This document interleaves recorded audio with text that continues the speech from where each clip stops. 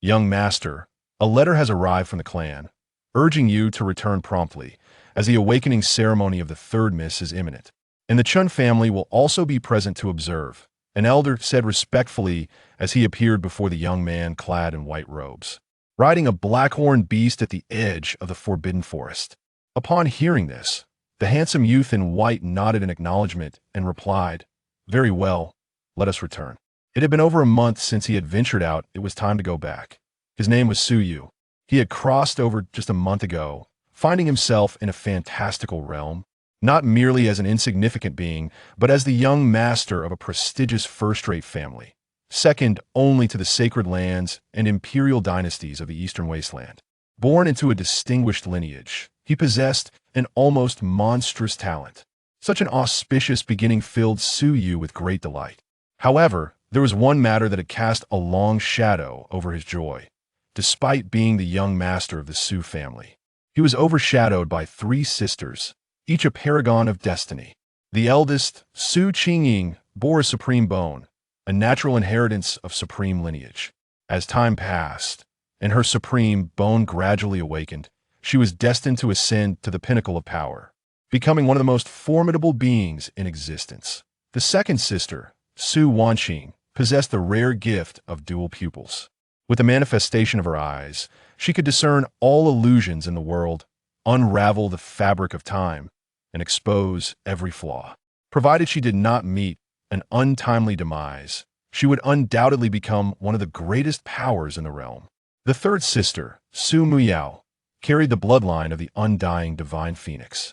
Upon awakening, she would embody the undying divine phoenix itself, and even possess a companion egg that would hatch into an undying phoenix, heralding her reign over the world. Though Su Ye's talents were indeed exceptional, they paled in comparison to those of his three sisters. With such illustrious siblings, one would expect him to feel elated. Yet, after absorbing the memories of his predecessor, he found himself devoid of happiness. An heir to a prestigious family, three extraordinary sisters, and a mere slacker version of himself. Who could have imagined such a narrative? Yet, within those memories, he discovered that his original self harbored grand ambitions, coveting everything his sisters possessed. The supreme bone of the eldest, the dual pupils of the second, and the bloodline of the undying divine phoenix of the third. Due to their small age differences, Suyu had begun to scheme against his sisters from a young age. In his childhood, as his sister's growth lagged behind his own, he seized every opportunity to eliminate them. This animosity had bred profound hatred between them. Now that they had matured, the eldest had awakened her supreme bone and was under the protection of the clan's elders, while the second sister's dual pupils had manifested, creating a spectacle that reverberated throughout the Eastern Wasteland. And now, even the third sister had awakened. Given their intense animosity towards him, his fate appeared grim. Reflecting on this, Su Ye's mouth twitched in exasperation, and he sighed deeply. What a narrative of peaks at the onset. A peak background also spelled disaster for him.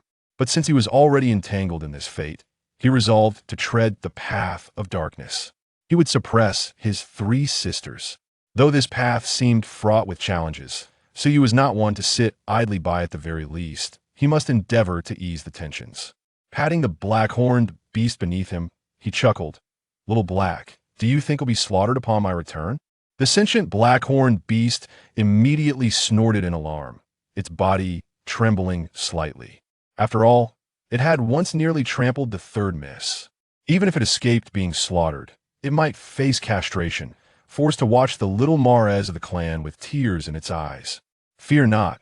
With me around, you shall not perish," Suyu reassured it, sensing its trepidation, and laughed heartily. Halting their advance, an elder beside Suyu retrieved a spatial scroll from his robes and shattered it. Instantly, the essence of space began to ripple. Before them, countless spatial forces converged, ultimately forming a dark vortex of a spatial passage. This was a directional scroll leading to the Su family, crafted at great expense by a spatial formation master. Homeward, the trio, a man and his beast, stepped into the spatial passage, vanishing from sight. At this moment, in the Eastern Wasteland, at the heart of a celestial realm spanning thousands of miles, lay the domain of the Su family. Currently, The vast family square was teeming with Sioux clan members, a sea of faces, with estimates suggesting at least 100,000 congregated there. Atop the awakening platform, dozens of venerable elders, exuding profound auras, sat with closed eyes, meditating. Meanwhile, three stunningly graceful figures stood at the center, capturing the attention of all the Sioux family disciples.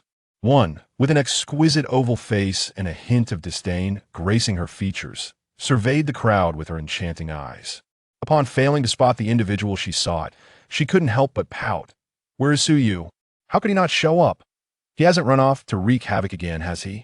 The awakening of our third sister is such a monumental event, and he dares to be absent. When our eldest sister assumes control of the Sioux family, she must strip him of his status and banish him from the clan. No, he should remain to serve as a menial laborer." As she spoke, her fists clenched unconsciously. Among them, the most elegant and regal of the three, the cool and composed sister, leisurely opened her eyes and gazed in a certain direction, calmly stating, "He has returned." Upon hearing this, the other two quickly turned their gazes.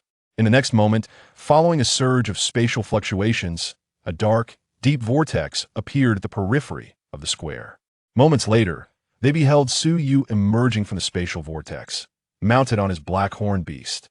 Upon seeing him return, along with the icy expression adorning his face, the three beautiful sisters simultaneously frowned, their eyes reflecting the same disdain. Finally back, the first to speak, the high ponytail girl coldly smirked, "Third sister, let us commence. Awaken the undying divine phoenix body and hatch the coveted undying phoenix for this scoundrel. Let's see what wicked schemes he can conjure now." "Understood." As soon as she finished speaking, the youngest, a charming girl with twin ponytails, nodded earnestly, her body emanating a sacred and imposing aura. This spectacle ignited excitement among all the Sioux family disciples. The commotion also drew Su Ye's attention, as his gaze shifted to the awakening platform, upon recognizing the three radiant figures resembling protagonists of the world. A spirited expression illuminated his handsome face. Before he could react, his vision underwent a sudden change. Name: Su Qingying. Qualification: monstrous, fate, golden. Character evaluation: possessor of the supreme bone, the future destined empress. Name: Su Wanqing. Qualification: monstrous, fate, golden. Character evaluation: natural dual pupil, the future destined empress. Name: Su Muyao. Qualification: monstrous, fate, golden. Character evaluation: undying divine phoenix body, the future destined empress. As Su Yu beheld the information hovering above his three sisters, his expression stiffened. "What in the world? Destined empress?" Gazing at the three radiant golden auras so intense they nearly blinded him, he instinctively glanced upward at the information hovering above his own head. Sure enough, he too had a similar information bar. Name: Su Yu. Qualification: genius, fate, black as night. Character evaluation: born villain, master of self-destruction, duration of existence uncertain. Upon reading this evaluation, Su Ye's smile faltered. What the hell? Black as night fate, and I've crossed paths with three destined empresses? Before Su Yu could process this, the already awakening Su Miao bellowed at him, "You little rascal, get over here. Today, I shall teach you a lesson." Ding! The binding of the villain system has been completed. Upon hearing the emotionless voice, Su Ye's eyes sparkled with excitement. Though it seemed a bit insane, with three destined empresses in his family, it was nonetheless a villain system essential for any transmigrator. But it was hardly a problem. He could triumph. With this thought, Su Yu beamed his incoming third sister, laughing heartily. "All right, third sister, today I shall demonstrate how to subdue you." Boom. Chapter 002. The reincarnation of a celestial maiden whose engagement was broken. Wait, is the fiancé me? Upon hearing Su Yu's words, Su Muyao, still in a state of awakening, could no longer maintain her composure. Back in the day, her bloodline lay dormant, making it exceedingly rare for anyone in her family to discern her innate constitution and bloodline. Yet, her infuriating younger brother somehow knew of her possession of the immortal divine phoenix bloodline.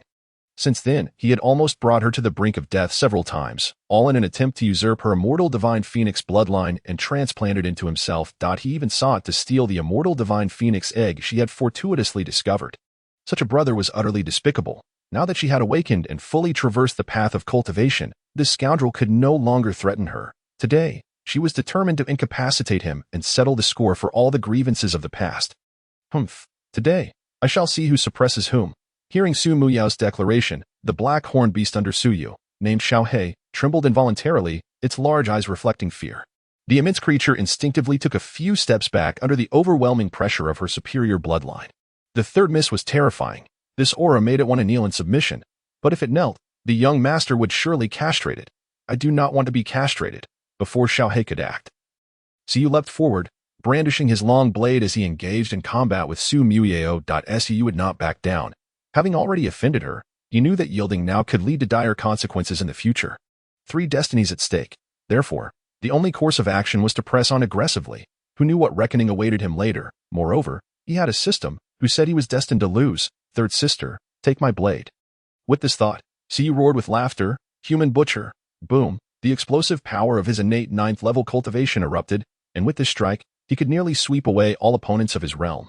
Su Muyao? This scoundrel brother is calling me sister now. Recalling Su Yu's past cunning and deviousness, she quickly regained her composure, a cold smile gracing her lips. What a convincing act. This rogue was a master of disguise.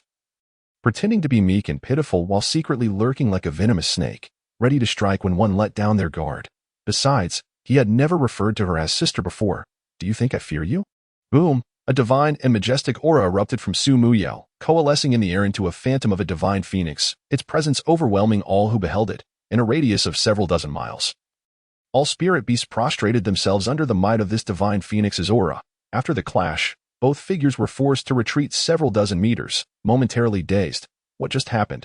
How is this little rascal so strong? Su Muyao was bewildered. She had awakened the immortal divine phoenix body, and yet could not best this little scoundrel. However, Su was even more perplexed. What the hell? His third sister, once a weakling in the body refinement stage, had instantly awakened to the 9th level of innate cultivation with her divine phoenix body.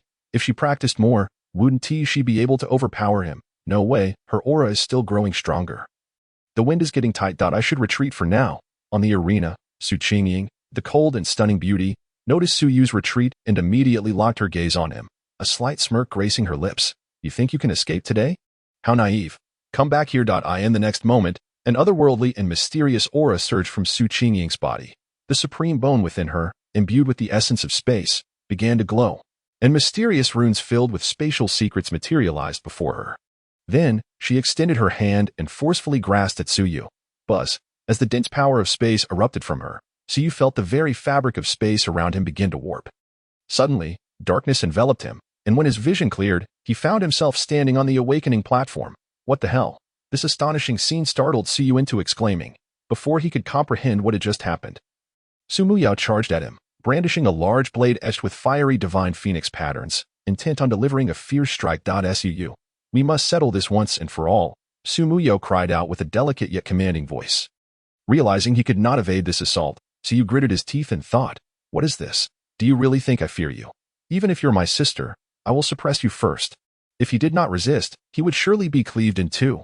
Swish, as Su Yu's thoughts solidified, the massive black blade reappeared in his grasp. The moment he gripped the hilt, his aura transformed, becoming sharp and domineering.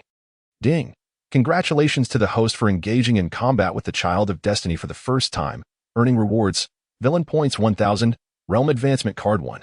Ding! If the host defeats the Child of Destiny, substantial rewards await. Please continue striving.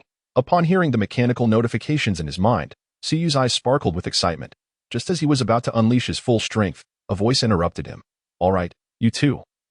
Cease this ruckus. Just as the two were about to clash, a weary voice suddenly rang out. In the next moment, both of their bodies froze, as if a pause button had been pressed, rendering them unable to move. Then, the space between them warped, and an elegant middle-aged man clad in intricately embroidered garments materialized out of thin air. The middle-aged man glanced at them, his lean and resolute features etched with exasperation. The guests we are expecting are about to arrive.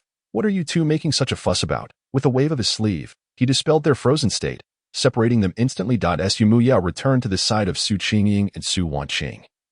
Her delicate face filled with indignation. Although their battle was forcibly halted, her beautiful eyes remained fixed on Su Yu, unyielding. I'll let you off this time, but after the banquet, I will settle the score with you. Seeing this unfold, the middle-aged man sighed. You three, follow me to the entrance to welcome our guests. This quartet of siblings had always appeared as bitter enemies since childhood. Sigh. It's tough being a parent. With that, the middle-aged man stepped into the void, heading toward the entrance of the Su family's secret realm. Humph. The three sisters shot Siyu a glare filled with a hint of anger before coldly snorting and following behind the middle-aged man. Seeing this, Siyu retaliated with a defiant glare. What's the matter? You can hit me, but I can't hit back. What my previous self did has nothing to do with me, Siyu, though you are the children of destiny. I, too, am a man bestowed with a villain system. However, perhaps I should consider mending relations with you all, seeking to cling to your coattails in the future. No. It's better to suppress my sister first, so that they will have to cling to my coattails. After all, in my past life, I had managed to enter a prestigious university only to be cut short by a sudden demise due to late-night novel reading. Having just traversed into this world, I thought I could finally enjoy a good life, only to. Let us not dwell on that, now that I have the chance to avoid a life of hardship. How can I simply lie back and be idle? Of course, it's best to assert dominance. Putting aside these thoughts, Siyu followed the elders, his adoptive father, and his three sisters to the entrance of the Su family's secret realm. As they exchanged glances with one another, suddenly, outside the secret realm, a series of robust auras began to rise. Following closely were several black-scaled serpents, bearing traces of dragon lineage, pulling a purple gold war chariot as they soared from the spatial passage. Haha, Brother Su, I hope the Chen family is not late. A resonant and hearty voice echoed from the purple gold chariot. Su's adoptive father, Su Yuxing, replied with a hearty laugh. Brother Chen, just in time. The Chen family, that name seems familiar. Before Siyu could ponder further, the next moment, the curtain of the purple gold chariot was lifted, revealing a breathtaking figure that rivaled his three sisters in beauty. As this ethereal beauty appeared, Siyu's eyes were instantly filled with a stream of data, the resplendent golden light nearly blinding him. Name: Chen Yunxi. Qualification: Celestial Beauty. Fate: Golden. Character description: Reincarnated Celestial Maiden. Humiliated by her fiancé during the acceptance of her legacy, vows to cleanse her shame within 3 years, destined to become an unparalleled Empress and Celestial Maiden. Upon seeing this information, Siyu's mind went blank. Once he regained his senses, his eyes widened in shock. Humiliated by her fiancé? A 3-year vow to cleanse her shame. Wait. Fiancé? Could it be? Me? Siyu. Chapter 003. For children of destiny unite against a common foe? Moreover. The skies fell apart right from the start. Ding. The child of destiny has been detected. Eliminate. The system's untimely voice echoed once more, leaving Siyu utterly bewildered. Toxic. And eliminate. At this rate, it remains uncertain who would slay whom. With the supreme bone of the eldest sister, the innate double pupils of the second sister, and the undying divine phoenix body of the third sister, the 3 fated empresses wished to take his life. And now he was further burdened by an additional fiancée. More critically, this fiancée was a reincarnated celestial being. How could one possibly navigate such a predicament? While he thought thus, feeling utterly incapable of engaging with the situation.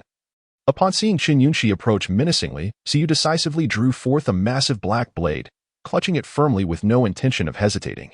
His gaze sharpened as he declared, I must ask, do you believe that all past occurrences were mere misunderstandings? I harbor no ill intent. I merely wish not to delay you. In truth, you deserve someone far better. The words of the scoundrel slipped from his lips effortlessly. Siyu felt no shame in uttering such lines, for his actions were solely driven by the instinct for survival. Yet. Why not lower your weapon? Witnessing the stark contrast between Siyu's current demeanor and his once lofty arrogance 3 years prior left Chen Yunxi perplexed. However, the indignation she had supper. Let us go. Let us go. Don't pay any attention to that black-hearted fellow. We're off to dine. As the four spoke, they joined hands and departed, leaving Siyu with not a shred of goodwill. Observing this scene, Siyu first exhaled in relief. Yet, recalling the earlier conversation among the four, his expression shifted dramatically. Ha ha ha. What's going on? Aren't the fated children supposed to appear one after another? Why, all of a sudden, do I have 4 of them here? With this thought, Siyu's mood soured. The crux of the matter was that all 4 fated children seemed to harbor a grudge against him. All 4 fated children want to kill me. Sigh, the path to becoming stronger just became more obstructed. Ding. Host in an extremely dangerous situation detected. Newbie gift pack successfully dispensed. Mission updated. Please step on the heads of all fated children and ascend to the throne of the greatest prodigy beneath a century in Dongwang. Siyu. Wait. Step on the heads of the fated children? Wait a moment. A newbie gift pack. It seemed not entirely impossible, for did he not possess a villain system, as long as he progressed swiftly enough? His fiancée and sisters wouldn't be able to kill him. Perhaps he could even treat his 3 sisters and fiancée as little lambs to nurture, reaping villain points daily? While C was lost in thought, a crisp voice snapped him back to reality. What are you still doing standing there? If you don't eat soon, I might just kick you. Got it. Got it. So annoying. Don't rush me. I'll be there shortly. Still, I must find a way to grow stronger first. While I certainly cannot afford to kill my 3 sisters and fiancée, how can I elevate my power swiftly without dealing with these fated children? If all else fails, should I find a child of destiny to kill for some excitement? Chapter 004. Rest assured. Father, we will certainly protect Ododo well. At the Su family banquet, all the guests were joyously discussing the upcoming century of cooperation. Although the powerful cared little for trivialities, there were many ordinary disciples within the family who required support. And certain lower-tier businesses still warranted involvement. For instance, the development of low-level mines and the exploration of resource-rich secret realms. Nevertheless, the primary focus of this banquet was the imminent Dong Wang prodigy competition. This significant contest, held once every 100 years in Dong Wang, was jointly organized by the 3 most powerful sacred lands, aiming to select the most talented prodigies in the region and subsequently incorporate them into the sacred lands as a continual source of fresh talent. A sacred land is defined as a sect possessing a sacred realm expert in the present world or having ancestral ties to a great sage, thus inheriting sacred artifacts. The 3 strongest sacred lands in Dong Wang have each produced unparalleled emperors. Beneath these 3 sacred lands are the ordinary sacred realm sects, followed by the Su family and several formidable dynasties. Qin Zhangtian downed his cup of fine wine in one go and boisterously declared, "All right, brother, the battle of the 100 dynasties is about to conclude, and the prodigies selected from these dynasties will soon arrive in Prodigy City within 3 months. Our major clans should prepare to set off." In the eastern region of Dong Wang, the 4 prominent families, Su, Qin, Lin, and Wan, stood tall and unyielding. However, beneath them, there were some rising families with formidable momentum, eager to pull them down from the top tier. A first-tier family enjoys resources exceeding tenfold that of a second-tier family. Countless factions would covet such benefits. Su Yuxing nodded with a smile. Setting off tomorrow would be just about right. This time, your Qin family is certainly well prepared. There were likely more than 10 prodigies under a century from the Qin family. Moreover, each of them might possess cultivation at the Spirit Sea realm, or even the Dan condensation stage. Naturally, the Su family also had their own trump cards. Prodigies are prodigies, and those will be sent to the sacred lands. Only the direct lineage of their family head maintains control over the entire clan. Even if clansmen within the sacred land achieve the sacred realm, they pose no threat to their position. Not at all. Our lineup is similar to previous years. Just maintaining our current status is sufficient. Qin Zhangtian waved his hand dismissively. Listening to the conversation between the 2 family heads, the 3 Su sisters exchanged glances, their thoughts stirring. Their plan to rapidly grow stronger by participating in the prodigy competition was already set in motion. Joining a sacred land would allow them to experience a broader world and facilitate rapid cultivation advancement. At that time, all grudges could be settled. As members of the Su family, their only enemy was that scoundrel brother. Additionally, as possessors of the supreme bone, born with dual pupils, and the undying divine phoenix body, they belonged to a grander realm, rather than merely existing in this small corner of Dong Wang. With this in mind, Su Qingying promptly spoke up.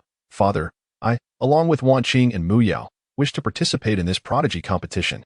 "Indeed, Father, although life at home is comfortable, our progress will be limited." Su Wan Qing and Su Mu Yao nodded in agreement. Su Yuxing set down his wine cup and looked at the 3 sisters with a smile. "You 3 cannot miss this, especially you, Wan Qing. The Tianjin sacred land has specifically requested that I bring you along." His gaze toward the 3 sisters was filled with affection. They were his most cherished children. His son had shown prodigious talent since childhood, and his 3 daughters had all displayed their extraordinary abilities as they grew older. Perhaps under his leadership, the Su family could ascend to greatness in this life. Even aspiring to reach true sacred lands was not out of the question. "Thank you, Father." The 3 of them smiled faintly. Though their scoundrel brother Su constantly schemed against them, everyone else was quite good. Especially their father and the elders, who had spoiled them since childhood. It was precisely because of this that Su felt apprehensive and dared not act against them openly. Otherwise, they would have truly suffered. "By the way, Father, could we take our brother along to participate in the prodigy competition?" At this, Su Wanqing quickly added, "Let him witness the world. Otherwise, he'll always think of himself as a genius and develop an arrogant attitude." Upon hearing his sisters mention him, Su, who had been quietly exploring the system's functions, shifted his expression. "Me? I think I'll pass. What for? Wouldn't it be better to let you all leave while I enjoy my peace at the Su family? You can be destined daughters of fate, and I shall remain the young master of the Su family. I can take leisurely strolls and hunt down other fated children for fun. I am meant to be the villain. How could I possibly be a so-called prodigy? I'm just waiting for you all to leave so that I can develop in solitude, and when you return, you'll only be able to look up at my back. With no thoughts of suppressing me, Su Wanqing smirked derisively. Aren't you always claiming to be the first prodigy of the Su family? Why not go? You must go. This scoundrel brother had been insufferably arrogant in the past, often boasting of being the first prodigy and aspiring to become a sacred or even imperial genius. Now he was suddenly cowardly. This scoundrel's cowardice is useless. He is doomed. The prodigy competition must extract a heavy price from him. Recalling Su Yu's haughty demeanor in front of the three of them, Su Wanqing felt a surge of anger rise within her, wishing she could thrash him right then and there. Su Wanqing's suggestion sparked some interest in Su Yuxing, who pondered for a moment before nodding. Indeed, it's time for your brother to experience the world. Saying this, he turned to Su Yu. Tomorrow, pack your things and come with us. If you dare sneak away again, I'll punish you with a year's worth of resources. It's also a chance for you to gather your thoughts and realize that your talent isn't as exceptional as you think, lest you cause trouble everywhere. Moreover, it's an opportunity to see just how strong those top prodigies are. Those are the true children of destiny. As for you, just be a good young master of the Su family and wait to inherit my position. Hearing his father's warning and threat, Su Yu's expression initially fell, but upon hearing the words children of destiny, his eyes brightened, and he asked excitedly, are there really strong prodigies attending? Seeing him so enthusiastic, Su Yuxing was taken aback for a moment before laughing. Of course, it's the grand event for the 100-year prodigies of Dongwang.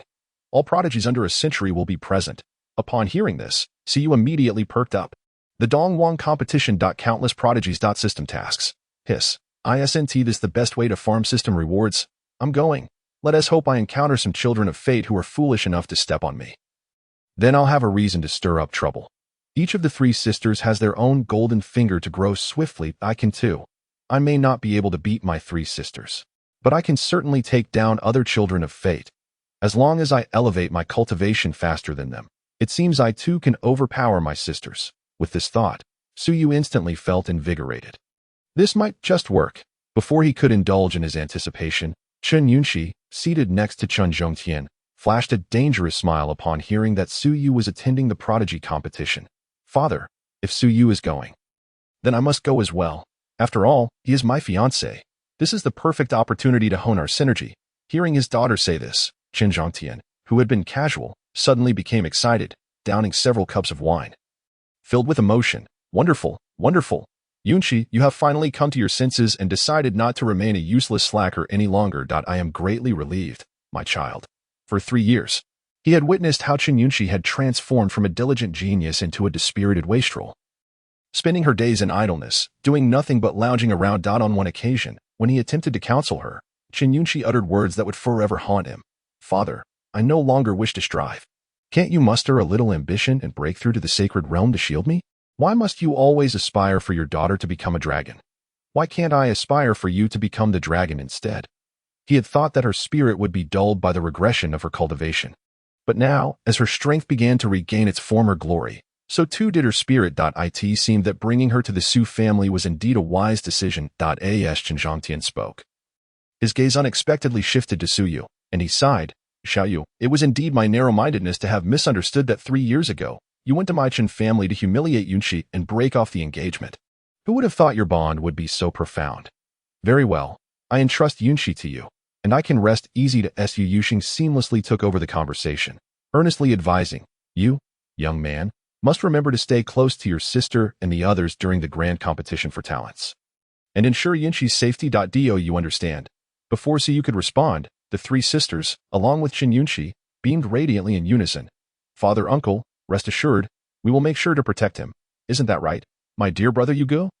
Faced with the unmistakably strange expressions of the 4 women, Su Yu suddenly grasped the situation. So they believe that these 3 see me as a mere slacker, intending to use me as a stepping stone during the Eastern Wasteland Grand Competition? But who truly is the stepping stone here? Contemplating the possibility of gaining rewards from defeating several fated sons with the help of his sisters and fiancé, Su Yu's smile blossomed, more radiant than that of the 4 women combined. Excellent. Upon witnessing Su Yu's smile, the four women were momentarily taken aback. What is happening? He seems to be even more confident than we are. Chapter 005. So, I am truly a villain. The following morning. Before the dawn broke, with the stars still twinkling in the sky, the small city within the Su family's secret realm sparkled with countless luminous pearls, resembling gemstones embedded in the earth, dazzling to behold. Rows of purple golden war chariots, emblematic of the Su and Shin families, stood outside the teleportation array. The spirit beasts pulling the Su family's chariots were blackhorn beasts, raised for many years, each possessing strength comparable to that of the spirit sea realm. Blackhorn beasts are a variant of the pure unicorn, renowned for their ferocity and might. Yunshi, you should ride in a chariot with Qingying and the others, Chen Zhangtian remarked, glancing at the enthusiastic Su Yu, as well as the eager gazes of Su Qingying and Chun Yunshi. Very well, father. Chun Yunshi raised no objections to this arrangement, accepting it with delight. Let us board the chariots and set off. We have a 3-month journey ahead of us. Relax. There is no need to feel anxious, Su Yuxing cheerfully announced. There had been no disturbances in the eastern wasteland for many years, even in a world that revered strength. No faction dared to lay a hand on them when both the Su and Chen families set out together. This time, even the family head was traveling with them, in any family, aside from the elder statesman. The family head is the strongest. The group boarded the chariots and entered the interiors. The purple golden war chariots were not only resplendent in appearance but also spacious within. The chariots were drawn by spirit beasts of the spirit sea realm, and the defensive formations embedded within could withstand attacks from those in the condensation pill realm and even the enshrined god realm. Inside the chariots, there existed a compact space, spanning over 100 square meters. Due to the distinction between genders, Chen Yunshi and Su Qingying were not permitted to share the same chariot with him, which relieved Su Yu. Finally, a moment of peace. Now I can focus on my cultivation and simply await our arrival in the City of Talents. Su Yu silently mused. However, logically, as a villain, and having severed ties with my fiancée who is a fated child, my sister is also a fated child. Thus, there must be other male fated children as well. If the plot thickens, perhaps even my sister could fall prey to one of these fated sons. As this thought crossed his mind, Su Yu shook his head vigorously, dispelling such notions. No way. Let those fated sons be my stepping stones. Though my sister may harbor a grudge against me, you are still unworthy. You shall serve as nourishment for my ascent. Isn't it a bit wrong to think this way? Su Yu dismissed the thoughts swirling in his mind, muttering to himself, that feels rather wicked. Boom. At that moment, as everyone took their places in the chariots, the blackhorn beast of the Su family and the serpents of the Qin family pulled the chariots into the teleportation array. The chariots swayed, and Su Yu understood they were undergoing spatial transmission. Phew. Let us set aside those thoughts for now and focus on studying the system, he decided, just as Su Yu felt fortunate for this rare moment of free time. Preparing to delve into the intricacies of the fated villain system, suddenly, a tremor was felt within his embrace. Upon retrieving a jade pendant from his pocket, a message surged into Su Yu's mind. This was a communication jade pendant, capable of relaying messages throughout the entire eastern wasteland, even amidst spatial transmission. Of course, the pendant in Su Yu's possession could only receive information, not send it. Nonetheless, this was a privilege reserved for top-tier factions at least. The Su family lacked such capabilities, for this required a sacred realm artifact craftsman to create. Holy Sun, the competitors for the Eastern Wasteland Grand Competition have been determined, and our people have already been arranged to participate. At that time, you can contact them through the sect's secret arts and coordinate their actions. Upon receiving this message, a look of confusion and bewilderment crossed Su Yu's face. What is going on? What Holy Sun? While he was still bewildered, a vast array of memories that had been sealed by chains suddenly unlocked and fused into his consciousness. These were the memories of the original Su Yu. Due to the sheer volume of these memories, Su Yu had only been able to unlock them bit by bit, and it seemed specific events were required to trigger their release, such as now. Hiss. As this immense memory flooded into his mind, Su Yu involuntarily gasped. It hurts, it hurts, it hurts. The merging of memories was agonizing. Although the original owner's consciousness did not merge with his, the sensation of incorporating those memories was not something an ordinary person could withstand. Had he not experienced this several times before, he might have truly fainted from the pain. Once the memory was absorbed, Su Yu stood frozen in place, his mouth agape, wide enough to fit an egg. Goodness gracious, it turns out my identity is a born villain. Within the new memories, Su Yu was not only the young master of the Su family but also the holy son of the Imperial Tomb. The Imperial Tomb was a most peculiar sacred site. as it solely nurtured assassins and delighted in hunting down all prodigies, possessing means to plunder their unique talents and opportunities, such as supreme bones. And even special physiques. They could seize them all. A natural-born villain, and Su Yu, in his youth, was regarded for his rare root, capable of assimilating and evolving his physique by devouring others, thus catching the eye of the holy son of the imperial tomb, who successfully orchestrated a body snatching. After absorbing this portion of memories, Su Yu was left speechless. So, I've been framed for his misdeeds. That would be one thing. What was more critical was that prior to this, the original had already arranged everything. Through the 100 Dynasties War, he had arranged for assassins nurtured by the Imperial Tomb to enter the Eastern Wasteland Grand Competition and coordinate with him to hunt down all special prodigies favored by the Imperial Tomb. Among them were his elder sister Su Qingying, his second sister Su Wanqing, and his third sister Su Muyao. They were all part of the hunting plan.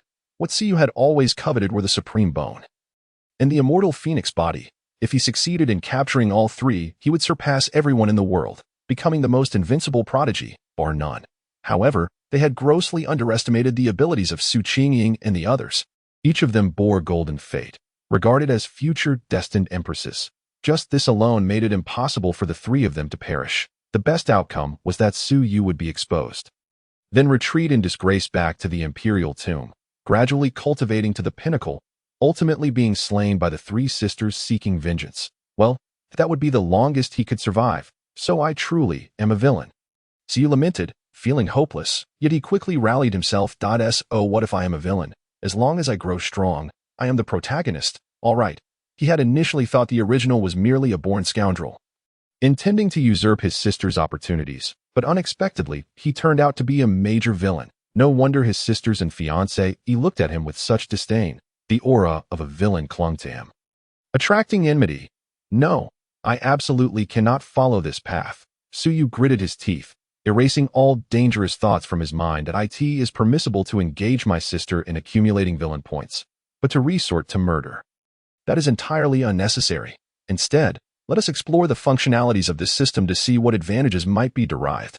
Open the Personal Attributes panel. In the next moment, a radiant light flashed before Su Yu, and soon after, a transparent screen materialized before him, with lines of data continuously refreshing. He possessed the destiny of the great villain system.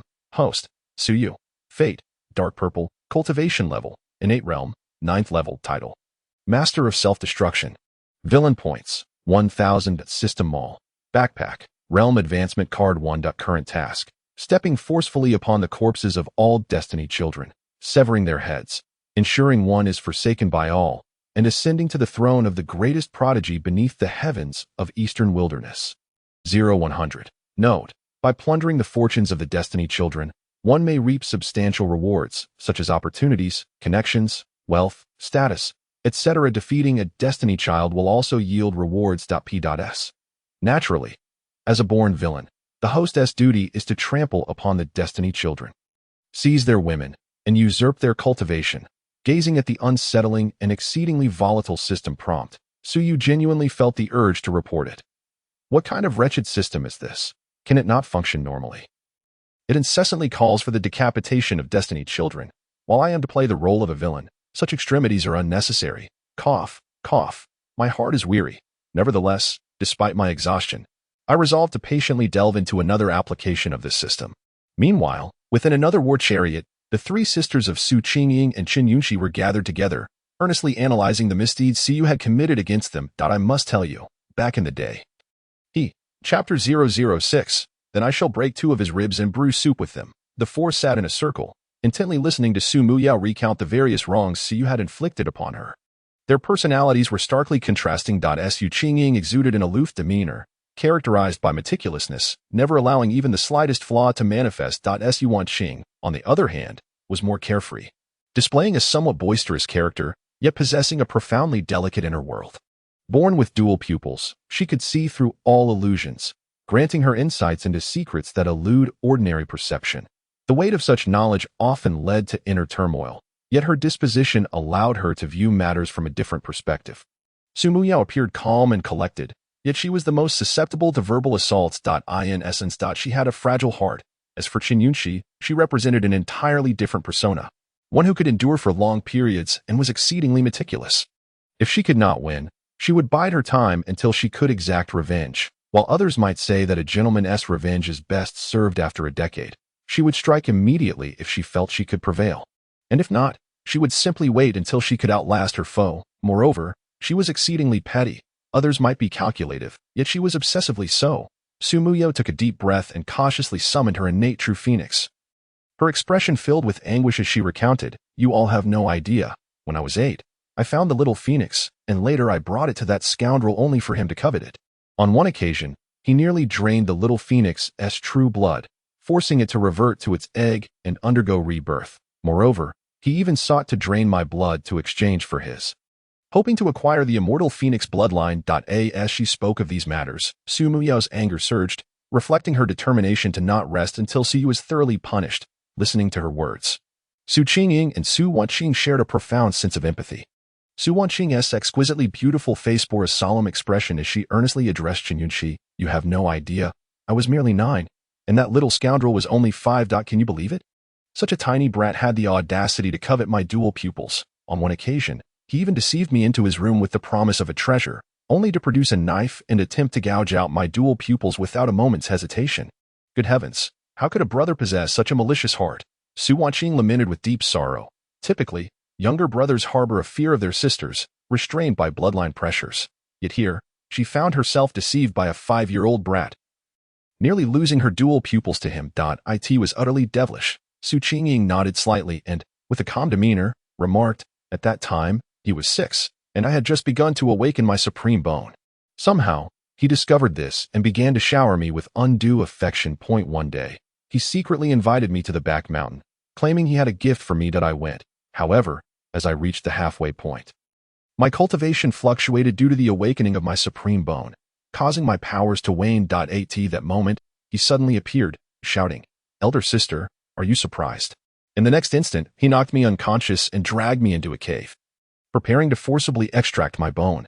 Had it not been for the influence of the supreme bone fading, I might have truly been robbed of it that day." As she recounted these events, Su Qingying remained unflappable, showing no signs of change. Yet Chen Yunqi gasped in shock. Goodness. Is this little brat truly so malicious, to move bones, gouge eyes, and drain blood, and all these atrocities committed against his own sisters? How utterly devoid of conscience! Chen Yunqi clenched her teeth and declared, "This little scoundrel is hardly a paragon of virtue himself. 3 years ago, due to a certain inheritance, my cultivation regressed to the 3rd level of body refinement. I was in such distress, and yet, this rascal somehow learned of it and came to my home, demanding to annul our engagement, claiming he was the greatest genius, and that I, a woman who had lost her cultivation, was unworthy to be his fiancée." He went on and on about it, and I could hardly comprehend the rest. Yet, I distinctly remember one line he uttered that has remained etched in my mind. "You, little Karamimi, I, a genius, if you beg me, I might allow you to be my chambermaid in the future." As she spoke those last words, Chen Yunqi's silver teeth ground together audibly. Upon hearing all of this, the 4 fell into a profound silence for a while. Eventually, they slowly uttered 4 words in unison: "Shameless scoundrel." This was their first time collectively summarizing all the misdeeds Su Yu had committed.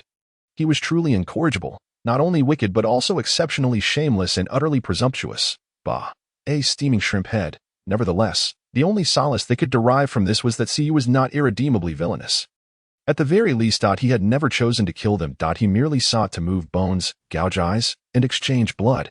Had he been a truly heartless individual, he likely would have eliminated them during their moments of vulnerability and forcibly extracted their fortunes. This was the one aspect that led them. I can't believe I didn't think of this earlier. First, I can arrange for people to besiege my elder sister and her companions. Then I will strike to incapacitate them and leave them aside until the competition concludes. This way, I can avoid the brutal retaliation from my sister and that fierce Chen Yunqi. Moreover, I won't be discovered by the people from the imperial tomb, who would realize I am not their holy son.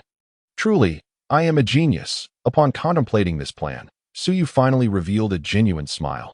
However, if this plan were to be executed, it would undoubtedly provoke a fierce retaliation from Su Qingying and the others, akin to a tempest. Achu. What is happening? I've already attained immortality. How can I still be sneezing? Chapter 007. Which sister can resist a brother who saves her from peril, once entering the cultivation state? Time swiftly passed, and in 3 months, Su Yu and his companions traversed an unfathomable distance. The entire Xiantian continent is immensely vast, even within the eastern wasteland. It would take a sage considerable effort to reach the other side. Without a teleportation array, an ordinary cultivator would find it nearly impossible to leave the 100 dynasties in a lifetime, let alone meet the Holy Lands. At the heart of the eastern wasteland lies Tianjiao City. It is a city jointly constructed by the 3 Holy Lands. While it is referred to as a city, its expanse is indeed colossal, measuring 3,000 miles. Each of the 3 Holy Lands governs a designated region. As the teleportation array illuminated, the war chariots of the Su and Chun families appeared simultaneously. After submitting the necessary documentation, the members of both families hastily departed. Oh, this is Tianjiao City. It is indeed vast. And there are many formidable presences lurking within. Of course, Tianjiao City has produced emperors. The Dao rhythm here is unparalleled. Even the cultivation environment of first-rate noble families pales in comparison. Father, where do we go now? We head straight to the venue of the Tianjiao Grand Competition. The timing is perfect. Soon, the 2 family chariots arrived at a designated area, where everyone was instructed to disembark.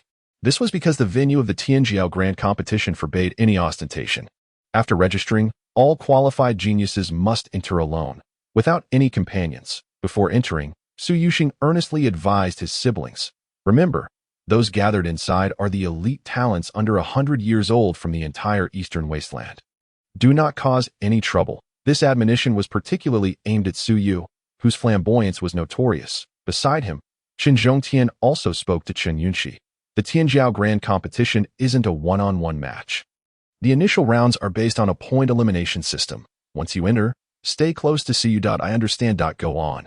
After parting from their family, the 5 of them were the first to step into the competition's entrance. Alongside them were other prodigies cultivated by the 2 families, all from the Holy Lands, destined to remain within. Although the noble families were powerful, no one could guarantee that their kin would not provoke supreme beings. Should a strong individual suddenly descend upon their family and wipe them out, their bloodline would be severed. Thus, only with disciples in each holy land can the bloodline be preserved. They exchanged no words with Su Yu's group. After a nod, they dispersed to join their respective teams. For them, Su Yu and his companions were not there to compete, but merely to broaden their horizons, so there was no need to protect them. Completing a single round would be considered a success. After all, this was a competition for prodigies under 100 years old, not a stage for young adults in their teens or 20s. Unless one possessed an innate supremacy, rivaling the accomplishments of others who had trained for over a century by the age of 20. Such individuals exist, but they are exceedingly rare, as all the participants departed. Su Wanqing and her companions suddenly halted in their tracks. They turned to face Su Yu, revealing a cold smirk as they said, "You little brat, let's see how you fare in this competition. You won't escape lying around for 10 days or half a month after all you've done." With no family members present, the 4 no longer concealed their intentions. To their astonishment, Su Yu exhibited no signs of panic. Instead, he broke into a grin. "Second sister, don't be too confident. How can you be certain I will be found by you? Farewell, see you on the battlefield." With that, Su Yu dared not linger and strode away briskly. After all, he held a modicum of influence here. If he were to be caught by his 4 sisters, he would face dire consequences. The prodigies were known for their sharp minds, given his past misdeeds, such as extracting bones and gouging eyes. It was a miracle that his sisters did not despise him to the core. Let us not forget he had also severed ties with a fiancée who was a reincarnated female immortal. He had stacked enough self-destructive buffs. It was best to find a corner to wait, and only initiate his plan once the people from the Imperial Tomb made their appearance. To cultivate a little lamb that desires not to harm him, he must first dispel their murderous intent towards him. When they are besieged by the elite of the Imperial Tomb and find themselves in dire straits, he shall make his entrance as the savior. Their hatred towards him would not vanish entirely, but surely it would diminish significantly. As he pondered this, Su Yu could not help but laugh aloud. However, his inexplicable laughter sounded sinister and arrogant in the ears of the others. Watching Su Yu's receding figure, Su Qingying and Qin Yunxi's expressions gradually darkened. What does this mean? Su Muyao's eyes held a hint of gravity, her voice chilling. This brat is indeed putting on an act. He pretends to be afraid of us within the family, yet he is so audacious outside, truly a master of disguise. Is he finally revealing his fangs? Su Wanqing scrutinized Su Yu's words and remarked, "This little brat wouldn't dare to meddle in the Tianjiao Grand Competition against us, would he?" Qin Yunxi inhaled deeply and slowly said, "His laughter just now reminded me of his previous misdeeds, consistently wicked. It is utterly nauseating. Su Yu's laugh was excessively wicked, bordering on malevolent. This guy had indeed been pretending. The purpose was to lower their guard. Su Qingyin glared in the direction where Su Yu had vanished, coldly stating, I misjudged him. This fellow remains unrepentant, still coveting everything we have. In that case, we shall not hold back. Having repeatedly crossed their boundaries, Su Yu, this scoundrel brother, would not be spared, even if they spared his life out of familial ties. Agreed. Once the first round begins, we shall not waste any time. We will strive to break through to the 4th level of the Spirit Sea realm before venturing out to hunt, over the course of 3 months. The 4 had advanced from the 9th level of the innate realm to the 3rd level of the Spirit Sea realm. Now that Su Yu's true nature had resurfaced, they could no longer hold back. They must elevate their cultivation to counter Su Yu's unscrupulous tactics. Having clarified their goals, the 4 wasted no time and swiftly made their way to the competition's entrance. Shortly after they departed, a slender figure emerged, carrying a massive sword. With eagle-like eyes fixated on Su Muyao for an extended period, his gaze shimmering with excitement. Only the immortal phoenix body, which existed in the primordial era, could resonate with my divine dragon body. She is the one destined for me. I must protect her. The man from earlier, judging by their conversation, must be her enemy. How delightful, when she finds herself in peril. I shall strike him down with a single sword, ensuring I capture her attention. In the mind of the lean youth, an ancient voice echoed leisurely. Young one, your deduction is correct. That woman indeed possesses the immortal phoenix body. Go, after merging with her, your divine dragon body will undergo a qualitative transformation. Yes, dragon ancestor. Unbeknownst to Su Yu, who was ahead, his heart raced as he feared being caught if he lingered too long. Thank goodness, they didn't attack me immediately upon entering. I must hurry into the competition, but I'll make my move once everyone is in position. I refuse to believe my sisters can resist a brother who can save them from danger. Chapter 008. What a nuisance. What destined son of heaven is this, coming out just to disgust me? Passing through the corridor, Su Yu arrived at the entrance, the site of the first trial of the Tianjiao Grand Competition. Submit your identity token, infuse a wisp of your aura into the ranking board, and then you may proceed. At the end of the passage, a middle-aged man, yawning, urged the incoming prodigies. Everyone completed the process with utmost respect, not daring to show the slightest dissatisfaction, for the middle-aged man before them was an outer disciple steward of the 3 holy lands. Though an outer steward, his cultivation was of the spirit refinement realm, an existence they could not afford to provoke. Once Su Yu submitted his identity token and infused his aura into the ranking board, the steward finally spoke leisurely. The rules of the Tianjiao Grand Competition are quite simple. Only those at the innate realm and above may participate. The first trial does not require testing your talent.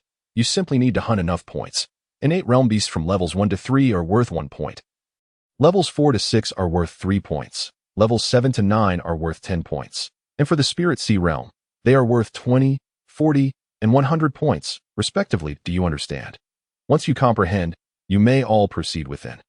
The duration is set for 1 month. Upon the conclusion of the first trial, should you encounter life-threatening peril, shatter the Jade token, and you shall be transported out, simultaneously forfeiting all qualifications for the competition.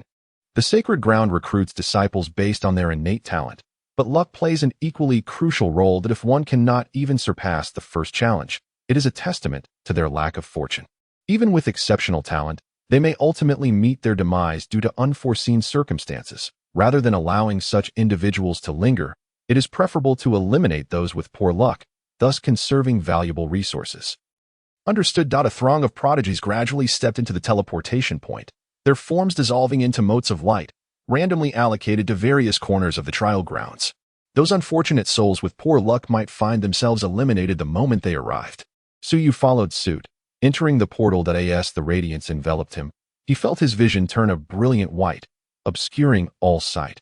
Once he felt the solid ground beneath his feet, his sight gradually returned.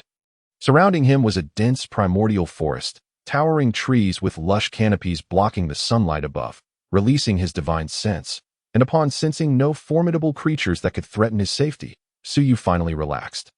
Now, 2 choices lie before me. Point 1 is to fully embrace the role of a villain, becoming the holy son of the imperial tomb, using the hunt for the chosen one as a means to gain strength. The other is to continue the masquerade, joining a certain sacred ground. Were it not for the identity of the holy son of the imperial tomb, Suyu would undoubtedly opt to remain at the Su family as a mere bystander.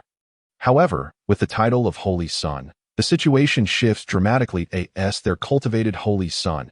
Any lack of progress would inevitably lead the imperial tomb to dispatch a new Holy Son to hunt him down and usurp his position after a century. The current Holy Son, having usurped the original body, was already 95 years old. This implies he has but 5 years remaining. If his cultivation does not exceed that of the new generation, he will face retribution. The path of hunting the Chosen One will be arduous. Moreover, given the peculiarities of the imperial tomb, should his identity be exposed, he would be met with the enmity of all cultivators across the continent. A dead End.Suu raked his fingers through his hair, overwhelmed with frustration. According to memory, the standard for the imperial tomb's dominance over the new generation is to attain a high level of the spirit-gathering realm by the age of 100. Yet now that he was merely at the spirit sea realm, there remained another layer above him, the essence-gathering realm. Even the top contender in the Eastern Wastelands prodigy competition would likely hesitate to claim they could achieve a high level of the spirit-gathering realm by the age of 100. Right? Thus, regardless of whether he returned to the imperial tomb, he could not alter this grim fate. Tio returned to the imperial tomb. He must reach the spirit-gathering realm. To stay away, he must also attain it. What purpose would a return serve? It would be wiser to seek refuge within a sacred ground instead. Perhaps, by mending relations with his sisters, he could secure their protection. What need had he for the imperial tomb or any sacred ground? Before the chosen empress, they would all pale in comparison. With this thought, Suyu's resolve solidified. He must seize this opportunity to repair his relationships with his sisters and join them at a sacred ground. Only in this manner could he rise swiftly. He had thought the pursuit from his sisters and fiancée was burdensome enough, but now, another threat from the imperial tomb emerged. Fate is indeed arduous. No, I must find a chosen one to vent my frustrations upon. The more he pondered, the more infuriated he became. Suyu deemed it essential to confront a chosen one in battle. Otherwise, how could he elevate himself? In the span of 3 months, his 3 sisters and fiancée had advanced to the 3rd layer of the Spirit Sea realm, yet he remained at the 1st layer, even with the realm advancement card in his possession. He could only reach the 2nd layer of the Spirit Sea realm. That was far from adequate for combat. Thus, to fulfill his grand scheme of dissuading his sisters from murderous intent, targeting 1 or 2 chosen ones was imperative. Only by extracting benefits from them could he achieve rapid advancement. With this determination, Suyu hesitated no longer. He utilized his Spirit Sea realm cultivation to seek out and slay demon beasts, relentlessly enhancing his ranking.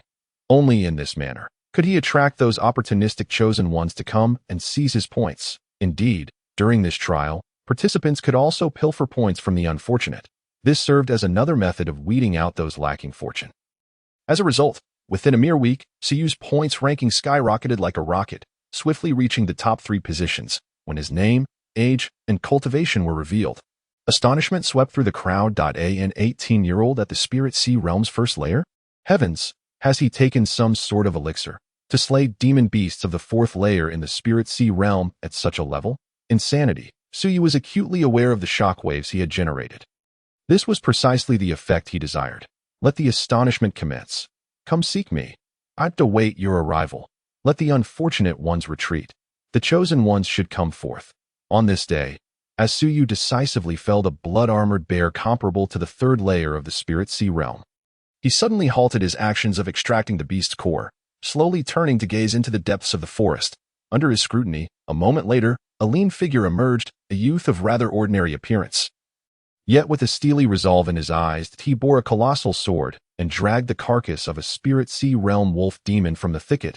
Suyu's gaze fixated on him, thinking, so this is what they call the chosen one. At the moment their eyes met from afar, a surge of battle intent ignited within both of them. That I have found you, the sworn enemy of my destined one. Offending her, you are finished. Hearing these vague declarations, Suyu's previously ignited battle intent dissipated instantaneously, replaced by confusion and bewilderment. What? Am I your destined one? Ugh, for heaven's sake. How can you repulse me right off the bat? No wonder I've been cast as a villain. It appears I have no choice in the matter. The urge to slay is overwhelming. Chapter 009. Maximizing benefits. Snatch, snatch, snatch. Plunder the luck of the chosen ones. Seeing Suyu's expression shift from one of intense battle intent to utter bewilderment, finally morphing into deep disdain, Long Feng was incensed and demanded, "What kind of gaze is that? Come, let us duel. As a man, how dare you shamelessly prey upon weak women? You scoundrel, prepare to fight." Long Feng held a particular disdain for men who bullied women. Previously, he had overheard Su Muyao and her companion's conversation in the corridor.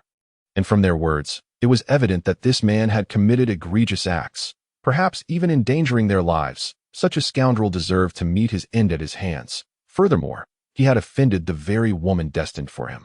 The possessor of the undying phoenix body. If he could eliminate this man, he would surely attract her attention with the innate allure of the dragon god body and the undying phoenix body. Upon hearing Long Feng's words, Suyu was momentarily taken aback. When had he ever bullied weak women? This person must be deranged. However, that observing his thoroughly detestable demeanor, he surmised that he was likely the protagonist. Suyu was convinced that Long Feng must be the protagonist, as only a character of such caliber could elicit such murderous intent from a villain like himself. With a thought, detailed information appeared above Long Feng's head. Name: Long Feng. Qualification: monstrous. Fate: golden. Cultivation: spirit sea realm. First layer. Character introduction: possessor of dragon god bloodline, bearer of the dragon god body, guided by the remnant soul of the dragon ancestor, rising from a humble mortal kingdom through fierce battles, arriving here via the 100 Kingdoms War, destined for supremacy. As he perused the character introduction, Suyu fell into contemplation. Why does this chosen one's narrative echo so closely with the countless web novels I've read before? Dragon bloodline, a dragon soul grandpa providing guidance, rising from obscurity. How inspiring. Yet, such tales typically suffer from a common flaw: an abundance of female leads. Practically every beautiful woman becomes entangled with him, whether they are or aren't, often safeguarding his virtue. In summary, it's Klitsch. You might argue he possesses charisma, which he does, being an inspirational figure, but at least in terms of appearance, he ought to be handsome, right? Not to say he should match the charm of the reader's ideal, but at least not be described as merely ordinary. How could anyone fall for someone described as such? This is the era of looks. As Suyu's thoughts wandered, a notification sounded in his mind. Ding! Chosen One detected. Defeating the Chosen One will yield substantial rewards, allowing for the plundering of their fortune, connections, or even the resources of their female leads. Note: those with a fate of red or above qualify as Chosen Ones. Defeating a red-fated individual yields rewards. Fate levels are white, green, blue, orange, red, gold, purple, 7 tiers. In an instant, Suyu envisioned a strategy to maximize his gains. Enrage him, defeat him, let him go, follow him, seize his opportunities, appropriate his points, and him, claim his connections. Excellent. This shall be the plan. Suyu was acutely aware of his position. Even if he desired to lie low, circumstances would not permit it. First, his sister had not clarified the situation adequately. Secondly, with the aura of an antagonist surrounding him, it was inevitable that many protagonists would seek to humiliate him in the future. Furthermore, a double-edged sword hung ominously above his head. The Holy Land, the Imperial Tomb. If this identity were to be utilized wisely, it could yield immense benefits. If mishandled, however, it would spell doom. In 5 years, one would either perish or soar to great heights. Either the Holy Land would send new assassins to eliminate him, or a formidable being would strike him down. Regardless of the outcome, death seemed inescapable. Thus, it was perhaps more prudent to harness the fortune of the destined one to enhance his own power.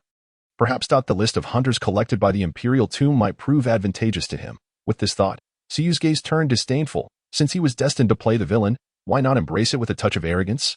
Drawing a large blade from the abdomen of a blood-armored bear, Suyu pointed it at Long Feng and said coolly, "Then let us engage in battle." Blood dripped from the tip of his blade, infusing his aura with a hint of murderous intent. Though he was merely at the first level of the spirit sea realm, he was not without the capability to contend against his opponent. Upon seeing Suyu draw his sword, Long Feng's eyes gleamed with excitement as he laughed heartily. "Ha ha! Since you are determined to court death, I shall oblige." In this trial ground, there were no overseers. If one possessed the means to kill, they could do so without restraint. There was no fear of retaliation. Trials were precisely that, trials. Aside from the jade tokens that granted safety, everything else was a test. The clash of strength and fortune dictated survival. Those who triumphed would live, while the vanquished would perish. This was the immutable rule of the immortal cultivation world. You young man, since you have chosen to kill and seize, ensure your hands are clean. The voice of Long Ancestor echoed in Long Fang's ears. As a former pinnacle powerhouse, he understood the treachery of the cultivation world all too well. Murder was but a commonplace affair. However, one must strive for absolute security, especially for grassroots individuals like Long Feng. Preparation was paramount. Otherwise, should retaliation arise, no one would come to his aid. Long Feng nodded solemnly. Rest assured, Long Ancestor, I understand. With that, he unsheathed the colossal sword strapped to his back.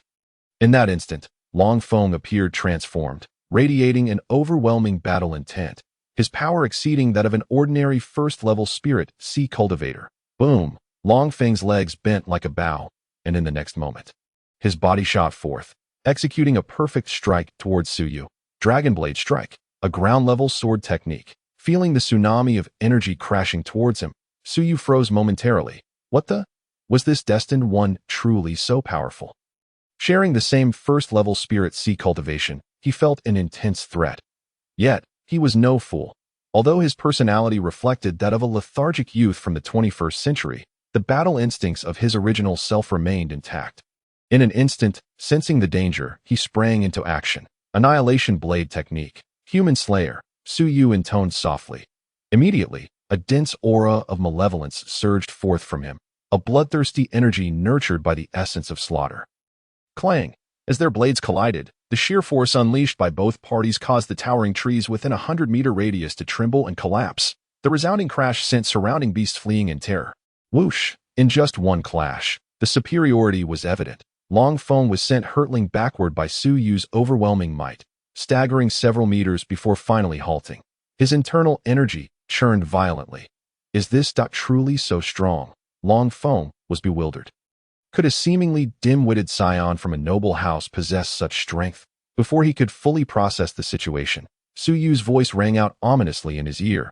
You are finished. Upon hearing this, Long Feng's head snapped up, only to see Suyu's figure already charging towards him, the black blade glinting ominously as it descended. Damn it, I've been tricked. Long Feng cursed inwardly, just as he prepared to unleash the power of his dragon body. Stop right there. Suddenly, a cold voice laced with fury erupted from behind him. In an instant, an attack disrupted Suyu's advance. You scoundrel, you're once again bullying the weak. It seems we have been far too lenient with you. Chapter 010. Misunderstanding. The one you just attempted to kill is our dear brother. As the voice fell, several sword-wielding figures rushed through the air from a distance. The four women, with faces of unparalleled beauty, were all aflame with anger, clearly incensed by Suyu's actions. Upon arriving, Su Qingying and her companions positioned themselves protectively in front of Long Feng, their beautiful eyes fixed on Suyu, radiating fury that threatened to overflow. Suyu, Su Wanqing gritted her teeth. You have truly lost your mind, attempting to take a life.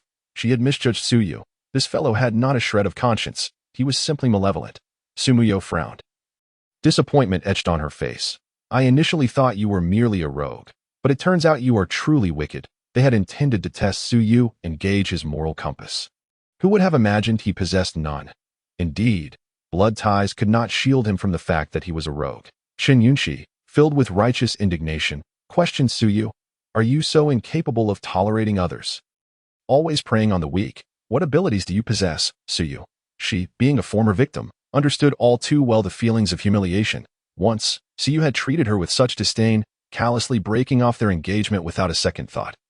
His arrogance reaching unbearable heights, he had sought to seize her sister's possessions and had hurled insults at her for becoming a cripple. Now, as they all awakened to their potential, he had begun to grovel. Attempting to curry favor and seek their forgiveness, they had hoped he had matured and would amend his ways. Yet this scene unequivocally illustrated that he was merely a bully hiding behind the strong. Such disappointment was unbearable. Upon witnessing the arrival of several sisters and Shen Yunxi, Suyu was momentarily taken aback. However, upon hearing their accusations, his expression darkened further. You have yet to grasp the full situation. Yet you hastily condemn me. Though these sisters were fated, it did not mean he was obliged to perpetually appease them. He merely wished to spare his adoptive father from embarrassment and avoid taking extreme measures. But being wronged in such a manner was intolerable. He had no family. Having gained relatives in this lifetime, albeit adoptive ones, he had hoped to integrate into their lives. Yet it seemed his aspirations were far from realized. Seeing the sternness in Su Qingying's gaze and the ominous aura of malevolence surrounding Su Yu, she spoke up. We refrain from making things too difficult due to our blood ties. If you admit your wrongs now, we may still forgive you. However, we will not allow you to kill indiscriminately. Su was their brother, the one their mother had urged them to protect before her passing, but that did not grant him the liberty to act recklessly. Su Yu surveyed the determination and vigilance radiating from the four, sensing that any deviation in his intentions would be met with their intervention. Taking a deep breath, he replied slowly, "Heh. Then you shall not inquire about my side of the story. Correct? Very well. Consider it my abuse of power." At that moment, Su Yu felt too weary to explain further. The sensation of being disbelieved was his greatest aversion. Having uttered these words, he sheathed his sword and turned to leave. So be it at worst, he would abandon these sisters, let them think as they pleased. Rather than remain mired in their opinions, he would ascend to the pinnacle alone and survey all beneath him. Su Yu, stop right there. Where do you think you're going? As Su Yu attempted to depart, Su Wanqing hastily called after him. Yet her words merely caused Su Yu to pause momentarily before he continued on without looking back. Seeing this, Su Wanqing opened her mouth again, but was restrained by Su Qingying. Let him go, that if he stirs up trouble again, we need not concern ourselves with him. Her tone was laden with disappointment towards Su Yu. In their eyes, he was merely a troublemaker. Indeed, Su Yu could hardly blame them for their perceptions, as the actions of his original self had been far from commendable.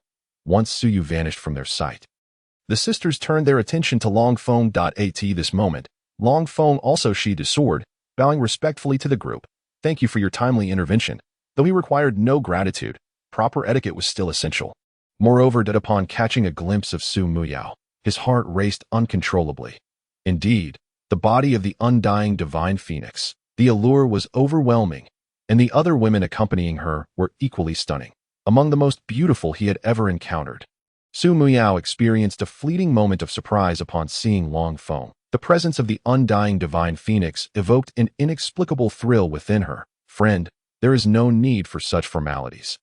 You have sustained no injuries, I hope? Su Wanqing's dual-colored pupils flickered momentarily, as if sensing something, and she subtly positioned herself to shield Su Muyao. It's quite all right. This trifling attack is insufficient to harm me. Long Feng hastily remarked. Su Wanqing nodded in acknowledgement. That is reassuring. Long Feng cast a glance at the group and smiled. I am Long Feng. May I inquire about the names of my esteemed companions? Su Qingying, Su Wanqing, Chen Yunqi, Su Muyao. Upon learning their names, Long Feng seized the opportunity to extend an invitation. Given the myriad dangers of this trial, would it not be prudent for us to form a temporary team and hunt together? He sensed that the cultivation levels of these four individuals surpassed his own. Nevertheless, Long Feng remained confident. Possessing one of the most formidable physiques in existence, the divine dragon body, he was capable of unleashing power that exceeded his current realm. Easily capable of contending with ordinary practitioners of the fourth and fifth stages of the spirit sea. Upon hearing his proposition, Su Muyao felt an urge to accept. Inexplicably, her physique seemed to guide her towards him. However, before she could voice her agreement, Su Wanqing preemptively declined. There is no need. If there are no further matters, we shall take our leave, she added, signaling the others with a glance. Seeing them prepare to depart, Long Feng was determined not to miss the chance to draw closer to the undying divine phoenix body, and quickly interjected, Please, my friends, pause. That if you encounter that scoundrel from earlier, I would be more than willing to assist. I was merely careless before. Otherwise, I could have easily slain him. The moment those words escaped his lips, the four halted in their tracks. Su Muyao turned around, her melodious voice tinged with curiosity. What did you say? Were you the one who sought trouble with him just now? Upon receiving a response from the undying divine phoenix body, Long Feng's heart raced with excitement. Suppressing his own exhilaration, he nodded. Indeed, before entering. I overheard your dispute with that individual. He is undoubtedly a villain of the highest order. Moreover, he has committed unforgivable acts against you, which is why I could not help but intervene when I encountered him. As he spoke, a hint of shame washed over him. However, I was still somewhat careless and failed to deliver a fatal blow. Rest assured, should I cross paths with him again, I shall vanquish this formidable foe for you. With that, Long Feng raised his gaze, a look of eager anticipation upon his face, seemingly ready to receive their gratitude. Yet, As he met their gazes, his smile slowly faltered, for Su Muyo and her companions were expressions of utter dismay. In that moment, Long Feng found himself bewildered. Before he could articulate his confusion, he heard the undying divine phoenix body utter words that sent a chill coursing through him. The person you just sought to kill is our younger brother. To speak of wanting to slay him in our presence, do you wish for death, Long Feng? Chapter 011. A twist of fate. Su Yu's fortuitous outcome. What? Long Feng exclaimed in disbelief. He was rendered speechless. Unable to fathom such a reversal, the man whom they had berated was, in fact, the younger brother of the undying divine phoenix body. What had he just done? It was over. Long Feng felt as if the world was spinning around him. He could not comprehend how he had merely intended to impress them. Instead of gaining their favor, he had inadvertently provoked a fierce beast. In the midst of a sibling quarrel, he had rushed in without understanding the situation, aiming to harm their brother. Now, having been bested in combat and subsequently rescued by them, he had only succeeded in creating a misunderstanding between the siblings. Hiss. At that moment, Long Feng could almost see the favorability rating above Su Muyao's head, which had been merely average before, now plummeting into the negatives. Well, I didn't know he was your brother, Long Feng stammered, hastily attempting to clarify. I only overheard you discussing teaching him a lesson in the corridor. And when I encountered him, I assumed he was a nefarious individual, so I doubt before Long Feng could finish his explanation, Su Muyao rebuked. That is our affair. It has nothing to do with you, an outsider. Su Muyao's mood was far from pleasant. Initially believing that Su Yu was up to no good, it turned out he was the victim, though she could not quite grasp why this man evoked such a stirring within her bloodline. The misunderstanding regarding Su Yu's character overshadowed her curiosity. Su Qingying's eyes had grown icy as she coldly remarked, "Is it simply because you heard us say we wanted to teach him a lesson that you decided to kill him? What gives you the right?" Qin Yunxi took a deep breath and said, "I cannot comprehend the reasoning of someone like you, who would make a judgment based on hearsay and attempt to kill another. It is evident you are not a good person. Such a person, quick to believe rumors, would surely possess a volatile temperament. In comparison, he was even worse than Su Yu, even though they had previously held some goodwill towards Long Feng. It was now entirely extinguished. In contrast, Su Yu had at least never taken a life outside. Even when confronting them, he merely coveted opportunities and preyed on the weak. At this moment, Su Wanqing's formerly bright eyes began to cloud over, the clarity fading as she glimpsed some of Long Feng's secrets. I see now. The dragon god body. No wonder you were so eager to curry favor. Su Wanqing turned to Su Muyao and remarked, "This fellow is clearly after you. I have read about this type of physique in ancient texts. It possesses a trace of dragon ancestor bloodline, surpassing many others and even rivaling the chaotic sacred body. With formidable physical strength. If he were to unite with someone of the undying divine phoenix body, it could lead to the evolution and refinement of his bloodline, transforming him into the second undying dragon phoenix body in history." Upon recognizing Long Feng's dragon god body, she grasped the cause and effect at play. This man must have been drawn to Su Miao's undying divine phoenix body, which incited such emotions within him.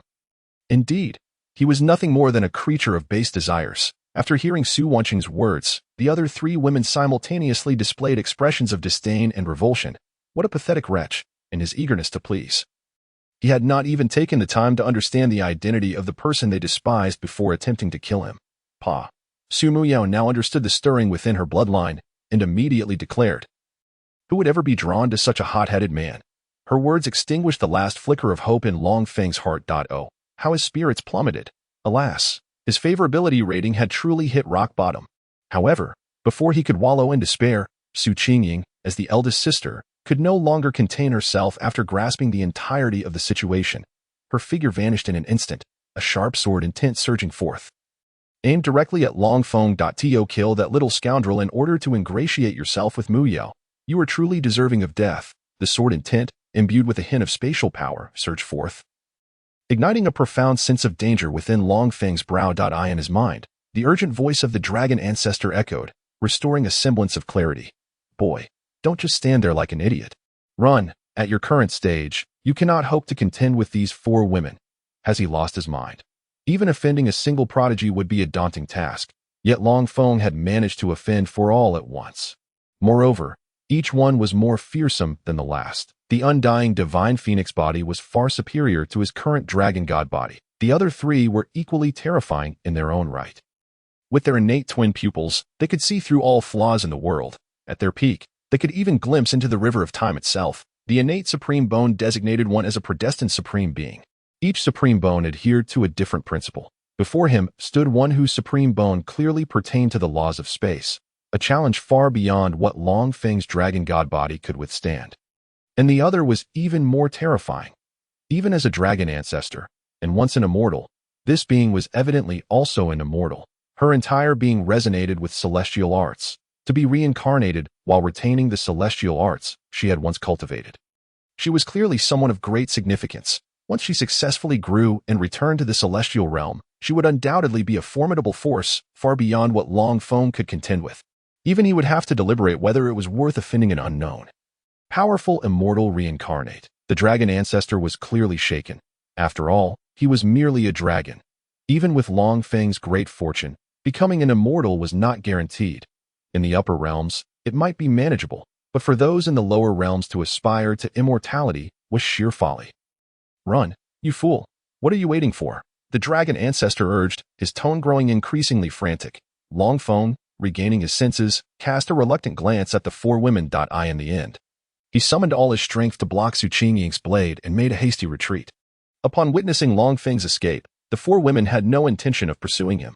They exchanged glances, then simultaneously broke into wry smiles. What now? How would they rectify the misunderstanding with Su Yu? While they may have harbored animosity towards Su Yu, they would never allow an outsider to take action against him. They would rather deal with their brother themselves. But having misjudged him, that weighed heavily on their hearts. Sister, what shall we do next? Let it go. Let us first gather enough points, she replied. With that, the four fell silent and began their hunt for the traces of beasts. Meanwhile, Su Yu, walking away, found himself increasingly infuriated. Why? Is being the child of fortune so remarkable that it leads my sisters to misunderstand me at the slightest provocation? My sister wants to kill me. The destined child is also joining in the chaos, and the imperial tomb is a ticking time bomb. How am I supposed to have fun? This crossing was utterly useless and not enjoyable at all. If you provoke me, I will take care of each and every one of you. However, as Su Yu pondered increasingly in frustration, the system's notification in his mind abruptly halted his thoughts. Ding! Congratulations, host, for successfully dismantling the connections and opportunities of the fated child. Earning rewards. Ding! Congratulations, host, for successfully striking the fated child's heart, causing it to waver. Earning rewards. Ding! Congratulations, host, for successfully instilling guilt in the fated child. Earning rewards. A series of system alerts rang in succession, leaving Su Yu momentarily bewildered. When did I accomplish so many significant feats? Chapter 012. Rather than entrust fate to others, it is better to grasp it oneself. Congratulations, host, for receiving rewards. Villain points 6,000. 5 Divine Beast Feather Fan, Void Blade Technique, Prison Suppression Body, Realm Enhancement Card 4. 5 Divine Beast Feather Fan, a replica of the 5 Divine Beast Feather Fan, crafted from the true feathers of 5 great demonic birds. The Silver-Winged Demonic Ping, Golden Feathered Demonic Falcon, Black Feather Peacock, Demonic Lark, and Ghost Flame Demonic Phoenix. Grade: Sacred Weapon, Void Blade Technique, a sacred realm blade technique created by the Grand Sage of the Void in his later years. Imbued with spatial principles, capable of slaying opponents with void energy. Prison Suppression Body, one of the top 100 physiques, the Prison Suppression Divine Body, its strength capable of subduing the 9 nether prisons. Both offensive and defensive, though with limited potential. Detected that the host has not yet opened the beginner's gift pack. Would you like to open it? Open it. Ding! Congratulations, host, for receiving beginner rewards. Realm Enhancement Card 1. Demonic Toad Moon Swallowing Technique, Corpse Immortal Heavenly Tribulation Method. Demonic Toad Moon Swallowing Technique, primarily utilizing lunar energy. Cultivating this technique allows one to transform spiritual energy into a moon-swallowing demonic toad. Achieving mastery can even swallow stars. Grade: Sacred Realm Technique, Corpse Immortal Heavenly Tribulation, condensing endless death energy into a strand of corpse immortal energy, capable of seizing the heavens and the earth, and reaping the corpse immortals from the seams of the universe. Techniques have been placed in the technique bar for automatic cultivation. The Prison Suppression Body is about to replace the original physique. The system's voice continuously echoed in Su Yu's mind, leaving him in a state of shock. After a while, Su Yu's mouth gradually fell open, and his pupils suddenly constricted, bewilderment replacing all else. Wow, this reward is invincible. It seems I truly came to the right place for this grand competition at AS. Suyu gazed at the rewards. His eyes gradually shimmered with fervent light, though these rewards were somewhat dubious. What did it matter? As long as they made me stronger, enabling me to avoid being killed by the threats of the Imperial Tomb, my sister, and the destined child, all means are justified. Demonic Toad Moon. Corpse Immortal Heavenly Tribulation. 5 Divine Beast Feather Fan. Each one is a manifestation of darkness. The only somewhat comforting aspect is that the prison suppression body is considered normal. In this world, demonic cultivators are neither taboo nor rare.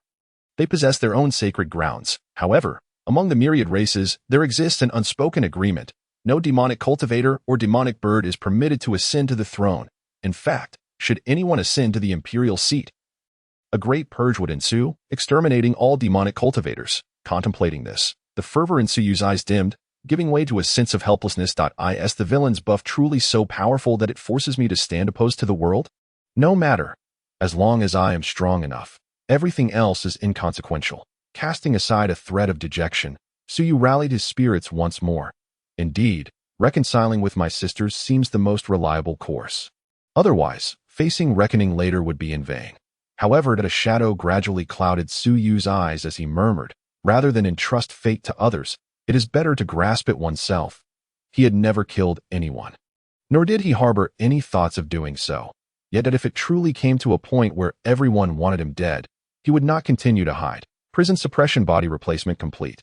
The cold, mechanical voice provided Suyu with a profound sense of assurance. In the next moment, a powerful aura, seemingly capable of subduing the heavens and the earth, surged from within Suyu. The dense malevolence causing all surrounding beings to retreat in terror. Every sentient creature revealing signs of fear. Spirit Sea Realm 2nd layer. Spirit Sea Realm 3rd layer. The replacement of his physique elevated his aptitude to a higher level, and the various medicinal effects he had accumulated were fully absorbed, transforming into perfect nourishment for this enhancement. Use all Realm Enhancement cards. Ding. Realm Enhancement card 6 successfully used.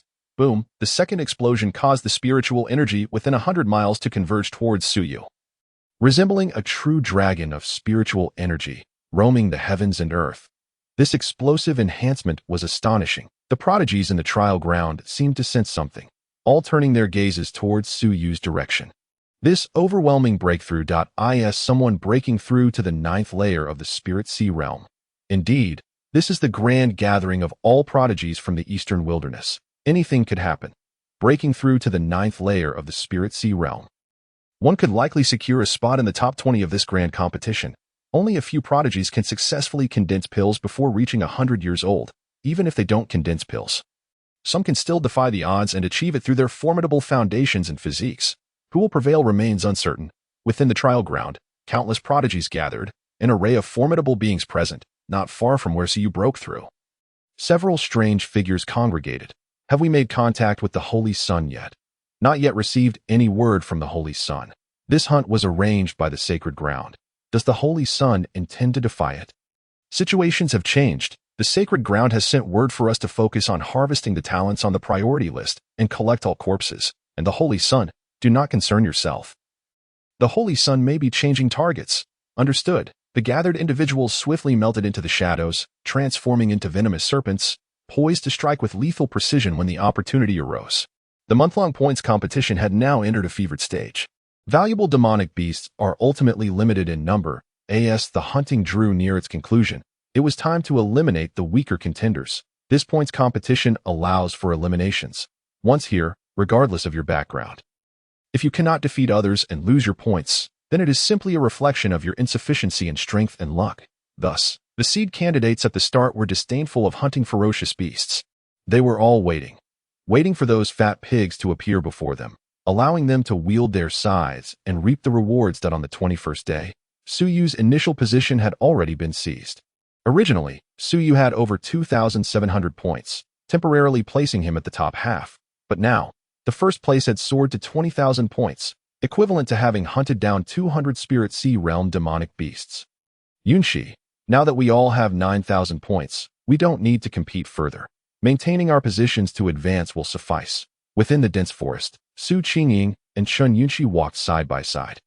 They glanced at their rankings, which had all entered the top 50, and thus had no desire to continue hunting demonic beasts. Due to their uniqueness, they had already been predetermined by the sacred ground.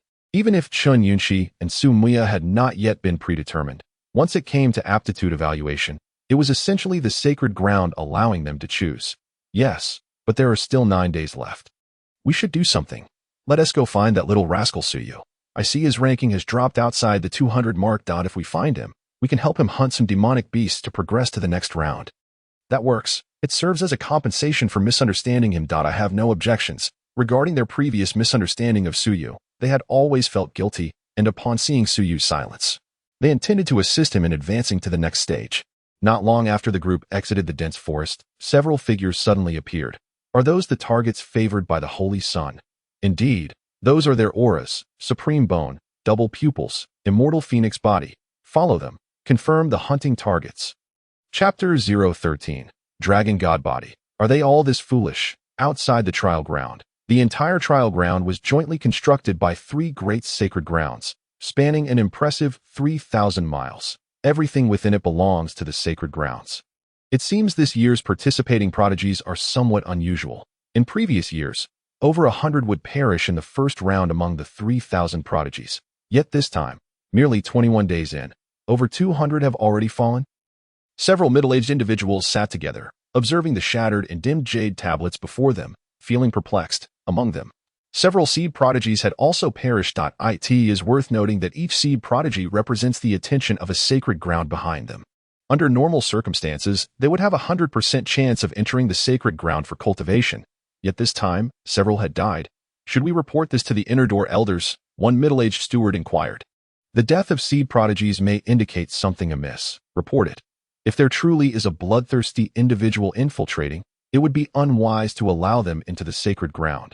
The leading figure promptly made the decision. The reason the sacred ground is the sacred ground is due to its ability to suppress all turmoil. Any voice of dissent is insignificant before the sacred ground. However, not everyone can enter the sacred ground. In addition to filtering talent, there is also the necessity of assessing character. Those who are lacking, regardless of their innate abilities, cannot enter the sacred grounds. Naturally, they would not allow such individuals to leave alive. No one can guarantee that a genius, after being rejected by the sacred grounds, will not harbor resentment and subsequently embrace the path of demonic cultivation, which could pose a threat to the sacred grounds if they were to achieve significant power in the future. Hence, it is imperative to eradicate any potential threats thoroughly. As the group of caretakers decided to report the situation to their sect, the circumstances within the trial grounds were far from optimistic. Why does there seem to be a faint scent of blood lingering everywhere? One inquired. The signs of a struggle are unmistakable. While searching for Suyu, Su Muya gradually began to notice the unsettling atmosphere surrounding them. The air was tainted with the scent of blood, and there were evident traces of combat between individuals. Someone had perished. Su Qingying glanced at the dried brown bloodstains on the ground and then surveyed the surroundings before stating, "It appears we have reached the time for hunting others to gain points. The act of hunting others for points is not an uncommon occurrence. However, deaths are rarely reported. Hurry!" Suddenly, Su Wanqing's voice broke through their daze. Urging, "Eldest sister, third sister, Yunshi, we must leave quickly. Someone is following us, likely a hunter." Hunters. This term has always referred to those who target others for their points. These individuals are solely fixated on points. If you willingly surrender them, they might spare your life, but should you resist, you could very well be killed. The hunters vary in strength, with some at the Spirit Sea realm and others at the Condensation Dan realm. Those bold enough to attack them would undoubtedly be at least at the Condensation Dan level. Even if they could engage in battles beyond their level, facing one or even multiple opponents at the Condensation Dan realm posed a significant risk of demise. Upon hearing the term hunters, the expressions of the group changed dramatically. Without a second thought, they immediately began to hasten their escape from the area. Not long after their departure, several shadows emerged at the spot where Su Qingying and the others had lingered. "They've been discovered. Quickly contact the others to collectively encircle these individuals. The supreme bone, the dual pupils, the undying phoenix bloodline. None must escape." Understood. As they spoke, the group exerted their full speed in pursuit. The chase intensified, and they drew ever closer to Su Qingying and her companions. After several hours of pursuit, 4 figures suddenly appeared ahead, blocking their path. Each radiated an aura of strength above the 7th level of the Spirit Sea realm. Stop! One of them bellowed, with a resounding hum. As the force of their weapon sliced through the air, Su Qingying's expression shifted dramatically. She leaped forward, channeling all her strength to unleash a strike that shattered the incoming force. Who are you? Returning to stand beside Su Wanqing, Su Qingying spoke in a low voice. If you seek points, we are willing to surrender them. Just let us go. The intent of these individuals was all too clear. They did not resemble the typical hunters who sought to pillage points. Instead, they exuded an aura that suggested they were specifically hunting cultivators. In response to her words, the ordinary-looking men showed no change in emotion. Coldly retorting, "We desire your points, and we equally covet your lives. Kill." Boom. Without further ado, the group charged forward with lethal precision. The Spirit Sea Realm's might erupted like a colossal bulldozer, demolishing everything in its path and leaving chaos in its wake. Their techniques were exceptionally ruthless and cunning, far from ordinary martial arts. "Attack and look for a chance to escape," Su Qingying shouted, despite their lack of practical combat experience. Su Wanqing and the others swiftly adjusted their stances and engaged the four assassins. Among them, Chun Yunqi's prowess shone the brightest, injuring one of the men in 3 moves before turning to assist Su Muya.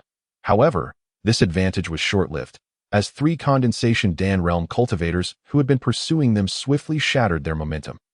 Even though the 4 girls possessed the confidence to fight beyond their level, their realms remained a significant disadvantage. While they could defeat ordinary Spirit Sea Realm 9th layer cultivators, they were no match for those at the Condensation Dan realm. There was no basis for comparison between the Spirit Sea and Condensation Dan realms. In mere moments, the situation had turned against them. "We can't win. Let's find a way to retreat," Su Qingying exclaimed. Observing the lopsided battle. In a moment, "I will use the Supreme Bone's spatial secret to create an opportunity. You all must flee quickly." Su Wanqing and the others did not hesitate to nod in agreement. "Understood." As they conversed, one of the Condensation Dan realm prodigies sneered, "You think you can escape under our noses? Prepare to die." Boom. The overwhelming might of the Condensation Dan realm surged forth, creating an almost tangible pressure that hit them like a tidal wave, causing their bodies to sink heavily. The immense pressure weighed down on Su Qingying, darkening her expression. As she scanned her surroundings and saw her sisters being overwhelmed, her eyes hardened, and she whispered, "Spatial."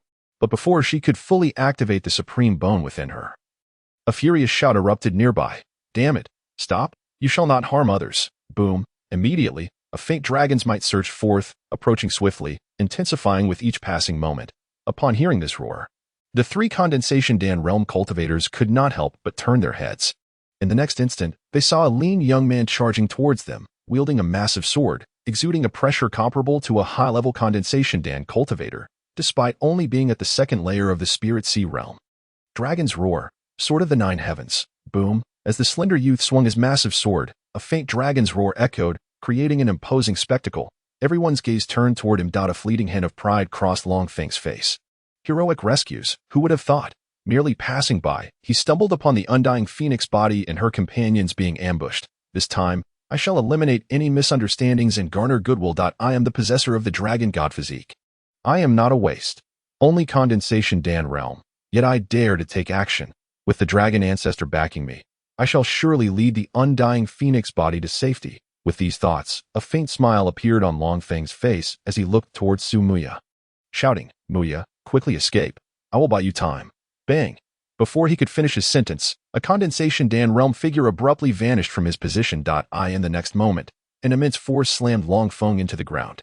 With a tremendous crash, the ground was smashed into a massive pit several dozen meters wide. Enough with the chatter. When did a worthless 2nd layer Spirit Sea realm brat dare to play the hero?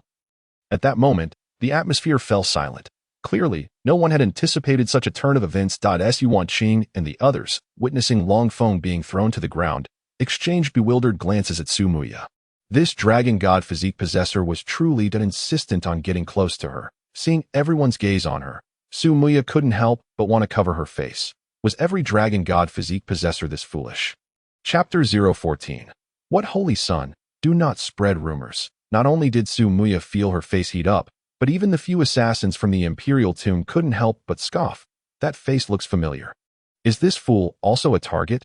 Target 38, temporarily confirmed as the dragon god physique possessor. Then let's kill him and take him along. For the Imperial tomb, as long as the body remains intact. They have means to extract the physique and bloodline. As long as it is completed within 12 hours, all physiques will belong to them. While they communicated covertly, Su Qingying could not help but exclaim, "We must find a way to get rid of this guy." They could have escaped. Yet, this fool, Long Feng, suddenly leaped out to seek death, causing her plans to go awry. Now, escaping unscathed was utterly impossible.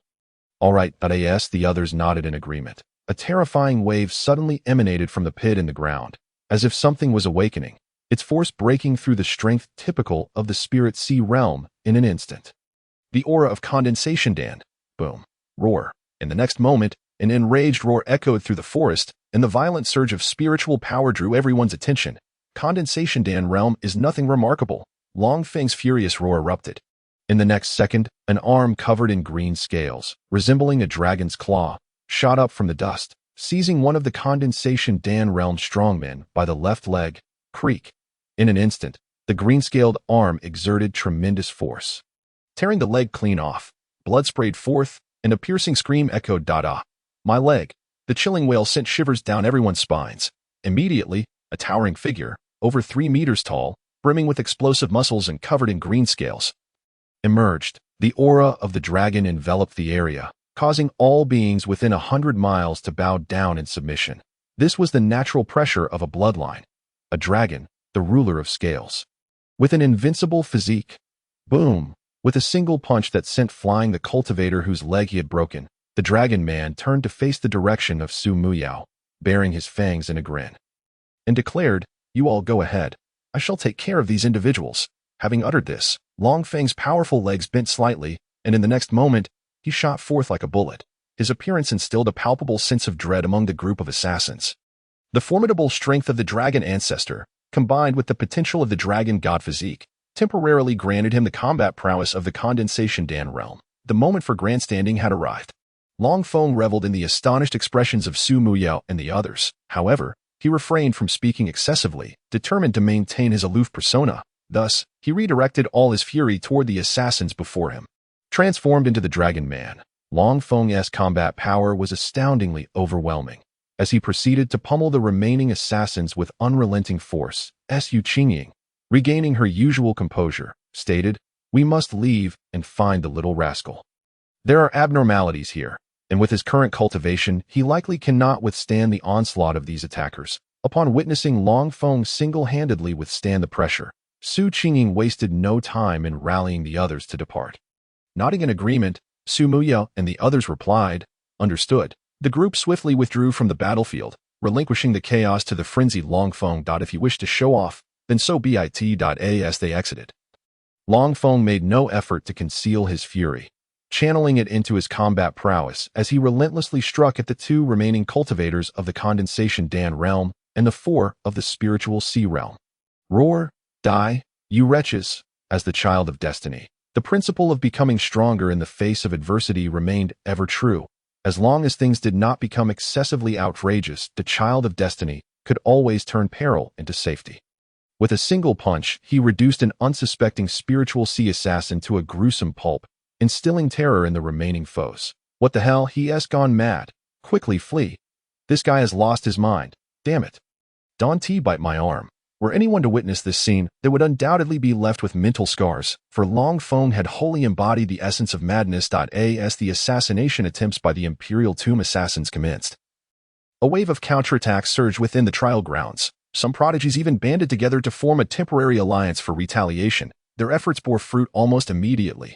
Meanwhile, atop a certain mountain peak within the trial grounds, Suyu, who had been in seclusion for an extended period, finally concluded his cultivation aimed at solidifying his foundation. Gradually opening his eyes, Suyu exhaled a breath of turbid air. The significant changes brought about by his physique left Suyu thoroughly satisfied, particularly as he sensed the abundance of the liquefied spiritual sea within his dantian. He nodded in contentment. 9th layer of the spiritual sea realm. A slight increase in self-preservation ability is indeed exhilarating. This feeling of being overpowered, who could possibly comprehend it? Although in this world, reaching the 9th layer of the spiritual sea realm or even the condensation Dan realm was not particularly noteworthy, it was nonetheless a considerable achievement among the younger generation, especially since Suyu had only just turned 18. This moment of self-congratulation was fleeting, as he soon felt deflated. The levels within this world were simply too numerous. From the initial body refinement to the condensation of meridians, then to foundation establishment, innate, spiritual C, and condensation Dan afterward, there were the stages of nourishing the spirit, law manifestations, and the cataclysm of yin and yang, followed by the 5 declines of the celestial being, and only then did one reach the sacred realm, a daunting ascent. The Su family was considered a top-tier clan in the eastern wilderness primarily due to the existence of a celestial being among their ranks. With his adoptive father, Su Yuxing, being a formidable figure within the realm of yin and yang cataclysm, contemplating the prestige of his family provided Su Yu with a modicum of reassurance, buzzing as he awakened. The communication jade pendant from the imperial tomb began to vibrate violently in his embrace. As soon as he grasped it, a torrent of messages flooded into his mind. Ding ding, calling the Saint's son. Where are you? The assassination plan has commenced. Saint's son, we have located the 3 sisters of the Su family. Hurry. Saint's son, bad news. The Holy Land has sent word that you have been removed from the command of this assassination plan. Saint's son, the elders have instructed us to inform you that you must return to the Holy Land within a year for assessment. Failure to comply will result in being deemed a traitor. The barrage of information overwhelmed Su Yu, causing him considerable distress. As expected, having multiple identities was burdensome. A single misstep could lead to irreparable consequences. However, there remained one extreme solution. Eliminate all assassins, leaving no witnesses who could expose his identity. Otherwise, should his true nature become known, he would be reduced to nothing more than a rat scuttling through the sewers. Just as Su Yu wavered, contemplating this drastic course of action, a figure clad in black robes, emanating the aura of the spiritual sea realm, emerged from the forest behind him. Approaching Su Yu, the figure coldly remarked, Saint's son, you have yet to respond to our messages. Have you decided to betray the Holy Land? He was the only one among the assassins who was aware of Su Yu's true identity. During the initial assessment for Saint's son, he had been defeated by Su Yu, losing his elite disciple status and becoming a mere assassin for the Holy Land. In his quest for targets, he had unwittingly discovered Su Yu's whereabouts. Thus, he had been waiting for Su Yu to awaken. Now that Su Yu had done so, he could hardly contain his eagerness to confront him. Given that Su Yu had been stripped of his command in the assassination operation, questioning him was not out of line. Upon hearing this sudden inquiry, Su Yu felt a chill run down his spine. What the hell? At that moment, Su Yu no longer hesitated. He turned and struck with a palm, unleashing the oppressive force of the prison, which almost instantaneously obliterated the assassin. Damn it. Who are you trying to scare with your sudden appearance? Saint's son, stop spreading falsehoods. My name is Su Yu. P.S. A question for everyone. Do you prefer a lighthearted, invincible narrative, or a fast-paced, absurd tale? Are you fond of quirky interactions among the children of destiny? Or do you prefer the protagonist to shine alone? Chapter 015. Who was hunting my Imperial Tomb as people? What? In the final moment before Su Yu's palm struck, the spiritual C8th layer assassin's mind went blank. Utterly unprepared for Su Yu's sudden action. He killed me. Does he not fear the Holy Land's retribution? Moreover, why has his cultivation already reached the 9th layer of the spiritual sea? Wasn't the intelligence report indicating that the Saint's son was still at the 9th layer of the innate realm, merely waiting to seize the supreme bone in the rebirth to reshape his innate talents? Why is this happening? Boom. Following a violent tremor, dust billowed into the air, leaving behind a massive crater that nearly severed the cliff. Having completed this act, Su Yu gazed calmly at his work. To his surprise, he felt no emotional turmoil whatsoever. It was as if he had long since grown accustomed to the act of killing. Honestly, I go by Su Yu. Why must you insist on calling me Saint's son? Isn't that slandering my reputation? Su Yu shook his head, sighing. Apologies, but he had no desire to be the Saint's son of the Imperial Tomb. What did it matter if it was a holy land, a place loathed by all of Xiantian continent, akin to a rat dwelling in the sewers? Who would dare walk the streets under such a title? Lest they be beaten to death? What good was strength without an emperor? They would still face annihilation. Next, it's imperative to eliminate all the assassins to ensure safety. Otherwise, if anyone is captured, they might reveal the existence of their Saint's son in this trial, which could stir the 3 great holy lands. No, the entire eastern wilderness. I cannot afford to be investigated. The original plan of Su Yu was to eliminate the 3 sisters of the Su family during the Prodigy tournament, seize their possessions, and then return to the Imperial Tomb without a care. But he was different. He had no desire to live like a rat in the sewers. Thus, he aimed to overturn this entire scheme and eradicate all the assassins. Only by eliminating all potential threats could he prolong his life. With this thought, Suyu leaped down into the dense forest below the cliff, disappearing from sight. There may be powerful children of destiny I cannot defeat. But surely I can handle the average ones. If I cannot even manage this, I might as well lie flat and await my demise. Suyu casually dispatched the assassin. The other Imperial Tomb assassins and prodigies within the trial grounds began to sense the shift. As the prodigies gradually reacted, the number of deaths began to dwindle. Conversely, the assassins began to fall one by one. Simultaneously. The Inner Gate elders responsible for ensuring safety in the three great holy lands detected the anomaly and promptly issued temporary assessment tasks to all prodigies undergoing trials. Eliminate a single hunter, and you will earn a reward of 1,000 points. If you slay a condensation Dan hunter, you will gain 3,000 points. The points accumulated during the trial were not solely based on rankings. All prodigies advancing to the next stage would receive rewards based on their points ranking. The top scorer could even choose any holy land and directly enter as an inner disciple, along with receiving a supreme technique of the Yin and Yang Cataclysm realm, as well as treasures, elixirs, and more. This was precisely why some would opt to seize the points of others. The allure of the rewards is simply irresistible. Among the prodigies who have risen from the 100 Dynasties competition, prior to this event, I had never heard of the concept of robbing the Yin-Yang realm. In their respective dynasties. The strongest among them were sometimes merely at the spirit-nourishing stage, or even at the Dan condensation stage. Such levels of cultivation are only considered third-rate among the powerful of the Eastern Wilderness. Yet they are the most formidable beings that these grassroots geniuses have ever encountered. Who has ever heard of the Dharma aspect above the spirit-nourishing stage? Let alone the robbing of the yin-yang? With the issuance of this temporary assessment task, all the prodigies were shaken. Instantly, they were ignited with a fervent desire to retaliate against the hunters. The Holy Land was theirs to choose, and the methods of cultivation were theirs to select. This was enough to spur them to exert every ounce of effort to compete, even if it meant risking their very lives. Kill. In the brief span of 3 days, many of the top-ranking prodigies fell one after another, though a few others rose unexpectedly. Yet, the most captivating of them all was a young man named Suyu. After initially making a splash at the beginning of the assessment, Suyu had remained silent, but now his points had suddenly surged to 20,000. He was hot on the heels of the leader. What on earth? How many beasts and hunters has he slain? An astonishing 18,000 points in just 3 days. Did he slay 6 hunters at the Dan condensation stage? Is he out of his mind? When did the young master of the Su family become this formidable? I've seen him before. He was so arrogant. Was he merely at the innate stage? A prodigy from the same realm as the Su family gasped in astonishment upon seeing Suyu's name appear on the leaderboard. The changes in Suyu's status, of course, did not escape the notice of Su Qingying and the others. Upon discovering that her mischievous little brother had surged to second place on the leaderboard, they were utterly flabbergasted. This brat on drugs. How could he, at the first level of the Spirit Sea, rise to such a high rank? 20,000 points. They scarcely dared to imagine how he had achieved such a score. But the little rascal had indeed done it.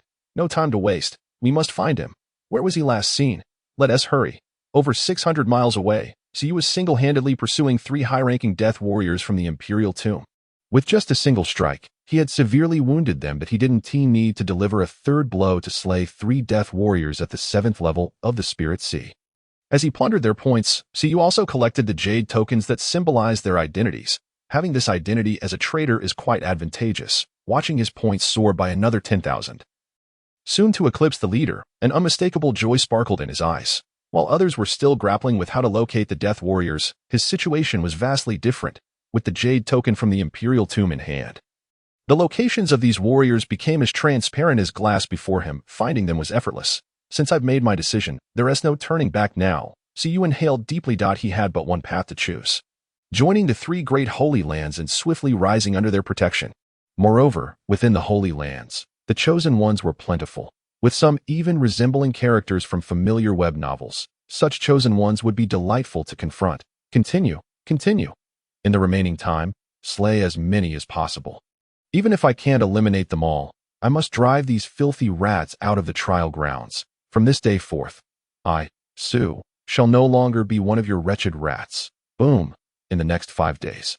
Suyu hardly paused, relentlessly seeking the shadows of those death warriors. Upon sensing something amiss, the warriors began to retreat, following prearranged escape routes to exit the trial grounds. Meanwhile, in the outside world, The elder responsible for the Imperial Tomb's support was seething with rage. The situation has changed. All Death Warriors, retreat at once. Task terminated. Watching his Holy Land's Death Warriors fall one after another made his heart bleed. Although these individuals were nurtured by the Holy Land, each one was a prodigy in their own right. Ah, damn it, who is killing my people from the Imperial Tomb? Chapter 016. Stunned. First place. Spirit C. 9th level. As the retreat order from the Imperial Tomb was issued, the lurking Death Warriors in the trial grounds also began to withdraw. However, until the very last day, Suyu had managed to eliminate the vast majority of the Death Warriors. His personal points had reached a terrifying 70,000, 20,000 more than the second place. The points trial has concluded. All prodigies, exit the trial immediately. An ancient voice echoed across the trial grounds. As the words fell, each prodigy was enveloped in radiant light and transported away. When they opened their eyes, they found themselves in the central area of the prodigy city, in the spacious prodigy square. With each flash of light dissipating, a prodigy appeared. The top 300 will successfully advance to the next round. Those who do not qualify may proceed to test their talents. If they meet the standards, they may still join the Holy Land. In such competitions for prodigies, both luck and strength were required. While some may have been eliminated, it did not mean they had lost their chance to prove themselves. They could still join the Holy Land through talent testing. However, the chances of entering the Holy Land were significantly higher for the top 300. Ensuring their admission to the center of the square, 3 elderly figures hovered in the air, their wrinkled faces adorned with smiles. They represented the 3 major Holy Lands, Tianxian, Juxiao, and Ziwei. Judging by the aura of power they exuded, they were formidable beings who had surpassed the robbing of the Yin-Yang realm. Due to some unexpected developments during this trial, we have temporarily added assessment tasks. Naturally, the rewards will also be increased. In the past, only the top 100 received rewards, but this time, all of you in the top 300 will receive corresponding rewards. Upon hearing this, the successful prodigies in the square erupted in a commotion. Everyone who advanced would receive rewards. Given the wealth of the Holy Land, even the last place was likely to receive extraordinarily rich resources, sparking excitement among all that on the surrounding stands of Prodigy Square. Representatives from various families and dynasties in the Eastern Wilderness were equally thrilled. In the Eastern Wilderness viewing area, Chen Zhangtian laughed heartily upon seeing his daughter among those advancing. Ha ha ha. I never expected my Yunqi to make it through. This time, our Chen family actually has 3 people advancing to the next round. Only the top 50 from the 100 Dynasties competition could participate in the Prodigy contest, plus 10 representatives each from over 100 first-rate families and sects allied with the Holy Land. Totaling 6,000 participants, from which 300 would advance. For the Chen family to have 3 members advance was already a commendable achievement. Some unfortunate first-rate families and sects had even faced complete elimination. Su Yuxing's gaze combed through the 300 successful participants, and upon counting the number of his own family members who had advanced, his eyes widened in shock. What the heck? 7 of them? What's going on? Didn't Tiu just break through to the first level of the Spirit Sea? How did he advance? Su Yuxing and the rest of the Su family were utterly bewildered. Su Qingying, Su Wanqing, and Su Muyao, the 4 siblings had all advanced, including the other 3 members of the Su family from the Holy Land. A total of 7 out of 10 had successfully advanced. What the heck? Are there really 7 members of the Su family who advanced? My goodness, is this generation of Su family prodigies really this formidable? Didn't they only have 1 person advance last year? 1 heavy pupil was already remarkable, but who would have thought there would be so many young prodigies? Such terrifying fortune. The situation of the Su family naturally caught the attention of other first-rate families and sects. And upon seeing 7 members still present, envy and jealousy surged. 7 advancements meant that the Su family would receive a significant boost in resources over the next 100 years. This was the Holy Land's support for talent. When the powerful beings who had come from the 100 dynasties witnessed their own dynasties having prodigies advance, they too were overjoyed. Dynasties, being weaker than families and having more individuals to support, would benefit greatly from even 1 prodigy entering the Holy Land, making resource allocation easier for future conquests of other dynasties. All 300 prodigies departed in gloom. Those remaining were about to witness the true prodigy contest. The upcoming contest would be divided into 2 segments. Talent qualification testing, where the one with the best qualifications would be immediately taken under the Holy Land's wing, followed by a ranking competition with one-on-one elimination matches. Only when the first place was determined would the first prodigy of the century emerge. Each first-place prodigy would bask in immense fortune, and barring any unforeseen circumstances, they would almost certainly become a formidable being of the 5 decays of heaven and man. If their talent were sufficiently strong, they might even aspire to the status of a quasi-saint. At this moment, on the contest stage, the 3 elders from the Holy Land spoke again. Silence. Next. We will announce the rankings from the points trial and distribute the rewards. Upon hearing this, the noise in Prodigy Square significantly diminished. Once the crowd fell into a hushed silence, the 3 venerable elders slowly proclaimed, aside from the top 100, those ranked from 100 to 300 in this points competition shall each receive 10,000 medium spirit stones, along with a 3rd-tier earth-level cultivation technique. The 3rd-tier earth-level technique, capable of cultivating to the spirit convergence realm, is a coveted treasure that ordinary prodigies yearn for. The announcement of this reward. All the prodigies simultaneously swallowed hard. A 3rd-tier earth-level technique is something that only the royal family and certain princes possess within the dynasty. Moreover, the prospect of receiving 10,000 medium spirit stones was a sum they had never encountered before. The first place in the grand competition of the 100 dynasties only yielded 1,000 medium spirit stones, yet here in the sacred grounds, the rewards casually bestowed were tenfold that amount. In this realm of cultivation, the most scarce resources are techniques and materials. With 10,000 spirit stones and a 3rd-tier technique, at least 30% of the 200 prodigies would likely succeed in breaking through to the spirit convergence realm. For the top 100, specifically those ranked 11th to 99th, the unified reward will be 1,000 superior spirit stones, along with a 2nd-tier heavenly level cultivation technique. Furthermore, they will gain direct entry into the sacred grounds as inner disciples.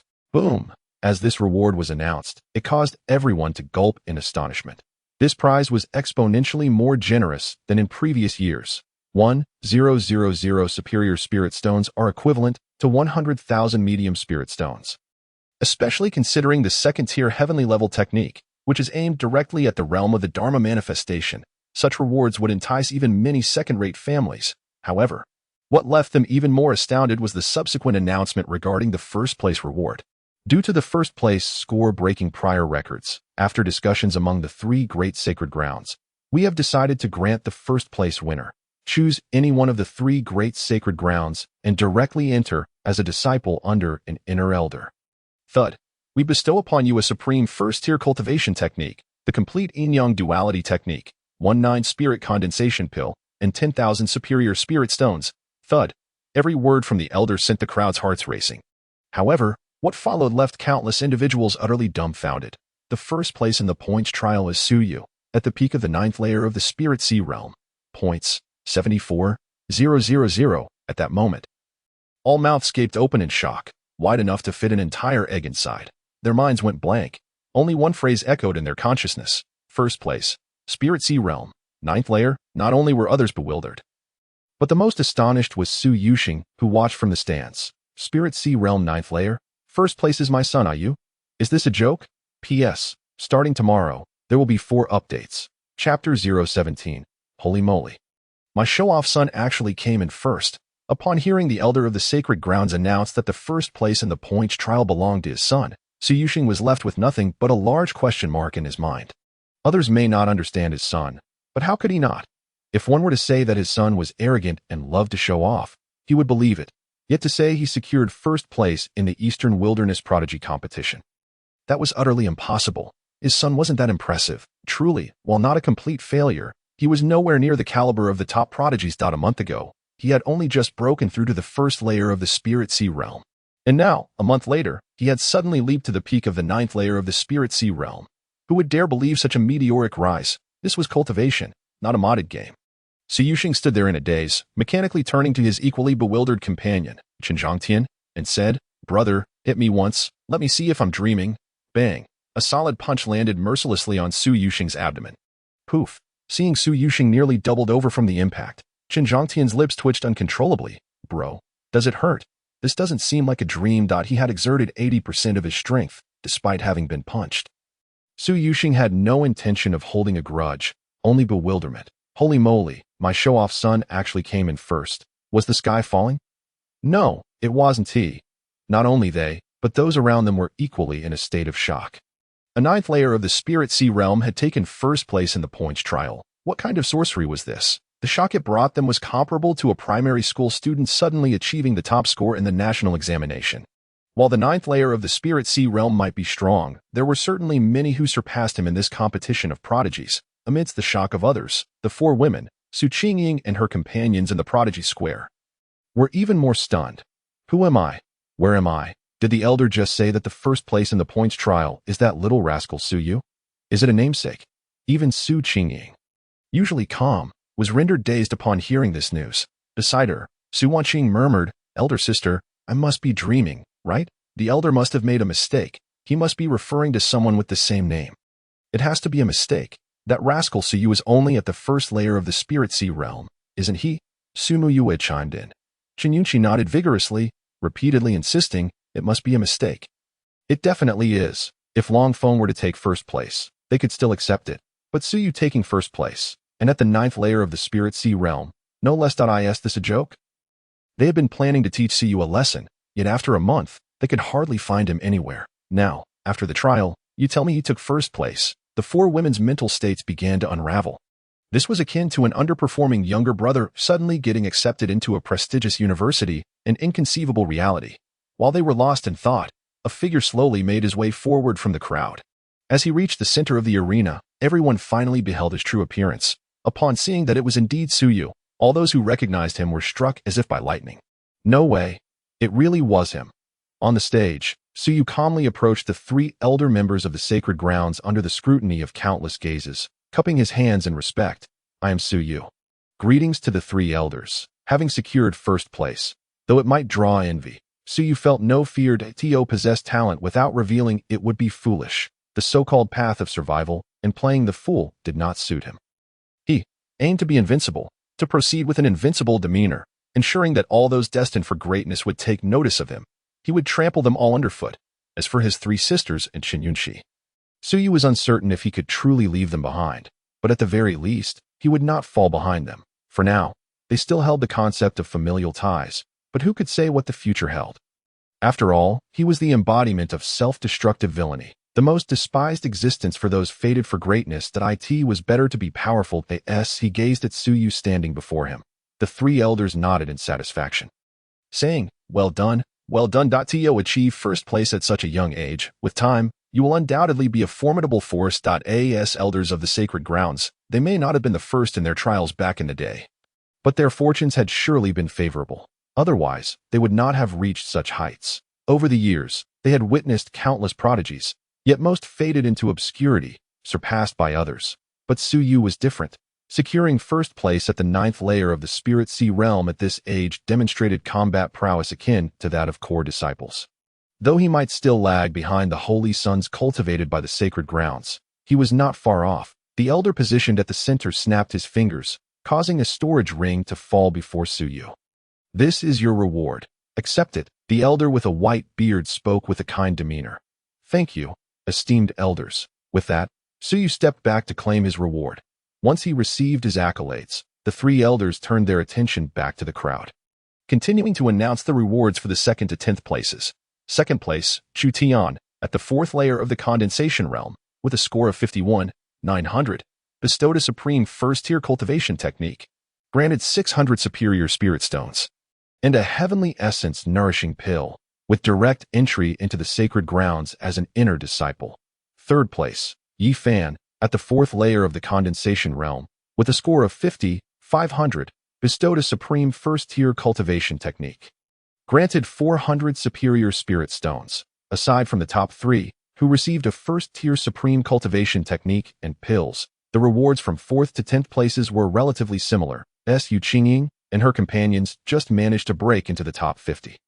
Without any additional special rewards. Of course, for them, the presence or absence of such rewards was inconsequential. Their talents were sufficient to bridge any gap. As for Chen Yunqi, her celestial techniques, though not yet yielding results, possessed potential far surpassing all those destined for greatness. It was a certainty that the four of them would enter the sacred grounds. Once they commenced their training there, their cultivation would soar like a rocket.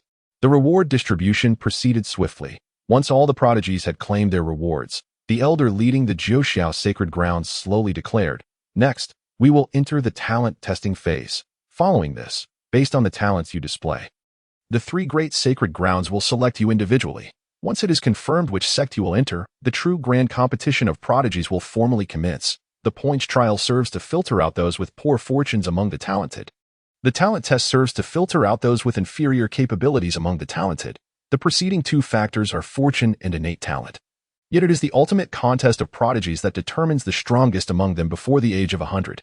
You may possess lesser fortune or have inferior talents compared to others. However, if within this age bracket you can unleash a combat prowess that surpasses those with greater gifts and fortuity, and emerge victorious over them, then you shall be hailed as the mightiest prodigy." As all eyes eagerly gazed, an elder from the Jiuxiao sacred land waved his sleeve. Boom! A crystal stele, towering 10 meters high, thunderously manifested upon the platform. "Young geniuses, come forth and attempt to break the record. May it one day be that certain names among you are etched into the annals of Dongwang." The talent assessment begins. Chapter 018. Bah! Shrimp-headed girl steaming shrimp heads. The elder's words ignited a fervor within all the prodigies. Every cultivator yearns to leave their mark in history so that future generations may recount their deeds. This impassioned speech stirred their spirits, and one by one, they surged forward, eager to test their abilities. However, among the 6,000, not everyone possessed exceptional talent. Some were merely fortunate enough to attain opportunities that allowed them to reach the spiritual sea or even the condensation of Dan before the age of 100. Yet, when it came to the talent assessment, their performances were rather unremarkable. Merely unremarkable in comparison to the prodigies. Below average aptitude, physique, mortal body, please stand aside and await notification. Average aptitude, physique, above average, your talent is commendable. Please inscribe your name here, along with your spiritual energy attributes. Above average aptitude, physique, superior, bare physique, well suited for body refining. Please leave your name as well. The crystal stele assessing aptitude serves as a revelation for cultivators, reflecting their true capabilities. While it is true that in ancient times, there were cultivators of inferior talent and mortal physiques who ascended to become emperors through great fortune, such instances are exceedingly rare. Apart from a select few, has anyone ever heard of someone with a poor foundation achieving such heights? No. Thus, the phenomenon of survivor bias persists at all times. The saying goes, the great Tao has 50, and the heavens have 49. One escapes, but there is no guaranteed path to survival. Yet, to stand out among the myriad, one requires immense fortuity and fortune. Those endowed with exceptional talent and extraordinary physiques possess a probability of ascension that is exponentially greater than that of ordinary individuals. As they crowded around the testing stele, Suyu quietly withdrew. He sought a higher vantage point to survey all the prodigies in the square, identify those fated individuals marked by red destiny, and meticulously plan how to reap the rewards from them. Such a gathering of prodigies is a rare opportunity, and he did not wish to miss it. However, just as he was about to exit the throng to ascend to the viewing platform, 4 figures simultaneously obstructed his path. Upon recognizing those standing before him, Suyu was momentarily stunned and asked, "Eldest sister, what is the purpose of your obstruction?" He had made considerable efforts to avoid contact with his 3 elder sisters.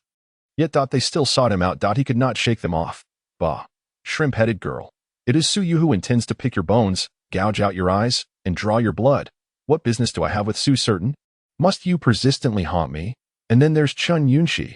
The engagement was called off, and it was merely that. It's not as if I publicly humiliated you or wrote you a divorce decree. Must you be so petty? Fuming with indignation, when will I be able to rise and trample all 4 of you beneath my feet? Eldest sister Su Qingying stared intently at Suyu, her gaze seemingly piercing through him. You little rascal, you've concealed yourself quite well. 9th level of the spiritual sea. This scoundrel must have deliberately hidden his true cultivation level to toy with them. Su Wanqing crossed her arms, smirking coldly. What is this? Are you waiting for us to provoke you so that you can unleash your fury upon us? Among those present, her malice towards Suyu was the most pronounced, for she had nearly been uprooted. It was a mere 0.01 centimeters away. Observing their expressions, Suyu felt a wave of headache and mild annoyance, replying impatiently, "Think whatever you wish. Could you please stop blocking my way? I have already distanced myself from you all. What more do you want from me?" With that, Suyu attempted to circumvent the blockade and head towards the viewing platform. Upon hearing Suyu's words, the group appeared momentarily taken aback. Seeing Suyu about to ascend the viewing platform, Su Qingying exchanged glances with the others and called out, "Regarding what transpired in the trial grounds, we apologize. We misunderstood you. We hope you can forgive us. Of course, our grudge won't be so easily settled. As we agreed, once our cultivation surpasses our father's, we will settle our debts, and all four of us shall join Tianxian." Su Yu halted his steps, chuckling softly, and replied, "All right, I'll remember that. However, Dai will choose to join the Jiuxiao sacred land." The four women exchanged glances at Su Yu's words, unable to suppress their disdainful scoffs. This little rascal is becoming increasingly pretentious, though he is not as arrogant as before. Let us go, it's time to test our talents. With that, the four turned back to the crowd, lining up for their aptitude assessments. On the viewing platform, Su Yu's gaze lingered on the four women, the corners of his lips curling upwards, only to be quickly suppressed. That initial agreement. It was merely Su Yu trying to deceive you, deliberately saying such things. If it were the original body, then the siblings would have long since turned against one another in the trial grounds. But perhaps it is for the best. This lie has afforded me time.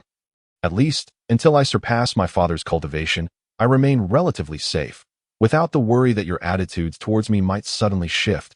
Their agreement stipulated that, after a century, regardless of whether his cultivation surpassed that of his father, Su Yuxing, everything would come to a head. Either Su Yu would eliminate the three sisters, or the three sisters would eliminate him.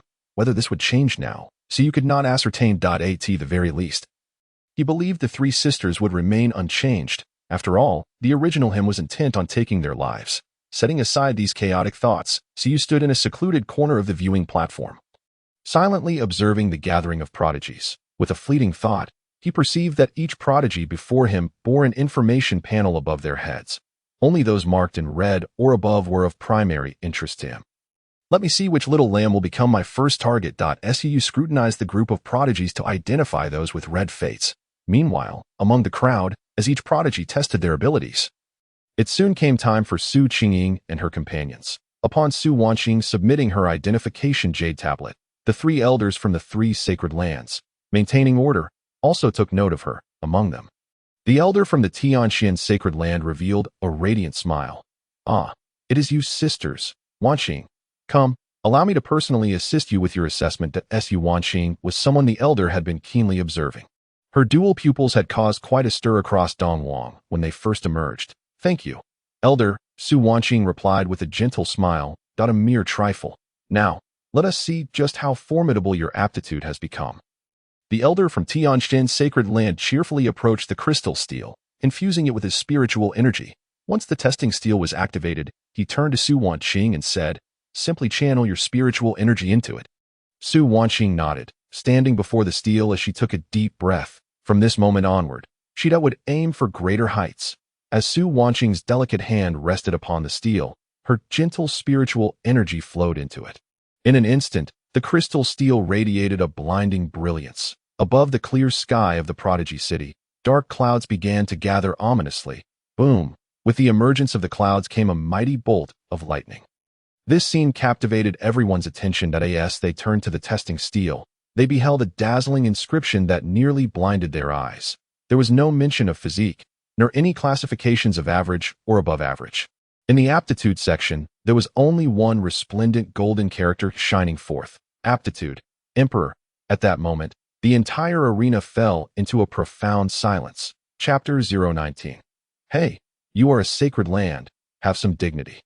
Stop digging up people's ancestors at every turn. Not only that, but the other three besides Su Wanqing also assessed their aptitudes. Without exception, all possessed emperor-level aptitudes. While emperor-level aptitude does not guarantee one will become an emperor, the inherent probability of achieving such greatness is vastly superior to that of others. It is not merely those who have ascended to become emperors who are deemed emperors. Even those on the cusp are included. The prodigy square descended into an eerie stillness as countless eyes widened in shock, gazing at the four stunning figures upon the platform. In that moment, they shone with unparalleled brilliance. Heavens, what terrifying talent is this? To possess emperor-level aptitude, monsters, a quartet of monsters. This spectacle profoundly shook the hearts of numerous young prodigies who had long been celebrated as exceptional. Not to mention the various factions observing from the viewing platform. Su Yu, in a state of bewilderment, stared blankly at the test results of his three daughters, his gaze vacant as if his soul had been lost. Not only he, but even the elders of the Su family beside him were agape. their expressions akin to those who had seen a ghost. Is it possible that I have been dreaming? Our Su family 3 imperial grade talents. Master, were you a great emperor or a celestial being in your past life? The clan leader had sired 4 offspring, one of whom ranked first in the trial points competition, while the other 3 all possessed imperial grade talent. The Su family was rendered speechless, equally astonished as the Qin family nearby. Qin Yunxi, also an imperial grade talent. Gasp, this is a windfall. After a prolonged silence, the entire venue erupted in gasps of astonishment. The commotion so overwhelming it seemed to siphon the spiritual energy from the entire Tianjia Plaza. Good heavens, is this a freak of nature? For imperial grade talents, a rarity that hasn't appeared in a millennium, all at once. The testing stone must be malfunctioning. Don't be absurd. Didn't you see that the testing ceremony was presided over by the elders of the Holy Land? Gasp. Then it must be true. No way. Which faction do they belong to? I must attach myself to them. Look at your lack of ambition. Father, our great Zhou dynasty is a first-rate power. We need to find out who they are immediately. I wish to propose a marriage. Yes, I fancy that aloof one. The uproar in the plaza did not affect the 3 great elders in the slightest. Their eyes had turned intensely fervent. Previously, apart from the elder from Tianxian Holy Land, the other 2 had shown little interest in contention. After all, their choice had been settled long ago, but now they were filled with regret. For imperial grade talents, Qing, have you all decided which Holy Land to join? The elder from Tianxian Holy Land forced a smile that was the most amiable he could muster, his lips nearly reaching his ears. Old Zhu, what are you saying? Let the sisters choose for themselves. The elder from Jiuxiu Holy Land protested, grumbling. The elder from ZY Holy Land nodded in agreement. Exactly, you're violating the rules. For imperial grade talents, and you think you can claim them all? You must ask if they are willing. Little friend, come to my Jiuxiao Holy Land. Whatever resources you desire, we can surely procure them for you. Don't listen to him, little friend. My ZY is the strongest holy land in eastern wilderness. Join us, and the Lord will become your mentor. I will personally unearth an ancestor for you to serve as your master. Hearing the olive branches extended by the 2, the elder of Tianxian became anxious and retorted. Enough. You both said to let them choose, yet your offers are increasingly outrageous. Old Zhu, be quiet. Observing the 3 elders quarrel, Su Wanqing smiled slightly and said, Thank you for your kindness, elders. However, we 4 have decided to join Tianxian. Compared to the other 2 holy lands, Tianxian was evidently more suitable for them, and was also the only holy land in eastern wilderness predominantly led by women. Alas, very well, seeing that they had made their choice. The elders from ZY and Jiuxiao could only sigh in disappointment. Nonetheless, in an effort to cultivate goodwill, they each offered some resources to the 4 young women before departing. Once they had left, the elder Zhu from Tianxian beamed radiantly, quickly muttering, You 4 need not participate in the upcoming assessments. Just observe from the sidelines. I will notify the Grand Elder to come out and escort you back to the sect. We've struck gold. For imperial grade talents are all claimed by Tianxian. We are bound to prosper. The 2 imperial grade seeds from the past 10 sessions were taken by ZY. I never expected this year we would double our harvest in Tianxian.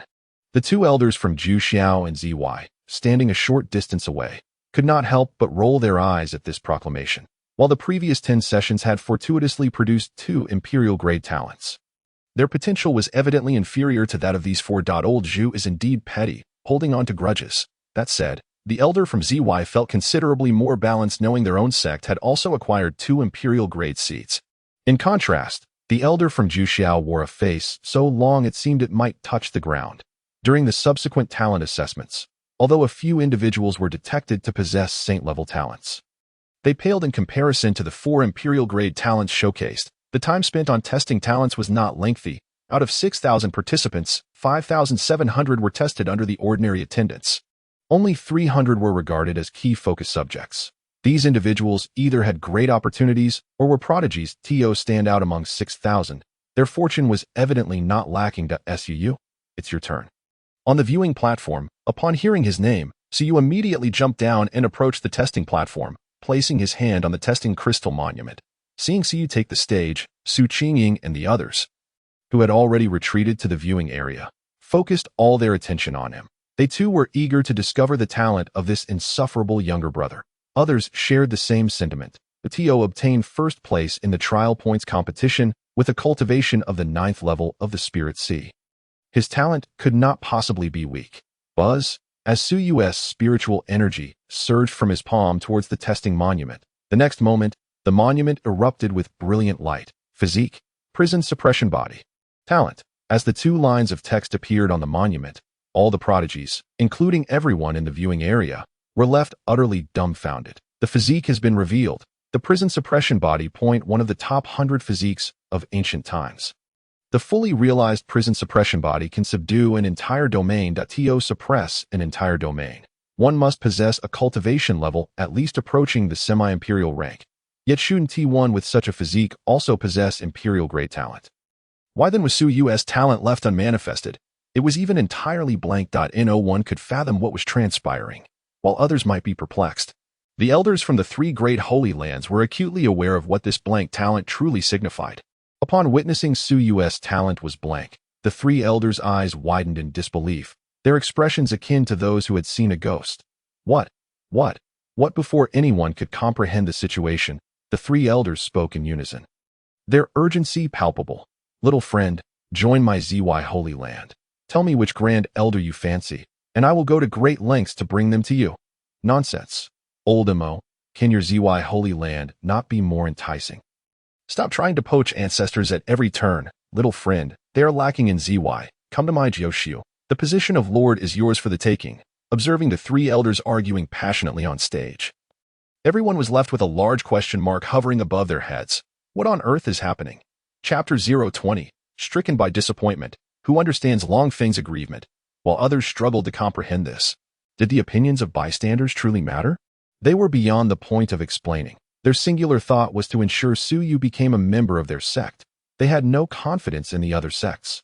This crystal monument could predict imperial-grade talent, but it could not foresee higher-level destinies and root systems. If 1's root cannot be detected, there is but one explanation: celestial-grade talent. It was evident that Su Yu possessed such talent. Su. Young friend, you may choose, no matter which holy land you select. The other two will not dare to act against you. Indeed, even if the other holy lands dare to scheme against you, first they must consider my ZY holy land as stance. Join ZY, and you will have the protection of our ancestors, who will personally serve as your mentor. Bah. Old Mo, have some dignity. If your ancestors knew of your behavior, they would leap out and strike you dead. The three gazes were fervent, as if Su Yu were not a man, but an enchanting woman standing before them, tempting them. Faced with their overtures, Su Yu withdrew his palm and smiled, saying, I wish to join Jioshu Holy Land. Tianxin was the choice of his three elder sisters. ZY Holy Land was predominantly comprised of the dynasty's elites, established under the name of the Imperial Star, a favored choice for dynasties. As for Jioshu, it was shrouded in mystery. Common knowledge held that Jioshu was one of the three great holy lands, never having fallen, yet more information was scarce. Considering all aspects, Jioshu was the optimal choice. Upon hearing Su Yu's answer, the elders from ZY and Tianxin, excluding Elder Qin from Jioshu, all wilted in disappointment. Haha, young friend, you will not regret choosing my Jioshu holy land. Elder Qin exclaimed joyfully upon hearing Su Yu's decision. Elder Qin was in high spirits, even disregarding the subsequent tests. Why? Because Su Yu's talent eclipsed all others. Although Elder Mo and Elder Zhu were disheartened, they still presented their gifts. With the sect chosen, Su Yu and the three elders departed, leaving the crowd in the plaza exchanging bewildered glances on the viewing platform. Su Qingying and the others opened their mouths, wishing to speak, yet found themselves at a loss for words. It seems he has received even better treatment than we did. Su Qingying remarked, astonished. Su Wanqing and Su Muyao exchanged knowing glances, remaining silent. However, when Su Yu's talent was revealed, they could not fathom why this little brat's talent was so exceptional, yet he still plotted against them. Isn't his own talent superior? What could possibly be his motivation? Chen Yunqi fixed her gaze on Su Yu, a hint of confusion flickering in her eyes. The enthusiasm of the three elders surpassed even the excitement of witnessing the four imperial-level beings. Could it be that his talent was akin to that of an immortal? Impossible, but no matter how one looked at it, Su Yu's qualifications did not resemble those of an immortal. Could there be another reason? While others may be oblivious to the nuances of talent, Chen Yunqi understood well that for a mortal to possess immortal-level qualifications was utterly implausible. The only possibility for someone to be detected with such qualifications would be a union between immortals or the reincarnation of an immortal. The notion of a mortal world detecting immortal-level talent, absolutely impossible. What could possibly be the reason for this? The group racked their brains, unable to comprehend why Su had garnered the attention of several sacred lands. Yet, in reality, that Su merely possessed a system that granted him extraordinary advantages, coupled with a rather unfortunate fate that as for qualifications, they were of little concern. Survival was the priority. Meanwhile, within the Tianjiao Square, a pair of envious eyes scrutinized Su. Damn, why does this guy possess such remarkable talent, attracting the attention of 3 sacred lands? I, the dragon god body, am forced to wait in line, although the undying divine phoenix body boasted imperial-level talent. Long Feng felt elated, yet he was displeased that Su received similar treatment. The undying divine phoenix body was destined to merge with the dragon god body, hence the more dazzling its performance. The more exhilarated he became, as it could signify his future partner. But what about Su? Why him? He had already offended everyone. Long Feng would not allow any other man to surpass him. Humph, dragon ancestor, what do you think about his qualifications that make the 3 sacred lands eager to recruit him? After venting his frustration, Long Feng inquired in his mind. In his consciousness. The dragon ancestor pondered for a moment before replying. Perhaps he possesses qualifications that surpass the imperial level, or maybe he has aligned himself with certain secrets of the 3 sacred lands. He did not believe Su was a reincarnated immortal. Nor did he consider him a product of a powerful immortal's union, that if he were indeed an immortal, the unique cultivation methods not belonging to this world would have been evident to him. Neither of these possibilities seemed plausible, leading to the conclusion of a third option, in alignment with the 3 sacred lands. Having said that, the dragon ancestor shifted his tone to comfort Long Feng. Do not harbor feelings of discontent. Trust in yourself. With my guidance, your future lies at the pinnacle, no less than anyone else, with the dragon god body and the support of a fallen immortal-level dragon clan warrior. Nurturing a young talent from the lower realms would be a mere trifle. Upon hearing the dragon ancestor's comforting words, Long Feng nodded vigorously. You are right, dragon ancestor. He can do it, so can I. With that, Long Feng strode through the crowd, making his way to the testing crystal stone steel. Isn't it just imperial-level talent? I can achieve that too. During the points trial, he had slain several death warriors from the imperial tomb and hunted numerous beasts. His points placing him in the top 50. He was certainly a well-known prodigy. As he took the stage, he naturally attracted the attention of many gazes. I'm not inferior to others. Standing before the steel, Long Feng gazed at his reflection within the crystal stone, taking a deep breath as he resolved within himself. As his unique spiritual energy flowed into the testing steel, a brilliant light erupted once more. The radiance was as dazzling as before. Buzz, physique, dragon god body, qualification, imperial. As the 2 lines of golden characters appeared on the crystal steel, everyone gasped in surprise, though they quickly regained their composure. Another with imperial-level talent. Who is this person? Oh, it's Long Feng from the Dayuan dynasty. He is said to be a genius who rose from a small town. Somewhat arrogant, I must say. The crowd's reactions were rather indifferent. But Long Feng paid no heed, his peripheral vision instinctively darting towards Su Muyao. Take that. I'm talented too. How about that? Have I captivated you? However, Su Muyao had already turned and left the viewing platform. Upon noticing her absence, Long Feng's expression froze. Where is she? Where is my enchanting undying divine phoenix body? Forget it. Unable to find Su Muyao, Long Feng could only sigh inwardly, comforting himself. At least I still have the sacred lands to choose from. Right? Just as he brimmed with anticipation, the elders from the 3 sacred lands seated ahead merely cast him a surprised glance, then responded with disinterest. Ah, young friend, you are indeed youthful and promising. Which sacred land would you like to choose? Feel free to select. Hearing such a casual tone, Long Feng felt utterly petrified, nearly choking on his own blood. What is going on here? I possess imperial-level talent. Can't you open your eyes and see me? Woe is me. How utterly unjust. Chapter 021. I am genuinely curious as to how he secured the first position. The talent test was designed to ensure that those with exceptional capabilities were not overlooked. Though luck may not have favored some, it should still instill confidence in individuals. Moreover, some struggled due to the slow awakening of their talents, remaining trapped below, unable to break free from their confines. The testing methods employed by the 3 sacred lands were vastly superior to those of the lower kingdoms. They could deeply assess an individual's physique, even if your talent had not yet awakened. It could still be detected. Among those eliminated, unawakened with spirit bodies, pure bodies, and war god bodies were identified, underscoring the importance of talent testing. The time spent on talent assessment was not excessive, The testing of 6,000 individuals took merely a day. The following morning, after the talent assessments, as the sun ascended from the east, the viewing platform of Tianjiao Square was already filled with spectators. Powerful figures from various factions of the eastern wilderness had gathered. They were there to seize opportunities. Those prodigies overlooked by the sacred lands were considered top tier in smaller regions. Many second- and third-rate factions eagerly awaited the elimination of these prodigies, hoping to recruit them for cultivation within their own sections.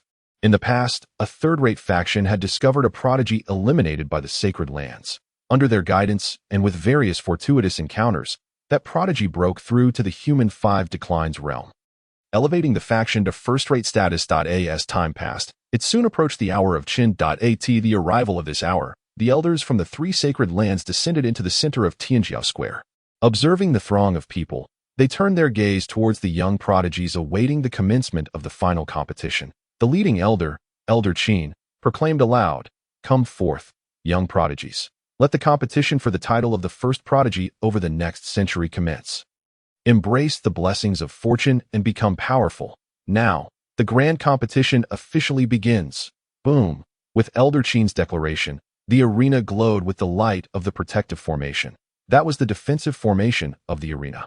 Without the formation's support, let alone battles among the condensing pill realm, even conflicts between the spiritual sea realm could easily devastate the entire Tianjiao Square. As the grand competition officially commenced, the prodigies began to draw lots to determine their opponents.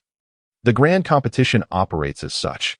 Regardless of whether one is in the spiritual sea realm or the condensing pill realm, one could potentially face off against anyone. It is independent of realms, with the only stipulation being that participants must be under 100 years of age. Hey, are you going to participate in this grand competition? On the viewing platform, Su Yuxing glanced at Su Yu beside him and could not help but ask, "What is your talent that has drawn the attention of three elders simultaneously?"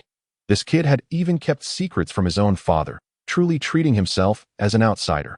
Hearing this, Su Yu turned to Su Yuxing and mumbled softly, "I am not going. What if I get beaten?" Others may not understand him, but did he not know himself? He was acutely aware of his own standing, despite being at the 9th level of the spiritual sea realm. In this fantastical world that was truly inadequate, not to mention the destined children of heaven, just considering the figures around him, 3 elder sisters and 1 fiancée. Since yesterday's revelation, the 4 of them seemed to have been injected with hormones. In just one night, they had all broken through to the 4th level of the spiritual sea realm. What a predicament. 1 level a month, and in a few years, they would be facing the human 5 declines. Upon hearing Su Yu's words, Su Yuxing was momentarily speechless. Forget it. Let him be. At least he had brought some honor to the family. Joining the Jiuxiao sacred land, he would train there for a few years. And perhaps he could smoothly exit the sacred land, taking over as the head of the Su family. Once he retired, he too would need to cultivate diligently and enjoy the world. Beside them, Su Qingying and the others sat quietly in the viewing area, their gazes fixed on Su Yu. As if sensing something, Su Yu turned his gaze towards them. For a moment, their eyes locked in a silent exchange. After a brief pause, Su Yu could no longer withstand the scrutiny and averted his gaze. "What are you staring at? I have no acne on my face. What are they looking at?" Since coming to terms with his situation, Su Yu felt less intimidated by his elder sisters. Did they wish to take revenge for their previous attempts to eliminate him? Let us see whether your rapid growth surpasses my ability to accumulate villain points by defeating the destined children of heaven.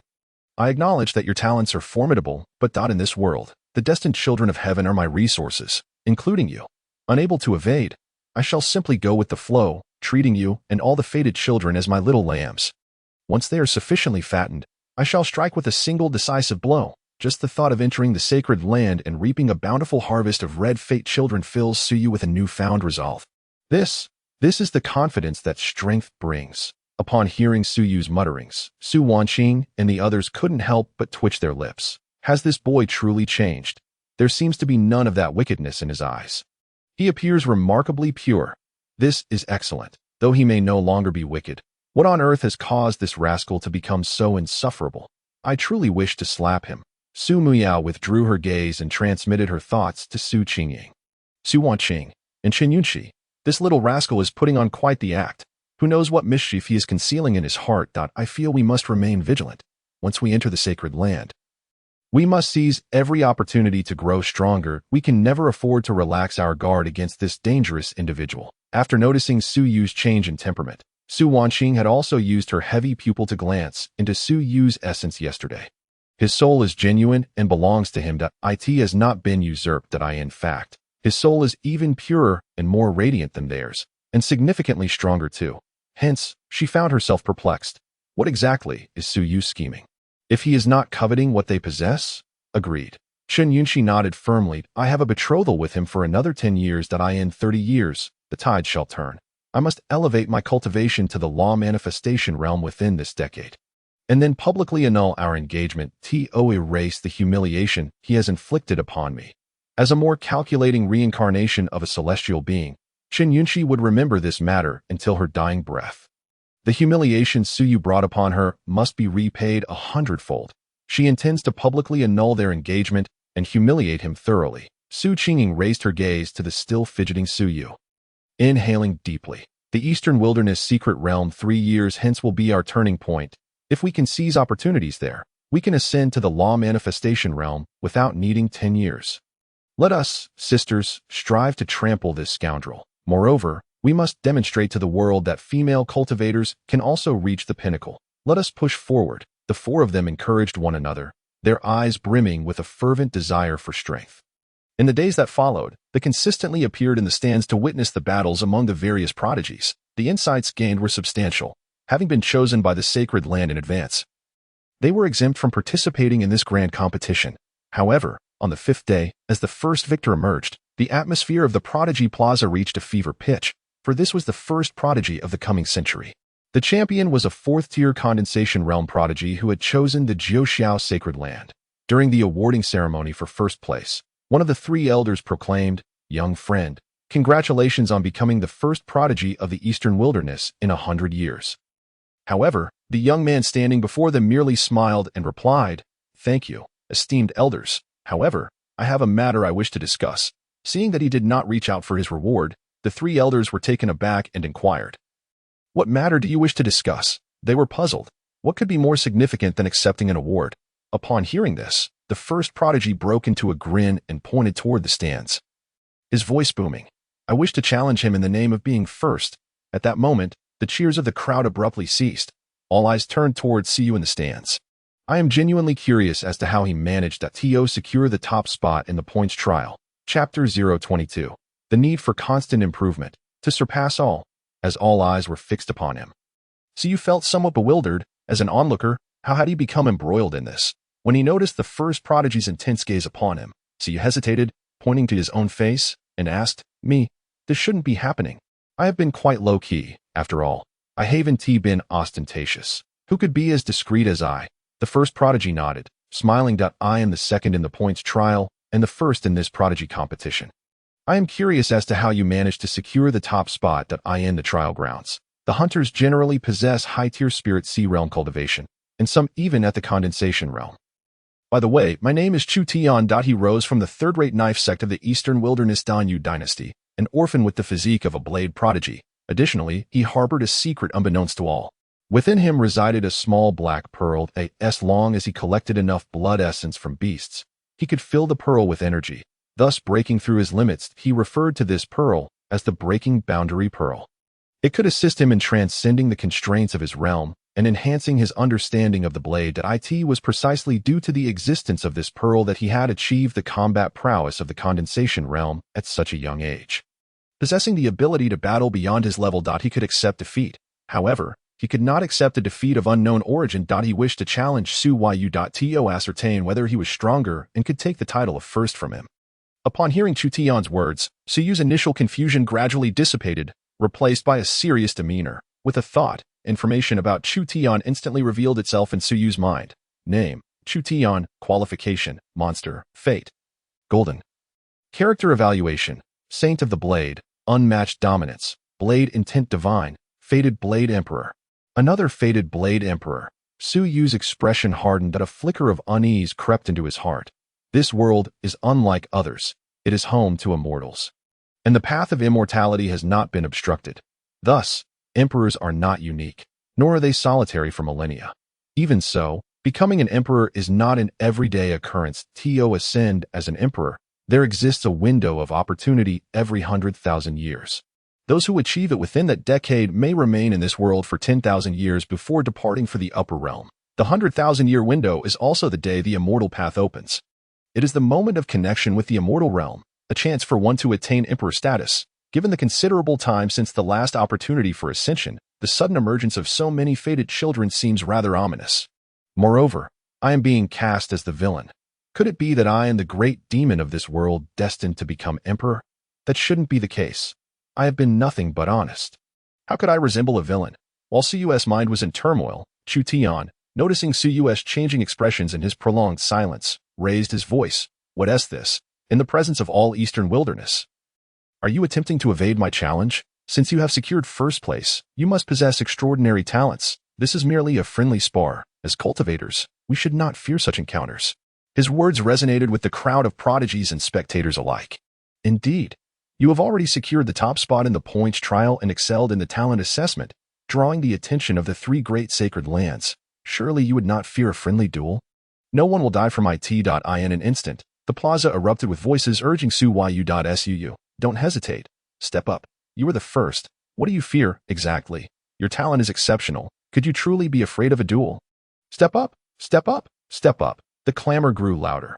What cultivators enjoyed most was the clash of prodigies, witnessing their battles, often gaining inspiration from them.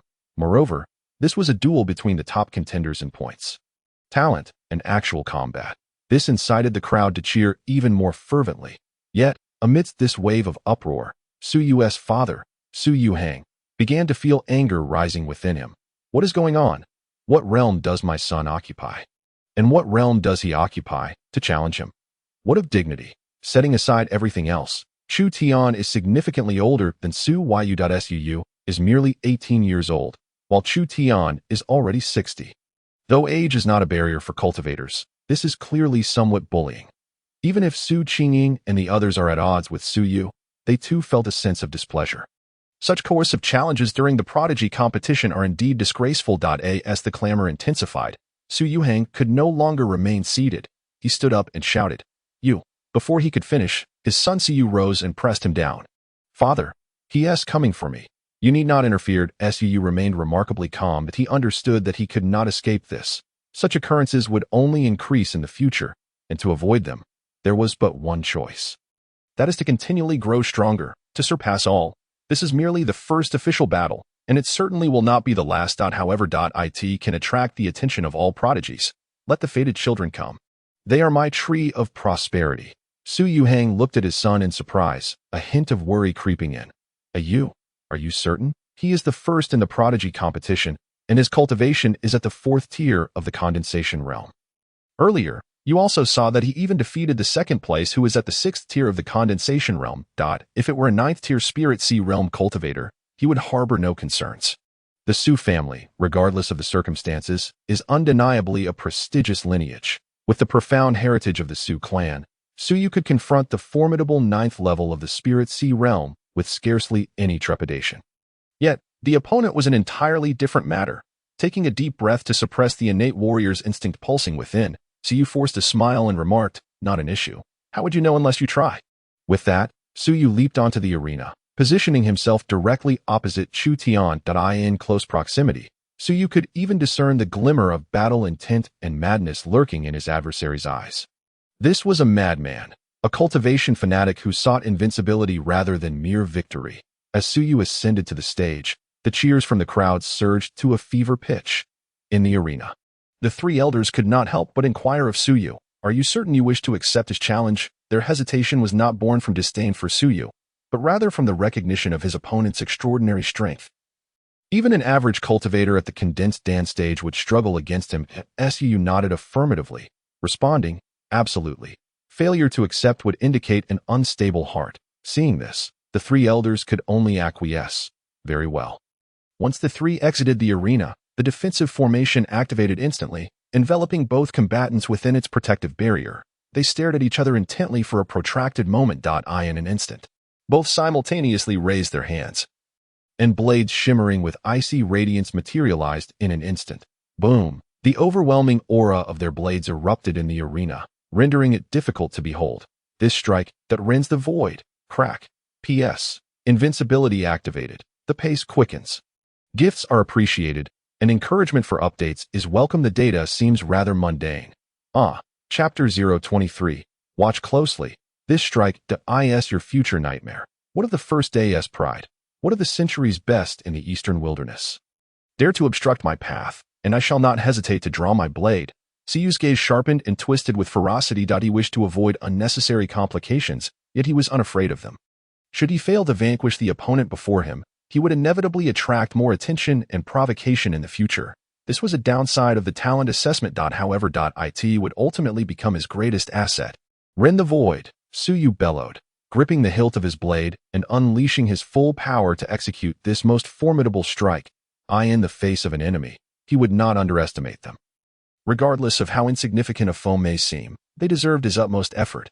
Having perused countless novels, he understood that many villains met their demise due to their own hubris. Coincidentally, he was cast in the role of a villain. But he would never be complacent. From the outset, he employed his most potent martial technique, a sacred realm martial art, the Void Blade technique. In certain minor holy lands, this technique would be regarded as a supreme secret. Those without a background could not access such a level of martial arts. Swish, though Suyu's mastery of the blade was not particularly high, it sufficed. At the moment the sacred realm secret art erupted. The surrounding space seemed to freeze instantaneously. The space became tangible, allowing Suyu's blade to shatter this materialized realm. Under this strike, the previously calm and composed Chu Tian's expression shifted dramatically, a blend of shock and confusion evident on his face. The manifestation of martial techniques, sacred realm martial arts. How could he? Flowing fire, leveling mountains blade technique. Chu Tian, refusing to hesitate, countered with a blade of his own to resist the incoming pressure of Suyu's blade aura. Bang! The two potent forces collided mid-air, sending shockwaves that rippled through the defensive formation, clearly demonstrating their formidable might. Had it not been for the protection of the defensive array, a single blow like this could have obliterated a significant portion of the Tianjia square. The two figures staggered back from the impact, retreating to the edges, their expressions grave. Outside the arena, after a brief moment of silence, the spectators erupted into fervent excitement. Wow, the first of the Spirit Sea Realm's 9th level is actually holding his own against a condensed Dan 4th level cultivator. Indeed, someone who can be sought after by the three great sacred lands is no simple character. That previous fluctuation was actually a sacred realm martial art. Suyu has mastered one. My heavens. In the stands, from the Su family section, Suyu's father and his three sisters were left utterly bewildered. Listening to the surrounding conversations, their minds were blank. What sacred realm martial art? When did our Su family bestow such a technique upon Suyu? Do we even possess such a thing? This was Suyu's father's confusion. Meanwhile, Su Qingying and the others were filled with question marks. This little rascal had previously acted so timidly. It was all an act. Indeed, this fellow harbors ill intentions. Outside the arena, Elder Qin and the others watched Suyu with astonished expressions. The moment Suyu unleashed the sacred realm martial art, they exchanged glances towards the direction of the Su family. Upon witnessing the bewildered expressions of Suyu's father and sisters, they understood the situation. The three engaged in private communication. Did you just see that fluctuation? I did. The blade aura that shook the void resembles the creation of that unparalleled great sage from 10,000 years ago. The Void Sage's renowned martial art, the Void Blade technique. I had thought that after the Void Sage's demise, his lineage would be severed. That I never imagined his signature martial art would be obtained by Suyu. 10,000 years ago, the Void Sage emerged with unmatched prowess, dominating the eastern wilderness. With a single strike, he could rend the void and annihilate a minor sacred land. Later, the Void Sage vanished without a trace in his twilight years, leaving no inheritance or family behind. Many believed his martial arts legacy would dissipate into the annals of time.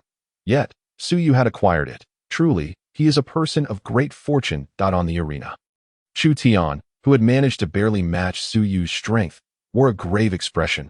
What martial art is this? How can it possess such might?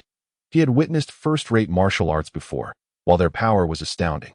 They paled in comparison to the blade technique Suyu had just executed. It was evident this was a martial art that surpassed the first rank. Yet, Suyu should not possess such a martial art. His family was merely a first-rate clan, and no one had ever emerged from it at the sacred realm. How could he wield such a powerful technique, even if he had spent years in the wilderness? He had merely discovered a second-rank heavenly martial art in a cave. Su glanced at the spatial remnants swirling around the blade, gave it a gentle shake to disperse the spatial remnants, and then turned to Chu Tian with a serious expression. Sacred Realm Martial Arts. Void Blade Technique. It truly is Sacred Realm Martial Arts. My heavens, this is the legendary blade technique created by the Void Sage. How could he have obtained such a fortuitous opportunity? The mere mention of the Sacred Realm left everyone in awe. Such a martial art would cause even the minor sacred lands to covet it fiercely. Aside from the three great sacred lands, no other faction would dare to underestimate the dominance of Sacred Realm martial arts. Chu Tian nodded. Indeed, it is Sacred Realm. Perhaps this is the source of your confidence. Your attainment of first place must have its reasons. The ability to contend with improved that Su Yu could easily eliminate those hunters. The reason for his higher score than Chu Tian. Perhaps it was mere luck, allowing him to find enough hunters. However, that is all there is to it. The victor between us shall be none other than myself. Boom! Chu Tian's fierce aura surged skyward. His battle intent so potent that even seasoned condensed Dan cultivators would take notice. His strength was enough to defeat those at the 6th level of the condensed Dan. Su Yu, with his mere 9th level of the Spirit Sea, was utterly incomparable. Even possessing Sacred Realm martial arts would not bridge that gap. Flowing fire, leveling heaven. As the words left his mouth, Chu Tian bent his knees, and in the next moment, his powerful legs sprang into action, propelling his body like a supersonic missile, moving too quickly for the naked eye to follow. Only fleeting afterimages indicated where he had been just moments before. What of Sacred Realm martial arts? In the face of absolute strength, even the mightiest techniques are futile. My power dwarfs yours by countless magnitudes. Additionally, I have perfected a second-rank heavenly martial art, combined with my 3 realms of blade intent, which is more than sufficient to defeat you. Crack. In the next instant, Chu Tian's figure appeared in midair, wielding a flaming blade, thick spiritual energy continuously pouring into the fiery sword. Swish! As he struck, a torrent of flames engulfed the entire arena, the terrifying heat distorting the very air itself. This was a conflagration potent enough to incinerate a mountain, a strike fueled by all his strength. Even a 6th-level condensed Dan warrior would be left aghast. The outcome is certain. With a single slash, Chu Tian had already made his judgment. This was an attack that the 9th level of the Spirit Sea could not withstand. However, just as the fiery torrent was about to wash over Su Yu, the surging flames suddenly froze in place, unable to advance a mere half-meter closer to him. Regardless of how fiercely they surged forward, Chu Tian stood in shock. Su Yu's calm and indifferent voice reverberated with authority. You are indeed powerful, but to defeat me you still lack something. Suppression of the abyss. Watch closely. This strike is your future nightmare. Corpse Immortal's Abyssal Blade. Roar. Chapter 024. Arrogance. I stand invincible, and I shall remain so. The Corpse Immortal's Abyssal technique was a sudden inspiration from Su Yu, intertwining the powers of the Corpse Immortal Calamity and the abyssal body around the blade, seeking to unleash a stronger strike. As soon as this thought crossed his mind, a new martial art appeared in his consciousness.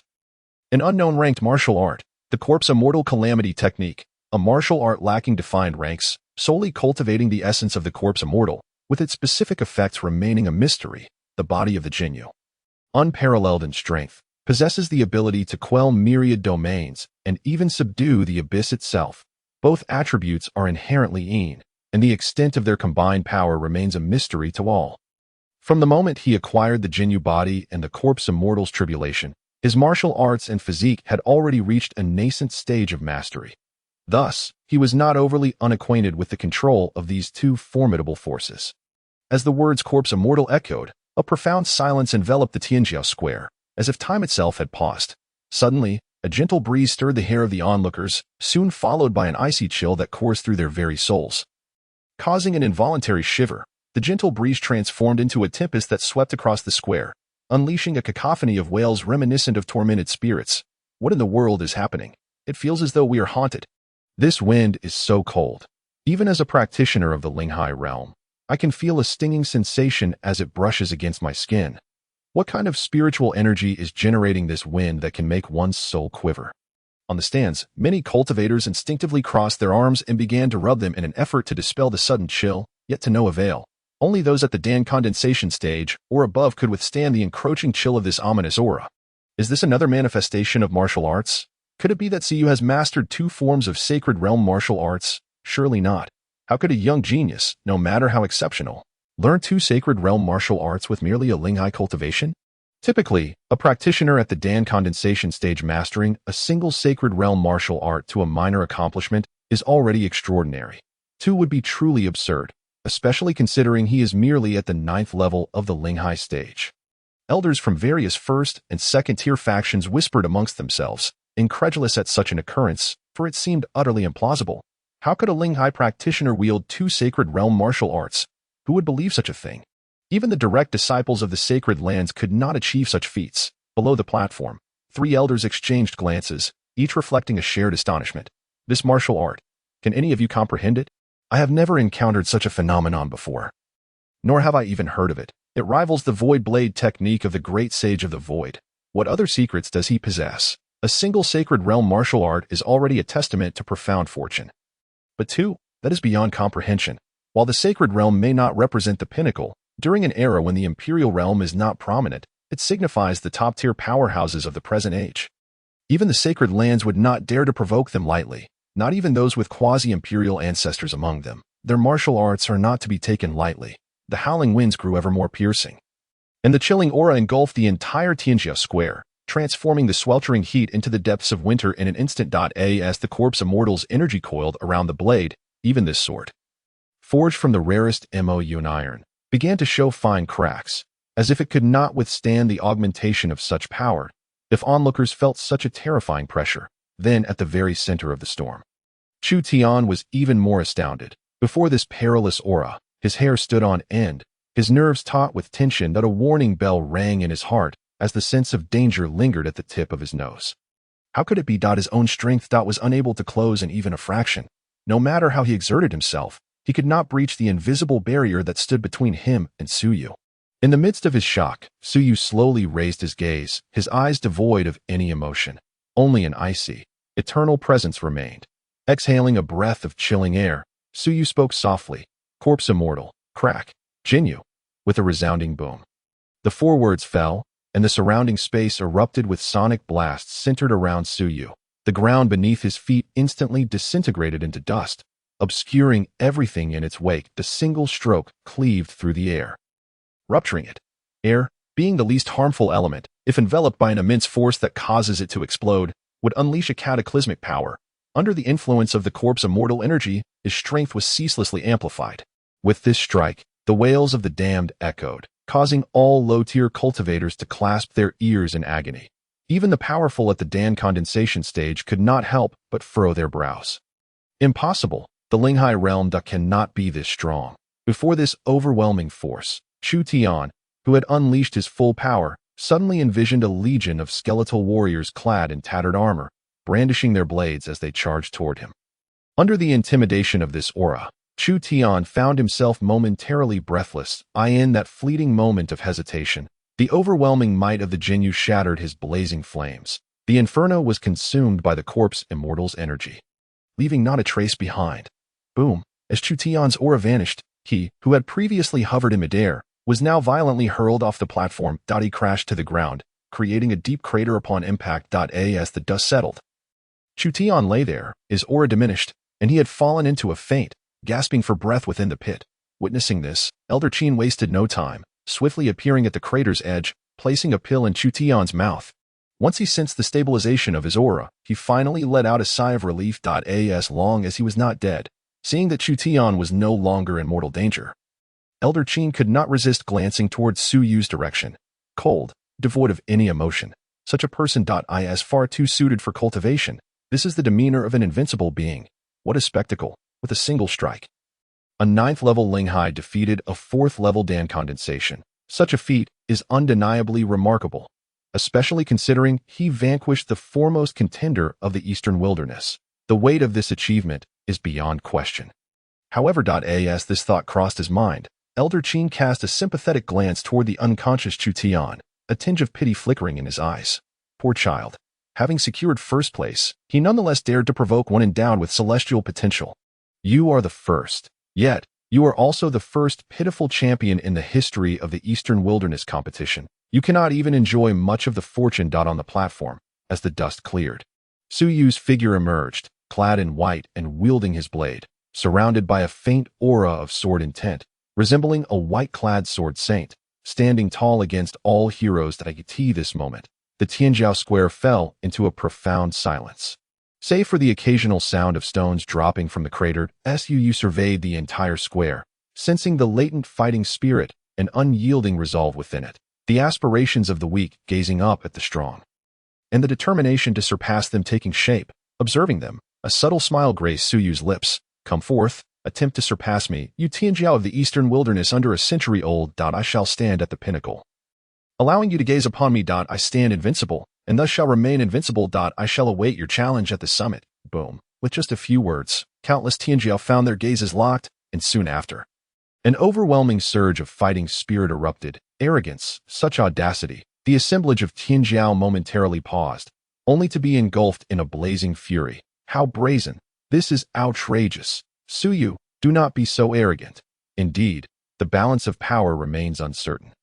When the next Xiantian competition begins, I refuse to believe you can continue this level of boastfulness. Brothers, charge forth, train diligently. We cannot allow this fellow to remain so conceited. I will defeat you next time. Just you wait. They are all prodigies. Why should he be so arrogant? It was merely one defeat. We are not without the chance to rise again.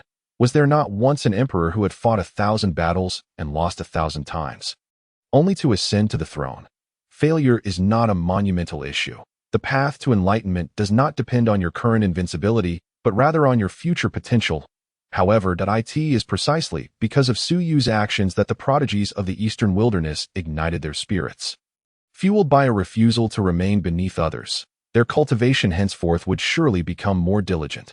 Gazing upon the fervent crowd, Su Yu grinned, saying nothing. The provocation was palpable. He relished offending this group of ambitious prodigies, for in doing so, he would not need to devise means to create enemies.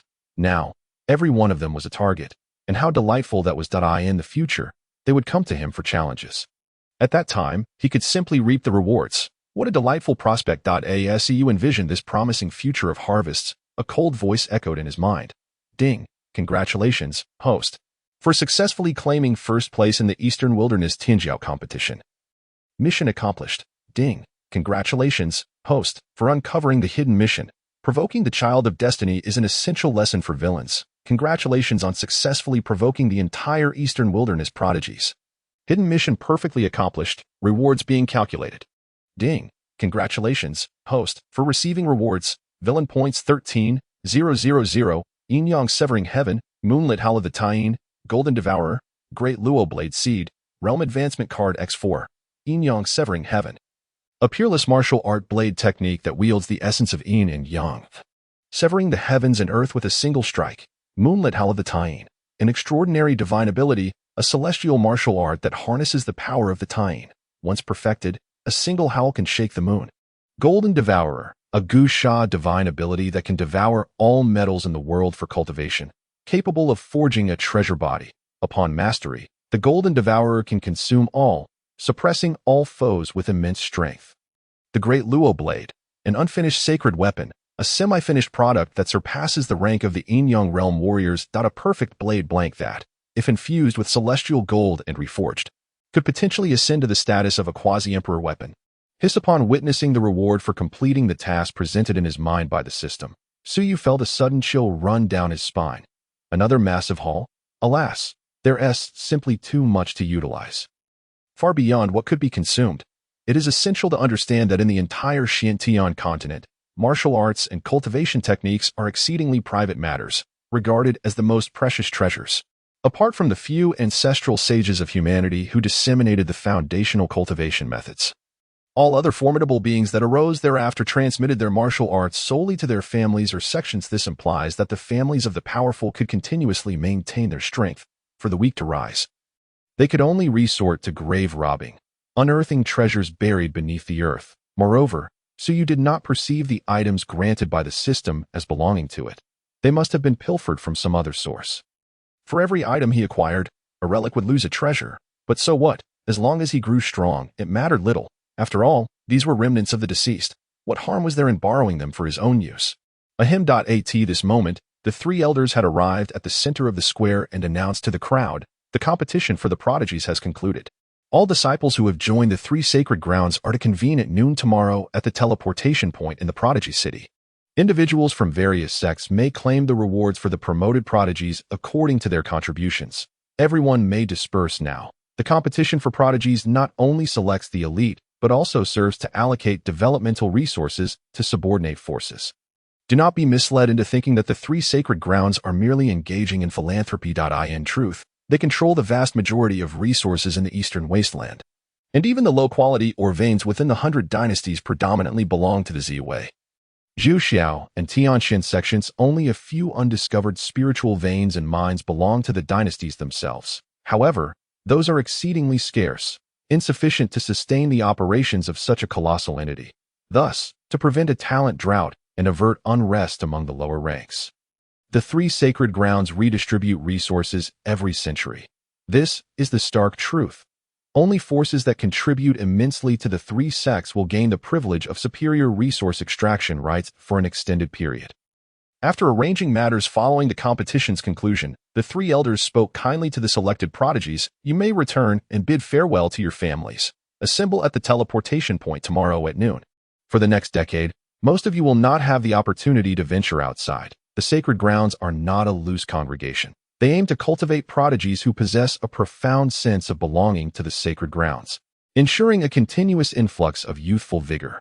Thus, this decade serves as a critical period for indoctrinating their minds. The strong require no such indoctrination, as they can discern benefits and drawbacks for themselves, thus deciding whether to remain in the sacred grounds. Within the square, a group of prodigies, all brimming with fortune, opportunity, and strength, bowed in unison and replied, "We understand."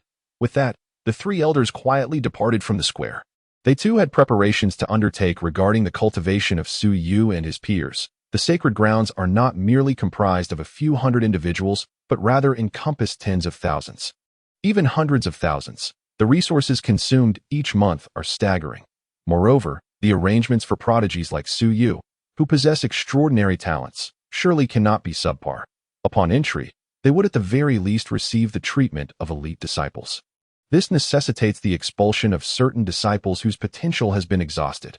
Every action bears significant consequences for many. As the competition drew to a close, the individuals in the prodigy square began to disperse, bidding farewell as necessary. Upon returning to their residence in Prodigy City, the Su and Chen families began to converse earnestly. Within the Su household, in the pavilion of the courtyard, several cups of steaming tea were arranged upon the stone table. Su Qingying, Su Wanqing, Su Miao, Su Yu, and Su Long sat together, each enveloped in silence. After a brief moment, Su Long cast a complex gaze upon his four children. I am not surprised that you sisters have entered the sacred grounds. However, as he spoke, Su Long shifted his gaze to Su Yu's face. Sign, Yu, your choice of the Zhuxiao sacred ground was utterly unexpected. I initially thought you were merely here to broaden your horizons. Yet it seems I was mistaken. Chapter 26. Decisive in killing? Am I, the antagonist, simply too conservative? Father observing Su Yu's conflicted expression, Su Long hesitated, uncertain of what to say. Life within the Su family was relatively pleasant. They tolerated his lackadaisical nature and did not impose excessive constraints. Given a choice, he would prefer to lie low and develop quietly. Yet, this system is not akin to a sign-in system from a novel. It compels him to confront challenges as an antagonist. This could be tolerated. At worst, he could forego tasks and simply act as the family head. But alas, the original host had long been supplanted by the saint son of the emperor's tomb. Coupled with the rules he had come to understand, if he became valueless, the emperor's tomb would act to assassinate him, allowing the new saint's son to supplant him if he remained stagnant within the Su family. He would not survive more than 5 years. It is a precarious situation. Seeing his demeanor, Su Long assumed he sought to comfort him, and thus smiled broadly. Do not overthink it. I am merely relieved. The fact that you can join the sacred grounds means you need not return to the Su family. This latter statement left the four siblings momentarily stunned. Father, what do you mean by that? As Su Long met their puzzled gazes, his expression grew serious, and he solemnly asked, Yu, Do you remember the girl from the Liu family you flirted with 3 years ago? At his words, Su Yu was taken aback. Flirted? After rifling through his memories, Su Yu's expression gradually morphed into one of awkwardness. Before he nodded, I remember, I thought that incident had been resolved, and we compensated the Liu family nearly 3 years' worth of resources. The Liu family, like the Su family, was a first-rate force. 3 years prior, the Liu family's young lady had sneaked out, and, upon witnessing the arrogant Su Yu in the streets, had confronted him after he kicked over an old vendor's cart. Fueled by a sense of justice, the Liu family's heiress rushed forward to admonish Su Yu. In response, Su Yu, finding her stunningly beautiful, had approached her with a mischievous grin. It is said he had made an indecent advance towards her. Of course, there was no substantial harm, as he had been interrupted by a powerful figure from the Liu family before he could succeed. However, the defiant Su Yu felt wronged and clashed with the Liu family's strongman. That encounter had nearly culminated in a kiss with the Liu family's young lady. Afterward, the situation escalated, with numerous powerful figures from the Liu family arriving, causing the Su family to be alerted as well. The two families were on the verge of conflict, with Su Yu continuing to provoke, showing utter disregard for the Liu family. Ultimately, it was an elder from the Su family who intervened, reprimanding Su Yu and bringing him home, resolving the matter with the Liu family by compensating them for 3 years' worth of resources. However, Su Yu genuinely felt aggrieved. The old vendor was, in fact, a habitual offender who shortchanged others and engaged in coercive selling. If one did not purchase his vegetables after viewing them, he would resort to underhanded tactics. Su Yu had been thoroughly disgusted by him, which prompted the kick that overturned his cart. This led to the Liu family's young lady becoming entangled with him. As this recollection surfaced, the three sisters exchanged scornful glances. Right. They had almost forgotten that this fellow was never a good person. They had nearly altered their opinions due to Su Yu's fleeting change in behavior. This scoundrel truly deserves condemnation. Sensing the shift in his sister's gazes, Su Yu was drenched in cold sweat. Damn it. Bringing up such matters again would surely negate any goodwill he had painstakingly built. As the siblings exchanged glances, Su Long nodded and remarked, Indeed, I thought the matter had settled. Yet, who would have thought? Upon returning home, the Liu family's young lady felt insulted and fell into a state of seclusion. Then, a year ago, she suddenly emerged from her self-imposed isolation, having awakened a unique physique, and was taken in as a disciple by a mysterious powerhouse. It was later revealed that this individual was an elder of the Jiuxiao sacred ground. As he spoke, Su Long could not help but express his astonishment. Just as one individual joined the Jiuxiao, his own son followed suit. This seems to be the precursor to becoming bitter rivals. It is said that the Liu family's young lady is exceedingly favored within Jiuxiao. If he enters, he might find himself in dire straits. Upon hearing this, Su Yu's expression darkened, and his mind was flooded with 1,000 curses. Damn it. What kind of twist is this? She is also in Jiuxiao. Is he now in deep trouble? Having temporarily evaded his sisters, he thought he could finally catch a breath, only to discover the Jiuxiao sacred ground holds an enemy. With this thought, Su Yu felt utterly defeated. However, Su Wanqing, intrigued, inquired, Father, what does the Liu family's young lady being in Jiuxiao have to do with your insistence that we not return home? Shouldn't this serve as a warning for that little scoundrel to tread carefully and lay low, avoiding unnecessary trouble? What connection does this have with preventing them from returning home? Upon hearing this, Su Yuxing's expression turned to one of indignation as he slammed his hand on the table, exclaiming furiously that daughter of the Liu family has a betrothal partner who happens to be the sycophantic young master of the Hu family. When the Liu family learned that their precious daughter had been assaulted, they seized the opportunity to propose the dissolution of the engagement with the Hu family, as the Liu family has never held the Hu family in high regard. If it weren't for the agreement made by their deceased ancestor, they would have never had any dealings with the Hu family. Initially, this had nothing to do with the Su family. Yet that sycophantic young master from the Hu family believes that you have stolen his goddess from him, and thus harbors a grudge against you. Enraged, he declared that he would not rest until he has annihilated the Su family. Moreover, the foolish elders of the Hu family, lacking in foresight, actually consented to this. In the end, their so-called pillar of the clan is on the verge of undergoing the 4th decline of the 5 declines of heaven and man within the next decade, and thus they have chosen this moment to trouble my Su family. Sycophants, a whole family of sycophants. Damn it. As he spoke, Su Yuxing was so enraged that he resorted to profanity. This was merely a consequence of the Liu family's daughter joining the Jiuxiao, too afraid to cause trouble directly. They instead sought to impose difficulties on my Su family. Damn Hu family sycophants. After venting his frustrations, Su Yuxing continued solemnly, though the Hu family may be somewhat foolish and sycophantic, they are still an affiliate of the Ziwei Holy Land. And they have members serving as elders within. Their strength surpasses that of our Su family by a significant margin. Thus, to avoid the complete annihilation of the Su family, it is best that you do not return. The Holy Lands will not intervene in the rise and fall of lower forces. Upon hearing this, Su Qingying and the others furrowed their brows and remarked, "Does this mean that our Su family cannot escape this calamity?" After all, the Su family is a prominent clan. Such pessimism seems unwarranted. Even if they cannot win, it should not necessitate forbidding the younger generation from returning home. Listening to his eldest daughter's question, Su Yuxing gazed deeply at the siblings and sighed. "You should be aware that your grandfather was injured during his tribulation of the 3 declines, correct? You also know that his lifespan is limited?" The 4 siblings nodded in acknowledgement. They certainly knew. It had been a full decade since they last saw their grandfather following his injury during the tribulation. But what does this have to do with grandfather?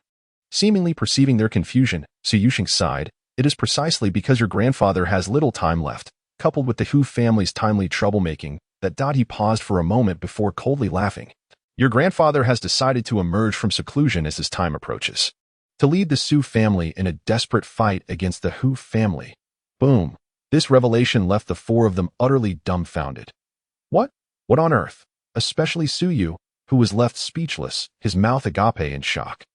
According to the plot of the novels, shouldn't grandfather remain in seclusion unless the enemy invades? How could this? Recalling the numerous plots he had read, Su Yu couldn't help but ask, "Father, since grandfather is already injured, why isn't he focusing on breaking through to recover instead?" Su Yuxing gave Su Yu a light rap on the head, chastising, "Foolish. As cultivators, when the prospect of breaking through seems bleak, we must eliminate all unstable factors that pose a threat to our family.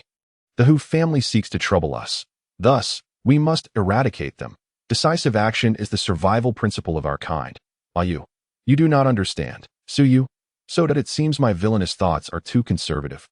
P.S. www. The data is cold and indifferent. Gentlemen, I come seeking updates and gifts once more that if today's urging for updates exceeds 60 or the gifts reach 20, I will begin a massive update tomorrow. And I assure you, I will not go back on my word. I will remove the empty promises. The data is too grim, and I lack motivation. Chapter 027. Who would take the arduous path of automatic cultivation when a shortcut is available? All right, everyone, return and rest. You siblings need to regain your strength for your future training in the Holy Land. The outside world is not like home. Do not place too much trust in others. Even in your future teachers, maintain a healthy level of vigilance. Do you understand? Su Yuxing spoke earnestly to As he said this. Su Yuxing turned to the silent Su Yu and smiled. Also, you have reached the 9th level of the Spirit Sea realm. It is time to consider condensing your golden core. Condensing the golden core is divided into 3 grades: low, middle, and hide. Out a golden core with 1 to 3 dragon patterns is considered low grade. 4-6 is middle grade, while 7 to 9 is high grade. Never mind, you know this already. Return to your cultivation. With that, he waved his hand, signaling the 4 to leave. As they stepped out of the courtyard, Su Qingying and the others halted. Turning to look at Su Yu, faced with the somewhat angry gazes of his 4 sisters, Su Yu offered a wry smile. "What are you looking at me for? I didn't know this would happen." He truly felt wronged that a sycophantic young master of a wealthy heiress was willing to go to such lengths. The key point was that even the prominent figures of the Hu family agreed to this. This was not merely sycophancy. They were likely using this as an excuse to provoke trouble for the Su family. Though Su Yuxing did not voice it, they were well aware. The Su family was indeed somewhat declining. With only one formidable figure at the 5th decline of heaven and man within the family, their strength was superior to second-rate clans. But when compared to a typical first-rate family, they fell short. The Hu family was also a first-rate clan within the eastern wilderness, and they likely coveted the resources of the Su family, using this as a pretext to attack. If you hadn't stirred up this trouble, we wouldn't be in this predicament. Su Muya shot him a disapproving glance. Su Qingying fixed her gaze on Su Yu and said earnestly, "If the Holy Land does not intervene in this matter, our family may suffer catastrophic consequences, and most importantly, grandfather may die. Are you aware of the repercussions?" They were eager to see how Su Yu intended to handle this situation. The rivalry of the 5th decline of heaven and man was far removed from their reality.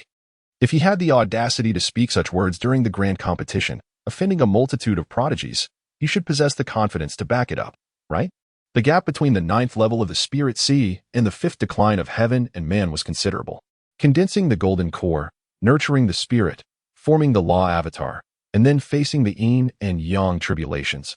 Only then could one reach the fifth decline of heaven and man.su remained silent for a long while before eventually crossing past the three to return to his room.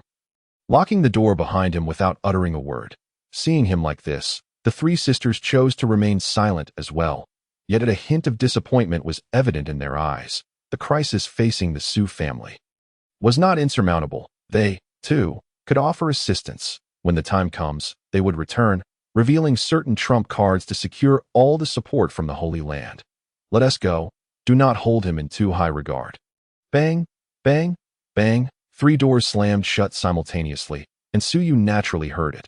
Leaning against his door, Suyu's expression gradually grew complex, with sharpness and an emerging edge flickering within as he murmured, "You wish to take the Su family as your target. Who family? Then prepare for your clan's annihilation. He did not wish to narrow his path, but he would not allow others to trample on him. Those who truly sought his life would have to pay with theirs. He merely wished to be a good person, so do not mistake him for a saint. Su had long abandoned the habit of resting. At his current level, he had already forsaken sleep as a mere lowly means of recovering energy. Cultivation was the true path. However, his father's earlier words held merit. He indeed needed to contemplate condensing his golden core. Condensing the golden core involves gathering the spirit sea within the Dantian, compressing it into a tangible golden core. The dragon patterns of the golden core are determined by various factors such as aptitude, foundation, and the quality of spiritual energy, while the number of patterns depends entirely on one's innate talent. A low-grade golden core might never witness the yin-yang tribulations in its lifetime, while a middle-grade golden core possesses the potential for sacred realms, and a high-grade golden core is essential for the strong. If I were to condense my golden core, how many dragon patterns would I have? If I recall correctly, my father's golden core had 7 dragon patterns. At this thought, Suyu's expression turned somewhat moved. 7 dragon patterns, a high-grade golden core. Did his father possess the potential for the sacred realm? While high-grade golden cores are indeed rare, prodigies typically possess high-grade 9 dragon patterns. If I were to condense mine, it should be a celestial-grade golden core. In truth, Su Yuxing did not elaborate fully. Condensing the golden core is categorized into 3 grades, but there are also higher grades such as divine and celestial. Celestial-grade golden cores are the standard for those destined for greatness. However, the conditions for condensing a celestial-grade core are exceedingly stringent. At the very least, a wisp of celestial energy is needed to successfully condense a golden core. But it is not yet the time for the celestial path to open. The hope of condensing a celestial grade is nearly non-existent. Even if there were opportunities, they would require venturing into powerful ruins to condense the golden core. With this in mind, Suyu felt disheartened once more. The grade of the golden core was too low. Future cultivation would undoubtedly be arduous, and obtaining higher grades would necessitate specific fortuitous encounters. Would he truly have to participate in the Holy Land's contributions to await their bestowal of opportunities to condense the golden core? No way. With this thought, Suyu took a deep breath and shifted his focus to the system. If I use a realm enhancement card to elevate my realm, will my golden core be at its base level? Suyu voiced his query. In the next moment, the system's cold voice resonated. The realm enhancement card elevates each realm to its perfect limit. The absolute limit for condensing the golden core in this world is celestial grade, but it is not the limit of the realm enhancement card. Upon hearing this, Suyu was momentarily stunned. But soon, the overwhelming joy surging within dispelled his worries. Is it possible to operate in this manner? Upon hearing the system's response, Suyu immediately ceased his hesitation and declared, "Utilize the realm enhancement card. Why toil through arduous training when a shortcut exists? Isn't it preferable to relax?" Ding. The realm enhancement card has been successfully used. As the system's voice faded, Suyu felt an unusual stir within his dantian. In a hurried introspection of his internal state, he beheld the situation within his dantian. What was once an ocean of spiritual energy, vast and boundless, now roiled tumultuously, as the energy began to converge towards the center of the dantian. Drawn by a mysterious force, the liquefied spiritual energy coalesced, ultimately forming a tiny black. Simultaneously, within the martial arts techniques he had replaced, a wisp of energy imbued with the essence of the Yin appeared. Corpse Immortal Qi. Suyu was taken aback. Was he really condensing his Dan using Corpse Immortal Qi? However, something felt amiss. Though the guiding force was the Corpse Immortal Qi, The essence of the Dan being condensed exuded an overwhelming and unparalleled aura. How peculiar!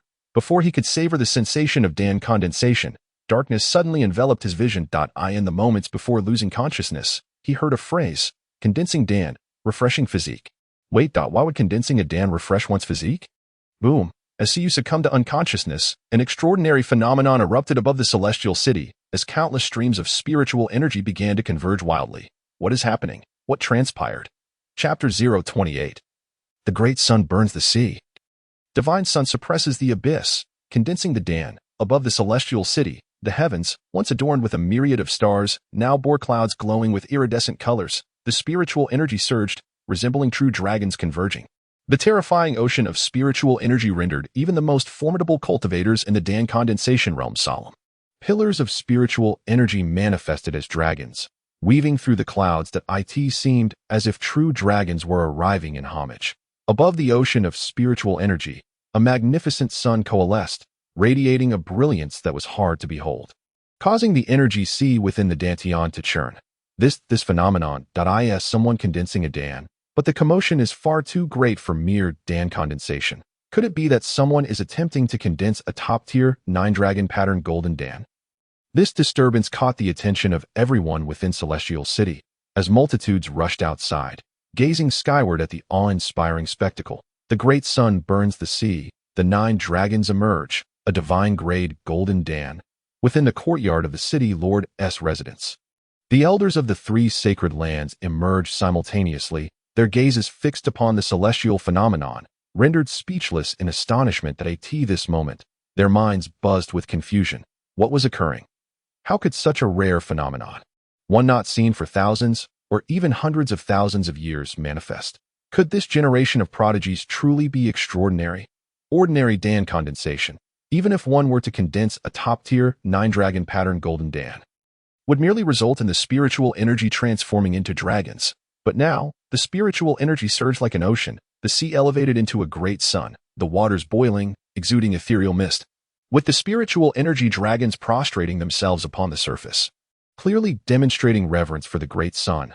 What else could this be other than the condensation of a 9-dragon pattern? Who, pray tell, is condensing a Dan in the city?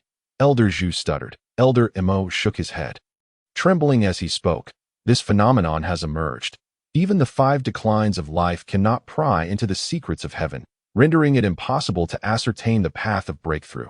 The entire celestial city is shrouded. It cannot be investigated. Elder Qin swallowed hard, moistening his parched throat. The commotion of this breakthrough was simply too immense. Having lived merely 1 or 2,000 years, they had never witnessed such a breakthrough spectacle. Such occurrences were typically reserved for the opening of the immortal road, heralding the arrival of prodigies. Who could it be? Could it be Suyu? Impossible. How long has it been since he broke through to the spirit sea realm? It has only been a short while since we parted ways today. His realm should still be stable. How could he possibly break through overnight? Yet prodigies cannot be measured by common standards. Have you all forgotten how the heavenly talisman Saint Master broke through back in the day? Upon uttering these words, the 3 elders fell silent, exchanging glances before transforming into streaks of light, hastening towards the Su family residence. In mere moments, they arrived outside the Su residence. Though intruding without an invitation was generally deemed impolite, the 3 elders, given their status, paid little heed to such conventions. As their auras emanated, Siyu Xing and the elders of the Su family soon appeared before them. Greetings, esteemed elders. Upon seeing the visitors, Siyu Xing and the others were momentarily startled, hastily bowing in greeting. Lord Su, is Suyu present here? Elder Qin inquired directly, cutting to the chase. He is in seclusion. Take me to him. Upon hearing this, Siyu Xing did not dare to delay and led them to the courtyard where Suyu was meditating. Despite the celestial phenomena unfolding above, there was no discernible change within Suyu's courtyard. Upon witnessing the stillness of the courtyard, the 3 elders were left bewildered, exchanging glances. Not Suyu.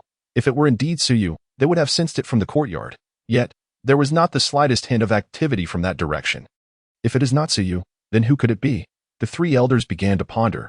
Could it be that they had overlooked a crucial piece of information? Was there truly a hidden gem among this generation of prodigies?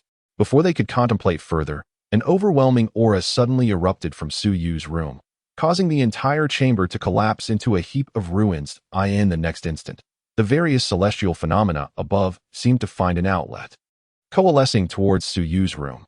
Boom!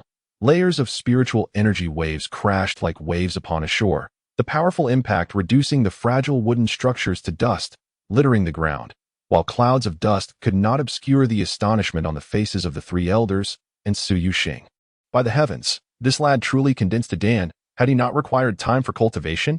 He had entered as a first-level Spirit Sea cultivator and emerged as a ninth-level Spirit Sea cultivator. Now, on the very first day of the great competition, he directly condenses a Dan. What is happening? The sudden destruction of his room startled the three sisters, Su Qingying and her siblings, who were deeply engrossed in their own cultivation, prompting them to rush out. Upon seeing the three sacred land elders and their father, they were somewhat perplexed. However, when they noticed the celestial phenomena, their jaws dropped, leaving them speechless. Holy moly! Is this brat cultivating at the cost of his life? How could he condense a Dan in such a short time? Su Miao could not help but exclaim. The three of them stood, agape, witnessing the spectacle. They were not alone in their astonishment.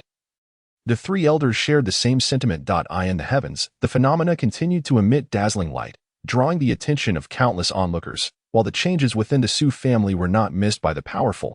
One after another, they flocked to the Su residence, eager to uncover the truth. Some with ulterior motives even contemplated forcibly entering the Su residence to disrupt the breakthrough, but upon noticing the three elders present, they hesitated and retreated. Suu. It was him once again. He had broken through merely after the competition concluded. What was his intention? Some first-rate families and dynasties, previously eyeing the Su family with greed, could not help but temper their ambitions, for it seemed that the Su family was truly on the rise, and not merely in the future. Su Yu's actions at present were sufficient for the sacred lands to place substantial bets on him. Under the watchful gaze of various factions, the celestial phenomena continued to swell. Ultimately, beneath the great sun, a grand and imposing architectural phantom slowly materialized. The colossal 18-story structure. Each level exhibited unique phenomena. Hell, the great sun suppresses the abyss. Why does the manifestation of the suppressive body appear so prematurely? The changes are significant. It does not resemble a pure suppressive body. Observing this scene, the crowd was once again struck with shock. They could not fathom why Su Yu's suppressive body appeared so different from the records. Moreover, that it was even more formidable than many of the top 100 physiques that had already manifested. Under their scrutiny, the great sun suppressed the hellish phenomena, ultimately merging with it. 9 colossal spiritual energy dragons roared towards the heavens, emitting a clear dragon's cry, before soaring towards the great sun. Eventually, the 9 spiritual energy dragons adhered to the sun as if they were stickers, imprinting themselves upon it. The roaring ocean of spiritual energy was relentlessly evaporated by the great sun, transformed into the purest energy, until the sun finally coalesced into a round, golden orb. As the gathered spiritual energy dissipated, the golden orb swiftly descended, plunging into Su Yu's body. Boom! The Dan is condensed, accomplished. Chapter 029. Elders, there is no need for concern. I, Su Yu, am wholeheartedly devoted to the path of cultivation. Has it finally concluded? The onlookers released a collective sigh of relief. The commotion from this breakthrough had been excessively grand, stretching from the early hours of the night until dawn. However, before they could approach, the once stabilized aura within the ruins began to surge explosively once more. Second-level Dan condensation, third-level Dan condensation, fourth-level Dan condensation. In the blink of an eye, the aura emanating from the ruins reached the pinnacle of the fourth-level Dan condensation. Those who sensed this scene, even the well-versed elders from the sacred lands, stood frozen in disbelief. Time seemed to stretch on indefinitely. Amidst the gathered crowd, gasps of astonishment erupted. Is you truly the chosen one? Not only did he refine the golden pill, but after condensing the pill, he immediately broke through 3 minor realms? Such a prodigy. Even the awakening of the primordial chaos body from ancient times could not have achieved such feats. The most astonishing part is that his foundation shows no signs of instability whatsoever. Ordinary individuals experience instability after breaking through 1 or 2 minor realms, yet Su Yu's successive breakthroughs yield no adverse reactions. How can one possibly accept this? Could it be that the Su family is destined to become the first Holy Realm family? The foremost Holy Realm lineage of our time.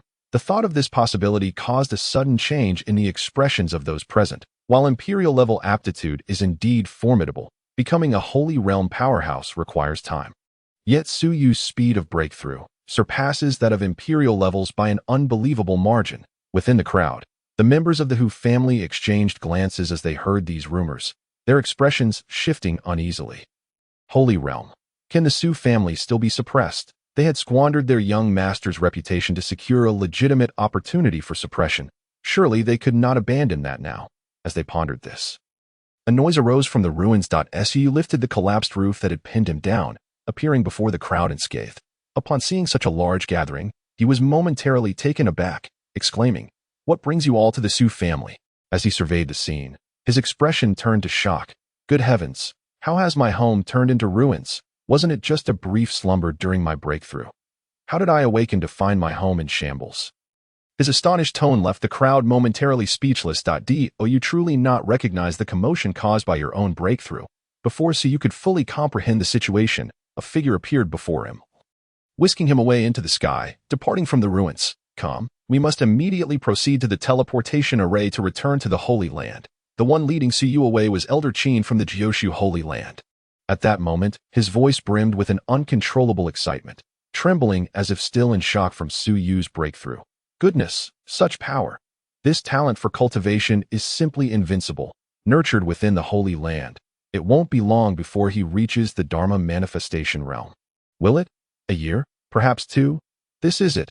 Before the Golden Age dawns, if we cultivate Su properly, he might ascend alongside the Imperial Sun. Perhaps he could even tread the path to immortality, as the elder who discovered Su. The benefits are beyond imagination. A treasure, a grand treasure. Elder Qin's thoughts raced, his gaze fiery and amiable as he looked at Su, saying, "My dear, Su, I may lack abilities, but if you require anything, feel free to seek me out.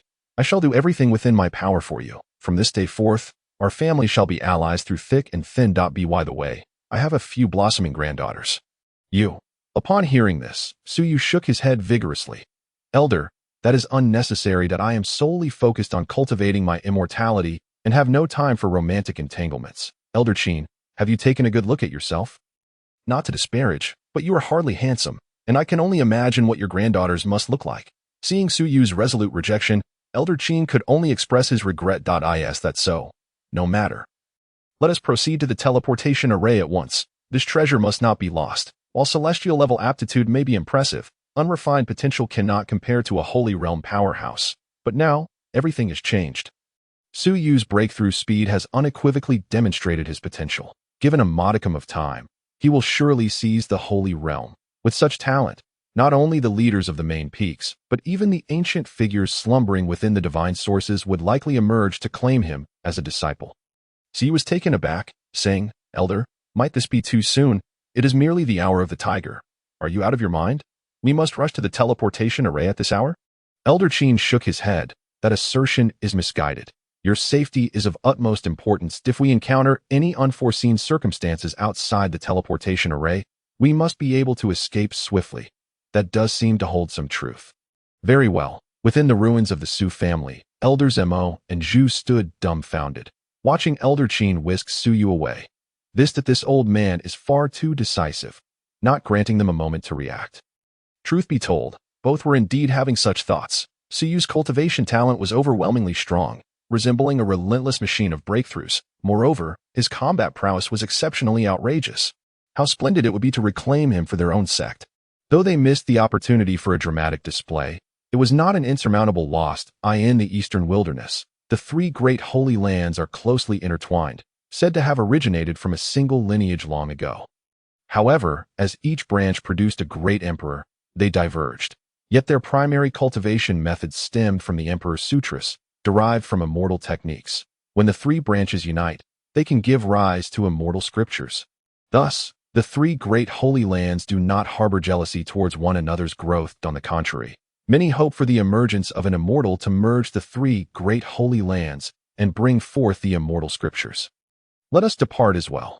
Elders Mo and Zhu regained their composure and spoke. However, before they left, Elder Zhu cheerfully addressed Su Yuxing, saying, "Patriarch Su, remember to send Wanqing and the others to the teleportation array later. We shall need your assistance to claim the rewards for the Su family. This time, the rewards may be quite substantial. Qin, you should come along as well." With that, Elder Zhu couldn't help but cast an envious glance at Su Yuxing. This lad truly is fortunate. When Su Yuxing participated in the Young Talents competition, he was still an assessment elder, yet now he has reached the tribulation realm, and he remains an assessment elder. The key point is that this lad has produced 4 offspring with such potential. What luck! Truly, what luck! Back then, in a team of 20, only he and Chun Zhongtian survived. These two really are not incredibly fortunate. Having said that, Elders Zhu and Emo shook their heads and left the ruins of the Su family. Others, witnessing this, also departed, leaving Su Yuxing and Chen Zhongtian standing there, utterly bewildered. Rewards, quite substantial. Chapter 30. Returning to the Holy Land. Heartfelt conversations, secrets of the Holy Land. As time passed, following Su Yu's incident, the residents of the talented city were destined to find sleep elusive. Soon enough, at noon, the teleportation point in Talented City was already thronged with people.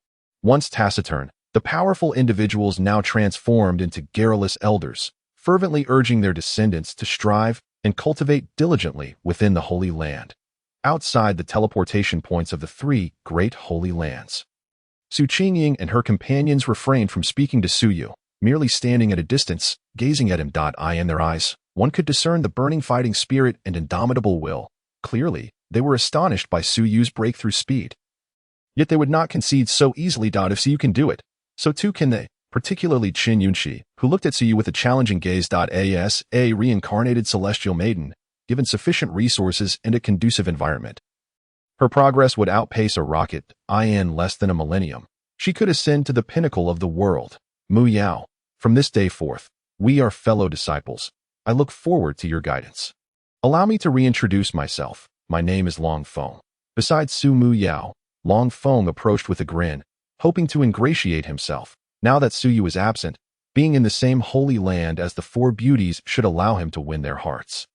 If nothing else, he might still enjoy some fleeting romance. The rest are mere embellishments. The non-death divine phoenix body of Su Mu Yao is the true prize. Su Mu Yao cast a glance at the grinning Long Feng, her eyes revealing a hint of impatience as she replied dismissively, "Oh, what dragon god body, what ancient allure. Bah, there is no way I would ever associate with this insipid fool. Absolutely impossible." Su Mu Yao was acutely aware of her own feelings. Someone she disliked would never evoke any fondness, not even at first glance, like someone with Long Feng estimating her. Long Feng remained undeterred by her attitude, continuing to attempt conversation with Su Mu Yao. The 3 bystanders exchanged exasperated glances. He truly a dragon god body, so overly eager. As noon arrived, the teleportation array of the 3 great holy lands suddenly radiated brilliant light. The essence of the void began to permeate the air. Witnessing the spectacle, the 3 elders simultaneously waved their hands, and 3 colossal warships appeared before the crowd. Board the ships, we set sail. Whoosh, whoosh, whoosh. Figures soared into the air, landing on the warships of the 3 great holy lands. Once everyone was aboard, the warships gradually navigated towards the spatial passage. As the vessels neared the entrance, Su Qingying and her companions exchanged glances with Su Yu, who wore a broad smile aboard the Jiuxia warship. 3 years hence, we shall meet in the secret realm. The 4 silently vowed in their hearts. Swish, the warships vanished. An hour later, the ship sailed steadily through the void of the teleportation. In the cabin, Su Yu returned to his own room, gazing out at the encroaching darkness beyond the window, murmuring to himself, "In just a month, I shall officially commence my cultivation, for the sacred land is formidable." It is also laden with rules that Su Yu remained uncertain about which mentor he would follow, but he hoped for the freedom to forge his own path, while a methodical approach to cultivation would yield some progress. It could never rival the achievements of the favored children of destiny.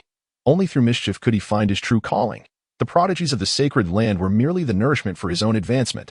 Not to mention, among the talented individuals joining the Jiuxiao sacred land, there were 5 or 6 with red destinies, all drawn towards him. They're all good kids, so you couldn't help but reflect. They were unwittingly providing him with experience. Truly benevolent souls, regardless of their actions, be it destruction or plunder, as long as it was aimed at these children of fortune, he could reap rewards. Such vast opportunities for maneuvering were simply delightful. Furthermore, there was also the golden destiny of Chu Tian. Having been soundly beaten by him, this fellow might harbor some resentment. In any case, if they crossed him, he would retaliate. If provoked, he would strike them down.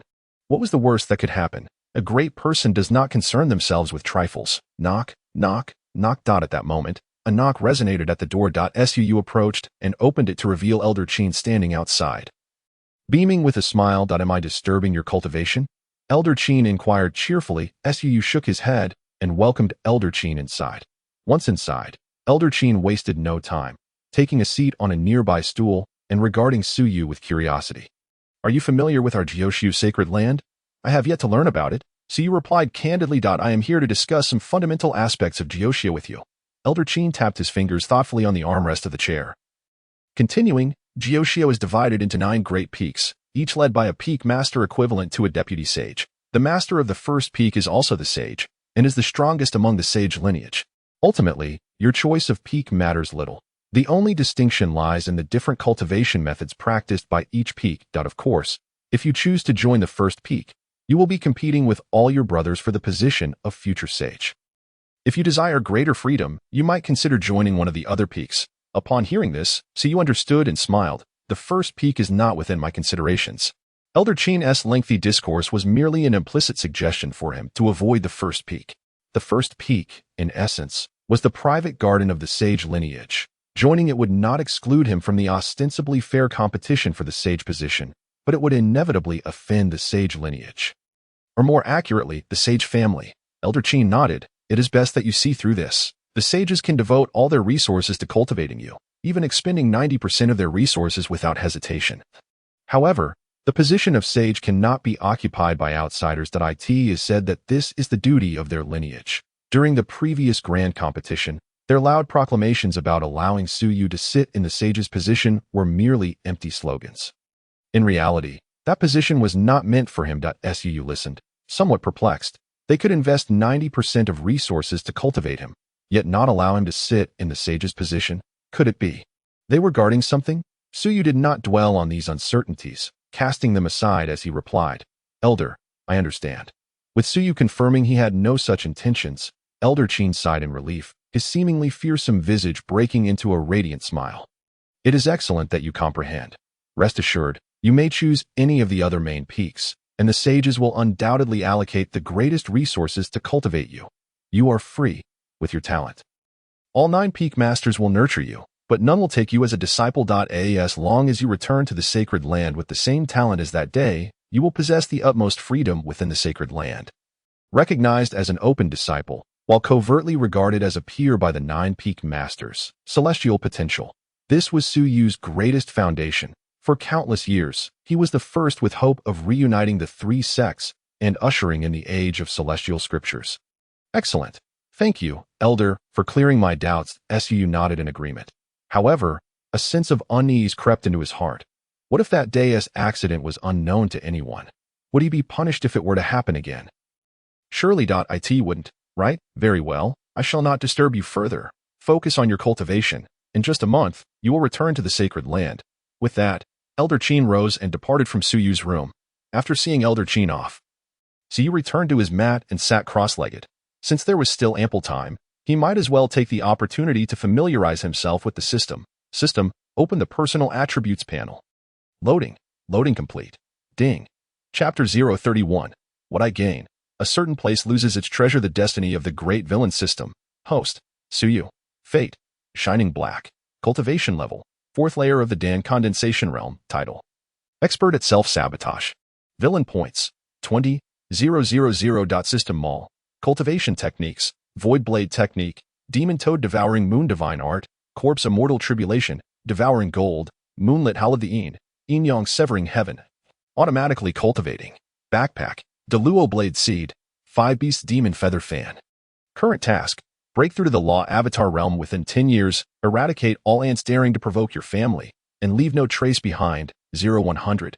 Gazing at his data, Suyu felt a sense of satisfaction. Though his cultivation at the 4th layer of the Dan Condensation Realm appeared modest, among the younger generation, he already stood at the pinnacle under 20 years of age in the Dan Condensation Realm. He was a rare existence even throughout history. Although this level of cultivation pales in comparison to the adversaries I will face, with the protection of the sacred land, I will surely catch up swiftly. Suyu was acutely aware of his circumstances. This level of cultivation was not something to boast about. Without reaching the Law Avatar Realm, he remained quite weak. However, this newly refreshed task, upon seeing the updated task Suyu felt a wave of despair. Tio reached the law avatar realm in 10 years. What kind of joke was this? Even 20 or 30 years might not suffice to attain the law avatar realm, let alone the possibility of achieving the divine spirit. Not wanting to dwell too much on the task, Suyu shifted his focus to the system mall, which he had yet to explore. He was curious about what treasures might reside within. With a hint of anticipation, Suyu pressed the next to the system mall.in. The next moment, the system screen transitioned. Lines of data began to refresh continuously. And with each new line, Suyu's pupils involuntarily contracted. Undying Celestial Blade, a lower realm weapon from the Undying Celestial Emperor. Price: 10 million villain points. Random teleportation talisman. Can teleport to any corner of the celestial realm. Price: 100 million villain points. Forbidden Blade. Reverse scale, forged from the reverse scales of 1,000 dragons. Price: 100 million villain points. The further he scrolled, the more his pupils trembled, and his hands began to shake. What on earth is this? These are truly divine weapons beyond comprehension. They even craft weapons from dragon reverse scales. If one were to strike down with such a blade, the continent would surely split in two. And could he even afford to buy these? Even if he could, he wouldn't dare to reveal them. Just a hint of such power would attract the attention of top-tier experts from across the continent. Not to mention those ancient beings sealed for countless years. This is madness. Suyu dared not linger, quickly flipping to the last page to find items within his purchasing power. Limited time flash sale. Golden Crow Transformation Visualization Technique. Original text enables visualization of the Golden Crow transformation within the mind, honing the divine soul. Golden Crow Clan Heart Method. Price: 4,999 villain points. Limited time flash sale. Ancient Divine Statues Collection. Observe the strongest 1,000 divine statues from ancient times. Cultivating Divine Spirit Laws. Price: 4,999 villain points. Limited time flash sale. Divine Elephant Suppressing Prison Technique. Inspired by the ancient might of a certain being observing the heavens. Price: 4,999 villain points. After seeing these 3 limited time flash sale items, Suyu finally managed to calm his racing heart. These 3 are excellent. He decided to purchase them. System: purchase these 3 limited time flash sale items. Ding. Purchase successful. Villain points -14, 997. Items have been stored in the system backpack. Hearing the system's notification in his mind, Suyu decisively exited the system mall. He couldn't afford to linger here. The items within were far too tempting. And just one of those direct ascension cards to the great sage nearly made him lose his resolve. Nonetheless, Suyu was acutely aware of the pros and cons. In this low realm, he would need to refine for a long time to reach the perfect state, just like with Divine Spirit, unless absolutely necessary. When breaking through to Divine Spirit from Dan condensation, he would choose to cultivate and break through on his own rather than relying on the system. This is because the Divine Spirit realm represents a pivotal juncture that if he could cultivate a unique and powerful Divine Spirit at the peak of Dan condensation, then in the Divine Spirit realm, he would be invincible, swiftly advancing to the Law Avatar realm. Certainly, the primary obstacle for Suyu remains the price, an astronomical 200 million villain points. Could he dare to dream? Dare he? The Golden Crow Transformation Visualization Technique and the Divine Elephant Suppression Divine Skill have been added to the cultivation methods and are now undergoing automatic refinement. The mere names of these 2 techniques exude an air of dominance. Especially the Divine Elephant Suppression Divine Skill. Upon their inclusion in the cultivation methods, both techniques have already achieved the initial stage of proficiency. This is a significant advantage for Suyu, regardless of how arduous the scripture may be. As long as the system acquires it and adds it to the cultivation methods, it will automatically reach a basic level of mastery. If he were to cultivate it himself, Suyu would need to reach the introductory level before he could incorporate it. Suyu has not delved too deeply into these 2 techniques. With the system's assistance, he hardly needs to comprehend them, merely extracting the experience points for automatic cultivation at the designated intervals. The ancient Divine Elephant Tome. Suyu's gaze gradually settled upon the ancient tome nestled in his backpack. This is what he must endeavor to comprehend at this stage, laying a solid foundation for divine essence. Integrating the aspect of divinity into the golden elixir is the essential task that Suyu must undertake. Being born into a prominent family has its advantages within the confines of familiar realms. He can avoid errors, mitigating all risks and swiftly enhancing his own capabilities. In a fleeting thought, a small tome fell into Suyu's hands. Gazing at the ancient characters inscribed upon it, Suyu experienced a momentary illusion. As if myriad divine figures had manifested before him, Instinctively, he turned to the first page, revealing an illustration brimming with profound significance. The first divine aspect of all eternity.as, Su became engrossed in his study of the ancient divine elephant tome. Countless light years away from the Lishuan heavenly continent, on a blazing ancient star of life, this ancient star resembled a sun at its zenith, radiating heat that nearly permeated 100 light years of space. Were it not for the solar divine body and other fire attribute cultivators approaching, they would likely be evaporated before even nearing the ancient star. Even a formidable being of the Calamity Yang realm would be reduced to mere ashes. Yet, at this moment, a piercing scream of terror and fury shattered the celestial silence across countless light years. Where is the clan visualization technique of my Golden Crow tribe? Damn it. Who has stolen our ancestral heart method?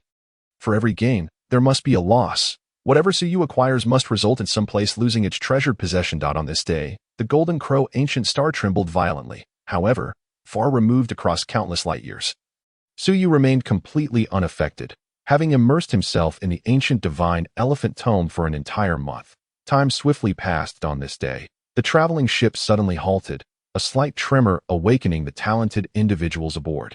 As they opened their eyes, Elder Chin's voice resonated calmly. Everyone, disembark immediately.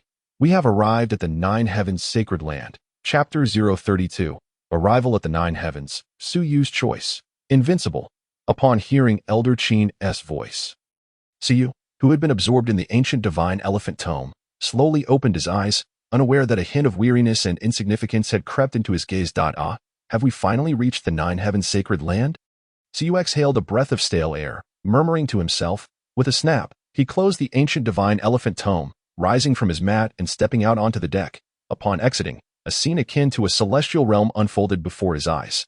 9 colossal floating peaks loomed majestically, beneath which lay the residences of the outer disciples, the most populated area. The abundance of spiritual energy here exceeds that of Su's family by at least tenfold. This is hardly surprising. The 3 great sacred lands have stood unwavering in the eastern wasteland for countless years, their resources and spiritual veins innumerable. Cultivated by mighty beings who personally relocated high-level spiritual veins to the Nine Heavens Sacred Land, thus establishing its reputation as a cultivation sanctuary. Reside within any of the 3 sacred lands. Ordinary individuals have little desire to venture into the outside world, except for those prodigies seeking to carve out their names beyond the sacred land.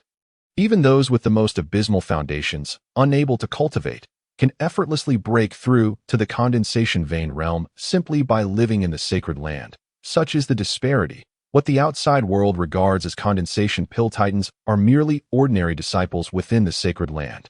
Divine essence sovereigns are but outer sect stewards, while law aspect and calamity shadow are merely outer elders. Only by breaking through to the Calamity Yang realm can one be reassigned to one of the 9 main peaks as an elder. This exemplifies the profound heritage of the sacred land, and this is merely the current configuration in the late period of the end-of-law era, were it in a great age or the early period of the end-of-law. Aspiring to become an elder would be impossible without reaching the quasi-holy realm. Everyone disembark. Those who excelled in the great talent competition and possess exceptional aptitude will be escorted by disciples from the 9 main peaks for registration. Elder Chin announced from the forefront of the warship's deck.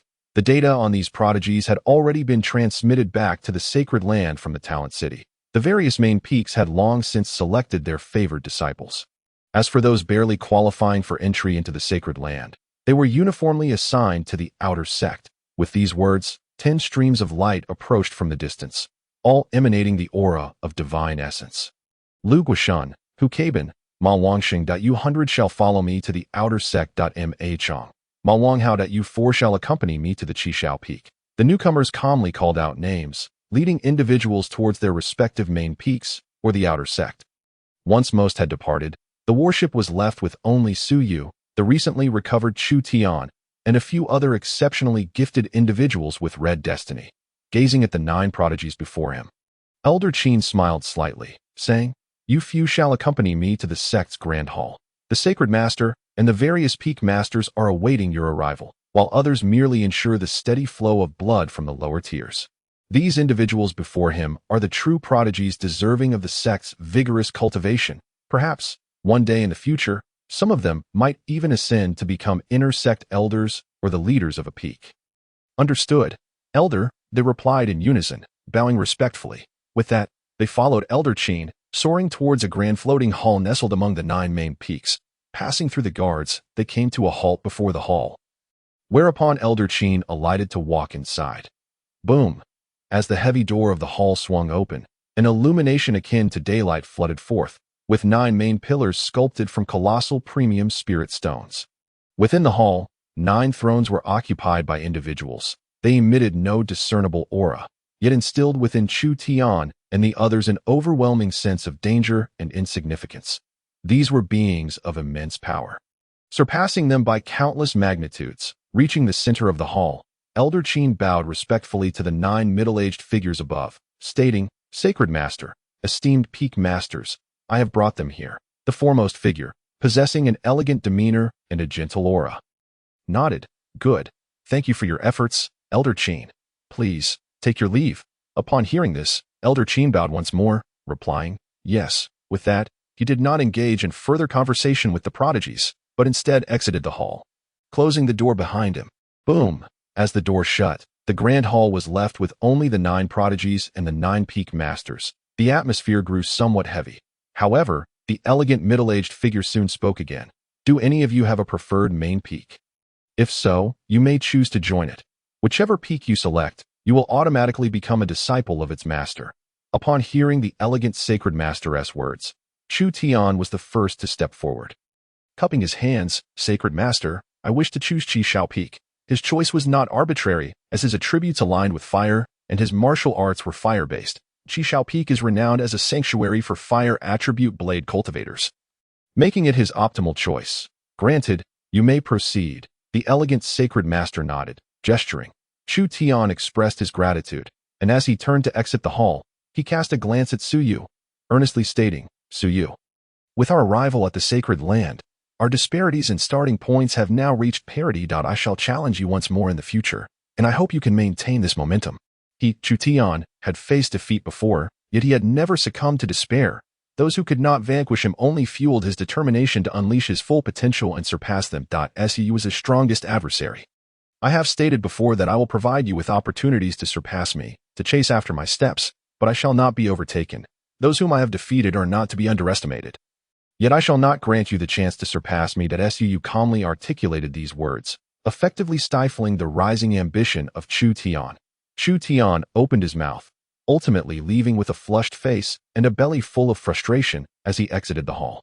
Su Yu's declaration elicited peculiar glances from the 9 peak masters. The young man truly possesses a commendable level of arrogance. However, his qualifications indeed afford him such audacity. The other 7 prodigies of Red Destiny also made their selections, joining their preferred main peaks. Among the 9 peaks, Shen Xiao, Qi Xiao, Bi Xiao, Dan Xiao, Jing Xiao, Yu Xiao, Lang Xiao, Zi Xiao, and Tai Xiao. Only Shen Xiao and Tai Xiao remained unchosen. At this moment, within the hall, only Su Yu and the 9 peak masters remained. The elegant sacred master regarded Su Yu standing at the center of the hall. A warm smile graced his face as he softly inquired, "Su Yu, may I ask, which peak do you wish to begin your cultivation with? Your qualifications may require reassessment." Upon hearing this, Su Yu immediately inquired, "Why is a reevaluation necessary?" "Because, you see, should you pass, none of the 9 peaks can accept you as a disciple individually." The refined sage lord gazed at Su Yu, his eyes gradually brightening with anticipation, and gently remarked, "If your aptitude truly aligns with what was measured that day, you and I, along with the other 8, could become brothers in arms. Alternatively, you may choose to refuse, and simultaneously you could join any of the main peaks. What do you think?" Once the sage lord finished speaking, a smile graced Su Yu's lips as he replied, "Then let us proceed with the reevaluation. Having resolved to be invincible, it is only fitting to maintain that state of invincibility. Is it not? Ha ha ha. Splendid. Then let us begin the reevaluation." Chapter 033. Among the top 50 of eternity, the celestial king of 9 heavens appears. The reevaluation of one's talents is not an unreasonable endeavor. To attain greater privileges, one must be willing to pay the corresponding price, and in his case, the price is minimal. That is to undergo the reevaluation of his talents. Even if the reevaluation does not reveal celestial level aptitude, it matters not, for he shall still receive the utmost preferential treatment. If the masters of the 9 peaks believed him to possess celestial level aptitude, they would not have suggested a reevaluation. Thus, even if he does not possess celestial level aptitude, He stands to lose nothing. Very well. Let us commence the evaluation. The refined sage lord chuckled heartily, waving his hand as an even more exquisite testing crystal steel descended before Su Yu. Simultaneously, a weathered scroll floated into view before him. This aptitude testing steel was bequeathed by the immortal ancestor who founded the nine heavens, intended to find a worthy successor for his celestial techniques, and this scroll contains the most profound and mysterious techniques of our nine heavens. If you can resonate with the divine statues within, your status here will be unparalleled. Even we shall not possess the authority to command you. At this point, the sage lord's smile turned solemn, his expression gravely serious. While celestial aptitude is indeed formidable, without the ability to communicate with the divine statue, one cannot expect to receive the full support of the nine heavens for cultivation. Now, proceed. The refined sage lord waved his sleeve, infusing a powerful spiritual energy into the testing steel, activating it. Demonstrate the talents you possess. Only then, when the forthcoming golden era arrives, shall you be deemed worthy to compete with the ancient prodigies. Upon hearing this, Cu exhaled, placing his hand upon the steel, effortlessly summoning a thread of primordial spiritual energy from the depths of his being. Boom. Bang. However, this time, as Suyu's spiritual energy was absorbed by the testing steel, an aura of terrifying intensity emanated from within the steel that it was alarming. Waves of energy surged, reverberating through the grand hall, causing it to tremble. Brilliant light erupted, akin to a myriad of blossoms blooming in spring, filling the entire hall with radiance. Crack. A crisp sound of fracturing echoed as a delicate fissure began to spread across the steel. In the next moment, the brilliance faded away. Only a few bold characters at the center of the steel remained aglow. Constitution, Great Sun Suppression Body, Aptitude. This time, it was no longer the suppression body, but rather, the new constitution that Su Yu had attained upon breaking through to the Golden Core stage, merging with the Great Sun. The aptitude column remained blank. Witnessing this scene, the masters of the Nine Peaks felt their pupils constrict in shock. Could it be that even this chaotic crystal steel could not detect his aptitude? Celestial aptitude? Or perhaps an even more potent aptitude that transcends the limits of this realm? Before the masters could comprehend the implications, Su Yu had already withdrawn his hand, grasping the weathered scroll, and with a swift motion, unfurled it. The previously blank scroll began to emanate a crimson glow under Su Yu's focused gaze. Soon after, crimson lines began to outline a familiar divine statue within the scroll, one that Su Yu had previously encountered in the Eternal Divine Statues album. The divine form of the Celestial King of Nine Heavens, ranked 50 in the annals of eternity. As the divine form of the Celestial King took shape, an image unfolded before Su Yu's eyes. A divine king clad in crimson robes, with an immeasurable divine form, ruled over the cosmos, commanding the lower realms, suppressing an entire era. No one could rival his supremacy, as he alone traversed the path of immortality. In this illusion, the divine statue within the scroll seemed to respond to a summons, radiating light as if it sought to break free from the scroll and merge with Su Yu's golden core. However, at this critical moment, Su Yu abruptly regained his senses and waved his hand, interrupting the scroll's actions. The imprint was broken, and the scroll's radiance dimmed instantaneously, rolling itself back up. Phew. I almost let that divine form take control. Su Yu sighed in relief within. During his time aboard the warship while observing the Eternal Divine Statues album, he had interrupted such situations countless times. He had no intention of merging with the divine forms of these beings. Each divine form carries its own path of law. He had no desire to pursue the one ranked 50. If he were to choose, it would be the one ranked first. Why did you not accept the imprint of the divine form? The 9 onlookers above the grand hall, who had been watching intently, were now taken aback by Su Yu's refusal of the divine form. Expressing their astonishment, Do you realize that what you rejected is one of the most powerful divine forms to rank among the top 50 throughout eternity? The top 50 of eternity, in the current realm of cultivation, formidable divine forms are tightly held by the major sects and imperial clans. Those outside merely aspire to obtain inconsequential divine forms, with only a few possessing slightly stronger ones. The top 50 of eternity represents a terrifying existence. If one could establish a divine form and foundation with such high rank, the path to becoming an emperor would be unobstructed. Even the 9 of them once fantasized about cultivating such a powerful divine form. Yet afterwards, the scroll exhibited no response whatsoever. When they opened it, they found it to be a blank tome devoid of words. Not only them. Throughout the 9 heavens, since the immortal ancestor's ascension, only his progeny managed to visualize a divine form, And since then, none have succeeded. Countless years have passed, and Su Yu is the first. If Su Yu could merge with it, then when the golden era arrives, the nine heavens would undoubtedly secure a paramount position. At this moment, even the refined sage lord could not help but inquire. Why do you refuse? The other 8 peak masters, though silent, gazed at Su Yu with great curiosity. In their perspective, a so-called scion from a first-rate family, whose home likely only housed a few leaders at the 5th decline of the celestial realm, was hardly qualified to engage with such esteemed divine forms. How did he manage to resist the temptation and refuse? Meeting their inquisitive gazes, Su Yu returned the scroll to the sage lord and earnestly stated, "The divine form is already imprinted in my mind. Had I no choice, I would have cultivated it. But I am still young, and I wish to seek greater opportunities." This was merely his pretext. To merge. He simply needed to open the Eternal Divine Statues album, but he wished to attempt communication with the first. Upon hearing Su Yu's words, the refined sage lord couldn't help but chuckle. Foolish child. Divine forms stronger than that one are not non-existent, but they are not easily found. Even if they were, they would be in the possession of other powerful sacred lands and imperial clans. It is not surprising for a young man to harbor such aspirations. Yet, he remained unaware that the divine forms ranked within the top 50 of eternity are exceedingly rare, perhaps even extinct. Only a handful of sacred lands and imperial clans have control over them. He intended to continue persuading Su Yu to merge now, but the latter resolutely interrupted. 1 year.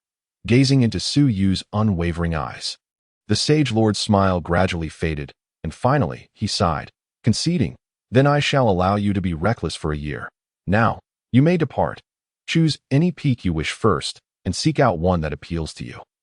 "Thank you, senior brother." Once Su Yu exited, the sage lord wore an unusual expression, chuckling as he shook his head. He truly adapts quickly. However, the ancestor will surely take a liking to him. He is just as audacious. Chapter 034. She wept. She wept. "Woe is me, you scoundrel. You are no human." Upon leaving the sect's grand hall, Su Yu glanced around, uncertain of which peak to reside upon. The sage lord had granted him considerable freedom, allowing him to choose any peak. Yet he truly did not know from which one to begin. "This is troublesome. Had I known, I wouldn't have left so nonchalantly. I should have inquired which peak is more tranquil." He rubbed his temples. Having come this far, it would be unwise to return and ask for directions again. Typically, he would relish chaos, preferring to stir trouble rather than remain idle. But this time is different. He needed to delve into the mysteries within the Eternal Divine Statues album and select a divine form to inscribe into his golden core. "Whatever, I shall find a place to stay for now." After pondering, Su Yu took flight towards Bixiao Peak. He had observed the Bixiao Peak master in the Grand Hall earlier. She was a middle-aged beauty, appearing quite amiable. It would be comfortable to stay with her.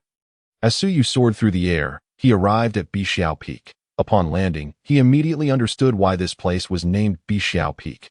Lush greenery adorned the landscape, filled with flowers, various spirit trees, and numerous spirit herbs. Even some precious medicinal plants that a fragrant aroma wafted through the air, calming Su Yu's spirit energy and alleviating his restlessness significantly. Master of the azure sky, the place imbued with the most abundant spiritual essence in the entire sacred realm.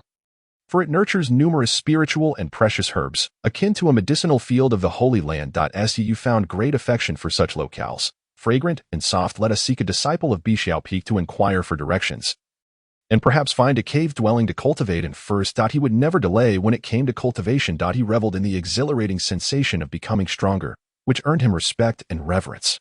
Should anyone dare to disregard him, he would not hesitate to deliver a punch that would bring them to their knees, a delightful feeling indeed.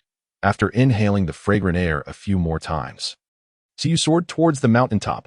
However, just as he ascended into the air, a sudden gust of azure sword energy sliced through the atmosphere, aimed at his lower body. Upon witnessing this, Su Yu's expression shifted slightly. Dragon claw. Buzz. He formed his fingers into a 3-clawed shape, and azure scales, imbued with spiritual energy, radiated a chilling glow from his arms. With a firm grip, Su Yu seized the azure sword energy and crushed it effortlessly. "Unrepentant scoundrel. You dare to appear before me again. Watch as I sever your wretched claws," a shrill voice echoed, and in the next moment, a figure lunged towards Su Yu. Upon seeing the assailant, Su Yu's face changed. He grasped the azure soft sword with his dragon claw. Despite the immense force restraining her, the petite figure could not break free from Su Yu's hold. "Who are you?" Suyu demanded coldly. His expression darkening that it was disconcerting to encounter trouble so soon after arriving at the Jiuxiao sacred land. Was this some kind of jest? Fortunately, the girl before him possessed limited strength, only at the second level of the spirit sea realm, posing no threat to him. Yet, such provocations were undeniably irksome, especially from this exquisite young girl, who likely had countless admirers behind her. With a doll-like face and large, glistening eyes, the girl widened her gaze and exclaimed, "Ah, indeed, a truly despicable man. You've forgotten me already. I shall slay you." Ah, her fierce demeanor appeared rather adorable. However, Suyu was not easily intimidated. With a stern expression, he flung the girl away, retorting, "Who are you? And why do you assault me without cause?" After being hurled several meters away, she halted in midair, fury evident in her eyes. "Who am I? I am a being you cannot provoke. Years ago, you molested me in public. And now you dare to show your face before me? Ah, you shall perish." With that, she charged at Suyu recklessly, sword in hand, her fury only slightly tempered by her appearance. Suyu caught her azure sword once more, tossing her away again. However, this time, he was taken aback. Could it be that daughter of the Liu family? What a coincidence, to randomly choose a main peak and encounter her. This is disastrous. Hey, calm down. I apologize for what happened back then. Please do not act impulsively. Seeing Lu Yunxiao rush at him again, Suyu continued to grip her sword with his dragon claw, flinging her away once more. Yet, the girl seemed tireless, repeating her frantic charge. Apology? If apologies were sufficient, what need would I have for this sword? Lu Yunxiao's large, glistening eyes reddened with anger, revealing her small fangs, presenting an undeniably fierce demeanor. Today, I shall sever your wretched claws. The memory of Suyu's lecherous and sinister visage resurfaced in her mind. And at this moment, even though he appeared quite flustered, he seemed exceedingly wicked. She could hardly comprehend his words. Only a single phrase echoed in her mind. "Little girl, you've grown since we last met. Come, let me examine you. Ah, scoundrel, how dare you? I shall slay you." Lu Yunxiao, head lowered, charged at Suyu with her sword, without a hint of hesitation, determined to confront him regardless of the outcome. However, her innate with spirit physique was inherently supportive. And having never witnessed or engaged in combat, she was wholly unfamiliar with martial arts. She merely swung her sword aimlessly. Observing her frenzied antics, Suyu could hardly suppress his urge to scoff. What deeds had he committed in this identity that even a young girl would seek vengeance against him? 3 years ago, had she not yet matured? What an infuriating turn of events! This scoundrel truly had no scruples.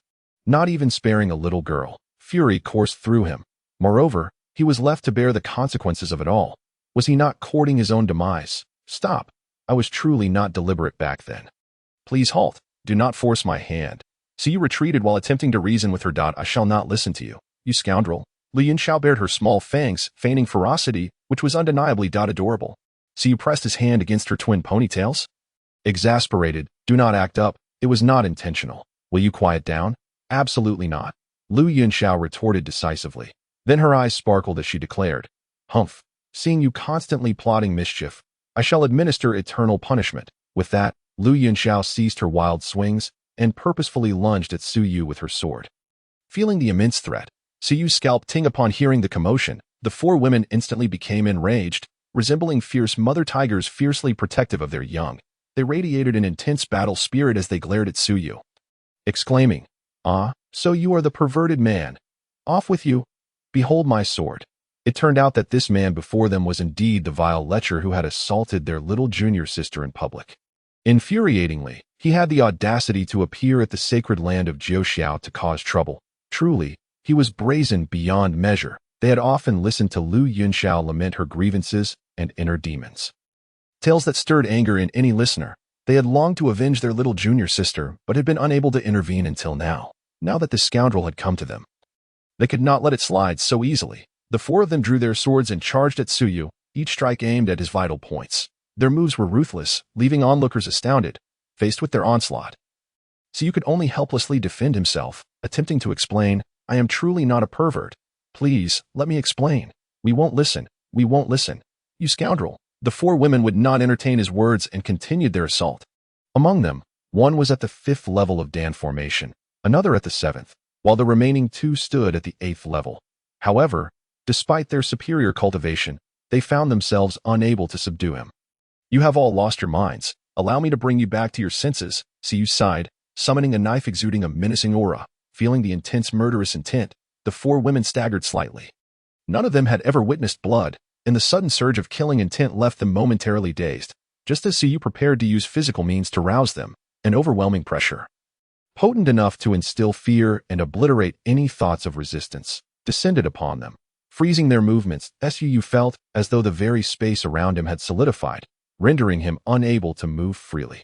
Stop, a gentle voice interjected. Soon after, a graceful woman clad in a flowing azure gown, her long hair cascading to her waist, descended gracefully from the sky. Her speed was remarkable, each step creating the illusion of the space around her receding. In the blink of an eye, she stood before the group. Upon witnessing the arrival of this enchanting woman, Lu Yunxiao and her four senior sisters were taken aback, quickly bowing in respect, exclaiming, "We greet our esteemed master." The elegant woman lightly nodded, her gaze falling upon their drawn swords, and softly inquired, "What transpired here? Why do you all wield swords?" At that moment, Lu Yunxiao darted to her master's side, her petite form resembling a little potato as she leaped into the woman's embrace. Looking up at her delicate chin with a pitiful expression and lamenting, "Master, this is the pervert I told you about," she exclaimed, pointing at Suyu with a pout. Look, he dares to come to our Bixiao Peak to cause trouble. Whoa, my poor little disciple is so pitiful. By the way, master, how did he end up at our Bixiao Peak? You didn't take him as a disciple, did you? Whoa, no way. I don't want such a junior brother."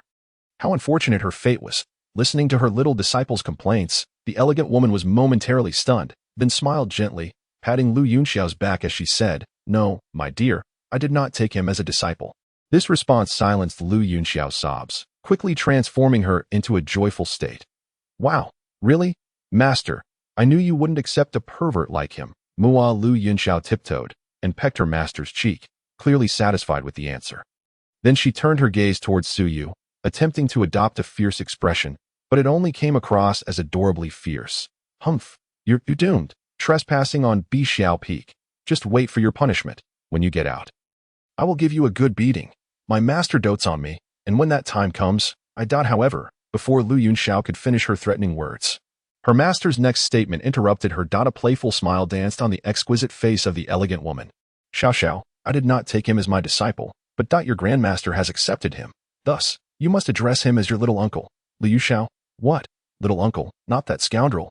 Chapter 036, If I can't escape this, I might as well enjoy myself like a salted fish. That moment, the pride and tears on Lu Yunxiao's face froze, rendering her expression comically absurd. Even her four senior sisters stared in disbelief. "Little uncle, him? Impossible." Lu Yunxiao ceased her tears, staring blankly at her master, stammering, "Master, you aren't joking, are you? He is my little uncle? Impossible. Absolutely impossible. This must be a lie." The elegant woman smiled slightly. "When have I ever joked with you?" As one of the peak masters among the 9 peaks, she understood the significance of Su Yu's talent. He was entirely qualified to delve into the mysteries of the celestial scriptures. Even if he had chosen not to join Jiuxiao, but had gone to Tianxian or Zhuwei, his treatment would have remained the same. The current Holy Lord would not be qualified to accept him as a disciple. Only the surviving ancestors of the sacred lands had that privilege. With the emergence of celestial scriptures, the 3 sacred lands reunited at that moment. Not only in Dongwang, but across the other 4 domains, none would rival them. Those who had not practiced the celestial scriptures would find it impossible for the 3 great orthodoxies to acknowledge one another as leaders. Reflecting on this, the elegant woman turned her gaze to Suyu, her expression gentle as she said, "Su Shidi, since you have chosen to study at Bixiao Peak, then focus on comprehending the Bixiao Essence Spirit technique. If you have any questions, you may come to Bixiao Hall for lectures at the beginning of each month or ask me directly." With a flick of her finger, a tome with a green cover landed before Suyu. Suyu sheathed his knife and accepted the book, bowing respectfully, "Thank you, Shiji." He was not a man of modesty. If he possessed the strength to be invincible, he would not shy away from showcasing it. For that was his greatest asset. Even if it attracted countless enemies, so be it. No matter how the small-minded schemed, he would sever all conspiracies with a single stroke. The elegant woman nodded, continuing, "I have some important matters to attend to outside the sect. So I cannot accompany you, Shidi, to familiarize yourself with Bixiao Peak. How about this? I will have Xiao guide you in selecting a cave residence. You two should have a good talk, and clear up any misunderstandings. As she spoke, she patted Lu Yunxiao's little head, completely ignoring the dazed state of her little disciple. She could see through Suyu's character. He was not the kind of wicked villain with extreme malevolence. In his eyes, there was no trace of hidden debauchery, only a yearning for the pinnacle of martial arts and a hint of trepidation regarding his own insignificance. There might be some misunderstanding between him and her little disciple. After all that, the elegant woman departed. Lu Yunxiao's four senior sisters exchanged glances, each finding an excuse to return to Bixiao Peak. Once everyone had left, Lu Yunxiao's proud little head drooped in defeat. It was over. The people who could support her had all run away. Lu Yunxiao stared at Siyu for a long while, her mentality crumbling. How could this scoundrel possibly be my little uncle? I am doomed. Watching her distress, Siyu could only sigh helplessly. I truly am not a pervert. You must believe me. The events of that year were not my intention, that I swear it. Lu Yunxiao covered her ears, shouting loudly, "No, I won't listen. I won't listen. You scoundrel, stop your nonsense. Follow me. After we choose a cave residence, I will go into seclusion." Fuming, Lu Yunxiao flew toward the cave residence. Seeing this, Suyu could only shrug and follow her. Whatever. If she chose not to listen, it mattered not. He had come here not to seek women, but to cultivate. As for her thoughts, they were of little importance. Bixiu Peak was vast. Within it, there were hundreds of inner disciples. And combined with the 9 major peaks, there were thousands of inner disciples in total. Each inner disciple had a minimum cultivation level of spirit seed. Of course, not every inner disciple had the privilege to apprentice with elders or peak masters. The vast majority could only attend the public lectures held monthly. Afterward, they performed sect tasks to obtain more cultivation resources. Among them, a significant portion remained stuck at the spirit cultivation level, or even the Dan formation level. As the number of newly recruited disciples increased, many would gradually be eliminated from the sect. Survival of the fittest had always been the norm. However, even if they left the sect, their history would still mark them as disciples of the sacred lands. If the sacred lands required assistance, a mere call would summon countless disciples. This was the influence of the sacred lands. Of course, once they left, they could not pass on the cultivation methods they practiced to future generations. They could only rely on their own creativity or seek out other techniques to convey. The only ones who truly remained stable within the sacred lands were the top-tier powers and the descendants of the various elders. All right. This is the area where the elders and our esteemed master reside. These several caves are vacant. Master has allowed you to choose one at your leisure. Upon hearing this, Suyu glanced around at the vacant caves, casually selecting one before stating, "I have chosen." With that, he intended to enter the cave and begin his cultivation. Upon witnessing his actions, Lu Yunxiao was momentarily taken aback, exclaiming in surprise, "Do you not require my guidance to familiarize yourself with Bixiao Peak?" What was this impudent rogue up to? Hadn't my master instructed me to help him acclimate to the surroundings? Was he refusing to do so? Suyu halted his steps, contemplating for a brief moment before responding. "There is no need. Simply provide me with a map of Bixiao Peak, and I shall commence my cultivation." Farewell. His words. Lu Yunxiao felt a surge of joy and promptly tossed him a map before turning on her heel to depart. "This is your own assertion, mind you. Should the master inquire, you must not shift the blame onto me. I am leaving now. Goodbye." Eager to distance herself from Suyu, she hurriedly exited the scene. She had no desire to entangle herself with him. Who could fathom whether this rogue harbored dual personalities, one perverse, the other sane? Seizing the moment while he still seemed rational, it was prudent for her to slip away, lest she suffer dire consequences. Observing her retreating figure, Siyu shook his head. Perhaps this arrangement was for the best. They would remain strangers, allowing the prior events to fade into oblivion. After all, he had no inclination to engage with such matters. He had far too much on his plate. His primary focus was on enhancing his cultivation, striving diligently to improve. Now that he had arrived at the Nine Skies sacred land, the threat posed by the Emperor's tomb had significantly diminished. Yet, this was not a sustainable solution. Unless he intended to remain within the Nine Skies indefinitely, he would inevitably confront the Emperor's tomb.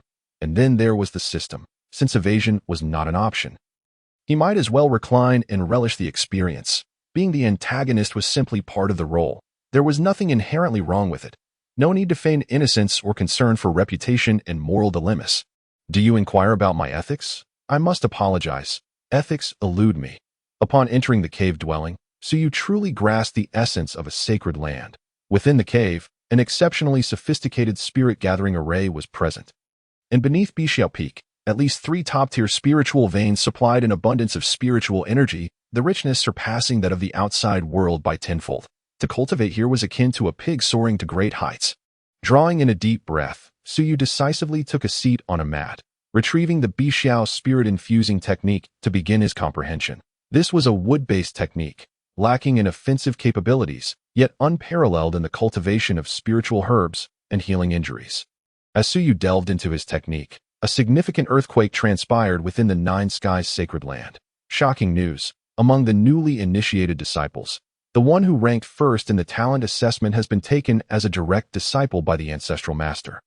Becoming a brother to the 9 Peak Masters. Chapter 037. News spreads, public sentiment rises, angering the masses. In the span of half a month, when this news circulated, everyone was left in a state of bewilderment. A mere youth, not yet a century old, had become a brother to the likes of the Holy Lord and Peak Masters, who were all over 1,000 years old. Absurd. It was essential to note that the Peak Masters were top-tier powerhouses, commanding respect throughout the eastern wilderness. To think they would associate with a lowly disciple of the condensation realm was unfathomable. My heavens, if you claimed this news was false, I might believe you. But alas, it emanated from the upper echelons of the sacred land. Indeed, it is utterly outrageous. Merely being a disciple of the Peak Masters is a matter of great pride. Who would dare dream of being their brother? Who is this person? And what extraordinary talent does he possess to warrant such treatment? Unacceptable. A challenge must be issued. Outer disciples were filled with envy and resentment, while the inner disciples were wholly indignant. Moreover, with the prevalent culture of martial competition in the Nine Skies, strength dictated status. Those powerful could do as they pleased, while the weak were left in awe.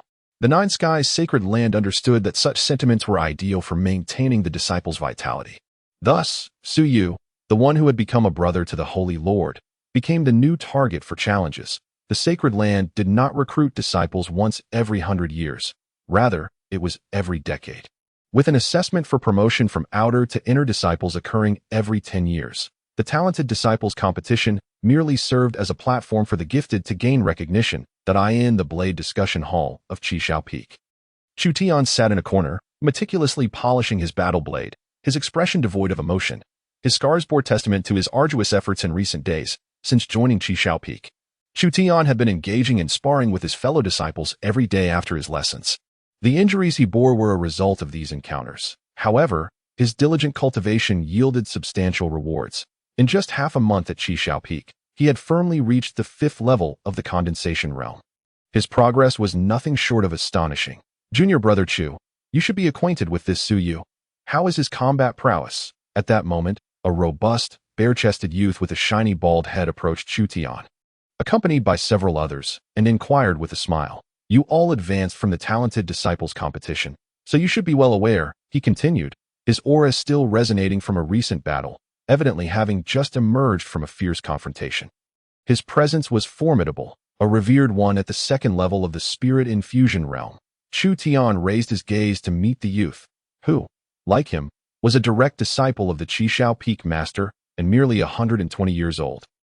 Yet already a revered figure, Brother Lin. This is the very person who defeated me, the one who ranked first in the talent assessment. Chu Tian spoke with remarkable calmness. To him, experiencing defeat was not a source of shame. On the contrary, it allowed him to recognize his own shortcomings. There were always greater talents beyond the horizon. Even among the gifted, there existed those who were anomalies. Brother Lin was taken aback upon hearing this. Is it truly him? I am well aware of your prowess. To think you, at the 4th level of the condensation realm, could contend against a 6th level practitioner, even holding your own against a 7th level one. That he bested you is quite remarkable. Although Chu Tian had only recently joined Bixiao Peak, he had been keenly observant of Lin's efforts and had a high regard for his junior brother. He had also heard that Chu Feng was the top talent of this generation, yet ultimately faced defeat at the hands of another. Though he was unaware of the victor's identity, he could be considered the most humiliated among the first-ranked talents. Chu Tian nodded. Indeed, he is exceptionally strong. And on the day he defeated me, he advanced to the condensation realm, even achieving a divine-grade Golden Dan. The divine-grade Golden Dan surpassed his own 9-dragon pattern Golden Dan in strength. This revelation. Brother Lin's expression shifted slightly. No wonder. A new disciple had been accepted as a disciple by the ancestral master. It turned out he was such a formidable prodigy. Regaining his composure, Brother Lin earnestly remarked, "Continue to train diligently. With your talent, the gap in the condensation realm is not insurmountable. I hope that in the upcoming Talented Disciples competition in 6 months, you can secure first place. That little uncle should also participate." Upon hearing this, Chu Tian's typically calm demeanor finally showed a flicker of change. Grasping his blade, he rose and re-entered the blade discussion hall to challenge others. Witnessing Chu Tian's determination, Brother Lin couldn't help but exclaim, "Such diligence! It seems junior brother Chu has a chance to reach the spirit infusion realm before turning 100. However, the expedition to the secret realm in 3 years may not be within reach."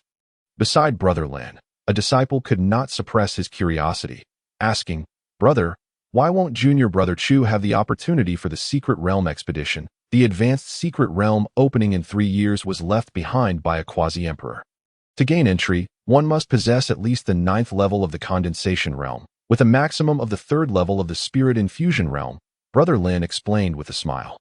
This sacred land is jointly overseen by the 3 great sacred lands and serves as a training ground for their respective disciples. The resources therein grow naturally, and it opens every 20 years. The amount one can obtain relies solely on individual effort, and junior brother Chu is currently only at the 5th level of the condensation realm. Breaking through to the 9th level will be exceedingly difficult. 3 years is hardly sufficient. As he spoke, he glanced at Chu Tian, who was engaged in combat with a 7th level condensation realm opponent, smiled, and then turned to leave. "Come, let me take you to the hidden blade tomb to select new blades." As Brother Lin departed, Chu Tian paid him no mind. His sole focus was on defeating the opponent before him. "Suyu, no matter how high your starting point, I shall pursue you step by step until I catch up. I will defeat you." In contrast to other fated progenies, Chu Tian's mindset and resolve truly epitomized the archetype of a novel's protagonist, unlike typical protagonists who relied on various lewd antics to capture attention. His tenacity was his true brilliance. Flowing fire, heaven's descent. At that moment, Chu Tian's eyes gleamed as he discerned the fleeting weakness of his opponent, withdrawing swiftly before delivering a resounding strike. Boom! Chu Tian wins. The news of Suyu becoming the Holy Lord's and the Peak Master's junior brother spread like wildfire, causing a tremendous uproar throughout the 9 skies. They discussed Suyu's appearance, physique, and cultivation. Another piece of news emerged, inciting fury among numerous inner disciples. "We have found him. The shameless lecher who harassed Lu Shimi of Bixiao Peak has been located. He has joined our 9 skies sacred land." This news bore little impact on outer and ordinary inner disciples. However, it significantly affected the direct disciples of the 9 peaks, as many sought to pursue the lowly like Shimi. The reasons for Lu Yunxiao's aversion to men were well known among the disciples of Bixiao Peak. For a long time, they had harbored resentment. Now that the culprit had been identified, "Who is it? Step forward. I shall make him kneel and call me Yami before I am satisfied. Damn the scoundrel. How dare he join the 9 skies? I will make him regret it." Arg, a group of infatuated disciples, drawn to the lowly archetype, clamored loudly, determined to uncover the true instigator and exact their humiliation upon him. In this eerie atmosphere, time gradually slipped away. Before long, 6 months had passed out on this day. The secluded cave of Suyu was opened. "Junior uncle, Master summons you to meet him." Chapter 038. After half a year of seclusion, the junior brother wishes to stretch his limbs as the stone door of the cave swung open. A rich and fragrant aroma wafted through the air. The female disciple standing outside inhaled this delightful scent. Feeling the spiritual energy within her body become notably gentler. It seemed even the passage of vitality experienced a slight hesitation. This extraordinary state left the female disciples dumbfounded, their mouths agape in astonishment. Goodness, could this truly be a cave inhabited by a boy? And yet it exudes such a captivating fragrance. Inside the cave, Suyu sat cross-legged on a meditation mat. Having remained motionless for a full 6 months, his white robes untouched by a speck of dust, still as pristine as ever, he opened his eyes. A fleeting glimmer of green light flashing within them. After calming the energy inside him, he slowly nodded to the female disciple outside, saying, "Very well, I shall come at once." With a light tap, tap, tap, Suyu rose to his feet. Stepping forward, and beneath his feet, flowers quietly bloomed. As he moved, the flowers swiftly withered away. This phenomenon intensified the wonder in the eyes of the female disciple. When Suyu reached her, she finally regained her senses and promptly bowed, saying, Junior uncle, please follow me. With that, she turned and led Suyu towards the Baishao Palace atop Baishao Peak. Following her lead, Suyu took to the skies. At this moment, he finally took in the grand expanse of Baishao Peak. The colossal mountain was dotted with over 1,000 caves, alongside vast medicinal fields and rare spiritual trees cultivated upon its slopes. Each of these could fetch an exorbitant price if sold in the outside world. Truly, Baishao Peak lived up to its reputation as a breeding ground for spiritual herbs, Suyu mused silently. However, since practicing the Baishao spirit cultivation technique, he had come to understand the uniqueness and significance of Baishao Peak. Upon arriving at the Baishao Palace, Suyu entered to find only the graceful and beautiful master sitting on the sole throne above in the grand hall. The likes of Lu Yunxiao and other close disciples stood on either side. As he arrived, all eyes turned towards him. Suyu's expression remained unchanged as he approached the beautiful master, performing a respectful bow and stating, "I pay my respects to Sister Baishao, I in the realm of the nine skies." Those who inherit the title of Peak Master would abandon their original names, adopting the name of their respective peaks. Baishao was now the name of the beautiful master. "Please, junior brother, take a seat." In the grand hall, everyone else stood, save for a chair that was level with the throne at the center. Once seated, Baishao cut straight to the point, inquiring, "Junior brother, having secluded yourself for half a year, how has your understanding of the Baishao spirit cultivation technique progressed?" As she spoke, there was a hint of anticipation in her voice. Could this prodigious talent have grasped the technique in just 6 months? Hearing their master's question, the 9 close disciples in the hall, including Lu Yunxiao, were momentarily stunned. "Surely," Master jested, "it was well known that while the Baishao spirit cultivation technique was derived from celestial scriptures, its grade rivaled that of imperial-level techniques, belonging to the pinnacle of quasi-imperial tier. Even the most gifted disciples required a full year to merely grasp the fundamentals." Lu Yunxiao couldn't help but murmur. "The Baishao spirit cultivation technique isn't so easily mastered. It took me nearly a year to comprehend it. This fellow exudes such a heavy aura of killing intent. How could he possibly master it?" Lu Yunxiao was not alone in her thoughts. Several of her senior sisters shared her sentiments. Among them, the most talented junior sister had taken 11 months to reach the basics, while the others needed just over a year. How long had Suyu been in the sect? Half a year, perhaps. If he could even comprehend the general gist in that time, it would be impressive, let alone successfully cultivating the technique. In the face of Baishao's slightly expectant gaze, Suyu stood and opened his left hand. A verdant, life-infused spiritual energy gradually coalescing into a sphere as the green glow gathered. All eyes were riveted upon him. Baishao's azure spiritual energy? How could this be? Suyu flicked the azure energy, allowing it to land in the grand hall, then tossed in a seed of spiritual flowered. In the next moment, the spiritual flower seed sprouted with remarkable speed, blooming completely within mere seconds, its fragrance wafting through the air, captivating everyone present. Just a small achievement.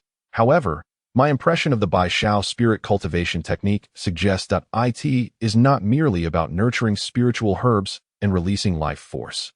Suyu mused, furrowing his brow. The deeper essence of this technique, I believe, lies in nurturing the body. It seems to be shaping some kind of extraordinary constitution. This was the most direct sensation he had experienced since cultivating the technique. The spiritual energy cultivated through the Baishao spirit cultivation technique was nourishing the flesh. He couldn't quite understand why he seemed to face no bottleneck in his cultivation, regardless of the technique. He could almost effortlessly grasp the basics. Moreover, with the function of the System-S technique panel, he could achieve minor successes with hardly any effort. Thinking this, he regarded Baishao with a hint of seeking validation in his gaze. Upon the throne, Baishao's eyes shimmered with considerable astonishment. After listening to Suyu, she reined in her shock and smiled gently, saying, "Junior brother, your guess is quite accurate. The greatest purpose of the Baishao spirit cultivation technique is not in the cultivation of flora but in the self. What you said about shaping the constitution is also correct." She paused for a moment, the softness in her demeanor dissipating, her enchanting face taking on a more serious expression as she continued. "The Baishao spirit cultivation nurtures the flesh, and there lies an opportunity to cultivate the legendary constitution, the Azure Emperor's eternal body," as these 5 words echoed in the grand hall. Everyone present involuntarily shuddered. Is it truly the legendary Azure Emperor's eternal body, brimming with vitality, second only to the immortal body, within the hall? Bai Shao's eldest disciple could not restrain her exclamation of disbelief. Among those present, she was the one who had cultivated the Bai Shao spirit cultivation technique with the most profound understanding, having reached minor success. Yet, she merely sensed a change within herself, feeling the vitality grow richer. Without delving deeper into its implications, for such a notion was utterly astonishing. Could the Azure Emperor's eternal body truly be nurtured by a technique? How could that be? She paid no heed to her disciple's astonishment. Her gaze sparkling with a hint of anticipation as she remarked, "It appears you are indeed the best candidate. I hope to witness the moment you cultivate the Azure Emperor's eternal body." What an immense shock it was. The secrets that no one could fathom had been unraveled by Su Yu, the most challenging technique to master in the Nine Skies, one that demanded exceptional talent and specific gifts, had been effortlessly grasped by the junior brother. If this were to spread, it would surely unsettle several of his senior brothers. Su Yu chuckled lightly, saying, "It's difficult. I just feel something is missing. Sister, may I ask why you summoned me from seclusion?" He did not believe that Bai Shao would interrupt his cultivation merely to assess his progress. Upon hearing his question, Bai Shao replied lightly, "The new disciple competition has commenced. If you do not hurry, the disciples of the Nine Skies might start to complain." As she spoke, she cast a teasing glance at Su Yu. At her words, Su Yu felt somewhat bewildered, unable to comprehend the meaning behind it. What was there for them to complain about regarding his presence or absence? However, after being secluded for such a long time, it would indeed be a good choice to step out and stretch his limbs, testing the fruits of his cultivation. With this thought in mind, Su Yu decisively stated, "Where is it taking place?" "After half a year of seclusion, my junior brother also wishes to exercise his skills. P.S. The 4th update has been delivered. Gifts are appreciated, and feel free to urge for more updates. 7 updates tomorrow." Chapter 039. Su Yu, God of Wealth, come down and face me in battle. At this moment, the martial arts square of the Nine Skies sacred land was a sea of people, as numerous disciples emerged from seclusion to witness the new disciple competition held once every decade. This grand event was a long-standing tradition of the Nine Skies. Each year, the strongest new disciples were determined, providing a target for other newcomers to strive towards. This competition attracted not only the elders, but also the peak masters and even the sacred masters to come and watch.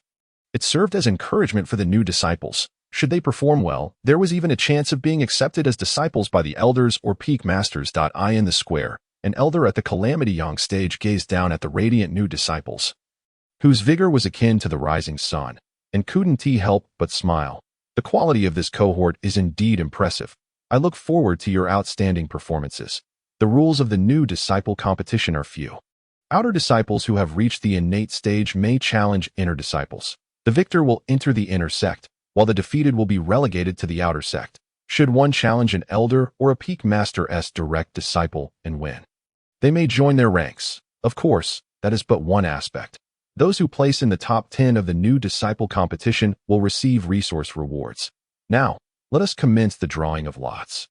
This new disciple competition differed from the celestial talent competitions of the outside world. It was an opportunity for newcomers to ascend. Thus, even those in the innate stage were eligible to challenge.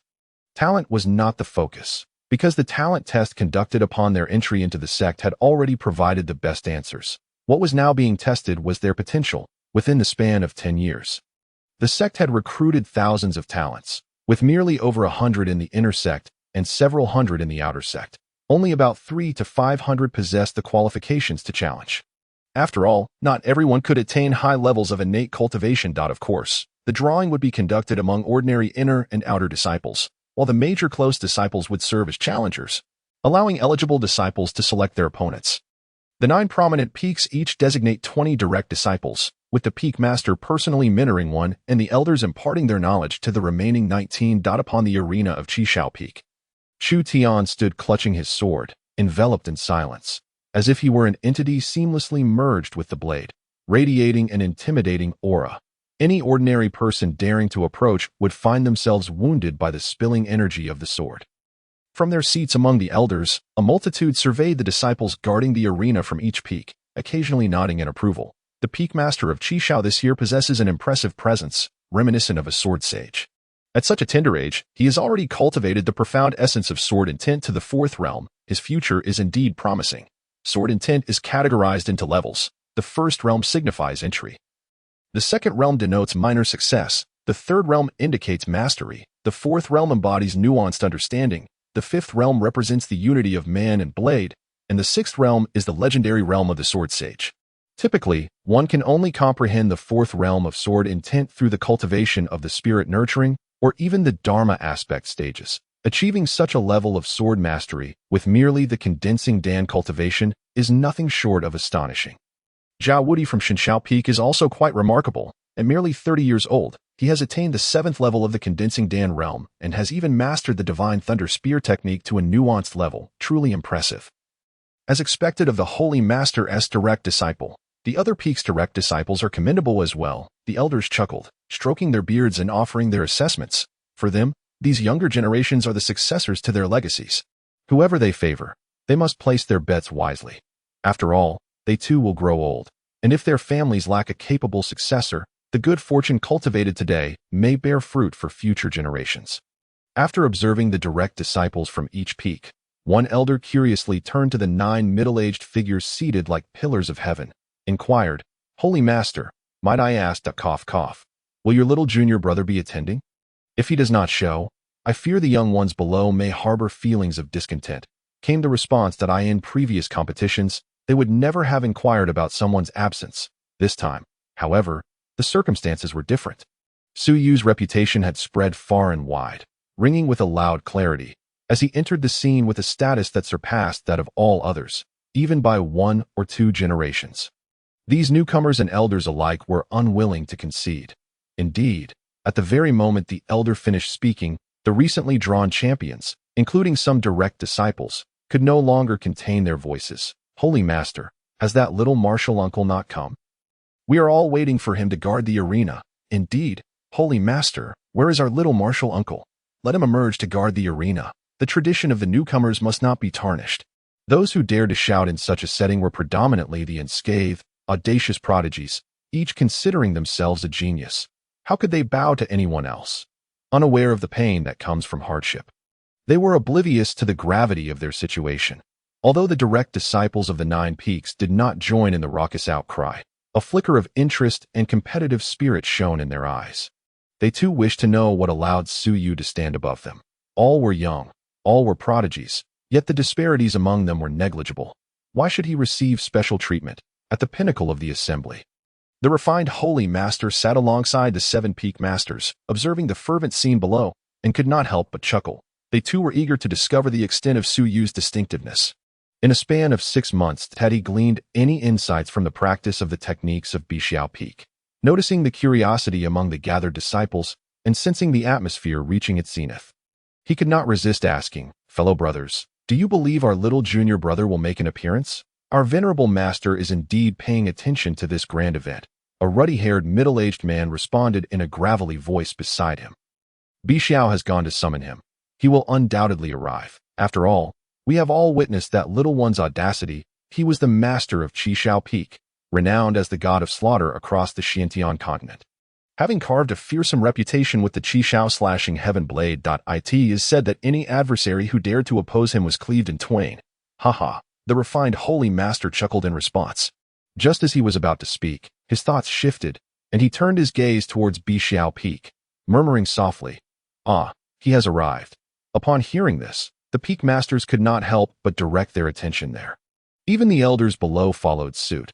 Under their watchful eyes, a graceful woman clad in a green skirt appeared, her figure captivating. With Su Yu closely trailing behind her in snowy white attire, Su Yu emerged. The crowd was momentarily dazzled, particularly the refined Holy Master, whose eyes sparkled upon sensing the aura of the Bixiao essence nurturing technique emanating from Su Yu. Su Yu approached. The refined Holy Master promptly rose. Seeing the Holy Master stand, the rowdy direct disciples immediately fell silent. The plaza instantly hushed. The refined Holy Master scanned all the prodigies with a gentle smile and remarked, "This year's new disciple competition is unlike any before, as we have an unexpected addition alongside the 9 direct disciples. Thus I have decided to offer additional rewards. Whoever can defeat Su Yu will have the privilege to choose any peak master as their mentor and become a direct disciple. Moreover, I shall bestow 10,000 superior spirit stones, a holy realm technique, and a divine painting of a deity." Gasp! Upon hearing the Holy Master's words, Everyone was momentarily taken aback, and in the next moment, the eyes of all participating prodigies in the competition glistened with intensity. Suyu, god of wealth, come down and fight me. Caught off guard, Suyu wore a bewildered expression. What madness is this? Am I merely a soft target for you all? Suyu muttered under his breath in exasperation. What is with these little rascals, insisting on using me as a stepping stone? Is it really necessary to turn me into a high-ranking direct disciple? You cannot defeat me in combat, yet you still have the audacity to challenge me. The Holy Master truly has a knack for drawing attention to me with these rewards. It feels like he is simply trying to elevate my presence. While I do indeed need to put on an act, it does not require such blatant emphasis. Ignoring Suyu's resentful gaze, the refined Holy Master boisterously proclaimed, "All right, let us determine the top 10. The Peak Master's direct disciples may challenge Suyu, while the rest shall compete based on their rankings. Those in the top 10 may challenge him. The 10 spots for Peak Master's direct disciples were reserved, while the remaining competitors would have to earn their places by merit. After all, not everyone is qualified to issue a challenge. The rowdy prodigies erupted in excitement, each one eager to take action without further ado.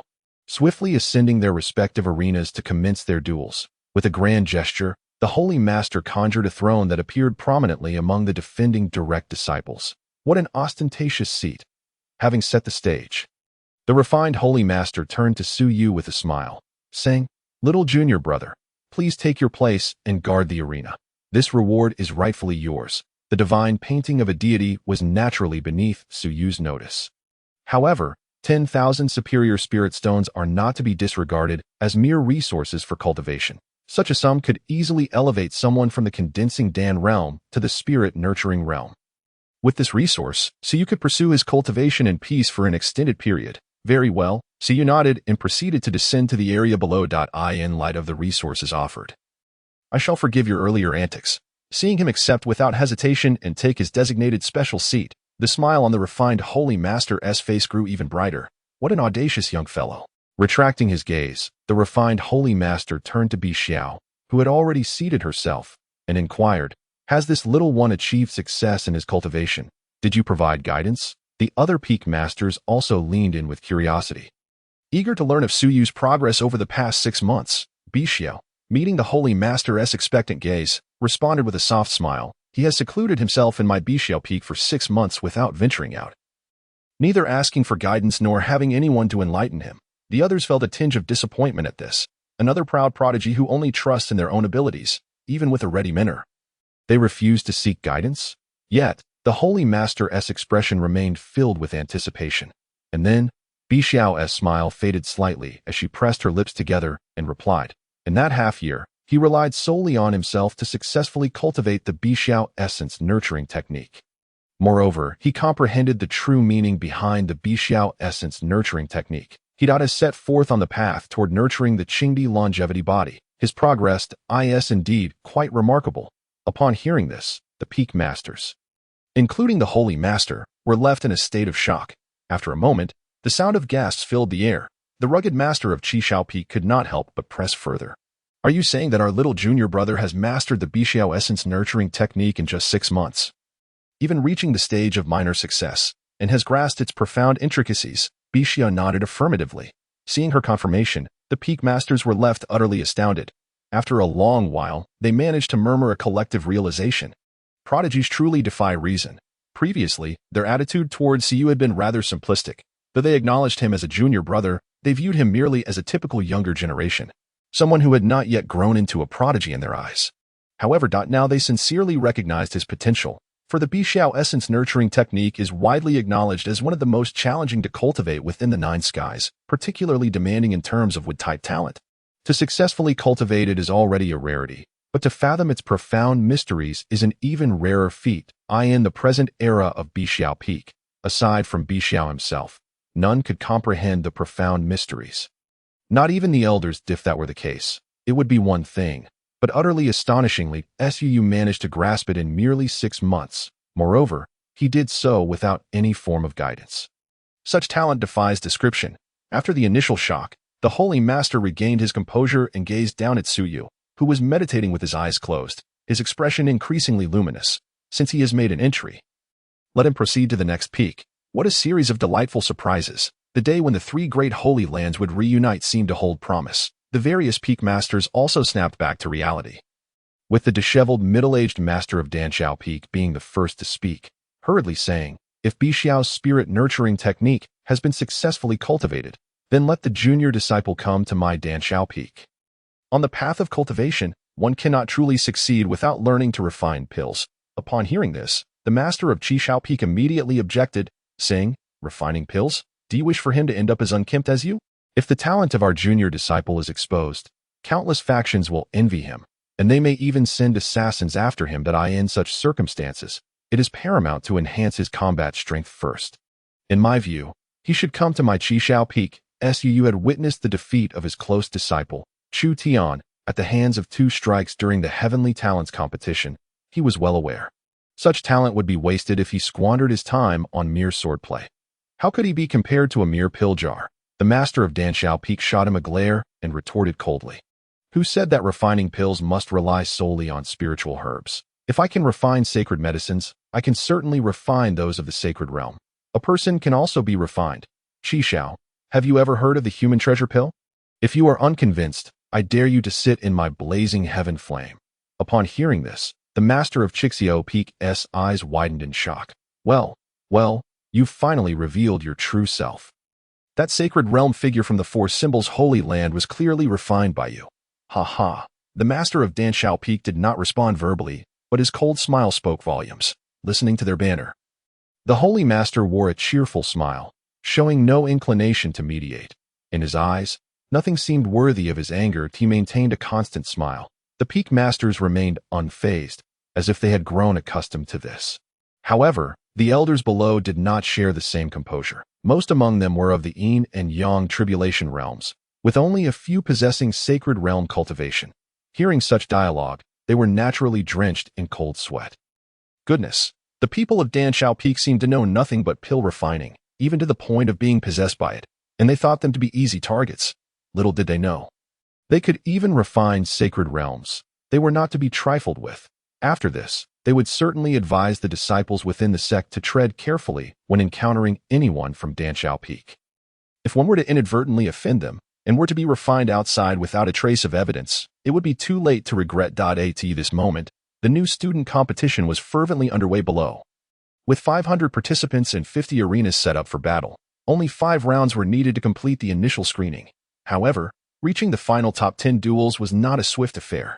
Typically, it took 3 days for the new student competition to determine the top 10. As the 5th round of initial screening was about to commence, a handsome youth stood silently in a corner of the inner sect disciple area, while a strikingly beautiful girl beside him whispered instructions. "Lin Mo, remember, this time in the competition, you must not conceal your strength. I will strive to reach the top 10, and you must secure a position among them, aiming for first place if possible." The young man named Lin Mo lowered his gaze and responded, "I understand. Keep in mind, this is what you owe me. Xiao Fan requires the sacred grade Divine Spirit Portrait. If you wish for me to grant you opportunities, you must exert yourself. Otherwise, I will despise you for a lifetime." Chapter 041. Unexpected Discovery. The New Chosen One. The fantasy version of the Pigpen War God? Suyu observed the ongoing battles of the inner and outer sect disciples on the arena, feeling bored as he redirected his gaze, intending to continue comprehending the Bixiao spirit nurturing technique. While the cultivation interface could provide experience, his intuition told him that such matters were best grasped through personal insight. After all, it was a technique for nurturing one's constitution, requiring individual understanding for refinement. However, just as he was about to close his eyes, he heard Chu Tian's voice beside him. Suu, I have reached the 5th level of pill condensation, and my sword intent has attained the 4th realm. May I challenge you to another battle? When it's my turn, feel free to come forth. Suu replied calmly with a sidelong glance. Chu Tian's intent was pure, solely focused on battling strong opponents. Such a prodigy was precisely the type Suu favored, as he could allow him to grow, constantly suppressing him, becoming a reliable source of rival value. But others were different. If one offended him or harbored murderous intent, he would not hold back. Even if it was a fellow disciple, he would seek opportunities to eliminate them. He could allow the weak to grow stronger to challenge him, but he would never permit anyone with ill intent towards him to live. No one could. Upon hearing this response, Chu Tian unconsciously tightened his grip, his fighting spirit igniting. He had been waiting for Su Yu to say those words. If one attempt failed, he would try again and again, until countless attempts were made. He did not believe that one could remain invincible forever. He also did not believe he would always lose. Who loses every day? Who cries every day? I eagerly anticipate our battle. Compared to 6 months ago, my progress has been tremendous. This time, I will strive to last longer against you, Chu Tian declared earnestly. His words left Su Yu, who was initially calm, somewhat amused. So this fellow had been saying all that just to endure a few more strikes at his hands. Rest assured, I shall not go easy on you, Su Yu chuckled. He held Chu Tian in high regard. If the golden era truly arrived, with Chu Feng's fate and character, reaching the Emperor realm would be entirely feasible. As for his first encounter with the Chosen One, Long Feng. His assessment was that it was impossible, for Long Feng was destined to meet his demise at Su Yu's hands, with no unforeseen circumstance. Long Feng had already made a grave offense against him. Should the opportunity arise again, Su Yu would not grant him a glimmer of hope for survival. What mattered was how esteemed the future sovereign's evaluation was. As long as he grew stronger, eliminating Long Feng would be a trivial task. Meanwhile, in the Tianxin Holy Land, Long Feng, who was following Su Muyao and ingratiating himself, suddenly sneezed. Achoo! Who is speaking ill of me? Seeking death, are we? In the following 2 days, the new student competition between the inner and outer sect disciples gradually approached its conclusion. Among the top 50, the inner sect disciples occupied 40 seats, while the outer sect had 10 advancing. After the top 10 was determined, the elder from earlier reappeared, smiling at the inner and outer sect disciples who had made it into the top 50. Now, you have the opportunity to challenge your direct disciples. The ordinary inner and outer sect disciples who placed in the top 50 would begin vying for direct disciple positions. The direct disciples of the peak masters could also challenge. However, this did not count towards rankings. Thus, this round would see the direct disciples of the elders facing off against the top 50 disciples, totaling 221 participants. The challenges would still be conducted by drawing lots, but with one additional participant, a buy mechanism was introduced. However, in the final 10-person showdown, they would fight against the 10th-ranked individual. The victor would advance into the top 10, thereby acquiring the qualification to challenge Su Yu. This unexpected contender, the battles commenced swiftly. However, in the ultimate showdown of prodigies, the time to conclude battles was notably longer than in the initial screenings. By the second round, the combat strength of all participants was quite comparable. Above the martial arts square, the elders observed the heated new student competition below, frequently nodding in approval. Indeed, this batch of promising talents has increased significantly, with their cultivation surpassing that of the previous generation. It seems the spiritual energy of the world has indeed shown signs of revival. The prodigies born within these 500 years may very well witness the emergence of the golden era. Some of these outer sect disciples who have advanced could be considered for direct disciple status. Look, whose direct disciple is this? He has actually defeated the direct disciple of the third elder? At this moment, someone noticed a battle on an inconspicuous arena, and, upon seeing the calm-faced, handsome youth, couldn't he help but express surprise. He seems to be an ordinary inner sect disciple. Gasped, how blind I was. Among ordinary disciples, there exists such a gem. What is his name? Wait a moment, I found it. His name is Lin Imo. The last recorded cultivation level was a year ago, at the 4th level of pill condensation. But given the fluctuations in his aura now, he must have reached the 6th level of pill condensation. A 6th level pill condensation defeating the 3rd elder's direct disciple at the 7th level? Exceptional talent. He can be included in the direct disciple ranks. This new student competition acted as a mirror, reflecting the talents that often went unnoticed. The discussions among the elders, of course, did not escape the ears of the 9 peak masters. They too allocated a portion of their focus to Lin Mo's area. Indeed, a highly advanced concealment technique for cultivation. His true level is at the 9th level of pill condensation. The master of Qishao Peak remarked in surprise. Another prodigy of the sword path? Or perhaps he has a fire attribute. Though he is in the age bracket of 50, his innate talent is quite remarkable. He is a malleable talent that had previously gone unnoticed. The sovereign retracted his gaze and smiled, a cautious little fellow, with exceptional gifts, one who enjoys masquerading as a pig to eat a tiger. There is nothing wrong with such a disposition of feigning humility. Caution enables one to survive longer than others and fosters greater strength. However, in the sacred land, Pretending to be weak may prove unwise, as it could lead to missed opportunities and the loss of sect resources. Haha, this lad will be taken in by the Qishao Peak. The master of Qishao Peak laughed heartily. The more he observed, the more pleased he became. He shares my understated approach to life. He is destined for great accomplishments. This statement prompted the other peak masters, who had remained indifferent, to involuntarily scoff. You? When have you ever been low-key? During your breakthrough to the quasi-saint realm, you openly slaughtered a quasi-saint assassin from the Imperial Tomb, declaring to the world that the Imperial Tomb was nothing to be feared, only to be hunted down by true saints dispatched by the Imperial Tomb, forcing you to hide in your sect for an extended period. Did your heart not ache while uttering such words, Qishao? Meanwhile, below, so you had also taken note of this name. Lin, Lung, Su, Xiao, Yi, Han, and Chu are all prominent surnames of protagonists in web novels from his past life. Hearing these names, one could hardly be anything but a member of a prestigious family.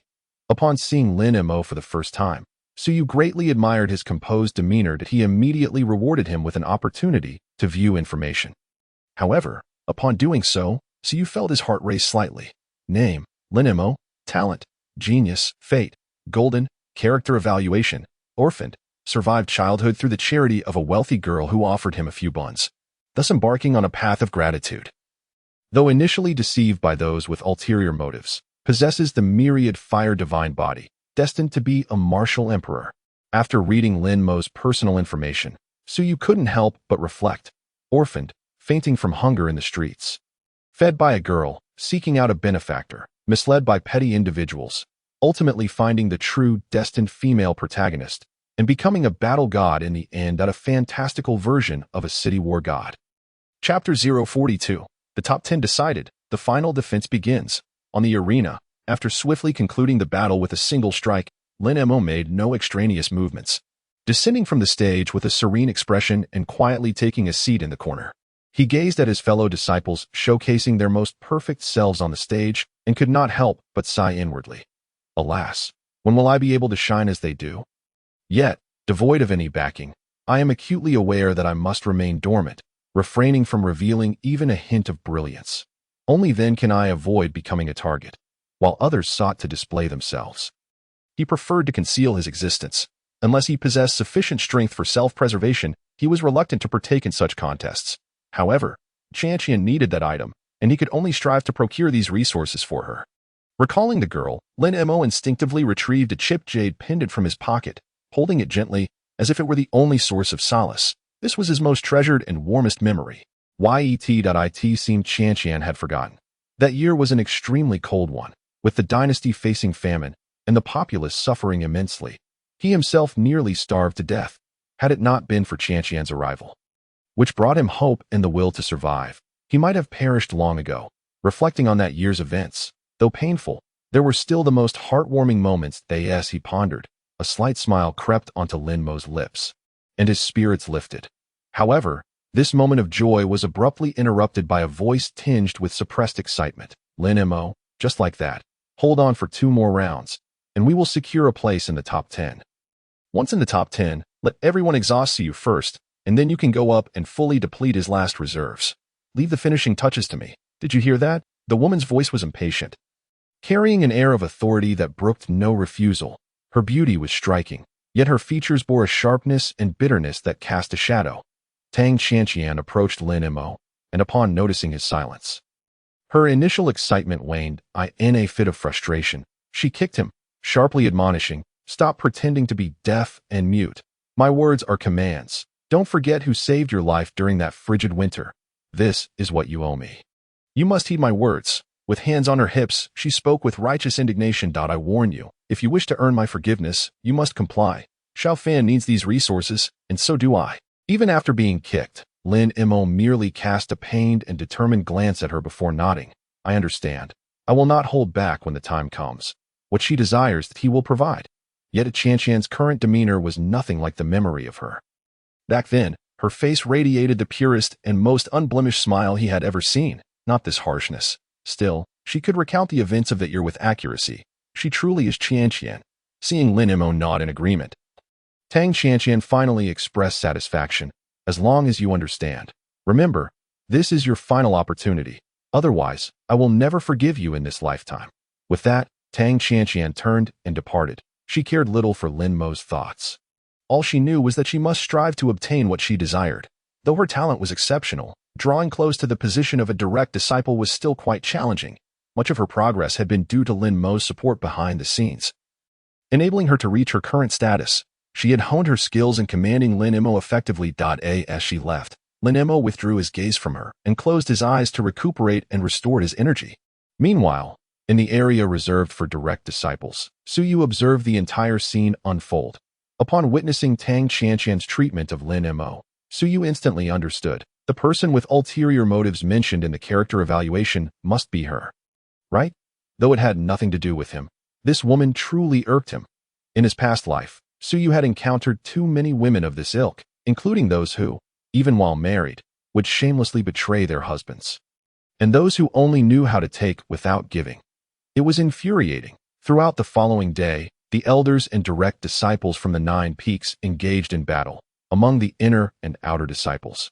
There were naturally outstanding individuals, including an outer disciple with a red fate who, with a single axe, sent a direct disciple flying, creating a tremendous scene. It wasn't until the morning of the 3rd day that the final duel came to a decisive end.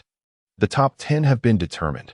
The elders serving as both referee and rescuer stood up and loudly announced to everyone, "Next, will the top 10 challenge the direct disciples of the Peak Masters?" Upon hearing this, none of the top 10 stepped forward to issue a challenge. They were all acutely aware of their own limitations. If they could truly catch the attention of the Peak Masters, they would be taken in as disciples in the future. Their current goal was still Su Yu. Defeating him would prove everything. If he proved too formidable, even lasting a few more exchanges would be more impressive than usual. After 10 breaths passed, still no one stepped forward. Noticing this, the elder nodded and said, "Since no one challenges the ranks of the Peak Masters' direct disciples, let us proceed directly to the final defense battle." Boom! As all the small arenas retracted their defensive formations, the individual platforms began to shift, ultimately merging into a grand arena. On the elders' platform, a group of elders gazed at the newly emerged disciples, expressing their admiration. "The quality is exceptionally high. The lowest cultivation level is at the 2nd stage of the Dan condensation realm. In the ranks of the Peak Masters' direct disciples, there are even 2 at the 8th stage of the Dan condensation realm. It is worth noting that these are merely the new disciples who have entered in the last decade. They are already comparable to disciples who entered 20 years ago. Can Su Yu withstand this?" One elder chuckled. "The sect leader dares to offer this reward. He must have complete confidence in him." "In my view, not necessarily. No matter how gifted he is, his cultivation is still at the 4th stage of the Dan condensation realm, which may not suffice to withstand so many challengers." Boom! As the arena gradually completed its merging, with the first rays of morning light appearing, everyone felt invigorated. In an instant, the disciples watching from the martial arts square began to chant, "Fight! Fight! Fight!" Compared to the previous preliminary rounds and battles for the top 10, those could not showcase the true combat prowess of these prodigies. They were still left wanting for more. What they truly desired to witness was the impending final defense, which promised not only immense resource rewards but also the opportunity to choose any Peak Master as their mentor. This was the most enticing prospect. The cheers grew louder, culminating in a tidal wave of sound that was overwhelming. Seeing the disciples' spirits lifted, the officiating elder also smiled, then turned his expectant gaze towards Su Yu, laughing heartily. "Ha! Now let us welcome our final defender, Su Yu, to the stage." Boom!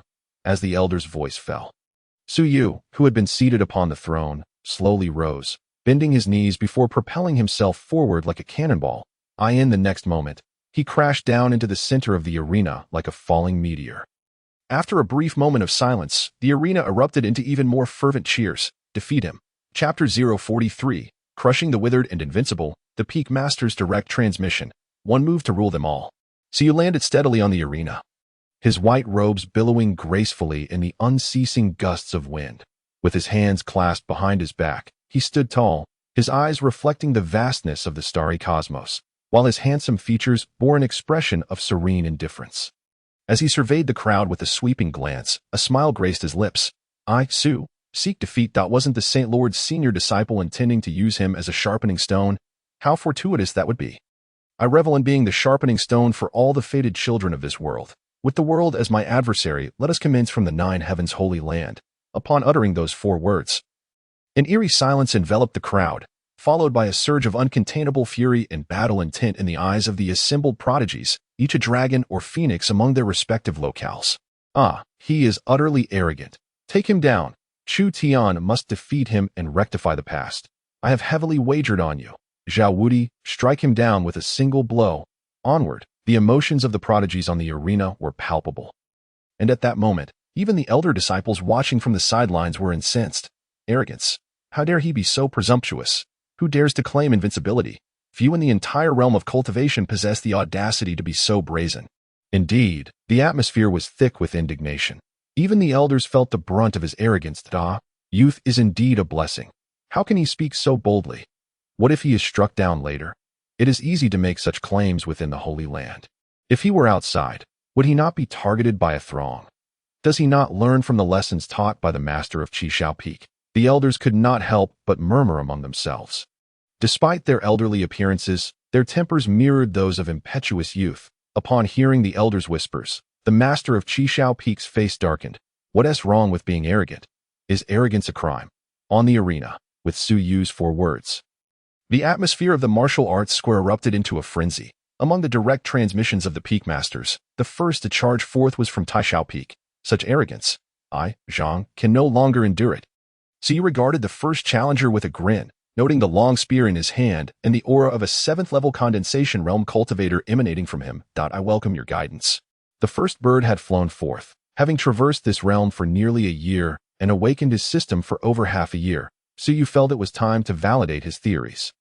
To maximize gains, he must utilize the system's design, challenge all the fated children. It was as if this individual before him was a possessor of a red fate. Taishao Peak, Zhang Wanjun. I humbly request your guidance. Zhang Wanjun of Taishao Peak clasped his hands in respect and spoke solemnly. No sooner had the words left his lips than Zhang Wanjun charged forth with his spear, his speed astonishing.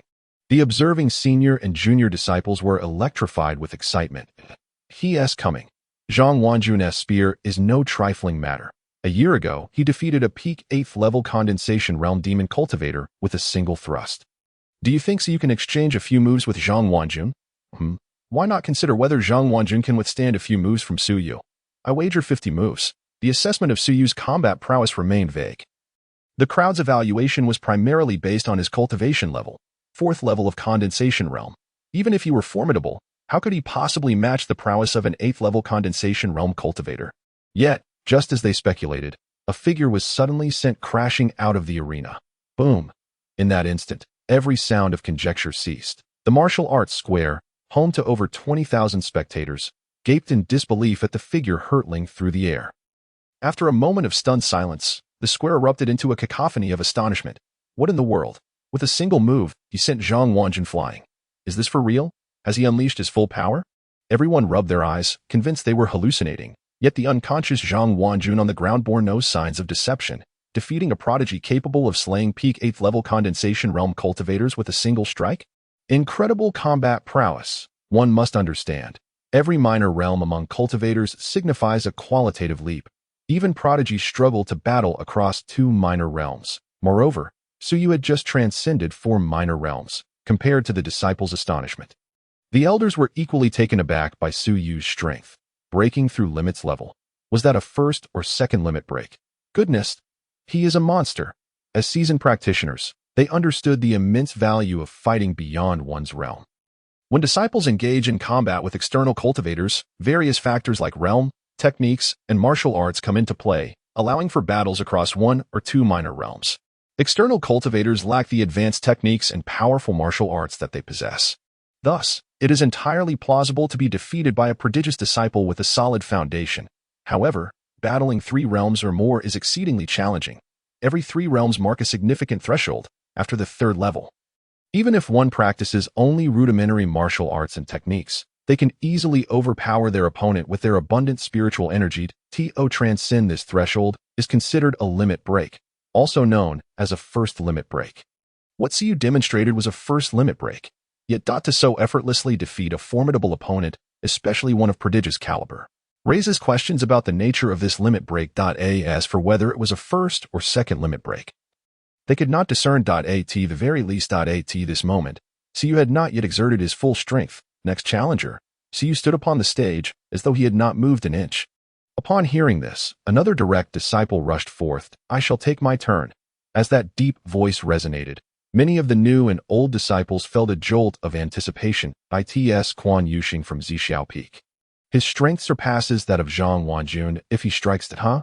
Before those familiar with the direct disciples of the major peaks could finish their thoughts, the newly arrived Quan Yuxing was sent flying. Just like Zhang Wanjun, he met the same fate. Next challenger. As Su Yu's calm voice echoed, another disciple surged forward. Boom. Next challenger. Boom. Next challenger. Su Yu's battles provided no spectacle. Only the continuous sounds of crashing and his voice echoed in everyone's ears. Each utterance sent shivers down the spines of the onlookers. Gradually, the noise in the arena subsided. It was only after 7 challengers had fallen that Su Yu paused. Seeing this, the crowd gazed at Su Yu in a daze, uncertainly murmuring, "Is it over?" The elders remained silent. Even the masters of the 9 peaks sat upright, their expressions solemn as they fixated their gazes on Su Yu, not daring to look away. On the stage, the tiles beneath Su Yu's feet lay shattered. At this moment, for the first time, he shifted his gaze towards the area of the direct disciples, ultimately locking onto Chu Tian. This time, will you come forth first? Or shall he? Chapter 044. I yield to this blade. Today, I shall begin anew with this blade. Upon hearing Su Yu's words, Chu Tian turned to glance at the young man beside him, who stood expressionless, cradling his spear. Zhao Wudi, the direct disciple of the master of Xinjiao Peak, and the sole heir of the current Saint Lord. In other holy lands, he would be regarded as the young master and a revered son. A position of nobility beyond the reach of ordinary individuals. Zhao Wudi was not one for idle chatter. He often remained taciturn. Yet, within the Holy Land, tales of his birth were legendary. An extraordinary omen heralded his arrival. With the sounds of the Tao resonating and golden lotuses blooming in the clouds, bestowing blessings upon him, he was born with a complete supreme physique, the divine thunder body. His status was not only noble, but he also possessed cultivation qualifications surpassing even the Saint Lord. A naturally imperial grade aptitude, mastering spear techniques. At merely 18, he had attained profound understanding in spear arts across 4 realms. Moreover, his cultivation was equally impressive. At 18, he was a 9th-level condensation realm cultivator, capable of engaging with seasoned first-level spirit cultivators without losing ground, with a considerable chance of victory. Rumor has it that had the Saint Lord not placed great hopes upon him, desiring him to comprehend the divine form of imperial deities, he would have already entered the spirit realm. This was the true essence of a child of destiny. Even Chu Tian had to concede that a person like Zhao Wudi shone like the sun hanging high in the sky, radiating blinding brilliance. Even he, who refused to concede defeat, had to admit that he was no match for Zhao Wudi at this moment. Seeing Zhao Wudi's lack of intent to move, Chu Tian turned to Su Yu and grinned. Allow me to take the stage. After half a year, today, I wish to see just how many moves I can withstand. With that, Chu Tian leaped onto the arena, positioning himself directly opposite Su Yu. He held no illusions of defeating Su Yu within this half-year's time. He stepped forward only to gauge the gap between himself and Su Yu. Last time, Su Yu had sent him flying with 2 strikes. This time, he aimed to endure 3. It was as simple as that. If one cannot succeed, it merely proves that one has not exerted sufficient effort. In the path of cultivation, one must aspire to grow stronger. Much like an aged steed yearning to gallop, the destination lies ahead, differing only in the order of arrival. Clang. As Chu Tian drew his sword, his aura transformed instantaneously, resembling a battle blade eager for bloodshed, ready to engage the adversary before him. Even his gaze emanated a certain lethal intent. Should an ordinary being lock eyes with him, they might find themselves utterly terrified. The subtlety of the 4 realms blade intent. Subtlety allows one to merge with the blade, perceiving all from its perspective, enabling the observation of countless intricate details, thus discovering the precise point for a lethal strike. For half a year, I have penetrated the 4th realm, and my cultivation has ascended a level. Gazing upon the long-desired opponent, Chu Tian inhaled deeply and declared earnestly, "You are my rival on the path to greatness, my whetstone. That I have but one goal, to surpass you and to defeat you. Though this path is fraught with difficulty, I shall not yield." He was acutely aware that he was no match for Su Yu, yet he sought to comprehend the vastness of the gap between them. Even if it felt like an insurmountable chasm, it mattered not. The pinnacle of cultivation rests with the emperors that would catch up. Observing Chu Tian, who appeared as if facing a formidable foe, Su Yu smiled knowingly. Lowering his arms from behind him, with a swift motion, a blade of the same caliber as Chu Tian's materialized in his grasp. The moment he gripped the hilt, his aura sharpened instantaneously. Chu Tian was a worthy opponent, a child of fortune deserving of care, his cherished little lamb. Therefore, out of utmost respect, he would not let him down. With the blade, he would defeat him. Buzzing. Su Yu's seemingly casual grip on his sword sent tremors and hums through the numerous battle blades in the square. The sound resonated as if bowing to a sovereign, leaving all spectators in a daze. What is happening? Why does my battle blade feel as though it longs to unsheath itself? Is the blade afraid? The once breathless onlookers, captivated by the duel, were startled back to reality by the trembling blades, their astonishment palpable. In the air above the square, the elders, witnessing this spectacle and sensing Su Yu's extraordinary transformation, were ignited with excitement. The tremor of 10,000 blades, though not unsheathing, clearly approaches the fifth realm of blade intent. This Su Yu truly defies all logic. At this age, with this level of cultivation, fifth realm. In contrast to the elder's fervor, the master of Qi Shao Peak widened his eyes, then began to pound his chest in agitation, exclaiming, "Fifth realm, a natural-born blade saint. If only he were under my Qi Shao Peak. I could easily cultivate him into a blade saint." Bai Shao, unable to endure his raucous outburst, tapped the master of Qi Shao Peak on the head with her sword sheath, sighing, "Calm down, he will get there in due time." "Ah, you are right, senior sister." Qi Shao regained his composure, nodding vigorously, forgetting that this was the new disciples' competition, and all eyes were upon them. He needed to maintain decorum. Yes, decorum. Thus, all eyes were drawn to Su Yu. Otherwise, his earlier display would surely leave a throng of disciples dumbfounded. On the stage, Chu Tian could also sense the emotions emanating from his sword. Indeed, nearing the fifth realm, Chu Tian chuckled. "You are as formidable as I envisioned. Allow me to witness the extent of our current disparity." He was overwhelmed with excitement. In the realm of swordsmanship, the strongest prodigy he had ever encountered was Su Yu. He was also the sole target he aspired to surpass. He was the sword, born to be a blade. Crack. Chu Tian repressed his smile, his fierce aura morphing instantly, creating the illusion of a fiery sword capable of cleaving the heavens, blazing fire across the heavens with the strike. "I will concede. Today, this strike marks the beginning." Boom! As his words fell, Chu Tian seized his sword with both hands and unleashed a powerful strike. In an instant, boundless flames materialized, shrouding the arena, a heat wave engulfing the air as if a blazing sun had taken its place, warping the very atmosphere. Boom! The searing flame blade intent surged forth, hurtling towards Su Yu. In the face of this onslaught, a glimmer of excitement and respect flickered in Su Yu's eyes. Impressive. Chu Tian's move was incomparably stronger than half a year prior. This strike could pose a significant threat to the Su Yu of the past. Ha ha. Well met. Su Yu laughed heartily. As his words echoed, Su Yu raised his battle blade, his smile vanishing, replaced by a fierce glint. "Prepare yourself. This strike shall cleave the void." Chapter 045. The audience erupts in fury. "Come at me. Do not think that I will not strike simply because you are a woman." The two contrasting blade intents collided, unleashing the most intense ripples in midair. Layer upon layer, the already shattered tiles beneath their feet were pulverized further by the fierce gusts. Chu Tian's blade intent was one that incinerated the heavens, while Su Yu's was pure, unadulterated dominance, capable of cleaving the firmament, capable of slicing through the void. Boom! The sword energy that rent the void clashed with the blazing flames, and within moments, the inferno was severed. After the explosion, both combatants staggered back a few steps. Su Yu halted firmly after retreating 2 steps, while Chu Tian was pushed back 7 or 8 steps before regaining his balance. The superiority was evident.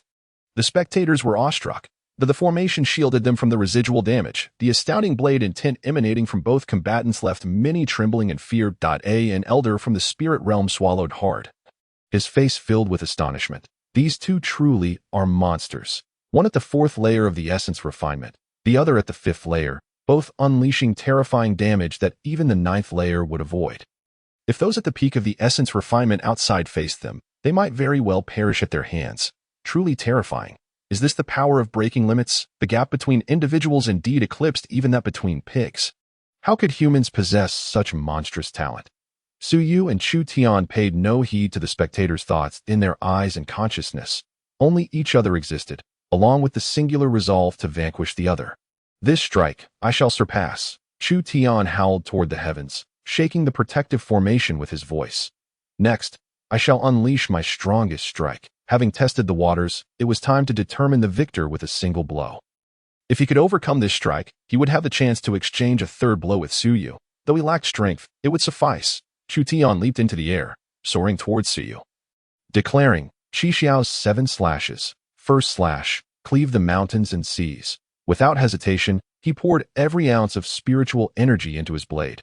Buzz. With one slash, his dantian erupted like a dam, unleashing a torrent of spiritual energy that roared forth, elevating his momentum to its zenith.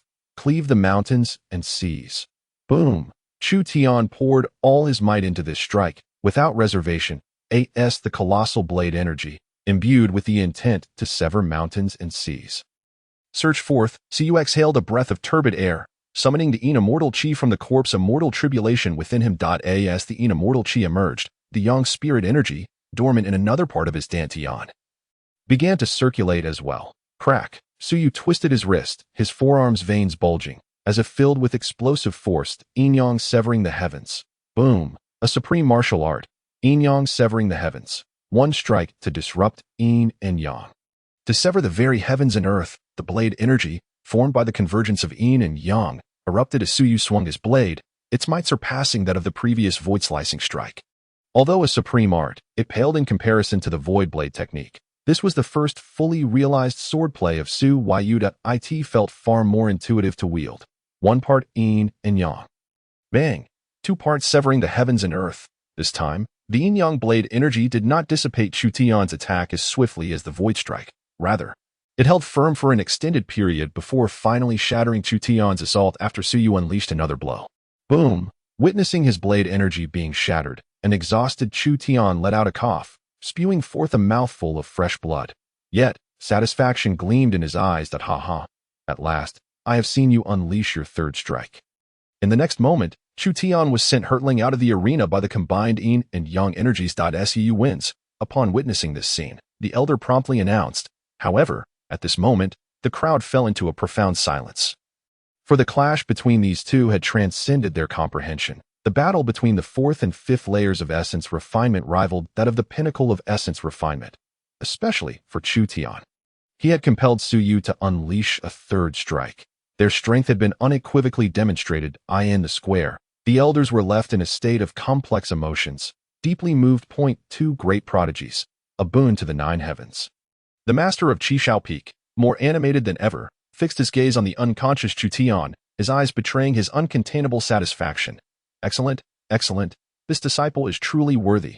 Having obtained Chu Tian, there are no regrets left. A blade born of destiny. It is undoubtedly certain that he will become a great figure in the future, surpassing him. Su stood on the stage, his breath unwavering, remaining as steady as ever. As if he had expended no energy at all, the next challenger, he said with a calm demeanor. As he stated, his opponents, who had long since been defeated by him. He would grant them the opportunity to surpass him. But he would not cast a second glance at that moment. Silence enveloped the arena. In the midst of this stillness, an ill-timed voice slithered forth like a venomous serpent, causing the crowd to furrow their brows. Linemo, you, go up and fight him. He just had an intense battle with that one called Chu Tian. His stamina must be low. You go up, wear him down, then concede immediately, so I can take my turn. This voice was transmitted through thought, but it did not escape Su Yu and the higher-ranked disciples and elders. They instinctively turned their gazes to a corner of the square. There, 2 figures stood resolutely. One woman, completely oblivious, continued to chatter incessantly. Hurry up and go fight him. Remember, he must be left for me. I want to take him under the wing of the master of Yuxiao Peak. Upon hearing this, Lin Mo involuntarily furrowed his brow and replied, Why should I concede?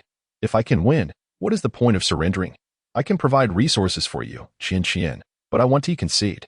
Although he wished to keep a low profile, should the fight ensue, he would not yield as long as he could emerge victorious, even if it was merely a sparring match. Tang Qian, upon hearing this, retorted angrily, What do you know? If you win, what about me? I still want to join Yuxiao Peak. If I do not defeat him, how can I join Yuxiao Peak? Tang Qian was nearly driven to the brink by Lin Mo's foolishness. This damn fool was utterly clueless. What she desired, he should provide. I tell you, I must secure this first place. If you do not comply, do not expect me to acknowledge you afterward. I will not forgive you. Do not forget, it was I who saved your life with the steamed buns that harsh winter. Without me, you would have fed the wild dogs long ago. Your life is mine. You belong to me. Whatever I command, you must obey. Upon hearing this last remark, Lin Mo's eyes dimmed instantly, as if struck by despair, his very spine feeling shattered. Yet he absorbed the words. Lin Mo numbly nodded. All right, I will heed Qianqian's wishes. With that, he produced the cherished jade pendant, now missing a corner, that he had valued for many years, and offered it to Tang Qianqian, saying, "This is for you." Tang Qianqian glanced at it, snatched it away, and threw it to the ground, muttering under her breath, "Idiot. Why give me a broken piece of jade? I want first place, first. You fool." She was truly on the verge of being exasperated. Seeing this scene, Lin Mo's pupils constricted sharply, and he hurriedly bent down to retrieve the pendant. However, as he leaned down, Tang Qianqian kicked him fiercely. "Idiot, get up there now. If someone else snatches this opportunity away from me, you might as well end your life." Tang Qianqian, in her fury, was truly unable to contain herself, her words dripping with malice. This fool had no idea how he had such remarkable talent for cultivation. It was as if the heavens were blind. Her thoughtless curses were overheard by many formidable figures present. Above, over 200 elders were nearly exploding with rage. Damn it, what kind of woman is this? How dare she treat a humble and honest prodigy like this, and utter such shameless words? Was she seeking death? Yet, Tang Qianqian remained completely oblivious to the impropriety of her actions that I in her mind. She was merely reprimanding her dog. "You still haven't hurried up to fight." Tang Qianqian glared at Lin Mo, who was on the ground polishing the pendant, her voice a frenzied stream of curses. But this time, before she could finish her tirade, an overwhelming and terrifying aura descended upon her, causing her hair to stand on end. This sensation felt akin to prey being marked by a fearsome predator. In the next moment, the arena reverberated with Su Yu's suppressed roar, akin to the thunder of spring breaking forth. "Get up here. I have truly tolerated your insolence for far too long." Boom. P.S. The 7th update has been delivered. I seek gifts and pleas for more. Alas, the data is dismal. Is there hope to surpass 70 for a push for more updates today? If so, I'll continue to deliver tomorrow. QAQ Chapter 046. I have said, I will crush all of you. What Su Yu detested most was women like Tang Qianqian, who, relying on a few trump cards, recklessly trampled upon the dignity of men. Did she truly believe no one could hear her thoughts? As long as one's soul was stronger than the opponent's, one could certainly capture their thoughts. How could someone lacking such basic knowledge be so foolish? Another possibility was that she sought to flaunt her superiority in front of so many people. Yet did this foolish girl think that by subjugating Lin Mo, she could ascend alongside him under the Master's tutelage? Dream on. In his past life, Su Yu had witnessed countless individuals ruined by such women, leading to their family's destruction, and in the end, even their children were not their own. An utterly tragic fate. He had thought that in a fantastical world, strength would reign supreme. To his surprise, there truly existed a fantastical version of a pigsty war god. All for a few steamed buns? Ridiculous. Su Yu's gaze was now chilling to the core, fixated on Tang Qianqian, his finger pointing at her, then slowly shifting to the arena beneath his feet, coldly declaring, "Since you desire this reward so much, I shall grant you the opportunity. Come up. Let me see what abilities you possess to dare contend." He does not strike women. How absurd. He would naturally show deference to a reasonable opponent. But if faced with someone like Tang Qianqian, he would have no qualms about putting her down. Su Yu's aura surged forth, the pressure so intense that even those at the pinnacle of the condensation realm felt a hint of suffocation. Isn't this a bit excessive? Come on, you are merely at the 4th level of condensation. Could you not spare us a modicum of face? Nevertheless, at this moment, no one found Su Yu's arrogance inappropriate. Rather, they felt an exhilarating satisfaction. What right did someone who was not particularly exceptional have to trample on the dignity of men in such a manner? Did she truly consider people as mere dogs? Under Su Yu's gaze, Tang Qianqian's body stiffened, her hair standing on end, cold sweat cascading down her brow. As her eyes gradually reflected terror, she turned to meet Su Yu's beast-like gaze, instinctively feeling a twinge of fear rise within her. What madness is this? What have I done? As Tang Qianqian uttered these words, her teeth began to chatter. Even at this moment, She remained unaware that her thoughts had been overheard. In response, a cruel smile curled at the corners of Suyu's lips. What have you done? Do you truly believe everyone here is an idiot? In an atmosphere where all have fallen silent. You dare to transmit your thoughts so recklessly, thinking no one can hear? Typically, few would eavesdrop on the content of thoughts, especially in a crowded setting. Thoughts were easily overlooked. Yet, this fool had chosen to insult others precisely when the arena had quieted. Could they possibly not hear? How could they not hear? Seeing Suyu expose her, Tang Qianqian's complexion changed drastically. That a glance around revealed many peculiar expressions and the barely concealed fury of the elders above, causing her body to tremble involuntarily. It's over. Even the elders had overheard her thoughts. Her hopes of advancement were surely dashed. Moreover, she could very well be expelled from the Nine Heavens' Holy Land. No way. Even if she were to be expelled from the Nine Heavens' Holy Land, she must still help Xiao Fan secure this resource. It was what he had confided to her as his most coveted desire. The sacred divine spirit portrait. Tang Qianqian gritted her teeth, the panic in her eyes dissipating, replaced by resoluteness as she boldly gazed at Suyu and declared, "So what? He is willing to be my dog. That is his debt to me. What business is it of yours? Why do you act so grandiose here? Do you need to speak out?" With that, Tang Qianqian turned to Lin Imo, her eyes gleaming with menace, and asked, "Tell me, do you wish to be my dog for life?" Upon hearing this, Lin Imo was momentarily taken aback, his expression one of disbelief as he stared at her. "Qianqian, you? Answer me," Tang Qianqian nearly shouted, her tone bordering on a roar. She had already realized that she could no longer maintain her position in the Nine Heavens' Holy Land. After this incident, she was highly likely to be expelled from the sect. Since that was the case, why not boldly tear off the mask and pose the question? If she was to leave, she must take Lin Imo with her. He was her golden goose. She could not allow him to wander alone outside. Faced with the increasingly irrational Tang Qianqian, Lin Imo opened his mouth, his expression a complex mixture of emotions. But if he slowly closed his eyes, his face a tapestry of conflicting feelings, occasionally betraying hints of anguish. After a long pause, he finally replied in the most complex and disappointed tone, "Yes, I will."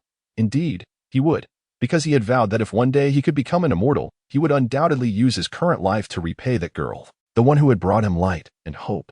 Upon hearing his response, Tang Qianqian's face, which bore a hint of madness and a morbid smile, twisted with a near-frenzied glee. "Huh?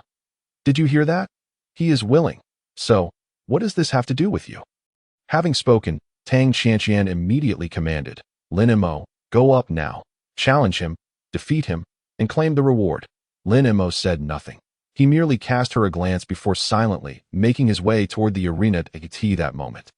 Everyone found it incredible, for they had never witnessed a gifted prodigy so humbly obeying the commands of another. It seemed as if his spine had been shattered. His dignity was trampled underfoot. As Lin Imo approached the arena, Suyu glanced at Tang Qianqian and remarked indifferently, "You should join as well. Today, I shall shatter your tiresome delusions. You too. Come at me together, the god of war of the pigpen." Allow me to deliver a blow to awaken your senses. At Suyu's words, Tang Qianqian was momentarily taken aback, instinctively glancing towards the elder's seat above. No need to look at little Bai Qi. "Here, I have the final say. Get up here." Suyu's voice was frigid. Tang Qianqian was incensed by his arrogant demeanor, laughing maniacally. "Very well, since you are so confident, I shall indulge you." Arrogant fool. Does he truly believe that a bit of talent allows him to look down upon the world's prodigies? The two ascended the arena, standing opposite Su Yu.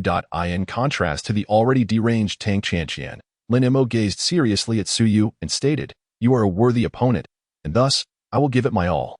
Boom! As his words fell, Lin Mo's previously tranquil aura was no longer concealed. Becoming sharp and pronounced, his energy surged upward, leaving many prodigies in a state of shock.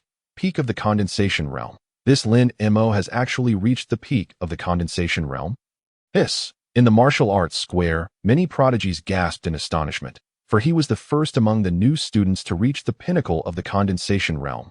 Moreover, the oppressive aura of the peak condensation realm carried an inexplicable combativeness. Deeply hidden, yet palpable, Suyu has overstepped this time. Lin Mo's talent is not ordinary, but rather exceptional. His combat prowess at the peak of the condensation realm could perhaps contend with that of the spirit-nurturing stage. Had it been an average condensation realm level 7 or 8, they would not have felt this way, but this was the peak of the condensation realm, Only those who had cultivated to the 9th level of the condensation realm, nurturing the divine, deserved to be called the pinnacle. As Lin Mo revealed his combat strength, so you couldn't help but chuckle. Now this is more like it. But encountering a single-minded individual like you, I can hardly be bothered to engage in a fierce battle. Lin Mo furrowed his brow at Su Yu's words, somewhat puzzled by his meaning. Yet, in the next moment, he understood Su Yu's intent. Rumbling, a vortex of spiritual energy suddenly appeared in the martial arts square. Countless strands of spiritual energy surged into Su Yu's body, and under the gaze of many astonished eyes, Su Yu's aura rapidly intensified. Condensation Realm Level 5. Condensation Realm Level 6. Condensation Realm Level 7. Condensation Realm Level 8. Until he reached the peak of the Condensation Realm Level 8, Su Yu's rapid ascent finally came to a halt. I told you that I would crush all of you. Chapter 047. Breaking Through 4 Realms. Condensation Realm Level 8. I will show you the gap. Su Yu spread his arms wide, reveling in the sudden surge of power within him. The sensation of resonating with the heavens was utterly delightful. The thrill of power increasing was intoxicating. Boom! With the enhancement of his cultivation, the manifestation of the great sun-suppressing prison reappeared above Su Yu. This time, the suppressive force was unmistakable, even causing a sense of sluggishness in the circulation of spiritual energy within the condensation realm. A force that suppressed all. As the blazing sun hung overhead, a series of booming sounds emanated from within Su Yu, his physique akin to a furnace, bearing boundless might. Boom! The surging energy swept through the air, causing the garments of thousands of prodigies to flutter wildly. Only when the manifestation faded did the square return to tranquility. As everyone looked at Su Yu, it was as if they had encountered the most terrifying specter. Their eyes wide and mouths agape as if an egg could fit within. After a moment, the square erupted into a wave of chaotic murmurs. Holy cow! Just like that, he breaks through? Is he even human? Or a monster? Does he have no bottleneck at all? If he hadn't broken through, it would be one thing. But every time he does, it's several small realms. Absurd. What is Su Yu's aptitude? Is it imperial level or even stronger? The strongest new student in the 9 heavens. At this moment, they seemed to grasp why Su Yu had become the disciple of the 9 peak masters and why he was accepted by the ancestor. With such talent, breaking through was as effortless as eating and drinking. For him, achieving the sacred realm was merely a matter of course. On the elder's seat, hundreds of elders were equally astounded. Even the youngest among them was over 1,000 years old. Yet, even so, this was the first time they had witnessed such a mode of breakthrough. There was not a hint of bottleneck in sight. Breakthroughs came with a solidified cultivation that bore no resemblance to their experience of stabilizing a single realm for 10 days or half a month to master basic power. Fortunate is the 9 heavens, fortunate indeed. Given the potential and monstrous nature he has displayed, it is likely that within a century, he will reach the realm of the 5 declines of heaven and man. The 5 declines of heaven and man refer to the decline of the physical body, strength, essence, soul, and fate. Surpassing the 5 declines leads to rebirth through fire, gazing upon the heavenly path to the sacred realm. Rather than a decline, it is more aptly described as a transformation from mortal to immortal, representing the only opportunity for ordinary cultivators to reverse their fate on the path of cultivation. Smoothing out the disparities brought by a weak foundation, and through the 5 declines, achieving rebirth as a top-tier prodigy, to surpass the 5 declines and achieve rebirth. Another name for the realm of the 5 declines of heaven and man is Nirvana. Like many elders, the 9 peak masters, even though they were already aware of Su Yu's talent, were still left in awe upon witnessing this scene. Indeed, his immortal aptitude is formidable. The elegant sacred lord, concealing the depth of his astonishment, gazed at Su Yu with an added expectation. Condensation Realm Level 8, Immortal Grade Golden Elixir. It's no wonder he looks down upon my god King Lin Tian's divine manifestation. When Su Yu had broken through and the golden elixir manifestation appeared, he had discerned the truth. This was no ordinary divine grade golden elixir, but rather the most elite immortal grade one of this realm. To rank 31 among divine manifestations, the god King Lin Tian was truly an insult. Not making the top 10 was a disgrace. On the arena, Lin Mo was momentarily stunned. He had not anticipated that Su Yu would suddenly break through. Moreover, he had jumped straight to Condensation Realm Level 8. He was nearly catching up to him. Initially, Lin Mo had thought that exerting his full strength was a gesture of respect for Su Yu. Even feeling somewhat guilty about challenging him with a cultivation that surpassed his by several minor realms. Now it seemed the gap was not as vast as he had thought. In that moment, Lin Mo's previously cooled blood began to boil, as if sensing the emergence of a worthy rival. Receiving the system's evaluation of the destined martial emperor, Lin Mo's combat prowess was destined to be the strongest prodigy Su Yu had encountered thus far. The strongest in combat, yet beside Lin Mo, Tang Qianqian felt her blood run cold, a bone-chilling dread surging from her feet to the crown of her head. How could this be, to leap from the 4th to the 8th level of the condensation realm in an instant? How did he accomplish this? She had initially thought that with her own cultivation at the 5th level of the condensation realm, she still had a chance to defeat Su Yu and claim the reward. Now, it seemed she was utterly deluded. However, fortunately, Lin Mo beside her provided a great sense of security. Though Lin Mo was somewhat dull, his combat power was top tier, and so was his realm. She had witnessed with her own eyes how Lin Mo, at the peak of the condensation realm and half a step into the spirit-nurturing realm, had brutally slain a top-tier being. Even after all this time, she could not forget that scene. With iron fists, he had struck down a half-step spirit-nurturing. It was precisely because of this that she had been so confident in Lin Mo's ability to defeat Su Yu. But now, that confidence was wavering. Before the breakthrough, Su Yu already possessed combat strength that posed a considerable threat to the peak of the condensation realm, now that he too had reached level 8.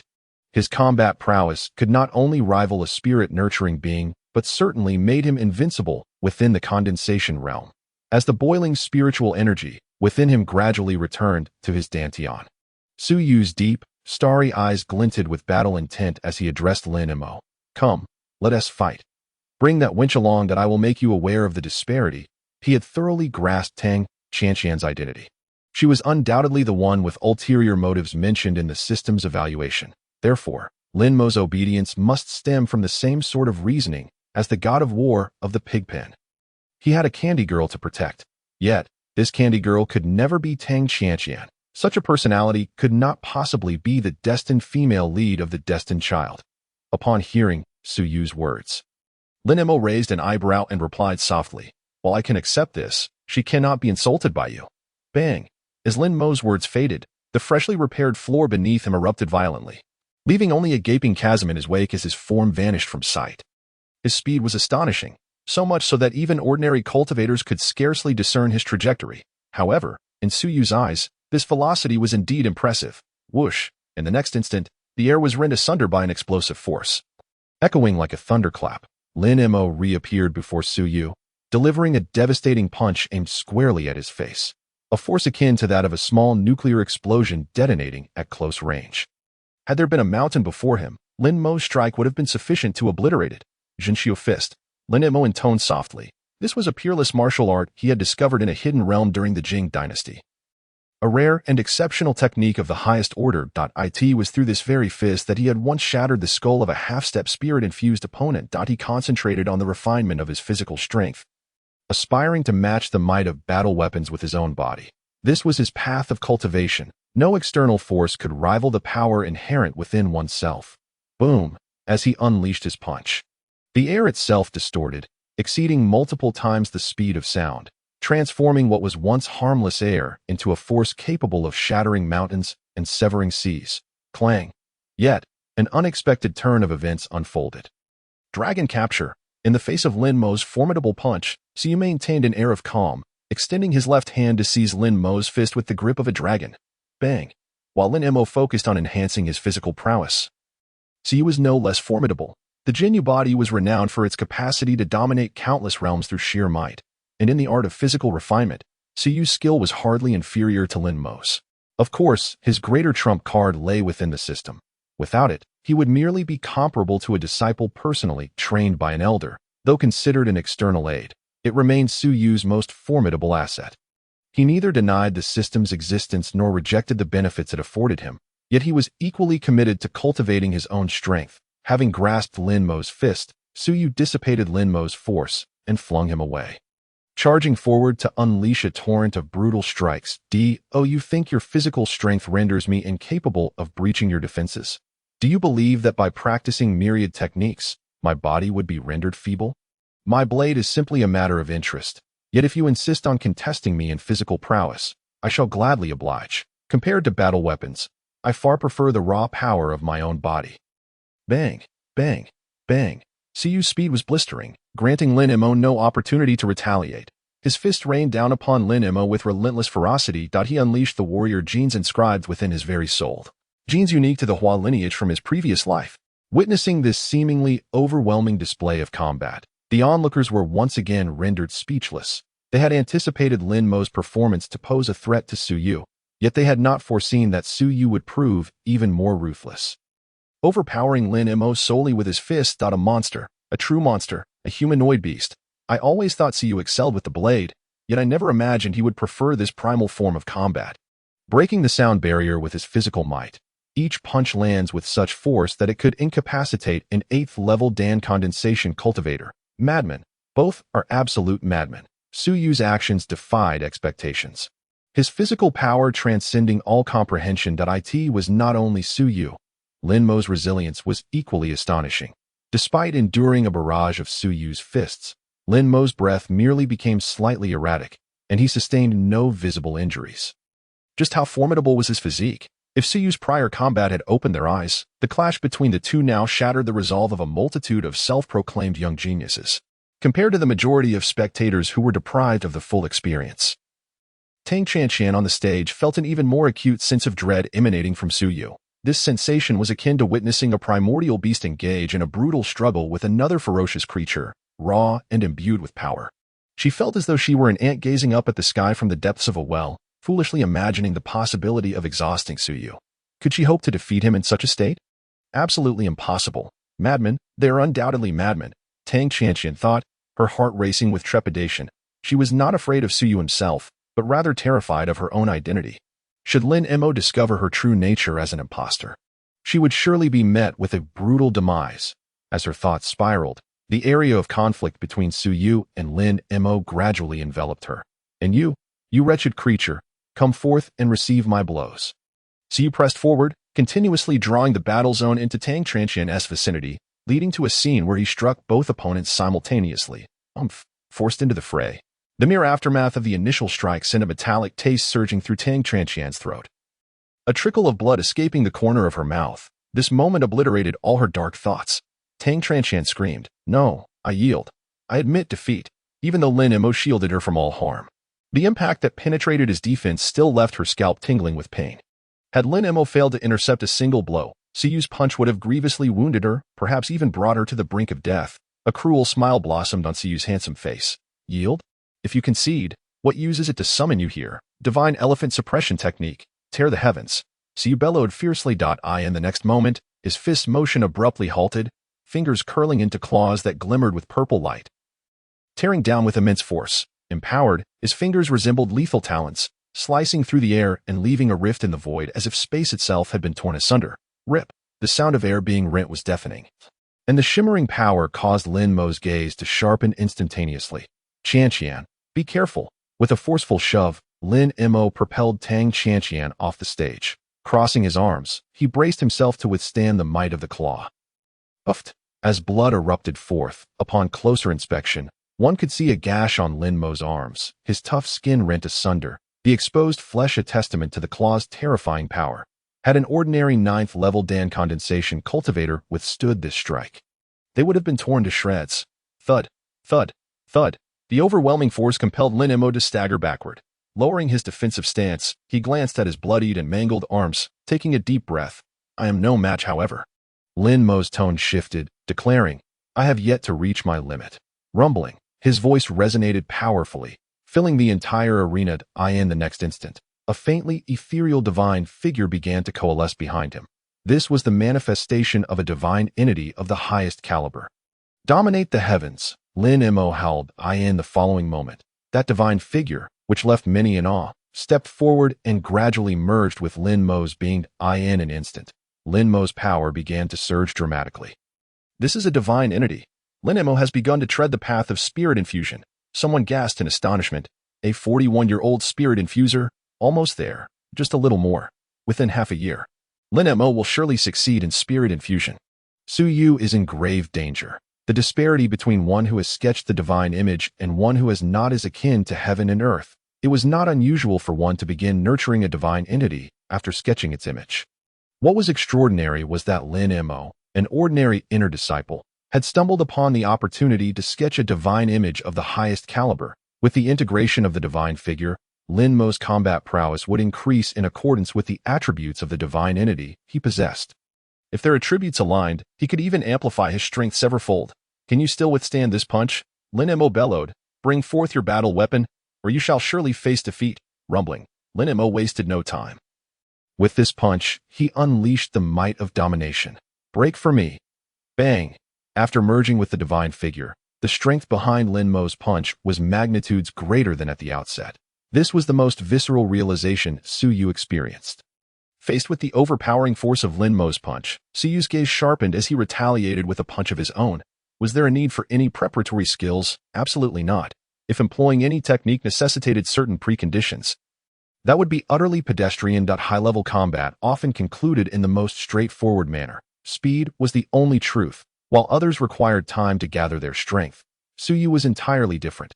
He initiated his attack from a standstill, embodying his most potent form, divine elephant suppression technique. Boom! Su Yu leaped into the air, his form soaring as behind him, countless threads of spiritual energy intertwined to form a shadow, coalescing into a figure that rivaled the divine image. Drawing upon the vast reservoir of spiritual energy within him, heaven-trampling divine elephant, Mo. At this moment, a colossal phantom of an elephant, towering dozens of meters high, raised its front foot into the sky and let out a long, resonant roar, causing the clouds in the heavens to tremble and scatter. The grandeur of the spectacle drew the attention of all. "Step into the heavens," Su Yu shouted with fervor. In the next instant, he plummeted like a shooting star, fiercely stomping towards Lin Mo. Crack.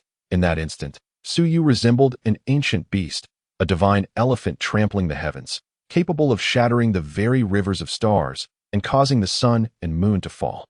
Though he did not possess such apocalyptic might, the power he unleashed was nonetheless formidable, as the air beneath his feet erupted continuously, shattered by the sudden concentration of terrifying force. Bang! Bang! Bang! The ruptured air sounded like layers of thin membranes tearing apart, forming a swirling white mist around Su Yu. Witnessing this awe-inspiring force that sent shivers down his spine, Lin Mo's eyes gleamed with fervor, his blood surging with excitement as he shouted, "Shatter for me." Indeed, he was a prodigy renowned throughout the realms, accepted as a disciple by the ancestral master. Such an extreme manifestation of physical power was what he had long yearned for. Boom! Su Yu's force swept away all obstacles in his path with relentless ferocity. At last, with a thunderous crash, the entire arena was obliterated beneath his foot, creating at worst. It would simply mean the abandonment of this martial art. Everyone looked on, offering no intervention. Even the female cultivators regarded the scene with cold indifference. They had gleaned the full story from the accounts of the older students nearby. Such a woman was wholly depleting the trust that the world had in women. Her death would be of no consequence. As for Lin Mo's anticipated thoughts of the elders, he need not concern himself. The elders shared his disdain for disciples of such character. Tang Qianqian lifted her head, her gaze pleadingly searching the surroundings and the elders. But upon witnessing their unyielding expressions, her heart sank to the depths of despair. She wished to plead for mercy, yet it seemed futile. "Speak." Lin Mo delivered another kick, this time shattering her other arm as his foot lifted. He placed it atop her head that if she failed to produce a response now, that foot would descend upon her skull, leaving her no chance to beg for mercy. I will speak. Tang Qianqian could no longer endure shouting. "Years ago, when you rose in Jingchao and arrived in the royal capital, you were searching for someone, and a discerning individual took notice that My family has relatives in Snowfall City, from the same place as you. And I learned of your deeds before anyone else, and so, our family sent someone to investigate a person who had lived for 2 decades, tracing their steps until, at last, they found in a slumber member. Within the span of 2.5 years, you must break through to the realm of Yunxi, and do not allow your level to surpass the 4th stage. Await entry into the secret realm. For therein lie certain opportunities that you may find invaluable," the Holy Master advised with a smile. The secret realm, indeed. Those at the 9th level of the Dan condensation and the 3rd level of Yunxi from the various sacred sites in the eastern wilderness would venture forth to seek their fortunes. Simultaneously, there would be elements of competition involved. In that place, one could fight with lethal intent, provided one possessed the requisite capability. Surely Su Qingying and the others shall attend as well. So you couldn't help but think of his 3 elder sisters. who had ventured to the sacred grounds and should have no trouble breaking through to the 9th level of Dan condensation within 3 years, with their innate physiques, as long as the resources for cultivation were sufficient. Achieving such breakthroughs would be a simple matter. They would face no pressure whatsoever. Very well. It seems I ought to keep my 3 elder sisters in check, lest they spend their days plotting my demise. With this thought, Suyu found his spirits lifted considerably. After all, his sisters were also children of destiny. Suppressing their arrogance could similarly accrue villain points and rewards, could it not? Moreover, all 3 sisters provided a steady stream of resources. This was not something to be overlooked. For other children of fortune, one might simply eliminate them if they posed a threat, but those without murderous intent could be left unharmed to be harvested. As for the likes of Longfeng, those pretentious individuals could be dealt with without a second thought. In the area reserved for direct disciples on Bishio Peak, witnessing Suyu's resplendence atop the arena, Lu Yunxiao was utterly dismayed. How could this despicable rogue be so powerful? It shouldn't be possible. If he was this strong, how could she ever seek vengeance? Several of her senior sisters approached and gently patted her head, offering sympathetic words. Little junior sister, do not dwell on it too much. It must have been an accident back then. Someone of such strength teasing the little junior sister, it was conceivable. Perhaps he had taken a liking to her? Regardless, Suyu had undoubtedly inflicted significant psychological trauma on the little junior sister. They couldn't simply suggest that she capitulate. That would be too inhumane. They could only encourage her to let go a bit. Yet, Lu Yunxiao was not so easily swayed. Gazing at Suyu, her eyes gradually filled with determination, her adorable face aflame with seriousness. No, I must strive to cultivate, surpass him, and bring him down. I absolutely cannot let this slide so easily. What if he possessed great talent? What of the little master uncle? It was not as if surpassing him was impossible. Thus, it was settled. Observing the suddenly invigorated little junior sister, her senior sisters were taken aback, but felt too bashful to douse her enthusiasm. They could only transform into fervent supporters, showering Lu Yunxiao with praise for her unwavering resolve. Little junior sister is the strongest. You are the best, little junior sister. You can definitely do it. Go for it. Little junior sister, defeat that scoundrel. After 3 days, the freshman competition concluded splendidly, and Suyu returned to his abode on Bishu Peak. As soon as he entered, the system's prompt echoed in his mind. Ding! Congratulations, host, for successfully suppressing 2 golden fate children and 7 red fate children, earning rewards. Chapter 052. Reward Settlement. Comprehension of the first divine form. Wanshang Law Body. Congratulations, host, you have received rewards. 15,000 villain points. Great Wilderness Prisoner's Finger. Nourishing Spirit Pill 1. And a random scroll of Celestial Sovereign Secret Technique. Great Wilderness Prisoner's Finger. A martial art of the holy body realm capable of confining heaven and earth with a single finger. Shattering the Cosmos. Nourishing Spirit Pill. Heals spiritual injuries. Usable even by Nirvana realm experts undergoing the tribulation of spiritual decline, allowing for rebirth and a second chance at the tribulation. A divine pill of the holy realm. Celestial Sovereign Secret Technique. A scroll of the Lin character secret. Triggering it allows entry into the divine prohibition realm, enhancing extreme combat power, enabling one to slay foes of higher realms, or even cross borders to defeat enemies. Upon seeing the rewards granted by the system, even Suyu, with his current state of mind, was profoundly shaken. A martial art of the holy body realm, one of the rarest forms of martial arts. This was a discipline that could only be created by those who had achieved sanctification of the physical body, and the difficulties required to attain such a state were nearly insurmountable compared to the average warrior achieving the great saint level. The body was the most challenging to refine. A physique capable of rivaling cultivation realms would find it commonplace to fight beyond their level. Entering a realm of broken limits was merely foundational. To put it bluntly, if news of Suyu's volume of martial arts at the holy body realm were to be released, a throng of body cultivators would swarm like sharks drawn by the sin of blood. As for the nourishing spirit pill, it held little immediate value for Suyu. Such items were rarely wasted by those before the celestial realm, as they could only be used once and were typically reserved for emergencies. However, the Celestial Sovereign Secret Technique was what truly left Suyu in awe. Created by the celestial sovereigns of the mythological era, it even surpassed imperial-level techniques, possessing capabilities that could rival celestial scriptures. Of the 9 celestial sovereigns, 9 were the supreme beings capable of defeating emperors. The Lin character secret was crafted by the celestial sovereign of annihilation, with an exceedingly slim chance of triggering the divine prohibition realm, allowing entry into it. Even a peak quasi-emperor would have the qualification to contend with an emperor if an ordinary warrior successfully cultivated it. They could reach the pinnacle of the law form at the first level. The activation of this secret technique was not guaranteed with each attempt. Lower-tier warriors had a higher probability of success, while the chances diminished with increased cultivation. Upon reaching the Holy Realm, one might need to attempt 1,000 times just to succeed once. Nonetheless, even this did not diminish the power of the Lin character secret. This was nearly the most formidable trump card one could possess. Taking a deep breath, Su exhaled the stagnant air, his tone still carrying a hint of awe.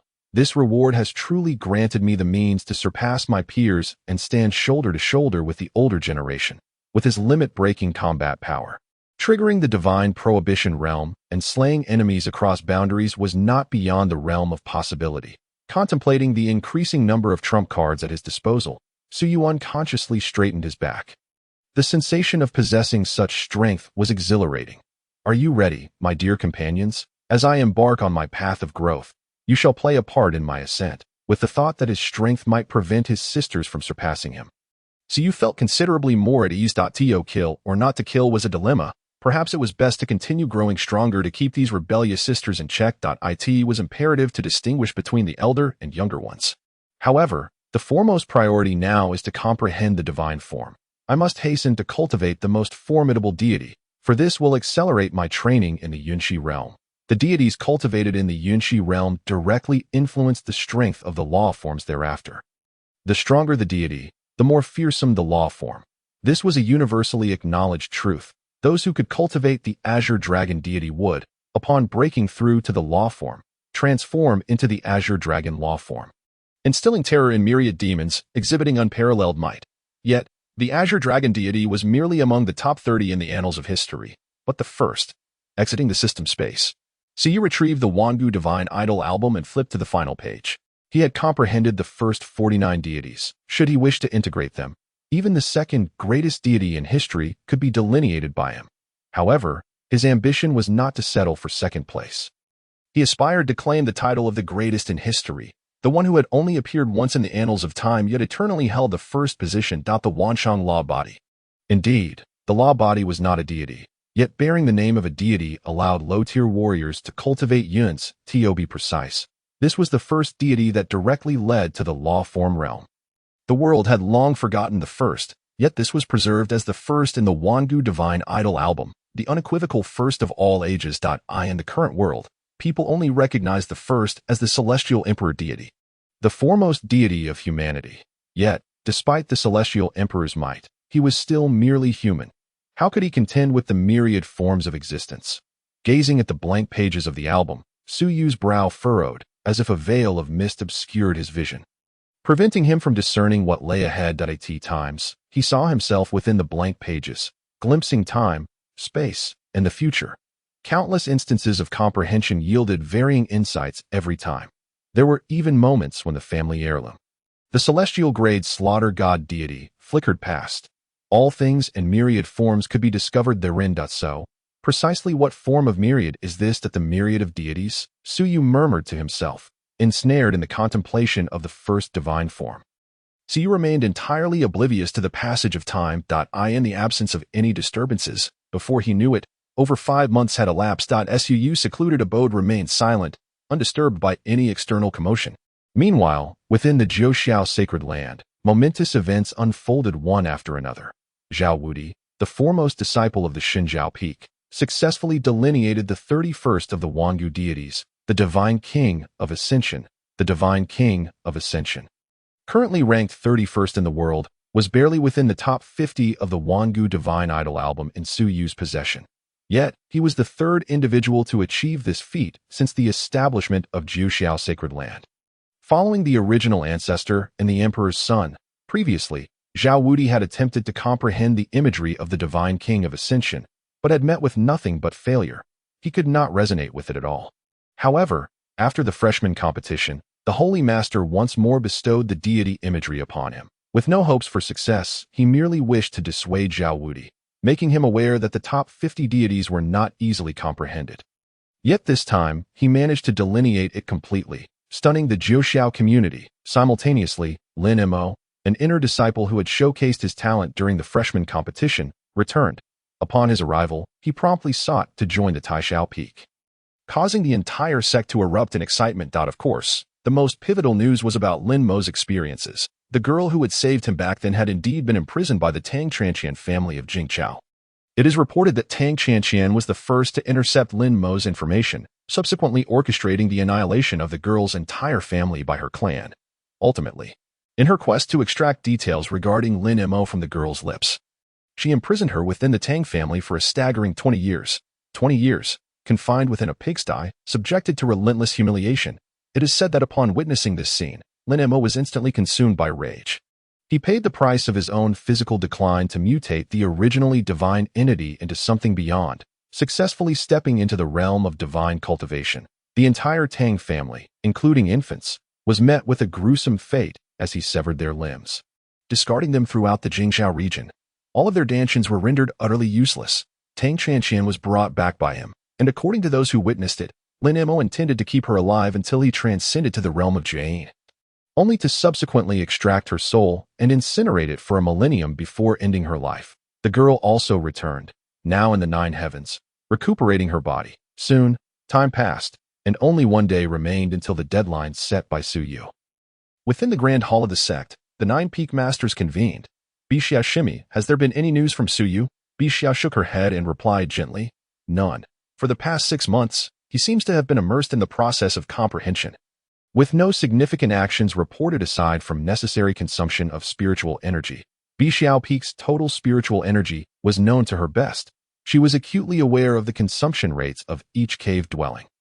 In fact, Su Yu's spiritual energy consumption over the past half-year was less than that of an innate realm practitioner within a month. The master of Qishao Peak furrowed his brow and remarked, what is wrong with our junior brother? Since arriving at the 9 heavens, he has either been in seclusion or in seclusion, never venturing out.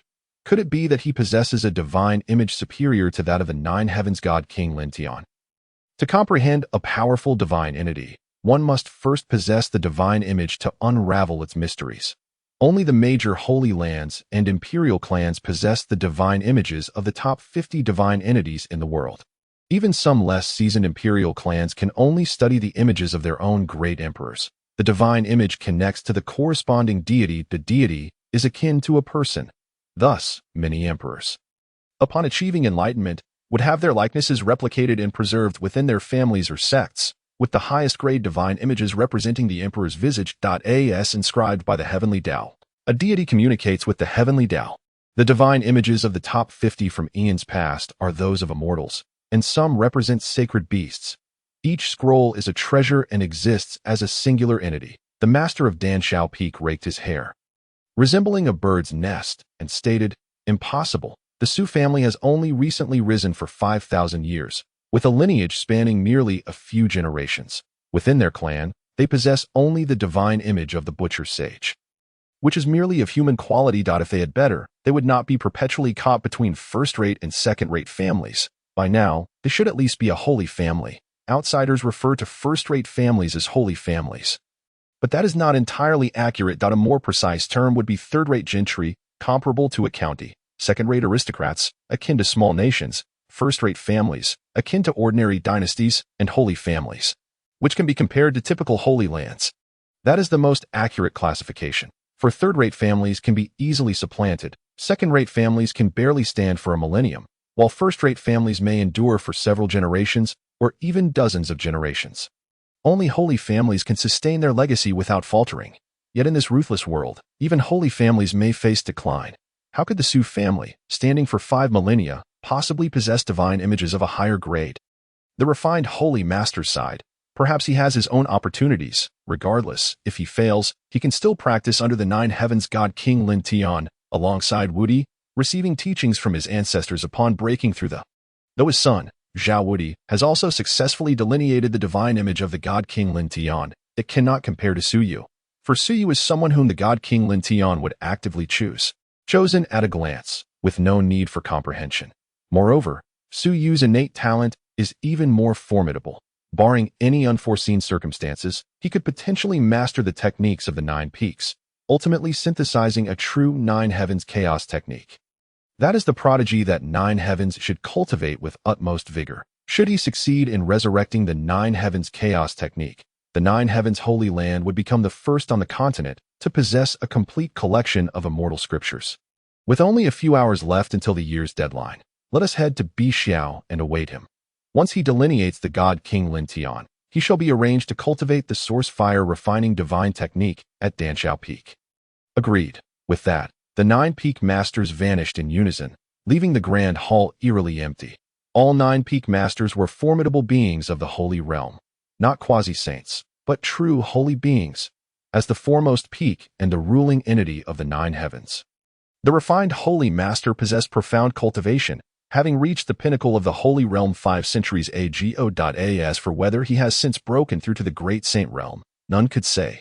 The movement of holy beings is almost seamless, capable of vanishing into the fabric of space, appearing within 100 miles in an instant. At full speed, they could traverse hundreds of thousands of miles in a single day. At Bixiao Peak, the 9 holy masters hovered in midair, gazing at the cave-dwelling area ahead, perceiving a faint breath of spiritual energy, and could not help but feel a sense of disappointment. It seems our junior brother has failed. Geniuses possess both advantages and disadvantages. Their advantages lie in their effortless breakthroughs in cultivation. However, their flaw is an excess of confidence, believing themselves invincible, ultimately becoming entangled in trivial matters, wasting countless years and missing their prime cultivation opportunities, leading to mediocrity. Alas, while having a formidable talent is commendable, lacking adaptability can be a fatal flaw. The peak masters could not help but reminisce about their own past. Above them, there were indeed stronger beings, yet ultimately, only they became the rulers of their respective peaks. Their arrogance and unwillingness to yield led to their own downfall. Some perished, others were injured, fading into obscurity. Even those who were stronger had to seal themselves within the divine source, waiting for the sect's need to awaken them to unleash their final remnants of power. Suu is fortunate.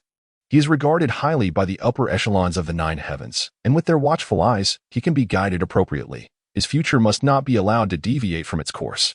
The refined holy master glanced at the time and then addressed Bixiao. Shimmy, prepare to awaken our junior brother. We must not squander any more time. Early nurturing of the divine being will greatly benefit his future cultivation. In his view, Suyu is currently engaged in futile efforts. Attempting to comprehend a deity without the divine image scroll was akin to building castles in the air, insubstantial and hollow. The divine image is a crucial step in delineating a deity. If one could delineate a deity without the divine image scroll, there would not be so many low-tier existences below. Why bother joining a holy land to seek advanced techniques and resources? Bixiao nodded lightly, understood. With that, Bixiao retrieved her peak master token, infusing it with a trace of her aura to activate it. Boom! The peak master token is the artifact that governs all within Bixiao Peak. Though it appears as a mere token, its grade is that of a holy artifact. Open! Bixiao commanded. In the cave-dwelling area of Bixiao Peak, the spiritual energy was forcibly severed, and the stone door to Suyu's dwelling slowly opened. As the door swung open and the others prepared to enter and awaken Suyu, suddenly, a terrifying aura of divinity surged forth, akin to a dragon awakening, its gaze transforming the very heavens and earth.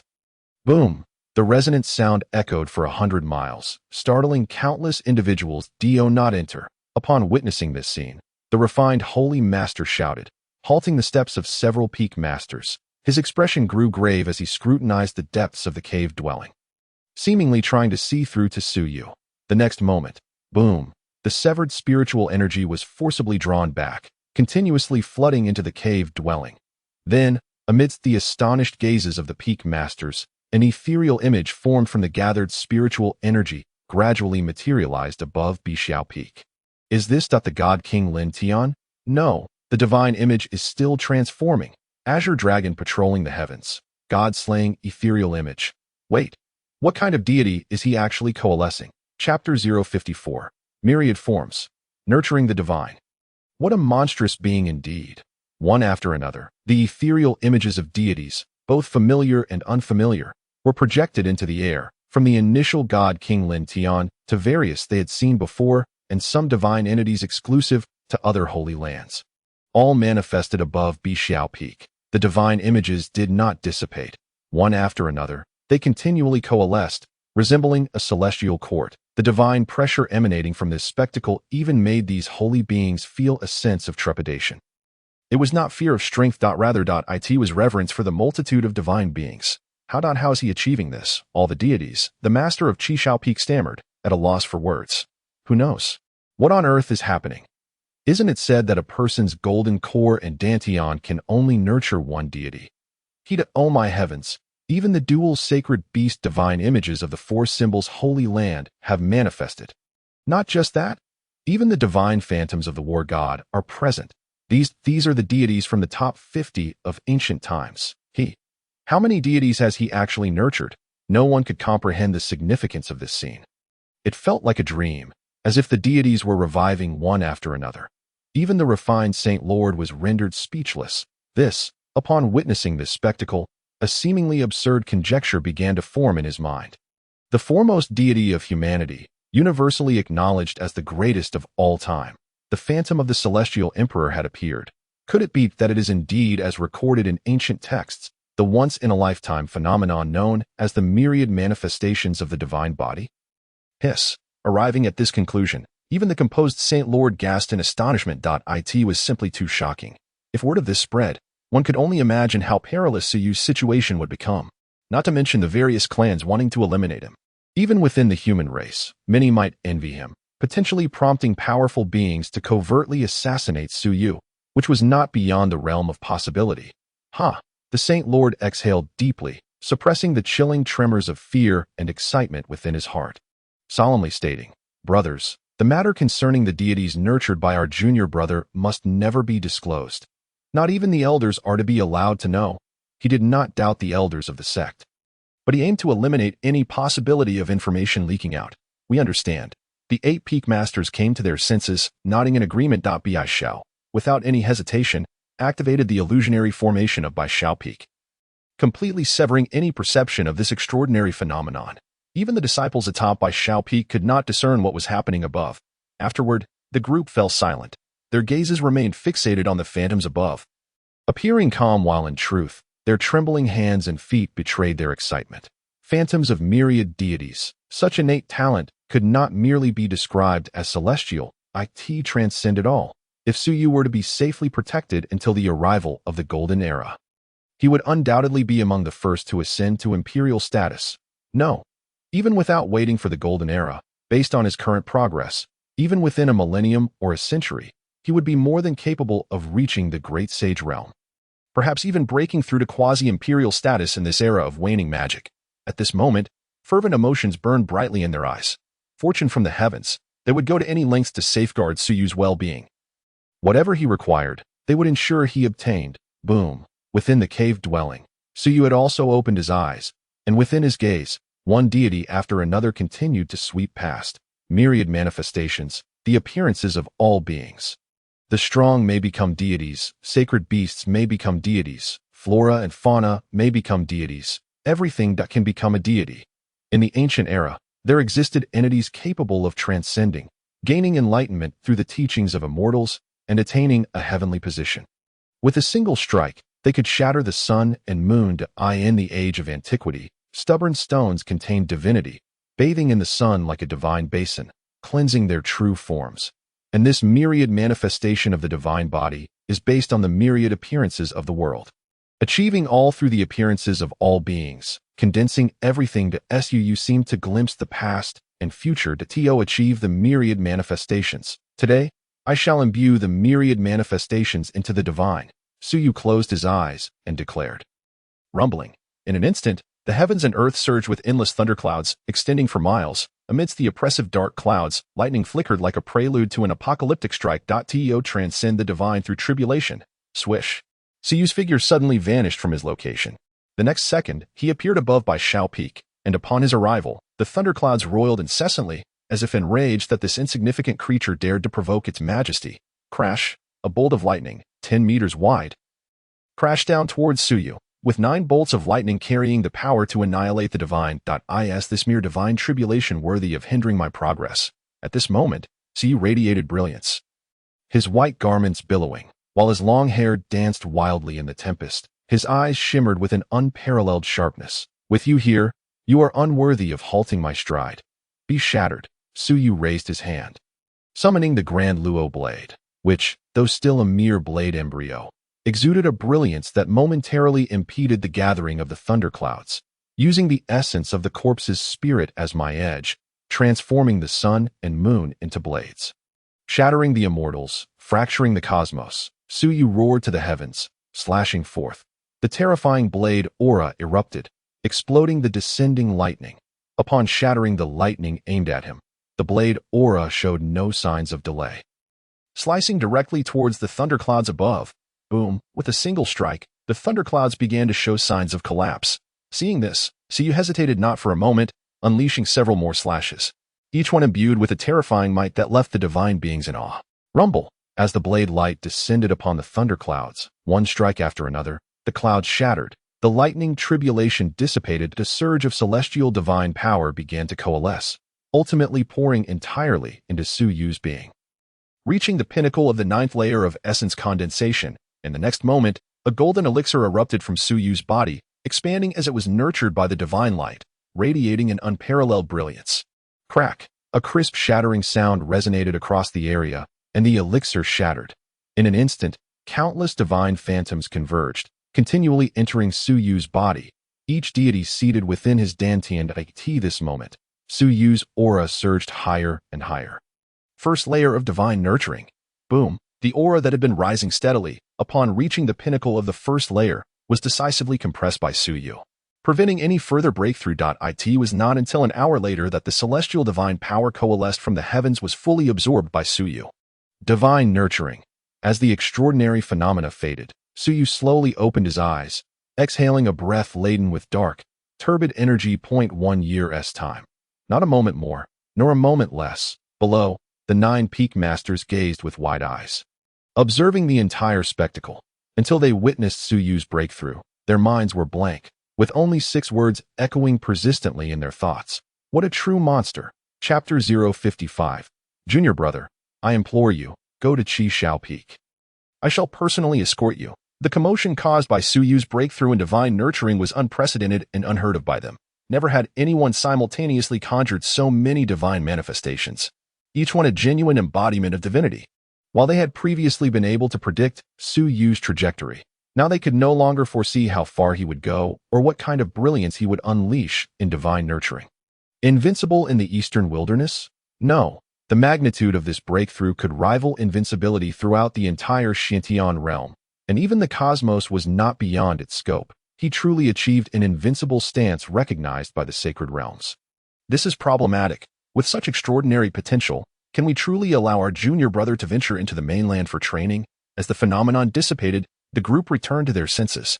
Perhaps we should let him explore a few secret realms within the sacred grounds, and only release him once he has broken through to the Inyang realms, suggested the peak master of Jing Shao Peak hesitantly. If it were an ordinary disciple, they would simply let him go. Even for a direct disciple, being sent out for training was commonplace. If they fell in the outside world, it would merely be a matter of luck. But Suyu, they truly could not bear to part with him. At that moment, the refined Saint Lord spoke, gazing at Suyu above with a smile, saying, "Let him go. Since he has chosen the path of invincibility, he should not be confined to the ivory tower of the sacred grounds. We shall arrange guardians to escort him. If we keep our junior brother within the sacred grounds, he is likely to become restless. He had a keen eye for character. He could see through Suyu's nature at a glance. Though he appeared gentle, he possessed an indomitable spirit. He would not remain at ease in his cultivation. Even if they forcibly kept him in the sacred grounds, it might even slow down his rate of breakthroughs or render him stagnant. This was absolutely unacceptable. As for the threats on the mainland, they were merely from the various sacred grounds and the imperial tombs, as well as the beast races. Even if the ancient royal family from the forbidden zones emerged, what of it? Would the human sacred grounds truly fear them? With the 3 major sacred grounds of the eastern wilderness backing him, they would not act recklessly.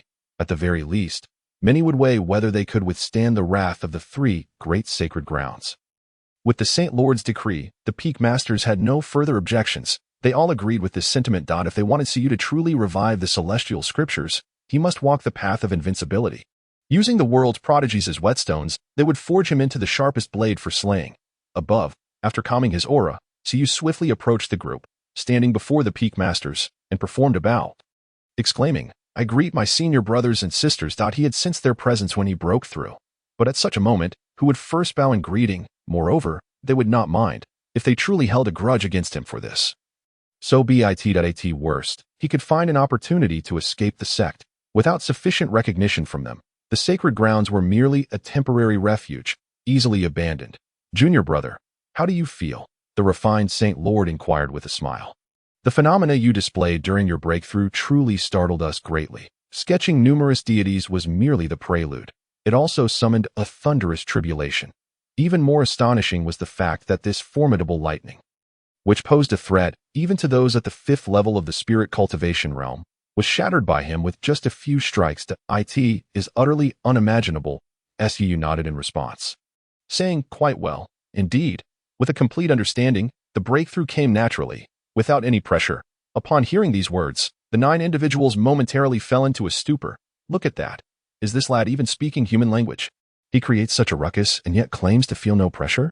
If it were them attempting to break through to the spirit cultivation realm, they would surely need to prepare countless measures to succeed.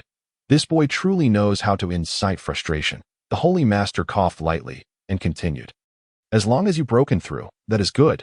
Now that you have attained the spirit cultivation, you should focus on solidifying your foundation over the next 2 years. Do not rush your breakthroughs.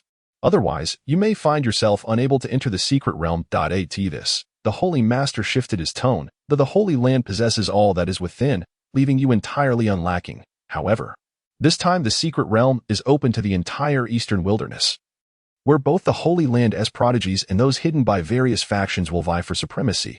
Regardless of life or death, engaging in fierce battles will help you enhance your understanding. Combat is always the quickest shortcut to elevate one's strength. A person who fears battle, even if endowed with greater talent, will ultimately be surpassed by adversaries weaker than themselves. They are unafraid of conflict.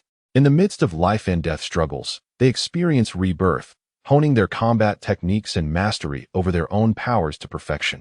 How could they be compared to one who only knows how to break through realms? Was Chi Xiao just like this? He earned a reputation as a battle maniac outside, surpassing the original soul candidate for the peak master of Chi Xiao Peak, and now stands as its master.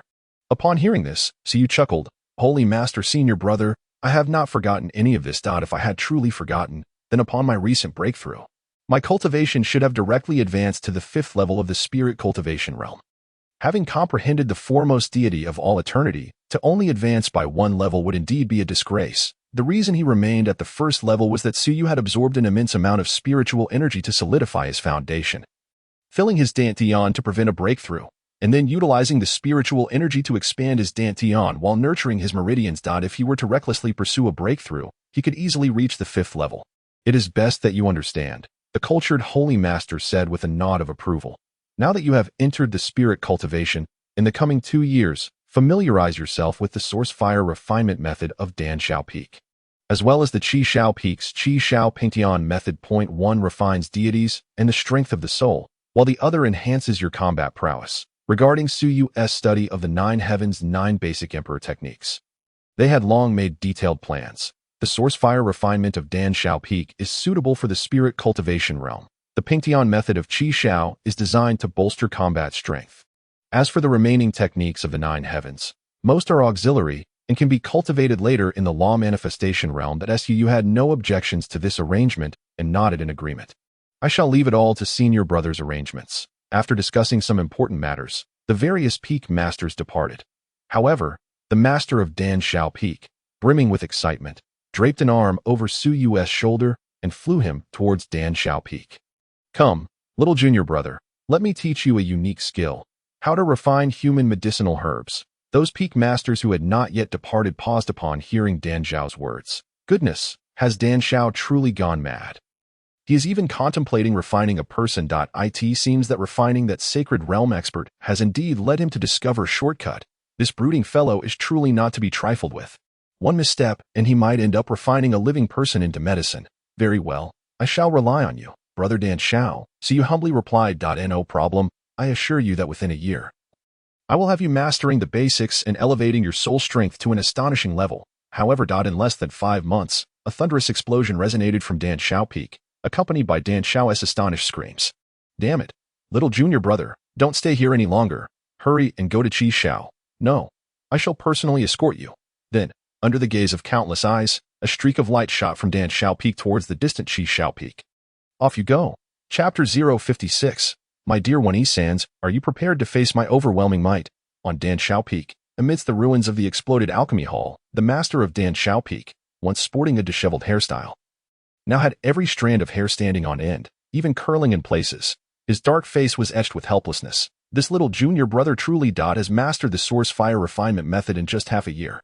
Such unparalleled talent. Standing amidst the ruins, the master of Dan Shao Peak couldn't help but marveled. He had never encountered someone with such talent. More specifically, Suyu had only taken a month to reach the entry level. The remaining time was spent refining with source fire, achieving minor success within half a year. He had intended to teach Suyu the art of alchemy. He also wished to instruct him on how to refine a cultivator's soul using source fire, transforming it into the main ingredient for the Yuqing soul enhancing pill. But who could have predicted that upon starting, he was not aiming for alchemy but rather the art of explosive creation? In his words, brother, refining the soul is akin to refining medicine. Explosives are also a form of medicine. This art form possesses a high level of creativity. Just watch my junior brother's technique. And then he witnessed Suyu extract the soul of a demon beast, infusing it with numerous inappropriate elements of his own design. Ultimately, he concocted a substance capable of injuring a cultivator's soul, an explosive. If a typical spirit cultivation realm practitioner were to be struck by such an explosion, they would likely be obliterated into nothingness. Fortunately, it happened at Dan Shao Peak, where a sacred realm alchemist was present. Otherwise, the casualties would have been catastrophic. Surveying the scene, the once grand and fragrant alchemy hall was now reduced to ruins, with countless disciples of Dan Shao Peak lying unconscious amidst the debris, their bodies convulsing. This was all the doing of Suyu. Had he not suppressed most of the damage at a critical moment, Dan Shao Peak would surely have suffered severe losses in this explosion. It is beyond imagination. Thus, he did not wait for Suyu to explain himself. Instead, he swiftly, in merely a year and a half, Suyu's mastery of the sword had transcended into the fifth realm of the unity of man and sword. He had achieved a breakthrough. Yet the disciples of the spirit concealment realm from Qi Shao Peak were lamenting their plight. Most of them had only attained the third realm, with a select few reaching the fourth realm of subtlety. In their battles against Suyu, they faced no surprises, being thoroughly restrained at every turn. During this agonizing period of practice, many disciples from Qi Shao Peak experienced rapid advancements in their swordsmanship, their realms growing stronger. Bang! On a particular day, 1.5 years later, within the sword discussion hall, Suyu sent a disciple of the sixth layer of the spirit concealment realm from Qi Shao Peak flying with a single stroke of his sword. Before calling out, "Next!" Ding! Congratulations to the host for successfully striking the heart of the child of red fate. Rewards granted. This was not an isolated incident. Over the span of a year and a half, Suyu had become enamored with this sensation, repeatedly drawing forth the fortunes of the child of red fate. It was an exhilarating experience indeed. Below the stage, numerous powerful figures of the spirit concealment realm exchanged glances, none daring to step onto the arena. As the atmosphere grew somewhat hushed, outside the sword discussion hall, the voice of Chu Tian resonated. "Little master uncle, it is time to depart for the secret realm." The Dongwang secret realm was about to open. Upon hearing Chu Tian's words, the group of spirit concealment disciples, assigned to practice alongside Suyu, collectively breathed a sigh of relief that it was over. Finally, they would no longer endure his relentless onslaught. Suyu paused momentarily at the mention, sheathed his sword, and descended from the stage. "I'm coming." Once outside the sword discussion hall, the two remained silent, each absorbed in their thoughts as they made their way. After all, in this year and a half Chu Tian had been thoroughly overwhelmed. Previously addressing him as Suyu, he now referred to him as Little Master Uncle, primarily because Chu Tian had developed a deeper understanding of this madman, exhausting himself in the process. Even amidst battle, Suyu gleaned new insights without the need for extensive contemplation. Who could he turn to for reason? Suyu paid no mind to his thoughts. His own mood was buoyant. After 3 years of cultivation, it was time to venture beyond and absorb new information. Moreover, Chu Tian appeared to have mastered his craft, having been thoroughly exploited for half a year regarding his villainous value, only to vanish for an entire year thereafter. This left Suyu feeling quite regretful, and then just the thought of finally being able to seize the fortunes of the child of fate invigorated Suyu. As for his 3 elder sisters, who were always intent on eliminating him, "My dear One-chan, are you ready to welcome my overwhelming prowess? P.S. Normal updates will resume tomorrow, starting with 5 chapters, followed by a gradual catch-up on the chapters owed over the next few days. The pace will quicken. I won't be hiding away in one place anymore. Gifts and encouragement for updates are greatly appreciated. Chapter 057. This time, I must beat that little rascal until he cries for mercy. At the exit of the 9 Heavens sacred land, 2 prepared warships were already stationed. Ordinarily, the Sacred Master and 8 Peak Masters would not come to see off departing disciples. But this time was different. All 9 were present. The numerous new disciples dared not speak out of turn, remaining as quiet as quails, peering out from the warships. Chu Tian and Suyu approached the vicinity of the warships, with Suyu bowing to several individuals, exclaiming, "Greetings, senior brothers and sisters." It was a jest. Even if they were millennia older, they were still his senior brothers. He boldly addressed them in front of so many, effortlessly uttering the words senior brother and sister. Out in the world, identity is self-bestowed. If he didn't possess an astounding identity, would he wait for some random individual to provoke him for the thrill? That would be utterly vexing. Only those of great destiny were worthy of challenging him. The Sacred Master and others responded with laughter. Then, the Sacred Master admonished Suyu, "Remember, during your expedition to the secret realm, remain low-key. Do not create unnecessary disturbances, prioritize your safety, and do not recklessly expose yourself to danger. Understood?" This precious seed might not be valued by the disciples, but the higher-ups cherished him dearly. Whether he could replicate the celestial scriptures rested upon him. Even the ancestor was preparing to break through the divine source in a century to guide Suyu in his cultivation, even knowing that once he broke through the divine source, he could never return, only awaiting the inevitable end in this era of diminished magic. He remained resolute in his decision to manifest. In the ancestor's words, there were already enough old fossils buried in the sacred land. One more wouldn't make a difference. If he could cultivate a future emperor, or even a celestial being, it would be worth his lifetime. Indeed, straightforward. Hearing this, the master of Danxia Peak interjected, "Brother, your concerns are excessive.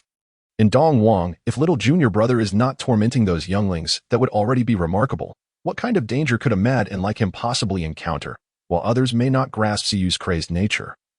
He certainly did. A madman who would even dare to self-destruct. Previously, he thought himself insane for using human bodies as medicinal ingredients, but after 6 months of association with Suyu, he felt he was the sane one.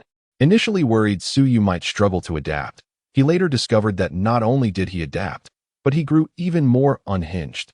Those feral beasts and some cultivators who had committed heinous crimes would initially curse defiantly. But ultimately, they all begged for a swift end. Suyu was even more experienced in conducting human experiments. The master of Qishao Peak nodded in agreement. "Indeed, brother, please refrain from your incessant ramblings. This kid is too formidable. Your concerns should lie with the other prodigies." A year and a half. For a full year and a half, all the spirit concealment disciples of Qishao Peak had been Suyu's sparring partners. Each one had their hearts shattered in the process. Though they made significant progress, the shadow of Suyu loomed ominously in their hearts, potentially giving rise to a future inner demon. It was fortunate that Suyu's cultivation was not yet profound. If he were to break through to the 7th layer of the spirit concealment realm, he might very well summon disciples from the law manifestation realm to practice against him. The Sacred Master shot a disapproving glare at the two, saying, "You two are excessively chatty. Instead of wasting time with idle chatter, why not contemplate how to break through to the pinnacle of the sacred realm?" These two truly had too much time on their hands. Suyu grinned. "Rest assured, Sacred Master brother, I will exercise my own judgment. Preserving his life was undoubtedly his primary concern. Moreover, within the secret realm, only those at the 4th layer of the spirit concealment realm and above were unable to enter. Thus, he would only face prodigies. Once outside, the elders of the 3 sacred lands would be present. He could hardly believe anyone could kill him beneath the watchful eyes of so many powerful figures. Great saints? Quasi-emperors? That was utterly impossible. If during the era of diminished magic, great saints and quasi-emperors could roam freely, there wouldn't be such a scarcity of powerful beings outside. Those who managed to break through to the sacred realm during this era of diminished magic owed it all to the natural protection of the sacred land. This was a place constructed under the direct intervention of an emperor, designed to circumvent the retribution of heavenly laws. Of course, not all could evade such retribution. It merely allowed for cultivation to the sacred realm within the sacred land. albeit with resource consumption far exceeding that during the era of complete cosmic rules. For instance, the resources consumed by the Sacred Master's Great Saint realm could have allowed 2 or even 3 individuals to break through to the Great Saint during the era of complete cosmic rules. This illustrates the disparity. Simultaneously, it underscores the foundation of top-tier sacred lands versus ordinary ones. An ordinary sacred land possessing a quasi-sacred ancestor in slumber is already considered top-tier. Weaker sacred lands are merely marginally superior to first-rate families. In such an era of diminished magic, it is the most suitable time for the younger generation to venture out and experience the world, should they dare to roam so freely during the Great Era. They risk encountering assassinations from sacred realm cultivators or even great saints. The Sacred Master nodded and replied, "As long as you have discretion, remember to follow your heart in your cultivation while in the outside world. Even if you stir up trouble, I will support you." This statement exuded an unparalleled authority, causing all who heard it to tremble. However, such a declaration would leave the Sacred Master filled with regret. Suyu, too, was no exception. His eyes brightened as he nodded emphatically, "With your words, brother, I can rest easy." Indeed, having an esteemed background was exceedingly advantageous. He could act recklessly without fear of being slain. During this expedition to the secret realm, should anyone dare provoke him, he would simply strike them down with a single palm, regardless of who stood behind them. His sentiment was clear. He had the 9 heavens sacred land supporting him, with the Sacred Master brother backing him up. How impressive. The Sacred Master nodded in satisfaction, then produced a jade slip and tossed it to Suyu, speaking kindly, "Go forth. If you encounter any issues that the elders cannot resolve, shatter the jade slip. Additionally, within the secret realm, remember to unite with your sect members against external threats. Any grievances should be resolved back in the sacred land. Do not create conflicts in the outside world." Suyu replied with a smile, leaping onto the warship. Upon his arrival, the elder tasked with safeguarding the journey immediately issued orders: activate the defensive formation and set sail. A pale blue defensive formation enveloped the warship, and it then began to ascend, slowly navigating toward the exit. As the teleportation array illuminated, both warships vanished simultaneously. Watching the warships disappear, the Sacred Master and several Peak Masters could not help but express their sentiments. Ah, this batch of new disciples truly possesses boundless potential. It seems the era of diminished magic shall soon come to a close. The emergence of so many prodigies could only signify one thing. The era of diminished magic was nearing its end, and the Golden Age was on the horizon. The opportunity to attain immortality may very well lie within this generation. No more than a millennium, the young junior brother may very well break through to the great sage before the end of this age of decline, potentially shattering the record for attaining sainthood at the fastest pace. The 9 heavens shall surely flourish in this era, as the 2 warships, laden with century-old prodigies, set sail from the 9 heavens. The formidable forces of the eastern wilderness began to mobilize. In the void, aboard the warship of the Tianxian Holy Land, 4 figures gazed into the abyss, their eyes gleaming with anticipation. This time, we must thrash that little rascal until he begs for mercy. Chapter 058. If you wish to kill Suyu, go see if you are capable of it. The Eastern Wilderness Secret Realm stands as a sanctum, open to all cultivators within the Eastern Wilderness, albeit restricted to those at the 9th level of the Dan Condensation Realm to the 3rd level of the Spirit Nurturing Realm. Yet for some rogue geniuses, it represents a rare opportunity. The resources within the Secret Realm are exceedingly precious to many cultivators. Acquiring even a fraction can kindle the hope for further advancement. Moreover, despite being explored for centuries, this largest secret realm has yet to be thoroughly excavated, with treasures still occasionally discovered. There are even accounts of rogue cultivators uncovering divine images of saintly quality within. Of course, these are mere anomalies. For rogue cultivators, it is an opportunity for the prodigies of the 3 great holy lands. It serves more as a trial. Engaging in battle with various prodigies allows them to gauge each other's depth of skill. The Eastern Wilderness Secret Realm lies adjacent to the periphery of the life-restricting zone, a place deemed forbidden for all living beings, where those who dare tread often meet their demise. Only a handful have escaped the life-restricting zone, yet without exception, they have all succumbed to madness. For within the confines of this zone, ancient powers lie in slumber. Each awakening brings catastrophic consequences for the Xiantian realm. However, in this age of decline, even the terrifying beings within the life-restricting zone choose to remain dormant. Reluctant to stir. At the periphery of the life-restricting zone, thousands of figures have gathered. They are all cultivators at the ninth level of the Dan condensation realm and spirit nurturing realm, converging from various corners of the eastern wilderness, eager to enter the secret realm and seize their own fortunes. Even finding a single kingly herb could lead to overnight wealth. Whoosh, whoosh, with the sound of two piercing winds, the crowd looked skyward, where several warships bearing the flags of the two great holy lands emerged from the void. These colossal warships, resembling fortresses, hovered in midair, prompting all to rise and gaze in awe. The three great holy lands, the true rulers of the eastern wilderness. It is the warships of the Tianshan Holy Land and the Zy Holy Land. They have arrived. Truly, the top-tier Holy Lands possess terrifying resources, dispatching two warships comparable to divine weapons. Indeed, the warships are a testament to their sex heritage. Without deploying divine weapon-level vessels, how could they ensure the safety of these prodigies? Do you think the Holy Lands resemble us, the rootless rogues who rely solely on our own feet to travel? The Dan condensation and spirit nurturing cultivators murmured among themselves, their eyes reflecting uncontrollable envy. They did not refrain from joining the Holy Lands due to lack of desire, but rather due to inadequate aptitude.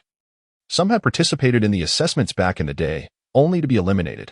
Among their peers who joined the Holy Lands, nearly 40% have already reached the Dharma manifestation realm, with the lowest being at the advanced spirit nurturing realm. Unlike them, who have squandered hundreds or even thousands of years, achieving only the Dan condensation or low spirit nurturing realms, even those among them from first-rate or ordinary Holy Lands would still envy the top-tier Holy Lands. As members of the two great Holy Lands disembarked, the crowd of thousands instinctively parted to create a path. Within the ranks of the Tianshan Holy Land, Su Qingying and her companion scanned the crowd. And upon failing to spot Su Yu, she could not help but exclaim, "That rascal is still not here." Beside her, Chen Yunxi remarked, "It's of no consequence. After all, we can only act once we enter the secret realm." There's no need to rush. Her desire to confront Su Yu had almost become an obsession. Despite being a reincarnated celestial being, that calculating nature was impossible to erase. On the contrary, it had intensified. Having received 3 years of cultivation in the Holy Land, the four of them now boasted astonishing prowess. While others lacked techniques and divine images, Chen Yunxi was not among them. She had now attained the first level of the spirit nurturing realm. And the divine image she drew was not of an ordinary deity, but of her past life's identity. In terms of power, her deity could even rank among the top 5 in the lower realms. So formidable it was as to defy belief. When she sketched the deity, even the ancestors of the Tianshan Holy Land were stirred, emerging from seclusion to accept her as a closed-door disciple, granting her a status equivalent to that of an elder. Even powerful figures of the Holy Land must address her as little junior sister. Su Muyao nodded in agreement, saying, "Yunqi is right. This time we must ensure that the little rascal understands the distinction between the great and the small. The distinctions between the great and the small must be made clear. In the past, they lacked strength. Now that they possess it, failing to reclaim their dignity would render their previous sufferings in vain." Even if she no longer harbored murderous intent towards Su Yu, he still deserved a good thrashing. Though her cultivation had yet to breach the spirit nurturing realm, she had reached the pinnacle of the Dan condensation realm. And combined with the deity she had sketched, the undying divine phoenix, her combat prowess was beyond what ordinary individuals could compare. The undying divine phoenix was also a formidable existence, ranking among the top 50 in the lower realms. This time, their purpose in the secret realm was not only to teach Su Yu a lesson, but also to help Su Wanqing and Su Qingying find the treasures within. The divine image scroll of the deity ranked 20th in the ancient annals. The supreme bone and heavy eye are both supreme. The ancient supreme realm corresponds to that of the ancient emperors. The ancient emperors stand shoulder to shoulder with the human immortals. The supreme bone carries inherited secret arts, while the heavy eye can pierce through illusions. Even within the celestial realm, they stand as prodigies if they cannot establish a solid foundation with powerful deities. Breaking through to become emperors in the future will undoubtedly be fraught with challenges. As the group conversed, Su Muyao's companion, Long Feng, leaned in and smiled at her, saying, "Muyao, you can rest assured. Leave the task of thrashing to me. Last time, I see you couldn't determine a victor. This time, I will not disappoint you." He quickly added, "It's not the kind of killing." He yearned to be close to Su Muyao, captivated by her charm. The allure of the undying divine phoenix was simply irresistible to him. A true dragon. Su Muyao shot him a look of disdain, saying, "What is it to you? If you wish to kill Su Yu, go see if you are capable of it. What divine dragon body? What destined companion of the undying divine phoenix was this? All there was. The group simultaneously rolled their eyes at him before moving away, distancing themselves. Noticing their disdainful gazes, Long Feng remained unfazed, confident that in the future they would come to recognize his true intentions and his formidable talents. As the possessor of the dragon body, paired with guidance from the dragon ancestor, it would be an insult not to ascend to emperor status. Before long, the sky behind them shattered once more, and two massive warships burst forth, emerging from the void to come to a steady halt beside the Tianxian and Zy Holy Lands. The people of the Nine Heavens Holy Land have arrived. It is said that both of this generation's top prodigies have joined the Nine Heavens. Their fortune is indeed unparalleled. Amidst the murmurs of the crowd, on the Nine Heavens warship, hundreds of streaks of light descended. As the prodigies landed, they immediately scanned their surroundings. Upon locking eyes with the figures from the Tianxian and Zy Holy Lands, a wave of battle intent surged forth. The people are gathered. Let us open the secret realm. Chapter 059. Conduct your affairs discreetly and leave no traces. Do you understand? The secret realm remains perpetually open. Yet its periphery is fortified by formations established by the three great holy lands to prevent rogue cultivators from entering and pillaging its treasures, thereby preserving its structure. In truth, the three great holy lands have long treated this secret realm, established in the eastern wilderness, as their private asset. Without their permission, no one may enter. Open to the public? That merely serves to silence the masses. Receiving even a single entry slot is already a boon. As for the rules, it all depends on the benevolence of the three great holy lands. The elders of the Jiayong realm from the three great holy lands gathered together, nodding to one another, each retrieving a shard of jade pendant from their ropes, which they then combined. Boom. As the three Jiayong realm elders simultaneously executed their incantations, the previously tranquil forest transformed, distorting before the onlookers' eyes. The center, a pitch-black rift slowly opened from top to bottom, akin to a grand gate. Thud. As the formation dissipated, the true appearance of the secret realm was revealed to all. It manifested as a swirling vortex several dozen meters wide, adorned with colorful starlight, dazzling to the eyes. Prolonged gazing could even elicit a sensation of the soul attempting to leave the body. Fortunately, none among the crowd were ordinary beings. Each was a formidable cultivator of at least the 9th level of the Dan condensation realm, thus unaffected. Were their ranks lower, their souls might very well be drawn from their bodies. This is precisely why the entry requirement is set at the 9th level of the Dan condensation realm. As the secret realm opened, the Jiang realm elders of the three great holy lands cast their gaze over the faces of the crowd, their voices cold and devoid of emotion. Before entering the secret realm, you must adhere to the following rules. Harvest herbs while preserving their roots. Immature herbs are strictly prohibited from being plucked. Everything must be left at 7 parts. Those who violate these rules shall be met with lethal consequences upon investigation, along with your sects, families, and dynasties. All shall face obliteration. Furthermore, you may retain your techniques, and there is no need to submit them to the Holy Land. If you manage to acquire them, that is your skill, but any spiritual herbs gathered must be submitted at a rate of 20%. You understand? Apart from the disciples of the sacred lands, the ordinary cultivators from first-rate clans and sects, as well as those in the nascent soul and spirit gathering stages, were all involuntarily shaken. They responded, understood. It was evident that one could not expect to pluck fruits from another's garden without paying a certain price. Of course, even a 20% tribute was acceptable, for within the secret realm, they could gather numerous valuable resources. If they were fortunate enough to enter certain treasures, they might even discover great medicinal herbs, or perhaps even quasi-holy medicines, or even holy medicines. As the three elders finished explaining the rules, everyone eagerly surged forward. A throng of people scrambled to dive into the vortex. The disciples from the three sacred lands remained unhurried, quietly observing at the entrance of the secret realm, waiting for the crowd to enter first. Only when the last person had stepped inside did the elders of the three sacred lands address their disciples, saying, once you enter, remember, if you encounter something useful, you may seize it, even kill if necessary. No one will restrain you, but do your deeds with discretion. Do not leave behind any incriminating evidence, understood? Whether there are grievances among fellow disciples or not. Once inside, no one can stop you. You may decide life and death as you please. However, bear in mind, if you encounter outsiders oppressing your fellow disciples, regardless of whether they're your sworn enemies or not, you must intervene and stand by your comrades. Is that clear?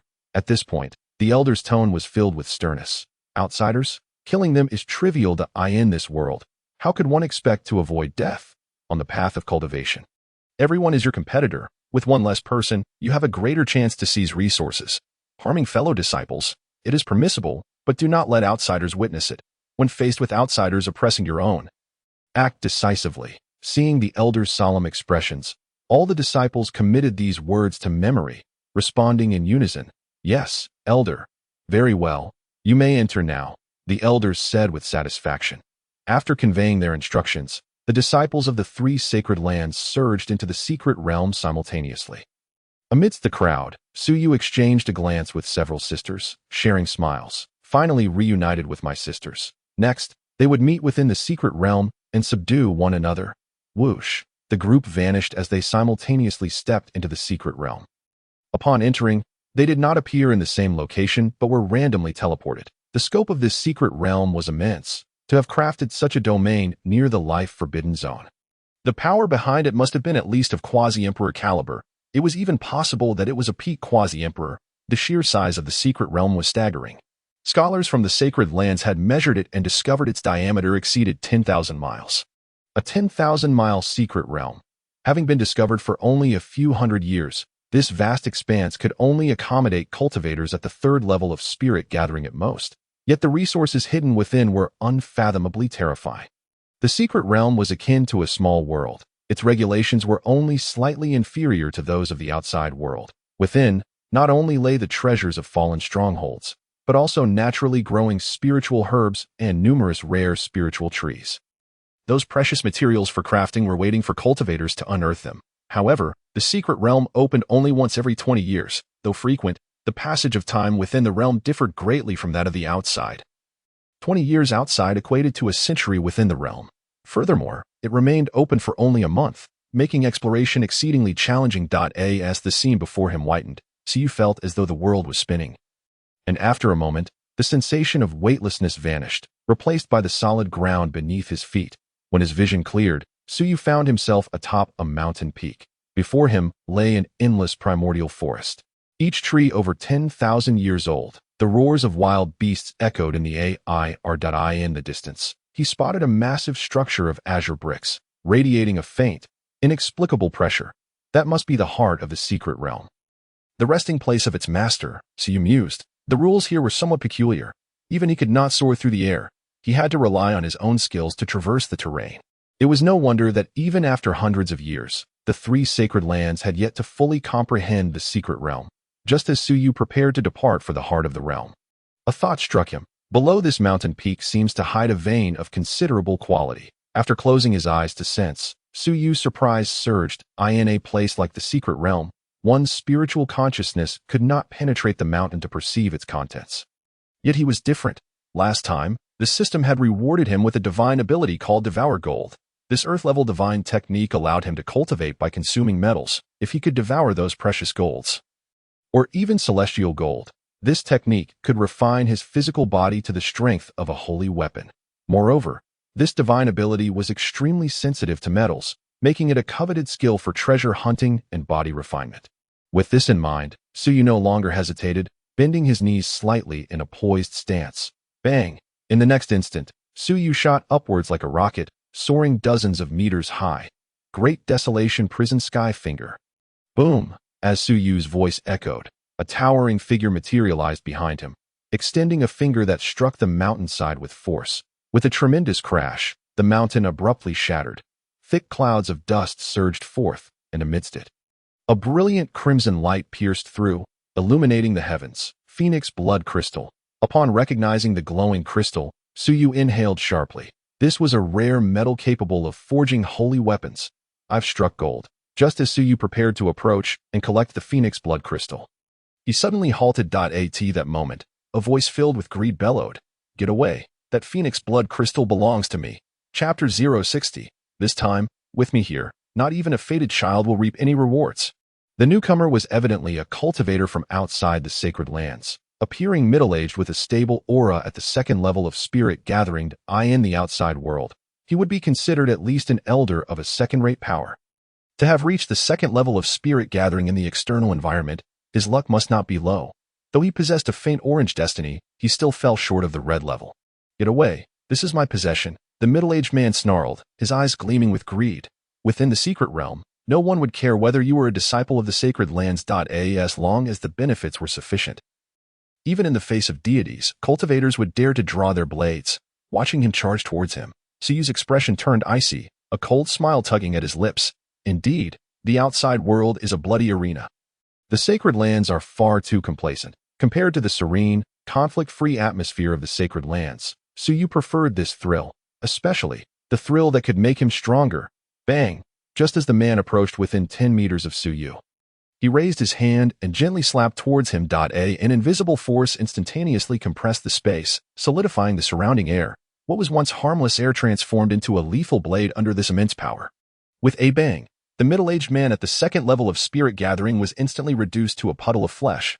His murderous intent and spiritual power were obliterated in an instant, until the moment of his death.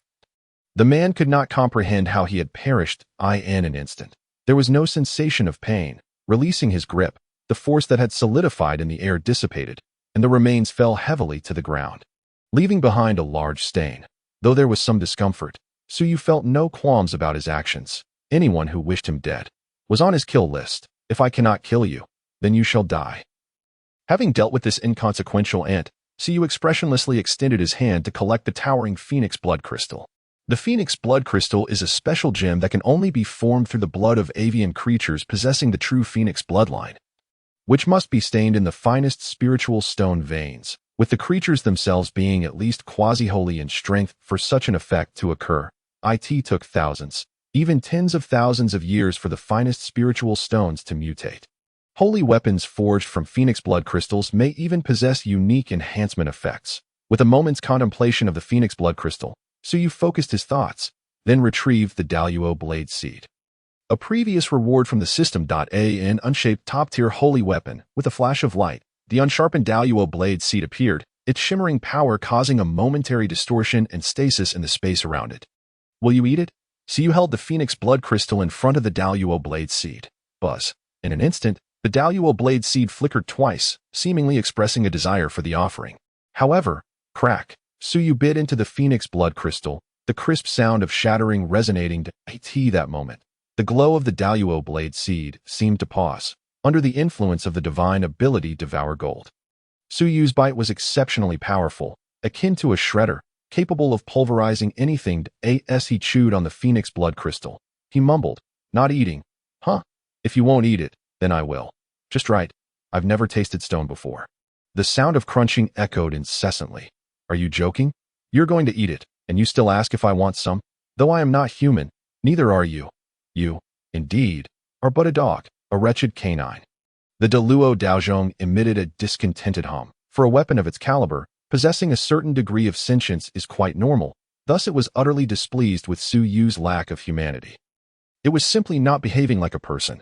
Swish, as the Daluo Daozhong expressed its dissatisfaction, Suyu cast it back into the system space, after consuming a substantial piece of Finshui crystal. He let out a contented burp. The divine ability of golden swallowing was merely at a minor success. Digesting such a premier divine stone capable of refining sacred weapons remained a formidable challenge. He could barely manage 1/20th of the amount before reaching his limit, stowing the remaining Finshui crystal into his storage ring. Suyu soon felt the energy of the crystal coursing through his body. Boom! It resonated within him like thunder, producing a resounding roar. Every cell in his body, nourished by the energy of the Finshui crystal, erupted with exuberance, causing Suyu's complexion to flush crimson. Simultaneously, his entire being blazed with fiery warmth. Wisps of white mist wafted into the air as the moisture in the atmosphere evaporated due to his rising temperature. "It's so hot," Suyu murmured, his throat tightening as he could not help but let out a low growl. This sensation was genuinely intense. No wonder it could enhance physical strength. This divine ability transformed the body into a furnace. It smelted every type of metal, extracting their energy to fortify his cellular structure. Amidst this agonizing yet exhilarating process, Suyu could sense the power of his physique steadily augmenting. His body had never been particularly formidable. Throughout his battles, he had always relied on ranged attacks. Although his Jinyu body was powerful, facing opponents 2 minor realms above him rendered him somewhat inadequate. They could easily inflict harm upon him. But now, things had changed. His physical form was augmenting, an additional enhancement to his corporeal strength. If combined with the might of the Jinyu body, Suyu could surely crush opponents in the fifth realm of the Yunshi stage merely with his physical power. The enhancement concluded, exhaling a cloud of mist. Suyu opened his eyes, and he sensed a peculiar change. It felt as though his height had increased slightly, and his physique had become more robust. The originally loose-fitting white robe now clung tightly to him. It seems as Suyu pondered for a moment, realization dawning upon him. This enhancement does not merely bolster strength, it significantly alters one's appearance as well. If he had previously stood at a height of 185 meters, with a well-proportioned physique, he now towered at 1.90 meters, his build having gained considerable muscle. If I were to continuously consume higher-grade metals and divine stones, I might even grow to 2 or 3 meters tall. Coupled with a physique of explosive muscles, the thought of such a transformation brought a mix of amusement and exasperation. Such a visibly powerful and imposing form was better suited for others. After all, he considered himself a refined and elegant young master. How could he possibly become a muscle-bound brute? Suppressing his burgeoning excitement, Suyu extinguished the thought of further enhancing his physique and turned his gaze to his surroundings. Contemplatively remarking, the myriad secrets of the realm, the exploration of thousands. Yet ultimately, they will all head towards the center of the secret realm, will they not? Then I shall wait at the center of the secret realm. Opportunities can simply be seized from others. Boom. Resolute in his decision, Suyu lingered not a moment longer. With a bend of his knees, he exerted force, propelling himself forward with a thunderous explosion, akin to a cannonball shooting into the distance. With me here, no destined child shall hope to reap any rewards. Chapter 061. Let me be the guardian of the city. Whoever wishes to enter must first strike me within the secret realm. Countless individuals were randomly teleported to various locations. Some unfortunate souls found themselves in the same spot as top-tier prodigies, left to helplessly watch as treasures were snatched away. In the secret realm, the fortunes one could acquire depended solely on personal luck and strength. Those with formidable power claimed all opportunities as their own, while the weak could only settle for scraps, and if luck were to diminish further, they might merely become casualties of stronger beings. While the three great sanctuaries shared close relations, and the elders' admonitions were heeded by the disciples, should they encounter an irresistible opportunity, and with no outsiders present, they would not hesitate to eliminate their own comrades to seize that chance. Such occurrences were far from rare. After all, everything that transpires within the secret realm remains shrouded in secrecy. Even if powerful beings were to trace the events, they would remain unable to uncover the truth. Death was merely a common occurrence. 5,000 miles from the secret realm's center, at the base of a flattened mountain, some gazed greedily at the rich spiritual energy emanating from its slopes, only to be decapitated by a companion waiting in the shadows. In the depths of the forest, disciples from the sanctuaries who had slain the guardian beast of a precious herb were mercilessly beaten to death by rogue cultivators.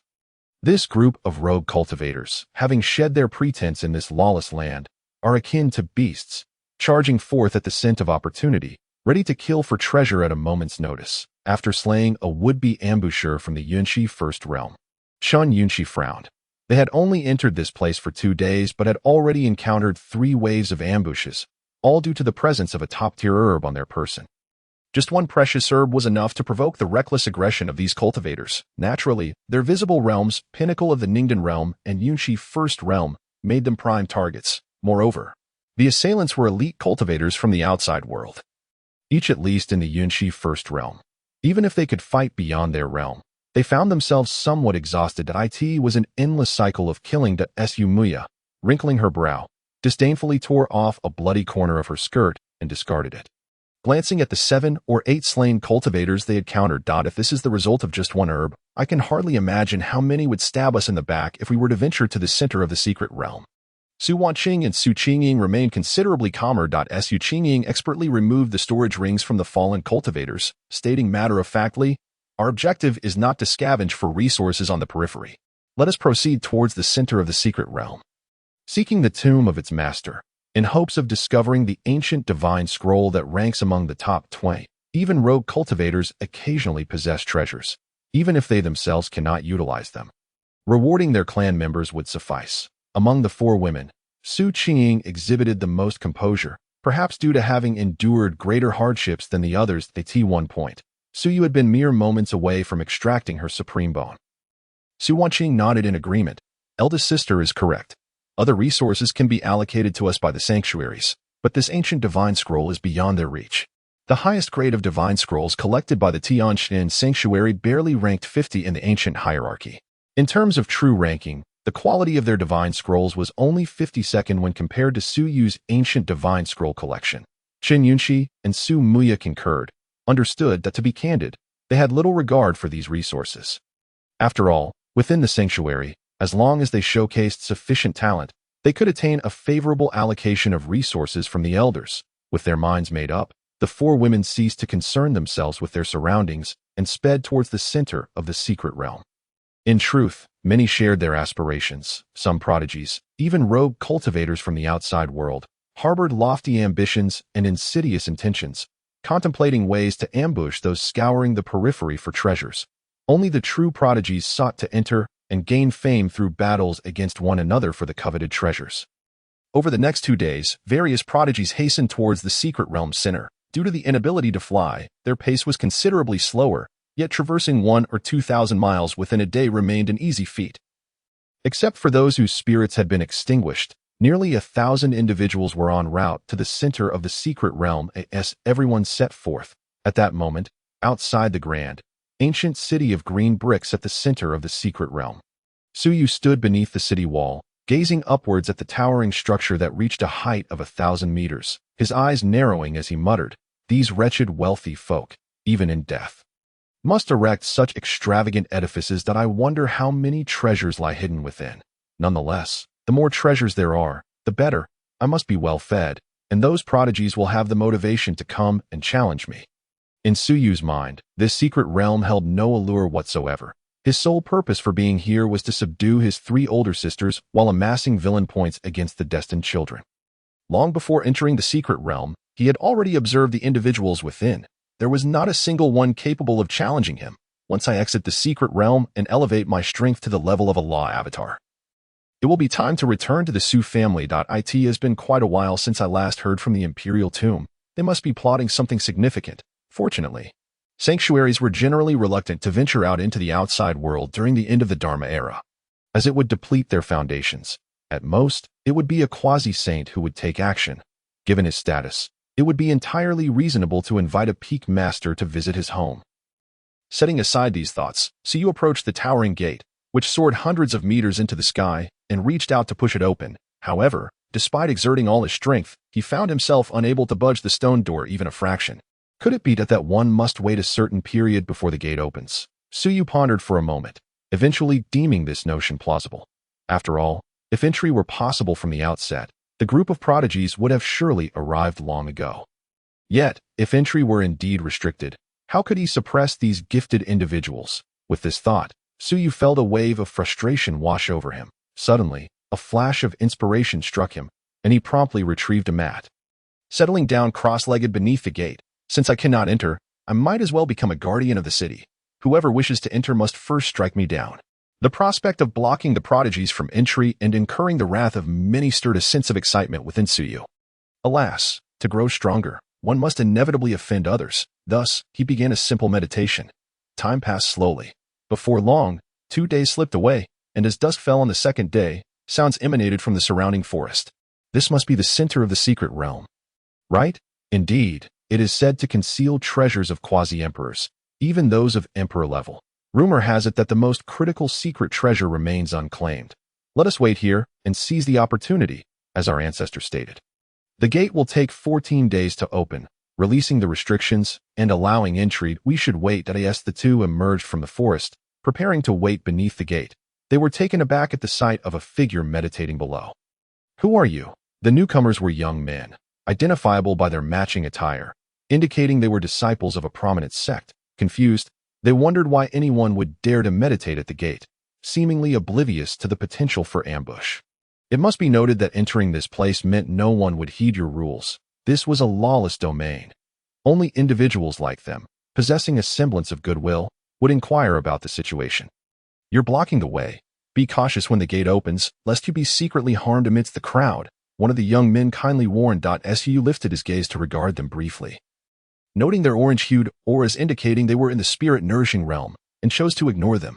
However, Acknowledging their good intentions, he politely replied, "Thank you," before resuming his meditation, seeing that Suyu remained unfazed. The two exchanged glances before waving their hands dismissively. "Forget it. Let us wait in the trees." Their connection to Suyu was non-existent, and exchanging a few words was already an act of kindness. The two retreated into the forest, finding a densely grown tree to climb. In an instant, their auras concealed, they seemed to vanish. In the midst of meditation, time flew by.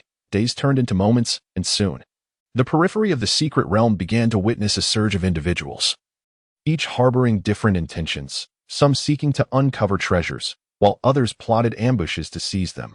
Yet, none dared to meditate at the gate as Suyu did. Naturally, some scheming rogue cultivators and prodigious disciples from sacred lands harbored a flicker of murderous intent upon spotting Suyu. Let us take advantage of the chaos to eliminate him. Fewer competitors mean greater chances of obtaining treasures. When entering the secret realm, aside from unbreakable bonds, forming alliances was rare, even among comrades. One could easily find a blade at their back driven by greed. Resources for cultivation were finite. As the 8th day arrived, four figures traversed the forest. Upon glimpsing the scene beyond the trees, they were momentarily stunned. Su Muyao could not help but exclaim, "That little rascal Suyu. What is he doing sitting at the gate? Is he not afraid for his life?" Su Wanqing furrowed her brows, saying, "This brat is courting death, but not in such a reckless manner. Do you think everyone can withstand the urge to strike when faced with so many? No one here will tolerate your arrogant behavior, such hubris. Having left home, how could he not shed this arrogance? Did he truly believe the outside world would cower before his status? Once the gate opens, let us rush out to save him. Despite my disdain for this brat, he is still our brother." Su Qingying sighed. "But with so many people, how can we save him?" For a moment, silence enveloped the four. In contrast to their worries, disciples from the 9 Heavens sacred land had also arrived. Upon spotting Suyu sitting at the gate, the disciples of Qi Xiao and Dan Xiao were taken aback. "Let us wait until the fight is over to enter. Our junior uncle is going to be furious this time." Hard to disagree. The other peaks may not have known Suyu's notoriously explosive temper, but these two were well aware. Their junior uncle was cunning. Did they think sheer numbers would resolve the matter? Even the high-ranking disciples of the spirit-nourishing realm could not contend with their junior uncle. How many here could possibly rival him? What were they thinking? The 9 Heavens disciples quietly stepped back, fearful that any ensuing conflict might jeopardize their safety. Seeing their retreat, disciples from the other 2 sacred lands exchanged amused glances. How cowardly the 9 Heavens disciples were. Ignoring them, the crowd grew larger. Aside from those aware of their own limitations, scouring for rare medicinal herbs and various cultivation resources, hundreds aspired to enter the secret realm in search of treasures. Excluding the 9 Heavens, a rough count revealed over 500 individuals. Each one was a formidable presence in the spirit-nourishing realm. Boom! As the 14th day dawned, a miniature sun conjured by a powerful being rose within the secret realm. Casting the first rays of sunlight, the colossal ancient city, constructed of green bricks, shimmered under the morning light. The immense stone gate, akin to a machine, automatically activated as energy surged within. The previously still gate began to slowly part.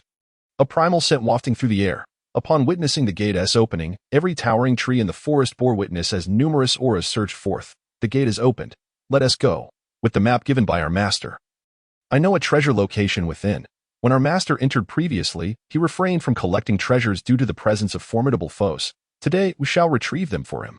As hundreds of eyes ignited with fervor at the sight of the gate's opening, they were consumed by thoughts of treasure. Within lay the secret hoard of a being standing at the pinnacle of the universe. Even the most modest treasures would suffice for a lifetime of benefit. The lowest tier was that of quasi-emperors, a realm that countless could only gaze upon in awe. Charge. We must not allow others to seize the lead. The green brick city is not vast, and encounters with others are inevitable. Entering first grants us greater fortune. Boom, boom, boom. Figures raced towards the stone gate, their eyes fixated solely on the treasures, leaving no room for distractions. In the forest. Upon witnessing the throngs rushing towards the ancient city, Su Qingying and her companions were momentarily stunned, especially as they saw Suyu standing motionless. This rascal, the gate is open, and he still hasn't moved. This brat will inevitably bring about his own demise. Sister, let us go. Rascal, if you must die, it will be at my hands. I have yet to avenge the humiliation of our broken engagement. The the four women cursed Su Yu in their hearts countless times. Yet despite their grievances, he remained their brother. They could not bear to watch him perish before their eyes. But just as they prepared to act, the unfolding scene caused them to halt in their tracks. As the stone gate fully opened, Su Yu slowly opened his eyes, stowed away the mat, and stood tall, facing the hundreds rushing towards the ancient city. Surveying the crowd, he flashed a grin and declared, "To enter the city, you must first pass through me." Buzz. A mysterious pressure emanated from Su Yu, spreading outward and momentarily stalling the speed of all who rushed forward. Yet at that very moment, a cold voice rang out beside Su Yu. "Kid, what are you trying to pull? Do you think you can stop everyone by yourself?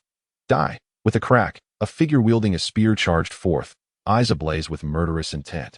Launching a decisive strike aimed at Su Yu's neck to eye in the face of this ambush from a third-level spirit-nourishing realm assassin. Su Yu's smile faded, eye in the next instant. Boom! A deafening sound explosion reverberated, halting countless individuals in their tracks. Bang! In the blink of an eye, the newly emerged spear-wielding assassin was torn asunder before the astonished gazes of the crowd. Boom! The remnants of his body fell to the ground. And even in two pieces, his eyes continued to flicker with disbelief and confusion. To enter the city, you must first pass my trial. Boom! Chapter 063, Lone Battle. A single individual challenges the entire Yuanshan realm. In a mere moment, he tore apart a Yuanshan realm assassin of the third tier, then returned to his original position. Gazing upon the severed remains on the ground, all present were struck dumb. Among the crowd, a Yuanshan realm cultivator who specialized in physical strength swallowed hard, incredulously stating, "In a place governed by such rules, where one cannot employ movement techniques or traverse the air." He actually shattered the sound barrier with his physical body. To breach the sound barrier with mere flesh and bone, unscathed, his physique is akin to that of a humanoid war machine. And not just any war machine, but one of Earth-grade quality. To breach the sound barrier with one's body, at the Yuanshan realm level, is an exceedingly rare feat. Achieving such a breakthrough not only requires immense speed, but, more crucially, the body must withstand the instantaneous damage inflicted by surpassing the sound barrier. What is there to panic about? No matter how strong he is, he's merely one man that I refuse to believe he can withstand us all. He's still a Yuanshan. No matter how formidable, can he truly be at the level of a Fashang? Kill. Let us all attack together. They were not low-tier cultivators nor delicate flowers nurtured in a greenhouse, and thus would not easily back down.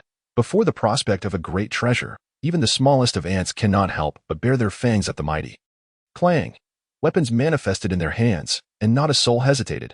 They all charged towards Su Yu. Their singular thought was simple, that was to kill.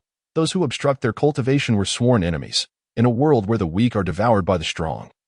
Those who impede must perish. The cultivators daring enough to arrive here at the dawn of the ancient city were not weaklings. The least among them possessed a cultivation level of Yuanshan Realm 1 or above, sufficient to confidently vie for a sliver of opportunity. Hundreds of Yuanshan Realm experts struck simultaneously, many possessing orange destinies, with even a few bearing red destinies as the fated children. Such a display would make even the pinnacle of the Yuanshan Realm feel trepidation. The Yuanshan Realm is not the realm of sages, who can afford to disregard ants. Even Yuanshan Realm experts eventually tire. If there are enough ants, even giants can be brought down by their relentless bites. Dragon Elephant Mountain Crushing Palm, Cloud Extreme Sword Technique, Shattered Star Hammer. One after another, various martial arts erupted, disrupting the surrounding air currents. With hundreds of Yuanshan Realm experts unleashing their power simultaneously, the raw force escaping was enough to rend apart a Linghai Realm cultivator. In the face of this nearly overwhelming force, Su Yu exhibited no trace of fear. On the contrary, he felt a surge of exhilaration. This is the feeling. If we are to fight, let it be a resounding clash. Come, if you have the ability, then strike me down. For reasons unknown, ever since Su Yu realized he could not live a leisurely life as the young master, he seemed to transform into a different person. Confronted with various threats, he found it impossible to simply lay back and relax. Since he could not recline in ease, he would ensure that all who sought to kill him would be reduced to ash. All would become mere backdrops to his ascent. Buzz. Faced with the onslaught of hundreds, Su Yu felt his blood boiling, a sensation unlike any other igniting his heart's rapid beat. With a flick of his left hand, the Deluo sword seed appeared within his grasp. Swish! As the Deluo sword seed landed in his hand, Su Yu's figure instantly transformed into a fleeting shadow, vanishing from sight. Only the roar akin to a fighter jet engine echoed. In less than a moment, among those who rushed to the forefront, One was severed cleanly in half. A scream erupted, quickly swallowed by the chaos. Over here, one person, having spotted Su Yu's position, shouted loudly, "His speed is extraordinary. Be cautious, do not let him get close." The combat instincts of the Yuanshan realm are not to be underestimated. Although Su Yu had instantaneously slain several with his speed, they quickly regained their composure. Dozens unleashed sword and spear energies, bombarding Su Yu from a distance. With dozens of Yuanshan realm cultivators attacking, even the most seasoned among them would have to retreat from the onslaught. Yet Su Yu, undaunted, chose to confront them head-on, void severance. Su Yu brandished the Deluo sword seed, confronting the array of diverse energies, his eyes reflecting a manic intensity, a glimmer that could pierce the very soul. Boom! With a sweeping strike, Su Yu cleaved through the incoming assault, after obliterating the waves of blades and spear energies. Before Su Yu could make his next move, a towering man, nearly 2 meters and 3 in height, charged from the side, his massive fist aimed directly at Su Yu's face, roaring, "I've got you now. Die." Confronted with the close-range attack from a practitioner of raw physical strength, even an ordinary Yuanshan Realm 5 would find it difficult to withstand such a tremendous force. A weaker individual could be pierced through the abdomen by a single punch, let alone the fragile human head. If that punch landed, it could easily obliterate the skull. However, in response to this punch, Su Yu's reflexes were remarkably swift. His eyes narrowed, and with the swiftness of a dragon emerging from the sea, his right hand shot out, fingers curling into a claw, seizing the man's head. With a resounding bang, Su Yu smashed his head viciously into the ground. The terrifying force was unleashed without restraint. The ground beneath Su Yu crumbled under the impact. A crater spanning 100 meters in diameter and plunging dozens of meters deep formed instantaneously. The man's head shattered like a watermelon, exploding into a gruesome display. The headless corpse fell into the abyss, its nervous system still twitching. A macabre sight. Is this the extent of your physical prowess? Daring to ambush me? Su Yu remarked coldly, not to mention the enhanced hardness of his body after the divine art of swallowing gold. Even with a body of the Jinyu type, he was more than capable of withstanding such an assault. An external practitioner lacking systematic refinement, no matter how strong their physical body, was merely a chaotic amalgamation of strength. How could they possibly compare to him? Ah, you insolent brat, do not be so arrogant. Someone, eyes bulging with rage, charged forward, grief evident in their gaze, clearly a comrade of the fallen giant. In the face of this reckless assault, Su Yu countered with a palm strike, the overwhelming force reducing the attacker to a mist of blood. For such a foe, Su Yu held no pity. He could empathize with ordinary people suffering from natural disasters and famine, but he felt no compassion for these powerful individuals intent on killing him for treasures. They had come with the intent to kill. The path of cultivation is inherently brutal. In striving for the pinnacle, one must tread upon the corpses of others, ascending step by step, until reaching the apex. Deity, merge. Upon witnessing Su Yu's unfathomable combat prowess, the assembly of powerful cultivators ceased their hubris, hastily summoning their divine manifestations to merge. Yuanshan is more than merely nurturing deities. The reason Yuanshan serves as the first pivotal threshold is not solely for nurturing deities. It also allows for the fusion with the nurtured divine manifestations, significantly enhancing one's combat strength, and this enhancement grows exponentially with the strength of the nurtured deity. Various divine figures emerged in succession. As hundreds of Yuanshan cultivators simultaneously summoned their deities to merge, resulting in a terrifying surge of power. Observing their skyrocketing strength, Su Yu reigned in his cold demeanor, amidst the bewildered gazes of all. Su Yu spread his arms wide, surveying the scene before slowly uttering a few chilling words. The Heavenly Emperor manifests. Chapter 064. 9 Heavens? What of it? One person facing hundreds. Even with Su Yu's profound confidence in his own strength, he would not underestimate his opponents. If battle was to ensue, he would fight with all his might. The divine manifestation of the Heavenly Emperor. The moment Su Yu's voice fell, a towering figure materialized behind him, exuding an aura that inspired immediate reverence. Its face obscured, adorned with a jeweled crown and regal attire, the specter gradually took shape. The Heavenly Emperor, the universally acknowledged mightiest deity of the human race. The ancient Heavenly Emperor. As the divine manifestation of the Heavenly Emperor appeared, the imposing aura of the hundreds of Yuanshan realm cultivators before Su Yu diminished significantly in an instant. Feeling the divine power within them wane, many were struck with dread. Some sharp-eyed individuals, upon glimpsing the divine figure behind Su Yu, could not help but exclaim, "That is the #1 deity of all time, the manifestation of the Heavenly Emperor." My heavens, wasn't the image of the heavenly emperor's deity thought to be extinct? How could he possess it? It is said that those who merge with the heavenly emperor's manifestation can unleash unfathomable power, even capable of reversing the sun and moon. Although the divine manifestation of the heavenly emperor had vanished for countless epochs, legends surrounding him continued to circulate, for he was the most formidable being in the history of humanity. The former heavenly emperor, who single-handedly forged the heavenly court and ruled the cosmos, with all races in submission. Many of the divine figures existing today are but depictions sanctioned by the heavenly court, even among the mightiest races, such as the dragon race. During that era, they too were subject to the heavenly court's authority. Indeed, the dragon race was merely a bureaucratic entity overseeing rain and cloud. One can only imagine the grandeur of the heavenly court established by the heavenly emperor in those times. Even the myriad races would not dare to offend the majesty of the heavenly emperor. Even to this day, this remains true. The human heavenly emperor still commands the respect of all races, in the face of their astonishment.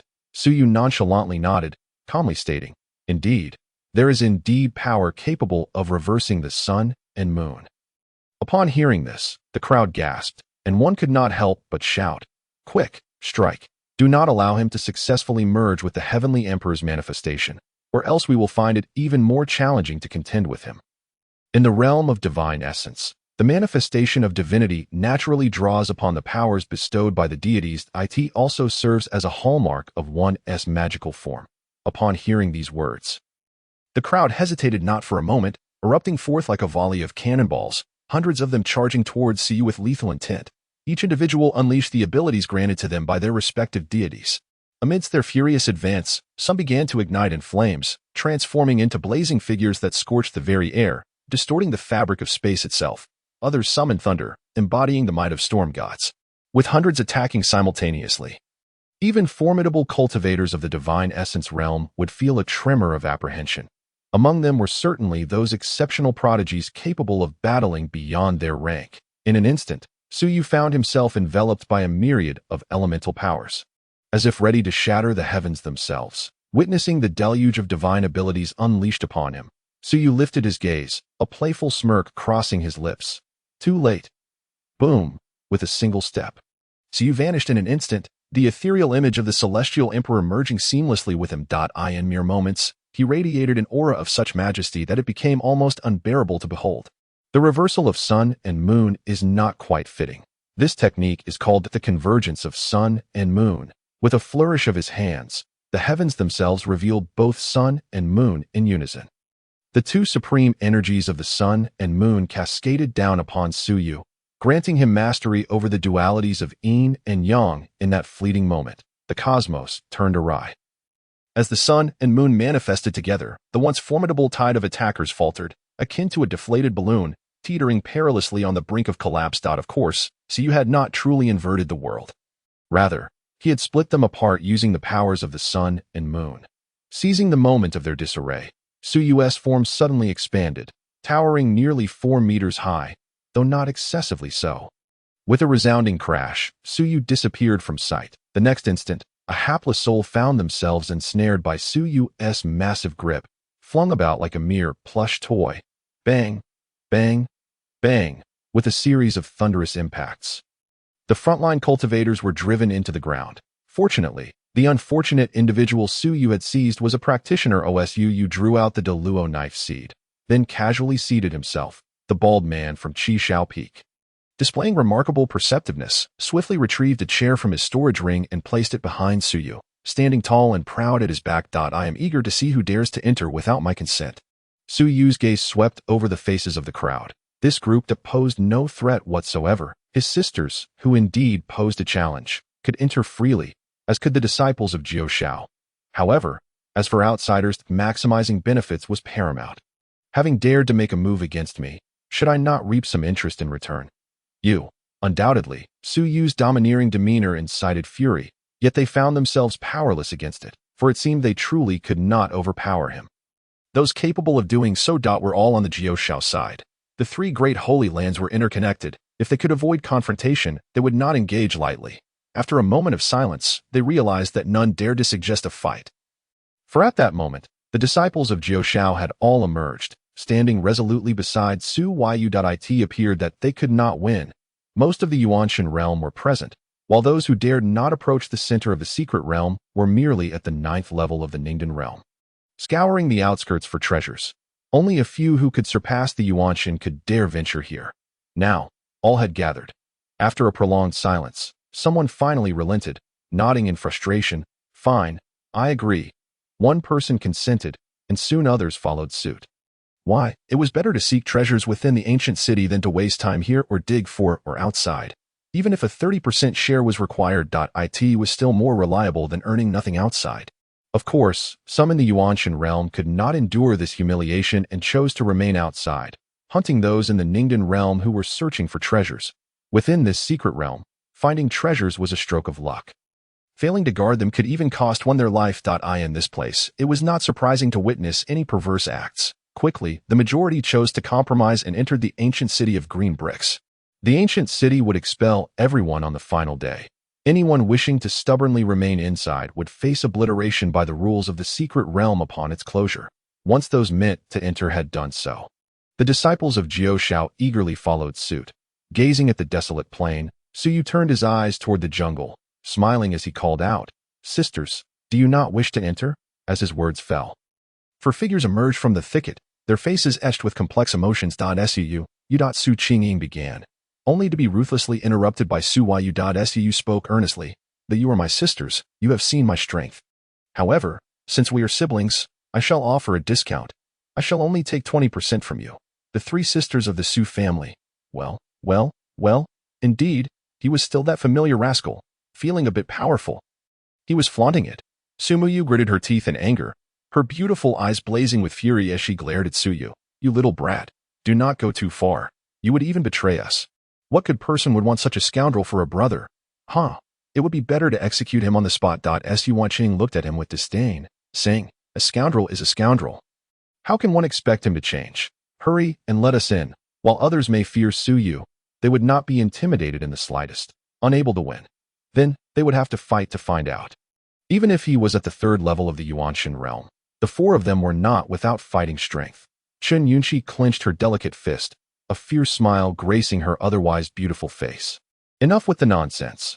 A good beating will make him obedient. I refuse to believe he can truly defy the heavens." With a clang, the next second, Chen Yunqi drew her long sword and lunged at Su Yu, her voice ringing out, "Bastard, die, daring to break off my engagement and humiliate me.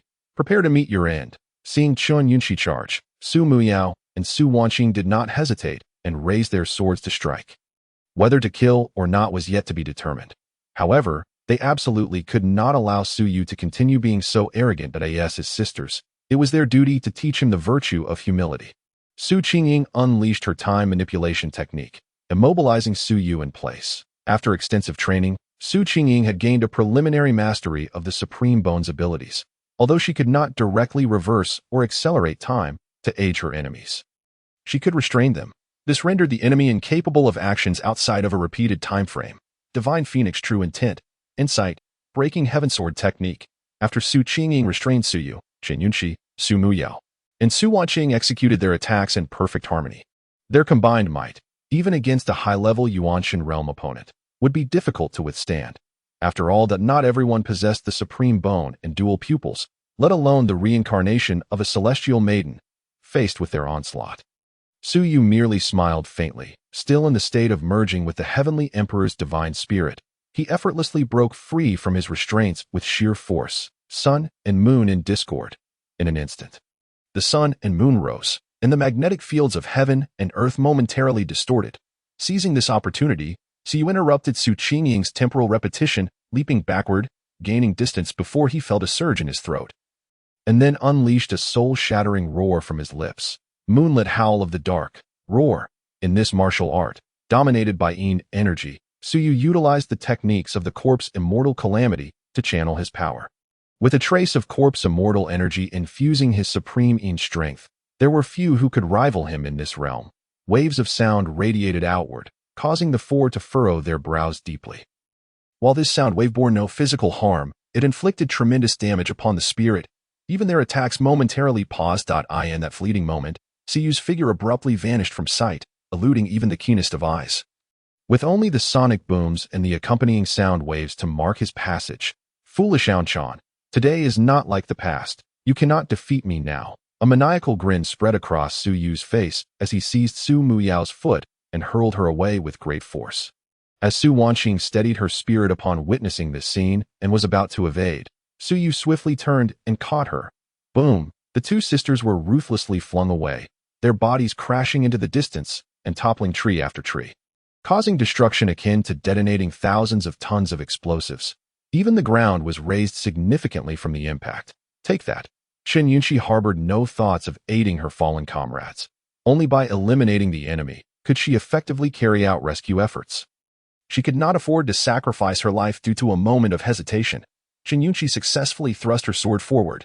This was no ordinary martial art, but a sacred realm technique, the breaking heaven sword technique.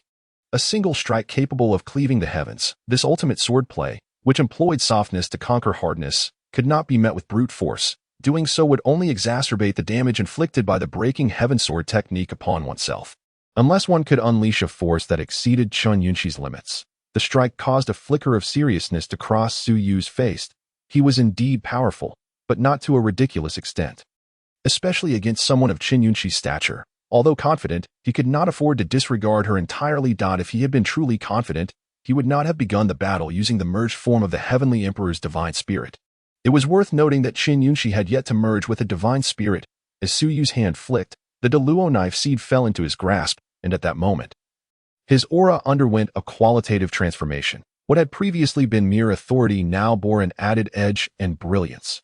Yin-yang severing heaven, Su Yu bellowed fiercely. With a single slash, the supreme yin and yang energies entwined. Two opposing forces melding perfectly, unleashing a power that even caused the surrounding spiritual energy to recoil in retreat. Yin and yang, opposites by nature, when united, give rise to chaos. It is said that the forces of yin and yang are inherently intertwined. Typically birthed in the form of twins, should two individuals of differing bloodlines awaken both yin and yang, they are destined to be a pair of extraordinary beings. Their offspring would not inherit a singular constitution but might become the legendary chaotic body. The blend of rigidity and softness, when combined, far surpasses the strength of any single attribute. Of course, achieving a balance between these two forces is no small feat. Su's ability to execute this technique was not only due to the yin energy bestowed by the corpse immortal calamity, but also because the martial arts rewards from the system inherently came with a degree of mastery. Otherwise, he would be unable to wield this strike. Without having traversed the realms of calamity for yin and yang, he could not unleash the full power of this move. Boom! The yin-yang blade energy shattered the breaking heaven sword energy. The two forces nearly canceling each other out. Seeing her attack effortlessly dismantled by Su Yu, a flicker of surprise crossed Chen Yunqi's eyes. Yet the current situation allowed no room for distraction. At that very moment, the emotionally detached man, Su Yu, had his eyes gleam with excitement. What a splendid opportunity! Boom! Standing nearly 4 meters tall, his agility was astonishing. In a mere flash, Su Yu appeared before Chen Yunqi. Upon seeing Su Yu standing before her, Chen Yunqi's expression changed dramatically. Just as she was about to retreat, Su Yu lunged at her with a hearty laugh. Watch out. Today, I shall strike you in the heart with fists as large as sandbags. Bang! In the next instant, a scene unfolded that left Su Qingying and her two sisters utterly stunned. Su Yu dashed towards Chen Yunqi with blinding speed, and as his colossal fist descended, it resembled a super truck equipped with rocket engines. Crashing into Chen Yunqi's chest at breakneck velocity. Bang! One punched everything that should not have caved in did. Chapter 067. Su Yu. I am an emotionless man akin to a dove, with no reservations. Su Yu unleashed his full strength, exhilarated by encountering an equally matched opponent, channeling all of his power into the blow. Upon impact with Chen Yunqi, the initial sensation felt somewhat peculiar. Yet, soon after, a wave of comfort washed over him. For everything had been flattened. Rumbling. One punch toppled all. Chen Yunqi's figure was propelled like a cannonball fired from its barrel, moving at a speed imperceptible to the naked eye. This velocity even surpassed 3 times the speed of sound. One punch KO. Standing in place, Su Yu felt an unprecedented sense of euphoria, laughing heartily. Ha ha ha. Come, let us continue the battle. Do not stop. Indeed. This was the exhilarating feeling he craved. If he could not suppress these little ladies, he would undoubtedly be subdued by them. His rise in strength certainly demanded unwavering diligence. However, his words received no response, as Su Qingying and her sisters hurriedly rushed to Chen Yunxi's side. "Yunxi, are you all right? Are you hurt? Damn that bastard. Burn your potential and fight him. Just kill him." Their voices were laced with urgency. Over the past 3 years, they had trained together in the sacred grounds, sharing numerous topics, and had nearly become good sisters. Seeing their dear friend in such a state ignited a fury within them. From the deep pit, Chen Yunxi's feeble voice emerged. "Cough, cough. Fortunately, it seems I am not dead yet." Clambering out of the pit, her formerly neatly arranged hair now resembled that of a lion with frizzed fur, a disheveled mess. Seeing that she was not gravely injured, the 3 sisters finally breathed a sigh of relief. However, as Chen Yunxi emerged from the pit to stand before them, all 3 were rendered speechless. Noticing their dazed expressions, Chen Yunxi could not help but ask, "What is wrong? What are you staring at?" Su Muya opened her mouth, pointing at Chen Yunxi. "Yunxi, you're your body." Hiss, that wretched bastard. Su Yu truly dared to strike. Chen Yunxi rolled her eyes at Su Muya and replied, "What is wrong with my body? I admit his strength is formidable, but my physique is equally robust. After all, I am a celestial. As she spoke, her gaze darted downwards, and in the next moment, a piercing scream erupted. My body. Seeing her current state, Chen Yunxi lost her composure. Her once curvaceous figure had become as flat as a plane, utterly devoid of its former contours. She could see her feet. Chen Yunxi shut her eyes and screamed, "My body. Why? Why has it become flat? Ah, damn that bastard. I will kill you." Ah. Following her breakdown, Chen Yunxi's eyes brimmed with murderous intent. If looks could kill, Su Yu would have been sliced to 1,000 pieces long ago. Chilling, Chen Yunxi drew her sword, ready to charge at Su Yu, but was intercepted by Su Qingying and her sisters. "Yunxi, do not act rashly. You cannot defeat him now. Let us not associate with such a heartless scoundrel.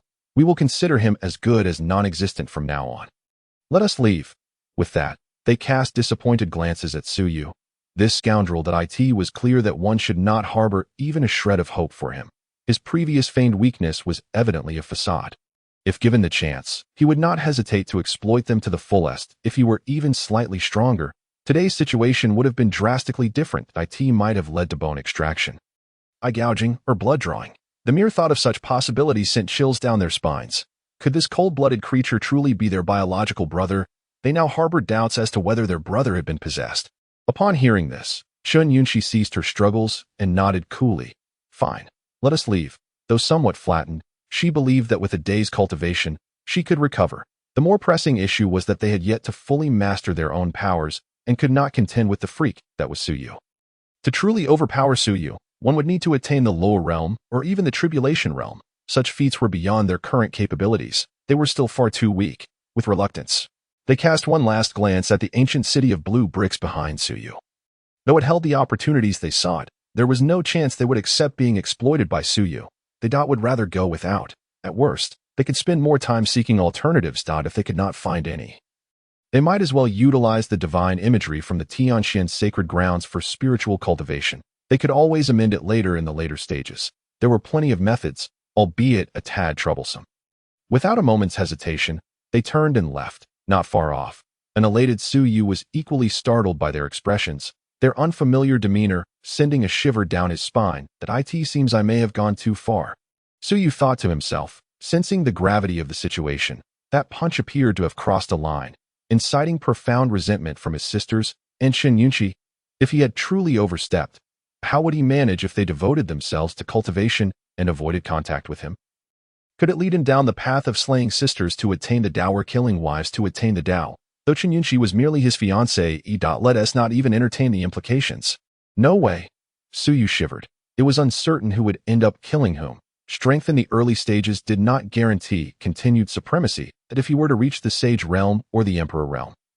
Chen Yunxi, the reincarnated celestial maiden, would possess far more means than his humble self. At that point, he would surely face a dead end.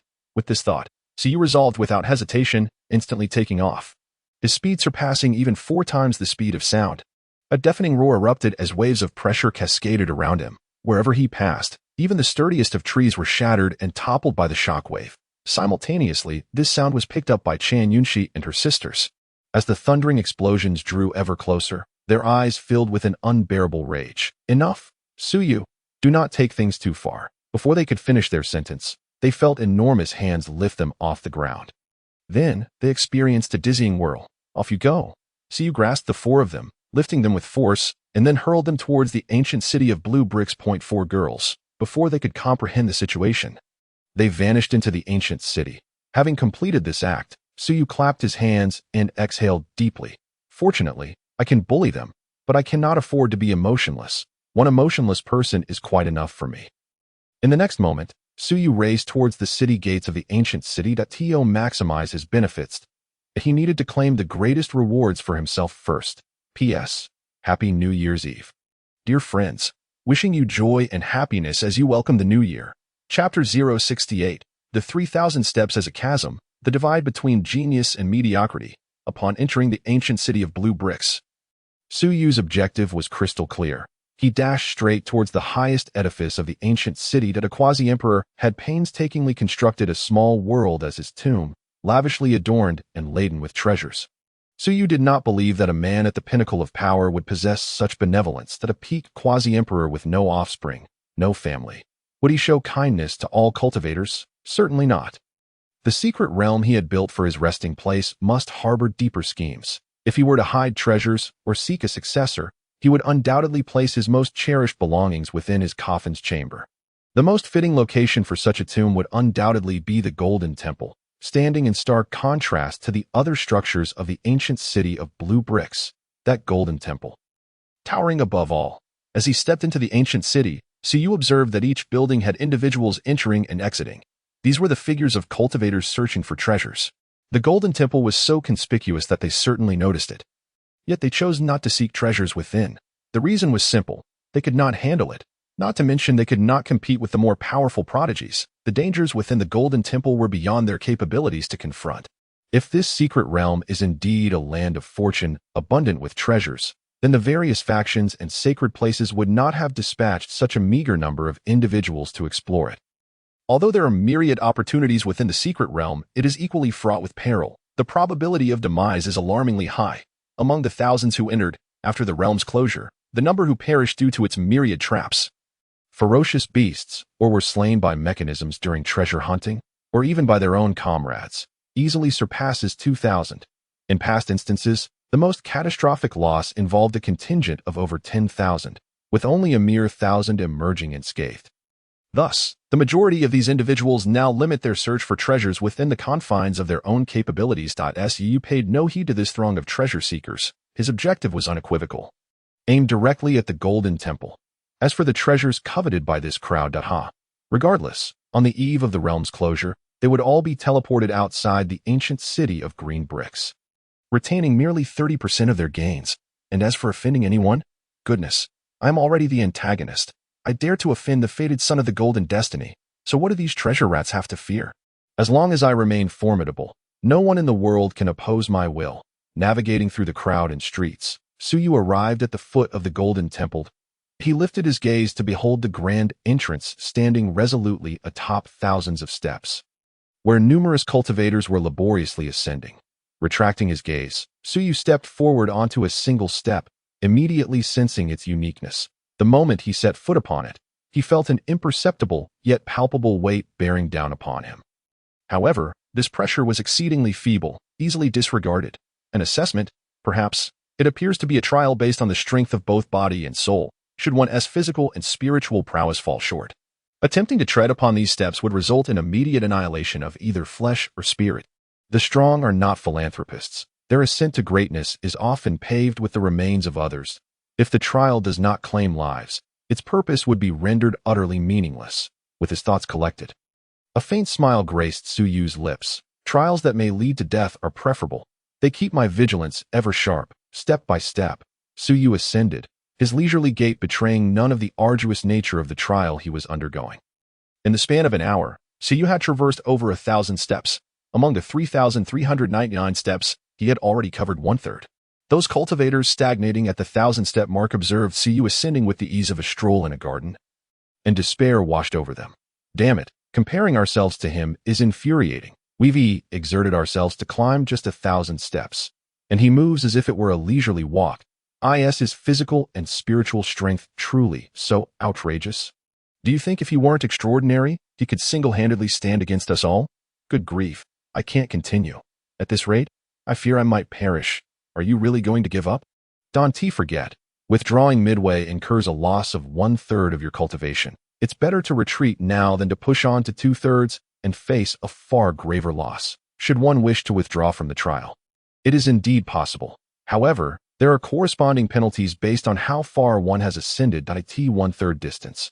One loses an equivalent of their cultivation. At 2/3, they risk obliteration of 2/3 of their spirit, potentially regressing to the innate realm, with even their intellect affected. Once, a particularly confident prodigy from the outside world stubbornly endured to 2/3, but upon attempting to withdraw, he was rendered half-witted. Seeing Suyu ascend with such ease, many felt their resolve crumbling and chose to withdraw, preferring to lose 1/3 of their cultivation rather than risk death. That 1/3 of their cultivation would merely revert them to the peak of the spirit-conceiving realm. A fate not entirely unacceptable. Oblivious to the conversations around him, Suyu's gaze remained fixed on the pinnacle of the Golden Temple. As he ascended closer to the summit, the pressure targeting his body and soul intensified. Upon surpassing the 2/3 mark, the weight surged drastically. Had a typical third-level spirit-conceiving realm cultivator been in his position, the pressure from the stairs would have instantaneously reduced them to a puddle of flesh. The brown markings on the steps serve as undeniable evidence. Here once stood an unfortunate soul who, in ignorance, forced their way past the 2/3 mark, only to be forever trapped by a single ill-fated step. In truth, every cultivator who reached this point in the spirit-conceiving realm could be deemed a prodigy. Each one could easily overpower a standard spirit-conceiving realm practitioner and could even contend with those of the 4th level.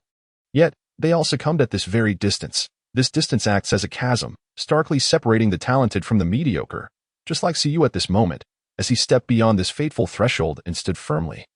The expressions of the prodigies lingering at the 2/3 mark transformed into a tapestry of astonishment and complexity, but nevertheless, Suyu had no inclination to speculate on their thoughts. He continued his steady advance, seemingly impervious to any pressure, his pace unwavering to this juncture. Only a handful remained ahead of him. Merely a scant 10 or so could venture into the final segment, each bearing destinies of orange or higher, with only a few possessing red fates. But does that truly matter? All prodigies shall serve as stepping stones for my ascent.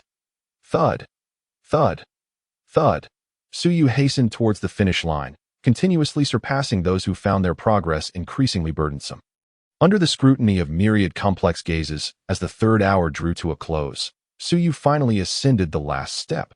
A resonant and clear chime echoed, as if traversing the expanse of time, resonating throughout the secret realm. Dang. Chapter 069. The Essence of Celestial Potential. Young one, do you wish to bear the legacy and fate of this emperor? The profound tolling of the bell reverberated, as if spanning countless ages to reach the present. Its penetrating sound reached even those mining precious spiritual stones deep underground. In an instant, all eyes turned toward the direction of the Golden Temple. In the next moment, a grand voice devoid of emotion resounded in every ear. Unparalleled talent, celestial potential, breaking the record for the swiftest ascent. Every step served as a test of extremes. 3,399 steps. Should one reach the summit, they would possess imperial caliber, with Suyu not yet unleashing his full power. His ascent shattered the upper limits of imperial potential. Countless individuals stood in stunned silence, their mouths agape in astonishment. Celestial potential. This legendary aptitude had truly manifested. Isn't this the age of declining laws? Why would someone with such potential emerge at this juncture? Should they have been forcibly sealed within the divine source by their clan ancestors, awaiting the dawn of the golden era before emerging? Is there no fear of wasting such potential by appearing now? Countless minds struggled to comprehend why a being of such top-tier aptitude would emerge in this age. The potential of an emperor could send sacred places into a frenzy. How much more so for the potential of a celestial being? Could it be that the golden era is set to arrive early, and the age of decline will soon conclude? Does that mean that individuals like us may also achieve sanctity? Is a new round of upheaval among the factions imminent? Countless discussions erupted, speculating on various outcomes that this. Suyu exhibited no desire for understanding. Rumble. Suyu pushed open the heavy golden door, the sound echoing thunderously as he stepped into the Golden Temple. His gaze immediately fell upon the interior. In the center of the grand hall stood an elevated platform. Upon this platform, a coffin stood silently. Surrounding the coffin, the very fabric of space seemed to warp, as if it contained an existence so grand that even space itself struggled to contain it. Once standing at the pinnacle, gazing down upon the world, even after countless years of death, their presence still commands reverence from the heavens and earth. Is it not that even space cannot bear the weight of their fallen flesh? Su Yu's eyes blazed with fervor as he gazed at the coffin, murmuring to himself, "Is this the terrifying power of a peak cultivator? Even in death, they cannot be buried by heaven and earth. In the realms of yin and yang, one cultivates the dual energies of yin and yang, and upon their fusion, they become a celestial being, possessing flesh, strength, spirit, essence, and fate. The 5 declines must be traversed. Once the flesh is renewed, the innate body is restored. Surpass all 5 declines, and one reaches the quasi-saint realm. Any who transcends the 5 declines and is reborn will have their flesh remain uncorrupted for a millennium after death, their bones shining with an eternal brilliance. Simultaneously, those who have overcome the 5 declines experience a boundless extension of lifespan. A quasi-saint may live for 2,000 years, unmatched in power, beneath the saint realm. The maximum lifespan is but 1,000 years. Even the law forms do not exceed 600 years. The spirit-conceiving realm has a mere 500. The phrase, "all beneath the saint realm are but ants," is not mere rhetoric. It is a stark reality. Their lifespans are tragically fleeting. No matter how dazzling their brilliance, they cannot attain sanctity, merely ephemeral fireworks that leave no trace in the annals of history. Just like him, despite his formidable talents, he remains merely a young prodigy. If one truly wishes to capture the attention of great beings, lacking the realm of Dharma manifestation, one is nothing more than a remarkably gifted little fellow, easily crushed at any moment. Do not be deceived by Jiuxiao's current fervent and benevolent demeanor towards him. Even the elder must express the desire to emerge from the God-breaking source to guide him. But where is the elder after all this time? The God-breaking source has only recently recovered, and the reason it has not manifested is that it awaits his breakthrough into the realm of Dharma manifestation. To showcase the true potential of aspiring to the sacred realm, Su is acutely aware of his trump card. He must maintain this monstrous pace of breakthroughs to secure the strongest support. Otherwise, should he venture into the outside world, he risks being crushed at any moment. Even some slightly more powerful imperial forces could hunt him down. He is far too weak. If one day I can reach this stage, then no one, no force, would dare act recklessly before me, right? A profound expectation and envy shimmer in Su Yu's eyes. It is precisely because he comprehends the cruelty of cultivation that he remains unafraid. As long as he can present the appropriate conditions, even if he offends the world, there will be those willing to stand by him.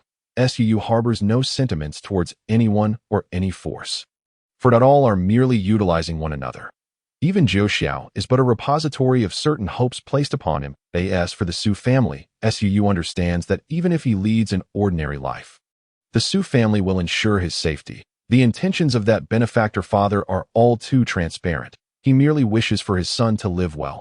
He holds feelings for the Su family. But as for Jiuxiao, alas, it is merely mutual exploitation. There is no need to discuss emotions. I truly desire to grow stronger. Su Yu clenches his fists, silently lamenting. He does not wish to live this way. Yet he finds himself utterly helpless, because he is weak. Weakness is the original sin. Putting these thoughts aside, Su Yu surveys the opulent interior of the Golden Hall. It is indeed lavish. Moreover, he observes statues sculpted from exquisite divine sources. They are handsome and exude an air of majesty, a faint imperial might clinging to the statues even after countless ages. Should an ordinary person stand here and gaze upon the statue, they would likely be compelled to kneel. Aside from the exquisite divine source statues, the hall is replete with various rare medicinal herbs, all preserved in pristine condition. Even after countless years, their potency has retained half its strength. Even holy medicines can be discovered in dozens here. What a wealthy establishment, Su Yu mutters under his breath. The pinnacle truly lives up to its name. The resources laid out casually here would make any sage envious. After surveying the surroundings, Su Yu finds no particularly useful information. Ultimately, his gaze returns to the coffin. That if he does not find what he seeks here, it is most probable that the valuable items have been interred alongside the coffin. With this thought in mind, Su Yu strides decisively towards the coffin. The closer he approaches, the heavier the imperial might and oppressive sensation he endures. This pressure is several times stronger than that experienced while ascending the steps. The outside world merely filters those qualified to enter here, but this place represents the true test. Suppress it for me. When he is less than a meter from the coffin, Su Yu is compelled to muster all his strength to withstand the encroaching pressure. Veins bulge, his expression contorts, and with a strained voice, he growls, "A mere remnant of a corpse's might dares to make me kneel. Dream on." Boom! Su Yu unleashes his full oppressive body, striving to resist the pressure. Taking that final step, crack! As Su Yu steps forward, the high platform shatters, and the coffin descends. Immediately, a voice filled with formidable power emanates from within the coffin, a talent nearing sainthood. Quite commendable. Little one, are you interested in carrying this emperor's karma and legacy? P.S. On the first day of the new year, Happy New Year, everyone. A new year heralds new beginnings. May you all prosper, achieve success in your careers, excel in your studies, and have your wishes granted. Additionally, we are initiating a New Year's explosive update event. Let us aim for over 2,500 updates. More, and even more? Gifts valued over 40 will also prompt more updates. Everyone, click freely. Chapter 070.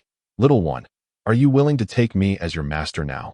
As the words fell, from the ruins of the collapsed platform emerged a faint light, coalescing into a phantom figure of an elderly man.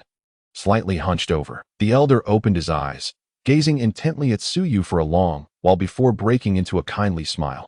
Little one, I perceive your extraordinary talent. You possess the demeanor of a great emperor. Come, accept my legacy and become my sole disciple, inheriting the title of the Fighting Heaven Quasi-Emperor, stirring the winds and rains of the Xiantian realm. The elder extended his arms, as if welcoming Su Yu. Upon hearing the name Fighting Heaven, Su Yu's expression subtly shifted, revealing a hint of astonishment, for he had heard of the renown of the Fighting Heaven Quasi-Emperor. Thousands of years ago, he was a peak quasi-emperor, existing in the early period of the Age of Decline, when spiritual energy was so feeble that even quasi-saints could not freely enter or exit. Yet, the Fighting Heaven Quasi-Emperor, as if endowed with extraordinary fortune, began an unceasing counterattack, persistently traversing the outside world, occasionally breaking through high realms by stumbling into certain secret realms. Furthermore, he seemed to defy the constraints of heaven and earth, continuously advancing amidst the Age of Decline. In merely a millennium, he achieved the status of quasi-emperor, the peak, a quasi-emperor of the highest order, with formidable combat prowess, even once pressuring major sacred grounds to the point of breathlessness. Had he not lived in the most formidable early phase of the Age of Decline, he might have had the opportunity to validate his path with sheer strength. He is a legendary figure, deserving of being recorded in the annals of the major sacred grounds. Yet, this powerful peak quasi-emperor ultimately fell. The phantom of the Fighting Heaven Quasi-Emperor gazes at Su Yu, lost in contemplation, then gently coaxed, Little one, I am the invincible quasi-emperor who roamed the universe 70,000 years ago. In that era, whether top-tier sacred grounds or divine clans, all were suppressed by my might. Take me as your master, receive my Fighting Heaven techniques, and you shall attain invincibility. Your unparalleled talent, coupled with my Fighting Heaven techniques, will surely enable you to achieve the status of emperor in this waning era, subduing all. Though there is a hint of persuasion in his words, he speaks no falsehood. The Fighting Heaven techniques were deemed invincible in their time. Even the pinnacle quasi-emperor ancestors of the Jinwu clan would find it difficult to endure 100 exchanges before succumbing before him. His imperial title, Fighting Heaven, is not without reason. It is said that the Fighting Heaven Quasi-Emperor mastered a scroll of supreme divine techniques, the fighting secret of the primordial heavenly sovereign, renowned as the ultimate in the world, unmatched in offensive prowess. The fighting secret can replicate all techniques and divine arts that one has ever witnessed. Even the battle techniques and divine arts of the Emperor realm can be simulated and evolved, so formidable that it is almost monstrous. It is most suitable for those with extraordinary physical endowments, for through evolution, they can even defeat stronger foes. After finishing his words, the Fighting Heaven Quasi-Emperor sighed, expressing regret. Little one, had I not been sabotaged back then, how could I have vanished so swiftly? Otherwise, even against an emperor, I could have fought. As he spoke further, he regained a sense of intense confidence. It seemed as though he was reminiscing about the past, The fighting heaven quasi-emperor's gaze fell into reminiscence, finally shaking his head in lamentation. Now, I merely wish for my fighting heaven techniques not to be severed out of course, should the opportunity arise. I naturally hope to cultivate an invincible being to tread upon the forbidden zones. As he continued, the fighting heaven quasi-emperor's demeanor grew serious, a fierce hatred flickering in his ethereal eyes that did not seem feigned. However, Suyu did not trust his words. As the saying goes, one should trust only a fraction of what others say. Regardless of who it is, maintaining a degree of skepticism is essential. Blind faith is inadvisable. Words from such a cunning old fox should not be trusted even a fraction. Suyu met his gaze, lifted his head, and earnestly asked, "Is this true?" Seeing that he seemed to believe it, the phantom of the fighting heaven quasi-emperor smiled radiantly. "Of course. Otherwise, what do you think I could do in my current state? I, fighting heaven, am recognized as an honest man. As he spoke, the elder's phantom even waved his hands, seemingly filled with anticipation. He beckoned to Suyu, eagerly saying, "Come, come, little one. Let this emperor impart to you the true methods of the imperial realm." A quasi-emperor is still an emperor, especially one as close to an emperor as I am. What a fine seedling. Observing Suyu's life force, vibrant and abundant, the fighting heaven's mouth watered with desire. Such a young and vigorous physique is truly a treasure. At such a tender age, he emphasizes the importance of a solid foundation. So rare indeed. How enticing. Upon hearing this, Suyu's expression brimmed with yearning as he stepped forward. Drawing ever closer, the fighting heaven quasi-emperor's voice hastened with urgency. "Yes, good seedling, come quickly, let your master examine your body properly." At a distance of precisely 3.14 meters from the Do Tianjuandi, Suyu suddenly halted his steps. Noticing this, Do Tianjuandi anxiously exclaimed, "Little one, what troubles you? Come closer. Allow me to impart the supreme techniques unto you, for then, you shall be the man who suppresses all in this era." Suyu remained rooted in place, the yearning and bewilderment in his eyes dissipating as a smile graced his handsome features. "Senior, you are not performing convincingly at all. Look at you, saliva nearly dripping to the ground. How can I feel at ease approaching you?" It was not that Suyu was unwilling to continue this tedious charade with the old coot. Rather, the man's acting skills were simply abysmal. Every little thought was plainly written across his face. He was utterly devoid of guile. Suyu found it impossible to persist in his role. Upon hearing Suyu's words, the specter of Do Tianjuandi seemed to hit the pause button. Freezing in place for a brief moment, "Is my acting truly that poor?" The expression on Do Tianjuandi's face stiffened, his tone melancholic as he sighed. He believed he had performed admirably. In his past ventures into those secret realms, the old spirits he encountered would not be so accommodating. Upon seeing him pass their trials, they would rush forth in attempts to seize him. He had already promised so many benefits. Yet this little brat refused to take the bait. Suyu replied earnestly, "It is not that it is poor, but rather that it is utterly unwatchable. It does not resemble acting at all." He spoke from the heart.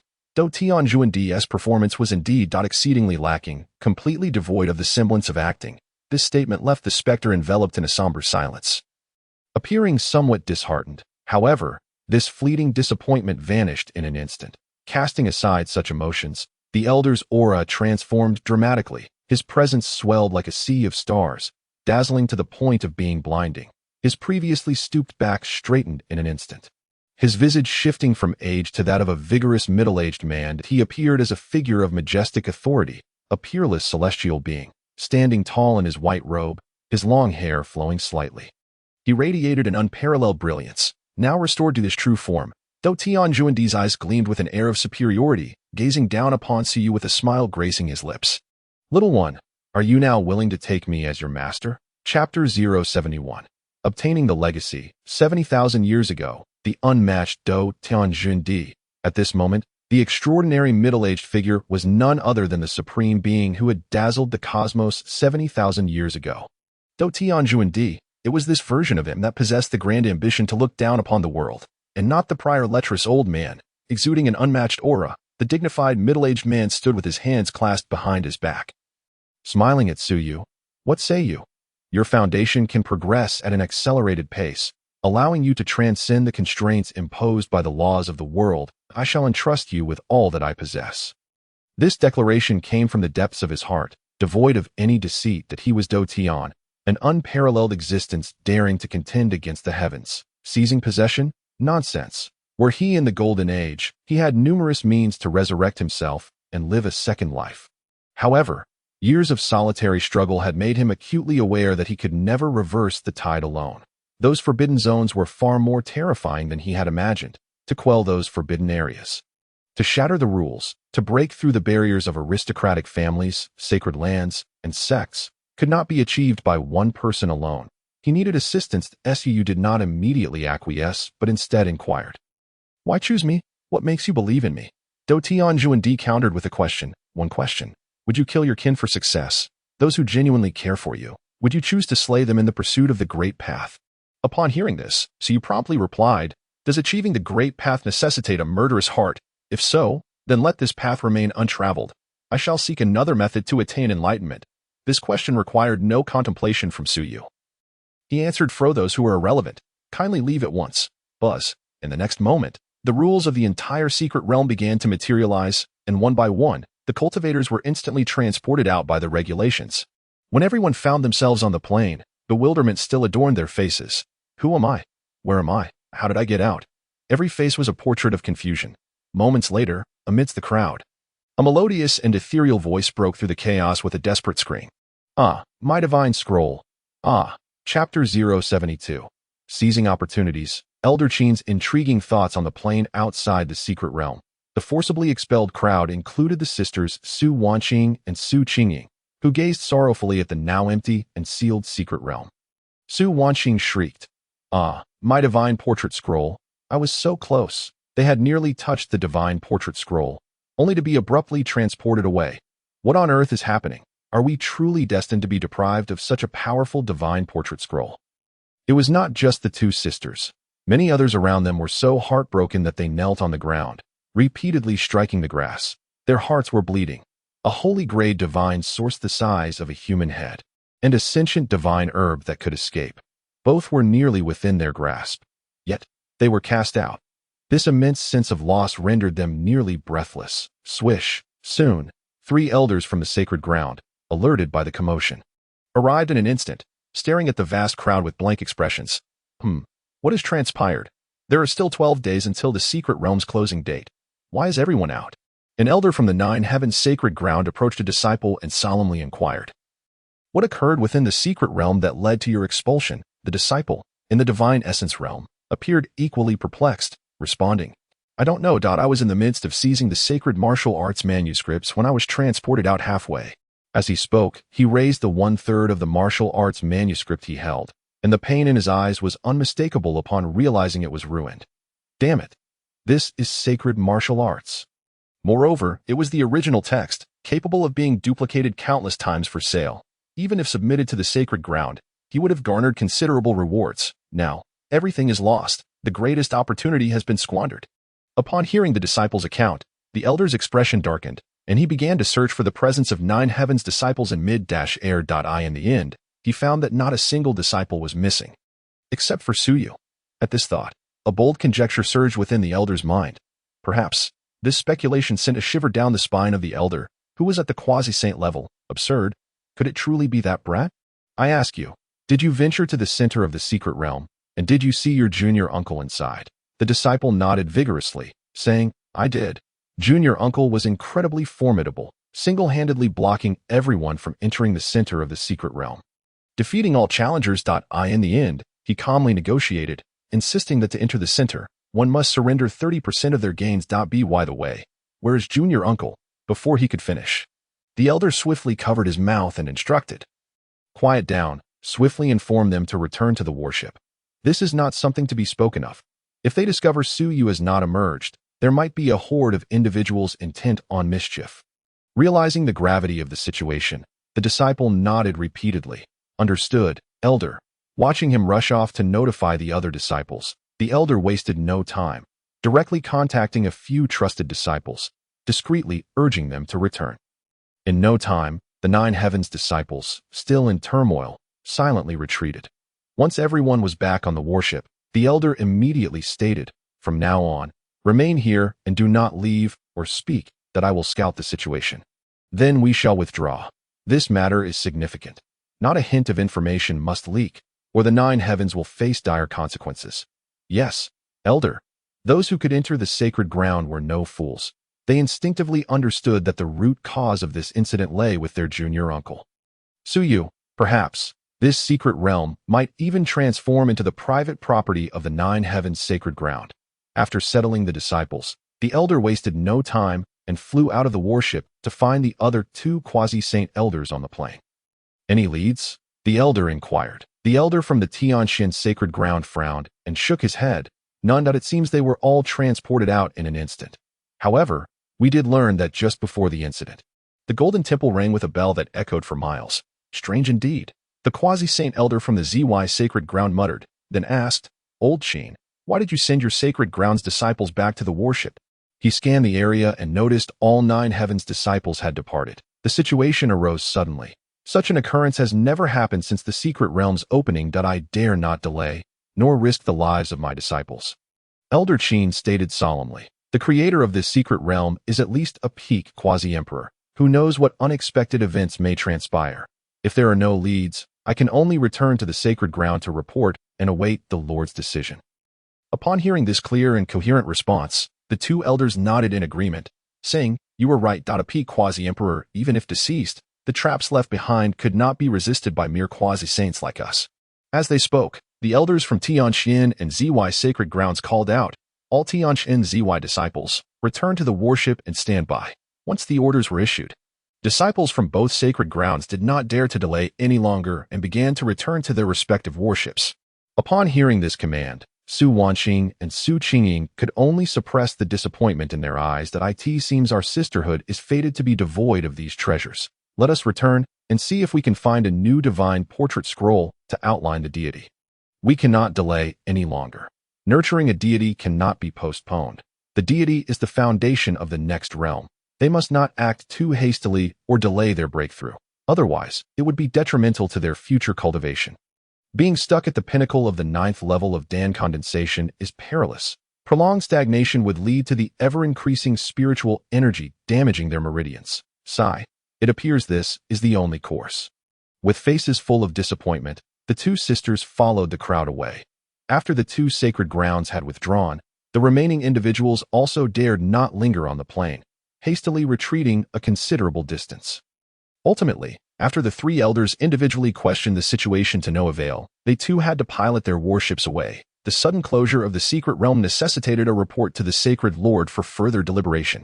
Soon, the secret realm area was cleared. No one dared to approach too closely, for none could ascertain whether the abrupt closure was due to a malfunction in the secret realm's operational laws, potentially leading to its self-destruction. The self-destruction of a vast secret realm could obliterate millions of miles of territory. Once everyone had departed, the entrance to the secret realm quietly vanished, as if it had never existed.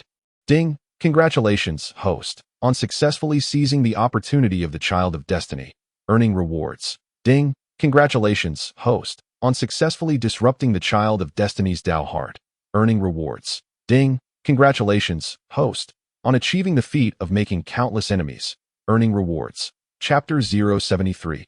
Accepting the Legacy. The unmatched offensive art, the secret of the word fight. Within the Golden Temple, a series of system notifications resonated in Su Yu's mind. Ding! Rewards settlement complete. Rewards acquired. Villain points 79,000. Dragon Elephant Mountain Crushing Fist.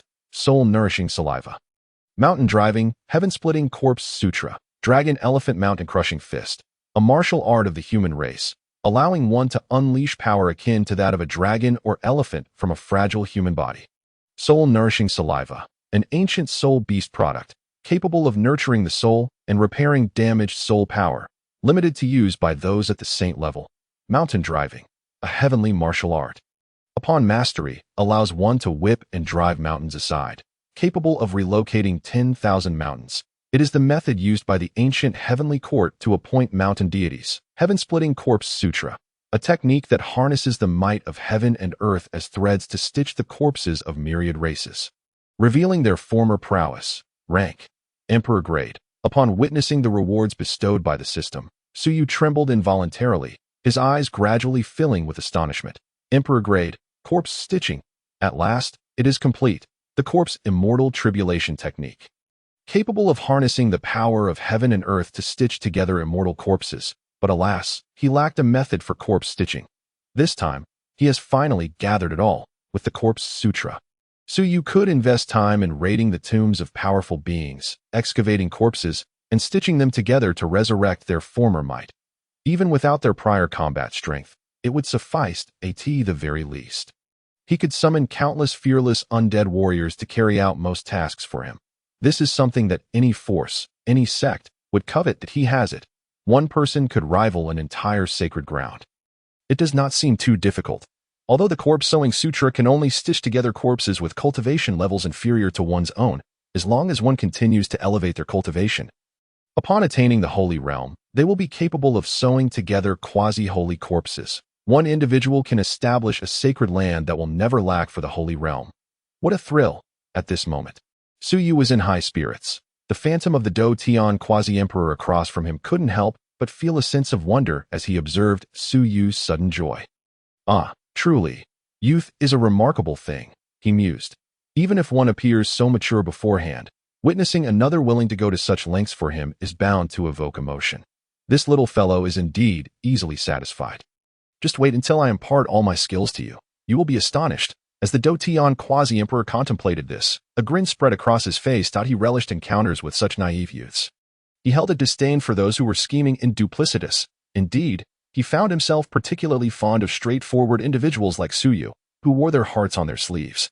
Even if they inadvertently offended him, he would simply smile in silence rather than strike them down.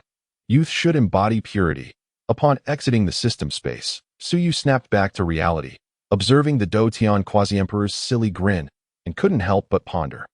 Why does this quasi-emperor seem rather dim-witted? The fact that the Do Tian quasi-emperor met his demise during his peak indicated he had been easily deceived into confronting top-tier experts. Otherwise, how could a being at the pinnacle of quasi-emperorship possibly perish? With a bit of caution, one would simply flee rather than face death. Could it be that his intellect is somewhat lacking? Noticing Su Yu's gaze, the smile on the Do Tian quasi-emperor's lips faded, and he assumed a serious demeanor, adopting the air of a transcendent sage. Enough of the jesting. The time has come to clear the field. Now, it is just you and me, little one, from this day forth. You shall inherit my methods and become the sole disciple of Do Tian. Bear the name of Do Tian, and carve out your own path across this continent. Upon hearing this, Su Yu inquired with curiosity, bear your name? Do you have a lineage in Xiantian? Does it carry weight? Will associating with Do Tian invite the ire of your enemies? Such confidence from the quasi-emperor. Yet, it seemed reasonable, given that the Do Tian quasi-emperor stood at the pinnacle of quasi-emperorship and was indeed qualified to establish a top-tier sacred land. If that were the case, then the Jiuxiao may not be necessary.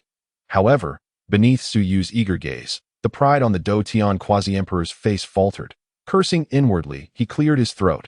Ahem, in truth, there's no need to bear my name so soon and rush into the world. When the golden arrow approaches, you will be free to act without restraint. I have numerous enemies outside. Should you carry the name Do Tian, I fear you may find yourself swiftly dispatched upon making your presence known. During the apocalyptic era 70,000 years ago, while he was unconcerned with the constraints of the heavens, resources were exceedingly scarce. He had resorted to raiding many sacred lands to seize resources in his quest to transcend to quasi-emperor. Some of those sacred lands may still exist today. Who knows how formidable they have become over the past 70 millennia? If they remain unbroken, the influence of those sacred lands could easily have nurtured several holy ancestors. Should he venture out now, Su Yu might very well be squashed. Su Yu opened his mouth, ready to unleash a torrent of invective. Yet in the presence of a quasi-emperor, he opted to swallow his words, which ultimately transformed into a mere sigh. Very well, you, a dead man, might as well teach me your skills. Indeed, one could hardly trust a quasi-emperor who had been slain. Their words were less reliable than mere flatulence. While Jiuxiao's sacred land also indulged in grandiose promises, they at least offered tangible benefits. Upon hearing this, the Do Tian quasi-emperor's expression twisted with indignation, and he lamented, "What do you mean by dead man?" This is a strategic choice for self-preservation. When the golden era arrives, you shall understand how exceptional I truly am. Youngster, in due time, you will realize that Do Tian is your greatest support in this world. Once I recover, Even the denizens of the restricted zones will be inconsequential. Suyu nodded repeatedly, feigning interest. Yes, yes, I understand. Enough with the talk. Let us proceed. I have prepared a gift for you, contingent upon your teaching effectiveness. The Do Tian Quasi-Emperor scoffed disdainfully. A gift? What could a fledgling like you possibly offer? Despite his dismissive words, the Do Tian Quasi-Emperor set aside his jesting demeanor, adopting a serious and solemn expression. Though you have not formally paid homage as my disciple, as I am now akin to a dead man, I shall dispense with the formalities. Remember this. By receiving my teachings, you are now officially my disciple in name. Do you have any objections? In that moment, he was devoid of humor, with only authority and imperial presence radiating around him. Suyu's expression turned earnest as he took 3 steps back, bowing deeply and clasping his hands in respect. His tone exceedingly solemn. Master, I have none. Seeing his sincerity, the Do Tian Quasi-Emperor nodded approvingly at a promising pupil indeed. In the next instant, the phantom of the Do Tian Quasi-Emperor flickered before Suyu, extending a hand to gently tap Suyu's brow. In the following second, a torrent of immense information surged into his mind like a tidal wave. Amongst this influx, Suyu seized upon crucial insights. This technique was obtained during my excavation of the Tianzun tomb. By cultivating this method, one can simulate any offensive technique, swiftly evolve the combat strategies of others, and even, upon reaching mastery, replicate the might of supreme imperial weapons. It is one of the 9 secrets. Known as the Do Character Secret, Chapter 074. Even if the heavens were to shatter, I shall still uphold this firmament for you. Beyond the Do Character Secret, in my era, I also crafted a quasi-emperor level martial art along with several sacred realm techniques. And I possess insights from the Yin and Yang realms. Today, I shall impart them all to you. When the golden era descends, the name Do Tian shall once again illuminate the heavens. Boom! As his words echoed. The Do Character Secret surged forth, the first to imprint itself in Suyu's consciousness. Concurrently, fragments of the Do Tian Quasi-Emperor's understanding accompanied it. Such profound insights and exceptional skills being bequeathed could incite envy even among great saints and those newly entering the Quasi-Emperor stage. Whether in the outside world or within the sacred lands, To received the teachings from a peak Quasi-Emperor was beyond imagination. Those favored by him were destined for unimaginable heights. The pinnacle of Quasi-Emperorship represented the zenith of an era. Moreover, the Do Tian Quasi-Emperor had achieved this during the most severe trials of the end of the law, in those times. It was challenging for even quasi-saints to break through. This was one of the reasons the Do Tian Quasi-Emperor was immortalized in history. As he was simply extraordinary, his deeds could only be described as defying the heavens. The Qing Tianjin is a martial art of the Yang realm, designed to refine the strength of one's arms, enabling one to perform feats of lifting the heavens. Though there may be some exaggeration, once mastered, with the Qing Tianjin unleashed, one's arms could obliterate any non-physically trained practitioner of the same realm. In his mind, Suyu's spiritual avatar sat cross-legged at the center of the sea of consciousness, while the spirit of the Do Tian Quasi-Emperor elucidated the martial arts before him. Such an honor as receiving direct teachings from a Quasi-Emperor. Who could even dare to imagine it? Within the sacred lands, aside from the sealed offspring of great emperors and the few ancestors, seeking the relentless guidance of a Quasi-Emperor was utterly impossible, let alone a Quasi-Emperor. Even a great saint elder or a holy realm elder would not offer such dedicated instruction. As the Do Tian Quasi-Emperor imparted martial arts and secret techniques, Suyu focused intently on his cultivation. In this space, he need not concern himself with prying eyes, regardless of how loud he became. The Do Tian Quasi-Emperor would only express surprise, harboring no ulterior motives. He also need not worry about the Do Tian Quasi-Emperor attempting to seize his body. After all, the latter's physical form rested within a coffin. Nourished by various potent herbs, celestial sources, and even immortality elixirs, the resources he invested in his corporeal form were akin to those of an entire sacred land. For someone of his caliber, aside from his unparalleled talent, there was little to attract the Do Tian Quasi-Emperor's interest. Compared to him, Suyu could be deemed rather meager. The Do Character Secret primarily revolves around simulation, and its most significant feature is that it can manifest simulations into reality. Suyu set aside the other martial arts for the moment and concentrated on the Do Character Secret, simulating all techniques. This bears resemblance to simulation devices from my past life, if that's the case. Can one also simulate people? A spark ignited in Su Yu's mind, as he sensed that this conjecture might hold merit. After all, being able to simulate combat techniques and replicate the might of supreme imperial weapons clearly stemmed from previously manifested abilities. Those that could not be simulated had never been displayed. Thus, the true essence of the Do character's secret should lie within the realm of time. Extracting outcomes from the annals of time? No. Perhaps it involves dissecting the essence of what has been observed, then delineating it according to the laws of heaven and earth. Thus, Su realized he might have fallen into a misunderstanding.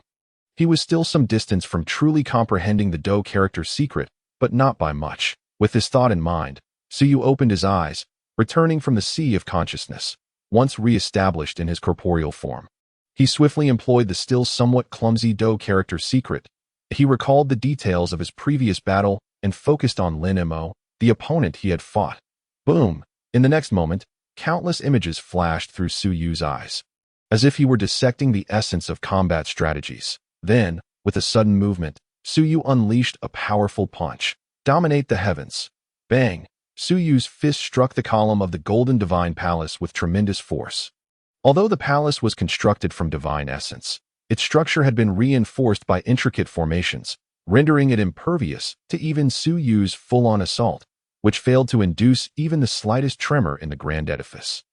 Just as his fist was about to make contact, a transparent barrier emerged, absorbing the kinetic energy of his blow. The force of his attack merely created ripples across the surface of the barrier. A first-rate, unparalleled physical martial art had been successfully simulated. While it had yet to capture the essence of the art, this achievement was more than sufficient. Indeed, aside from manifesting through the flow of time. The foundation of the Do character secret allows me to swiftly analyze and evolve the essence of combat techniques, enabling me to channel specific meridians using the energy of the Do character secret without needing to comprehend martial arts manuals. A brilliant light ignited in Su Yu's eyes, a manifestation of his delight at grasping the Do character's secret. Even if he was merely at the threshold of understanding, it was more than adequate. The 9 secrets are truly extraordinary, a method that defies the heavens. With my current cultivation and comprehension, evolving a first-rate martial art poses no challenge. I can even trigger the Lin character secret to subsequently activate the Do character secret, allowing me to transcend borders and evolve martial arts from the realms of yin and yang. In this moment, Su Yu gained a clearer understanding of his own strength. The Lin character secret bestowed upon him the power to confront enemies beyond his own realm, while the Do character's secret endowed him with the ability to wield formidable martial arts. This was sufficient. While Su Yu reveled in his newfound joy, a voice tinged with surprise echoed from a distance. "You rascal, was that martial art just now executed using the Do character's secret?" With a commanding presence yet lacking in soul, the figure of the Do Tian Emperor appeared, his ethereal eyes reflecting astonishment and significant agitation. This young lad possessed an outrageously potent talent. How long had it been since he imparted the teachings? A mere 4 months. In just 4 months, Su Yu had comprehended the Do character's secret and even managed to simulate its application. Although it took several attempts to successfully activate the Do character's secret, this speed was utterly monstrous. How long had it taken him? A full 5 years to grasp the heavenly sovereign secret. While Su Yu accomplished it in 4 months, unmatched talent. This assertion was undeniably accurate. According to his knowledge, the fastest individual to grasp the Do character's secret prior to this had been himself. Now, Su Yu had shattered that record by more than tenfold. Should this news circulate, it would surely prompt the divine clans and even some sovereigns of forbidden zones to dispatch individuals to retrieve him for training. Upon hearing this, Su Yu glanced at his personal attribute panel in his mind. Noting that the Do character's secret had been added to his repertoire, he nodded in acknowledgement, replying, "Yes, it was a martial art executed using the Do character's secret." "Ha! Excellent. I now have even greater confidence in you." Upon Su Yu's admission, the Do Tian Emperor's face broke into an exquisitely radiant smile. Before the golden era dawned, Su Yu ascending to the rank of a quasi-emperor seemed all but assured. He then tossed a storage ring in front of Su Yu, stating, "This is a collection of resources I gathered in the secret realm while you were in training. They are of no use to me now. I've calculated that with your robust foundation, these resources will be sufficient for you to reach the Saint Realm. perhaps even the great saint level. Now, go, it's time to leave, lest we arouse suspicion. If you encounter any insurmountable troubles, feel free to bring them here. I will ensure your safety, Suu inquired. What if the quasi-emperor comes? Anyone below the fourfold realm is merely fodder for my secret realm. The Do Tian emperor replied with magnificent authority. Hearing this, Suu felt a sense of reassurance as he accepted the ring, nodding gently. Understood. Then I shall take my leave. Go ahead. The Do Tian emperor waved his hand, turning to glide back into the coffin. However, just as he turned, Suu respectfully performed a standard disciple's bow, saying, though I have not formally become your disciple, there exists a teacher-student bond between us. I, Suu, pay my respects to my teacher. With these words, Suu decisively exited the golden divine palace, disappearing from sight. Within the hall, the ethereal figure seemed to waver slightly, his tone filled with both resignation and a hint of pride.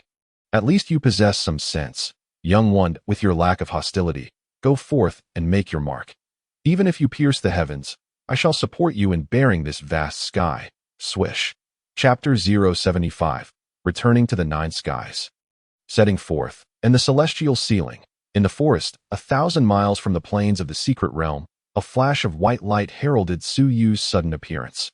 Observing the surrounding landscape and the sparse spiritual energy in the air, Suu realized he had left the secret realm. The outside world is truly barren.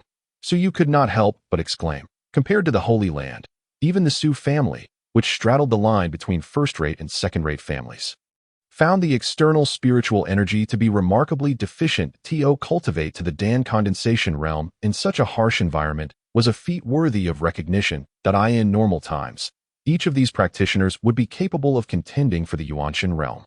Even the Dharma form that I should return to the Nine Skies to report.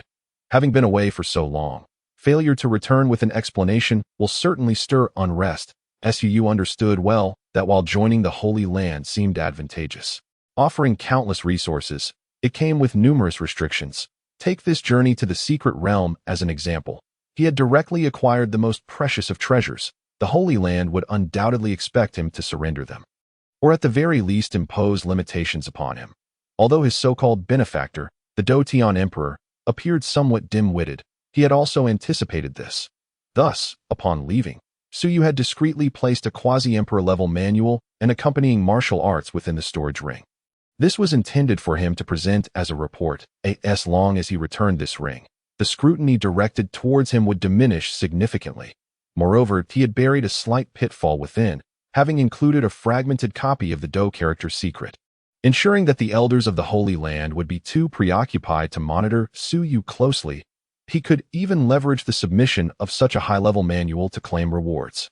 Several months have passed. It seems the major factions have not given up on the secret realm. Above, the sound of sonic booms echoed intermittently, the result of powerful practitioners heading towards the secret realm. Retrieving his gaze, Suu refrained from wandering about. Instead, he produced a meditation mat, seated himself cross-legged, and then took out the spatial scroll provided by the Holy Land, crushing it with force. Crack. As the scroll shattered, a vortex materialized before him.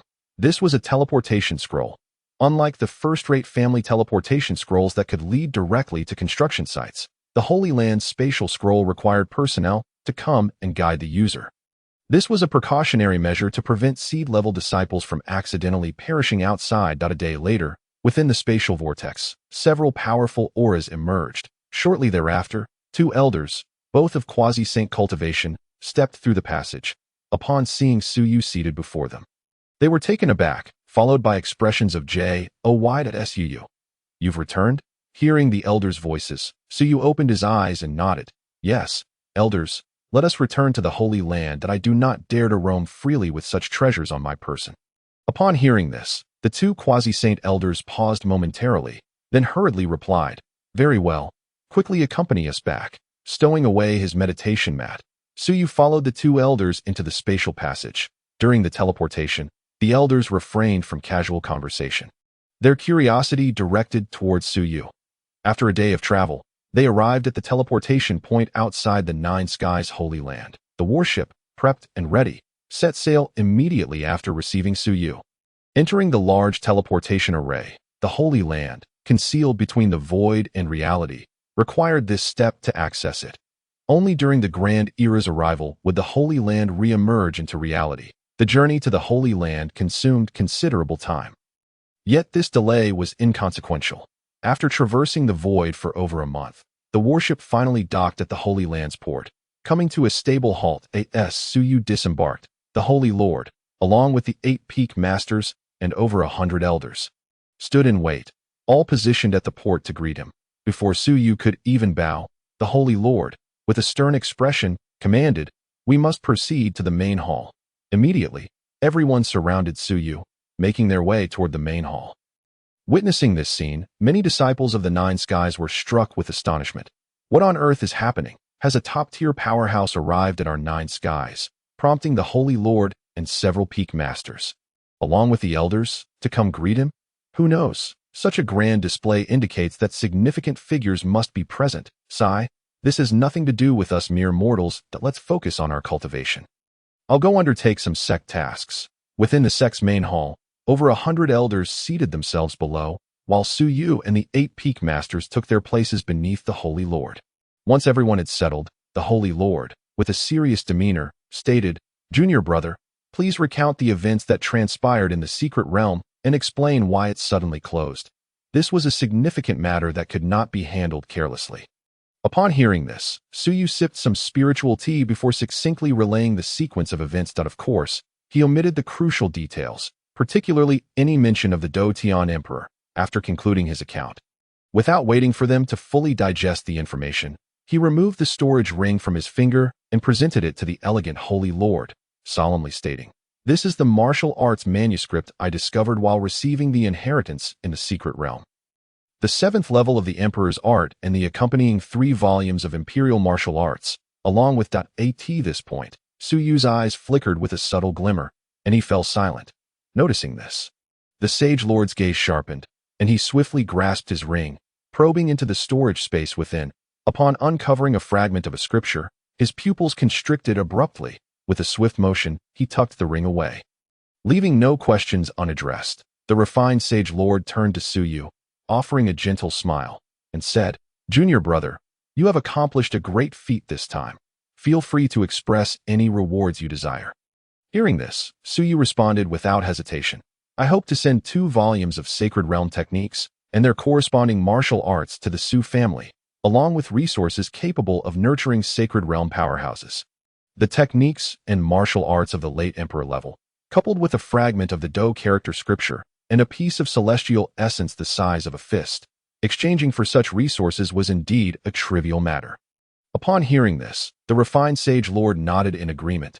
"Very well, that is not a problem. Such requests were quite reasonable, even somewhat modest. Furthermore, Suyu's request was directed towards the Su family, which alleviated concerns. After all, who could doubt the intentions of someone looking out for their own kin? Once these arrangements were made, the refined Sage Lord inquired, "Do you know when the secret realm will reopen?"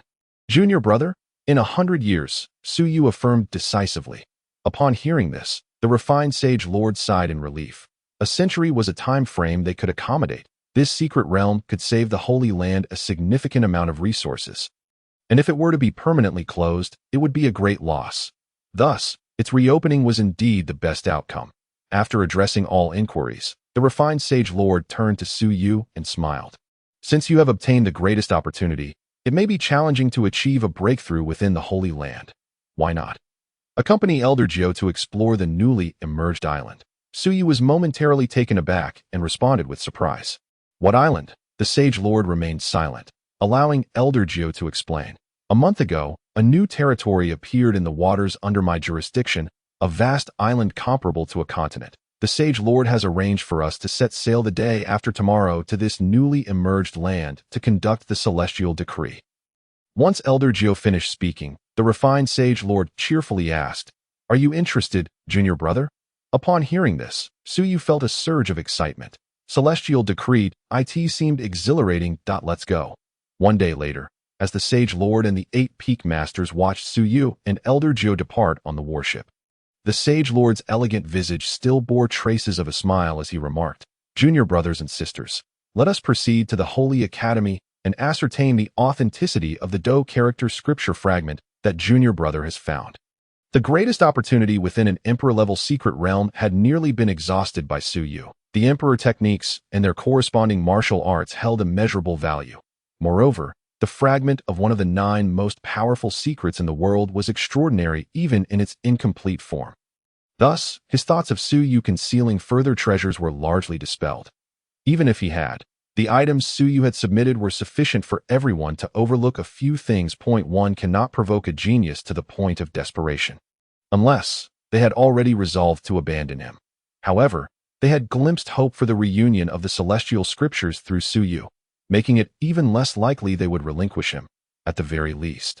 No one at present was more suited than Su Yu. They would continue to invest heavily in him as before. Yet, prior to that, it was imperative to strengthen his sense of belonging to the Holy Land. Peak Master Qi Shao turned and asked, "Senior brother, when do you expect the ancestor to emerge from seclusion to instruct him?" While others were filled with anticipation upon hearing such promises, those in high positions were well aware of the complexities involved.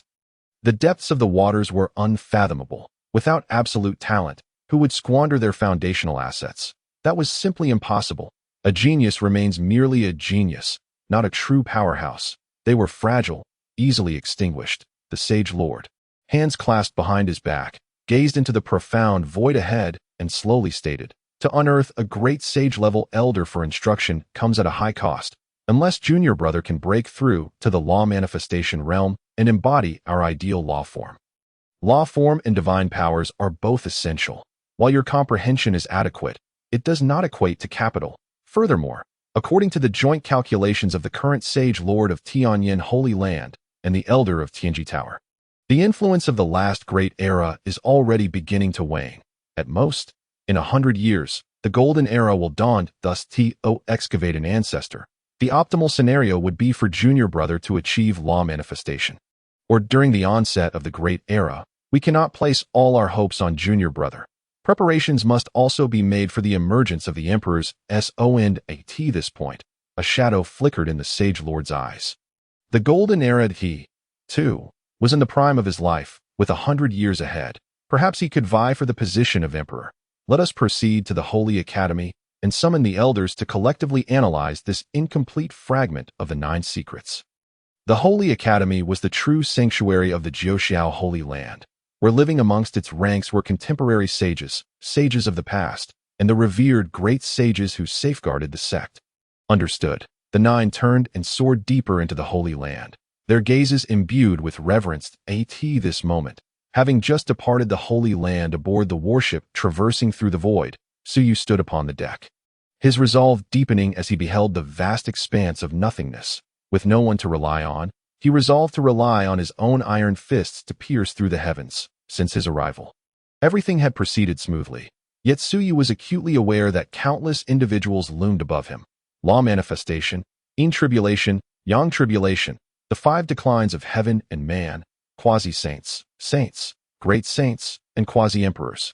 Not to mention, within Jiuxiao, there undoubtedly existed ancient monsters at the quasi-emperor level. They were the true players in this game. Remaining outside the holy realm, he was ultimately but a pawn on the chessboard. Perhaps that he was merely a substitute, pushed forth by Jiuxiao to shield the emperor's son from harm. Regardless, I must demonstrate my worth to the utmost to avoid being sidelined or suspected. Only then can I strive for my freedom. Much like this journey to observe the celestial decree. In truth, his presence was unnecessary, yet the sage lord had insisted it was merely an attempt to investigate and study the items he had submitted to divert his attention.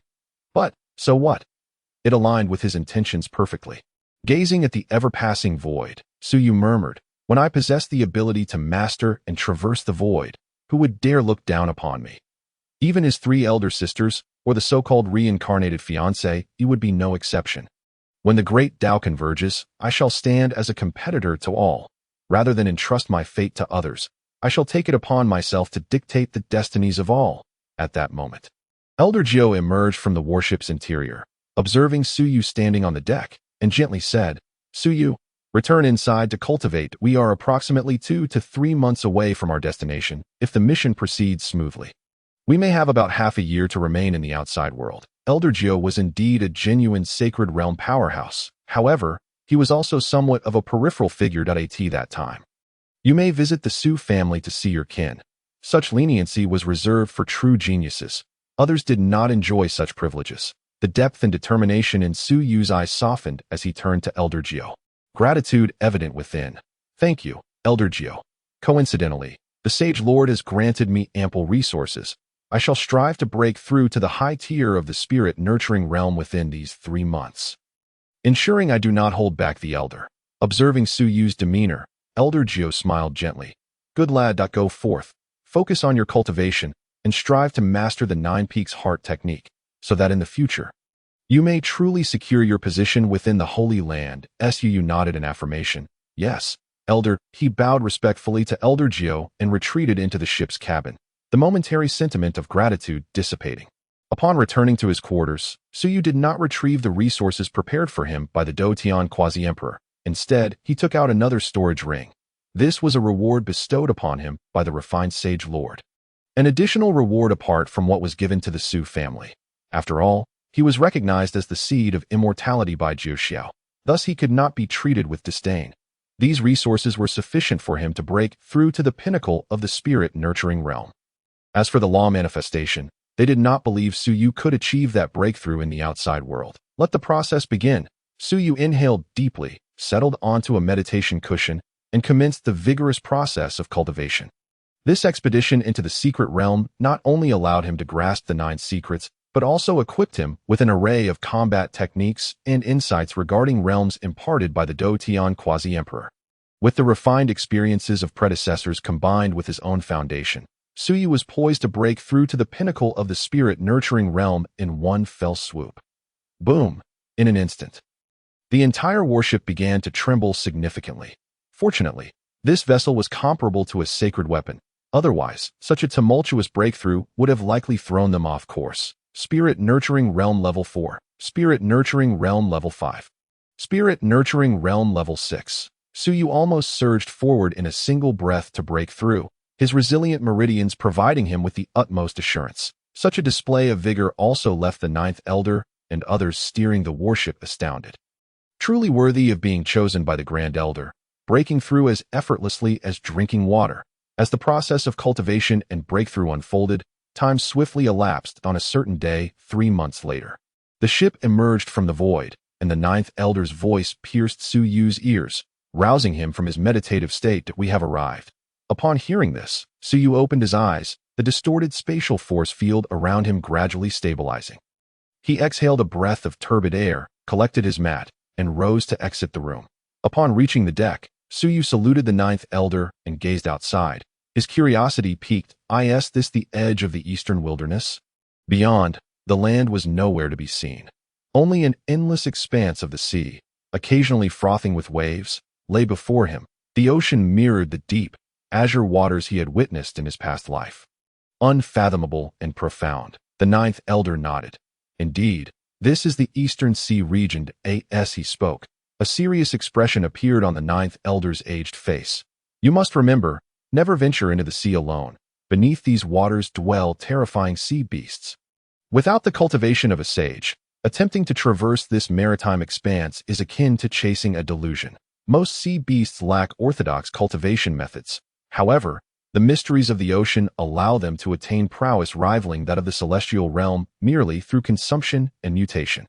Even reaching quasi-saint levels. Recently, a quasi-saint, nearing the end of their lifespan, sought to cross the sea to a remote island in search of longevity, but merely 1,000 miles out, they were devoured by a whale beast as massive as an island. Even I would not dare to act recklessly. The warship is equipped with a formation that conceals its presence, allowing for smooth sailing, and a hint of pride surfaced on the 9th Elder's face. This is my Jiuxiao territory. Even the sea beasts must steer clear upon sighting my Jiuxiao warship. What is Jiuxiao's status? One of the paramount overlords of the eastern wilderness, in this maritime domain. Even if there are demon clans stationed, they are situated far beyond in the deep sea, needing to maintain good relations, much like Jiuxiao. Otherwise, how could the sacred grounds dare to come here for celestial measurements?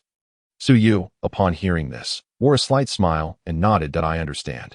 Indeed, having the support of a formidable power in the early stages is exhilarating. One can act without restraint, venturing wherever they please. The warship sailed steadily at nearly 10,000 miles per hour, gliding over the ocean's surface, raising colossal waves. Yet no sea beast dared to leap forth to meet its ends. Suyu gazed ahead. After a little over an hour, a small black finally emerged in his line of sight. There lay the newly appeared island. Though referred to as an island, its expanse was vast, spanning tens of thousands of miles, not even falling short of being called a continent upon spotting the island. Suyu could not suppress his curiosity and asked, "Elder, what does measuring the heavens entail?" To be honest, this was the first time he had heard of it. The ninth elder chuckled, stroking his beard as he explained. Measuring the heavens refers to surveying the land within our territory and incorporating it into our domain, granting it identity.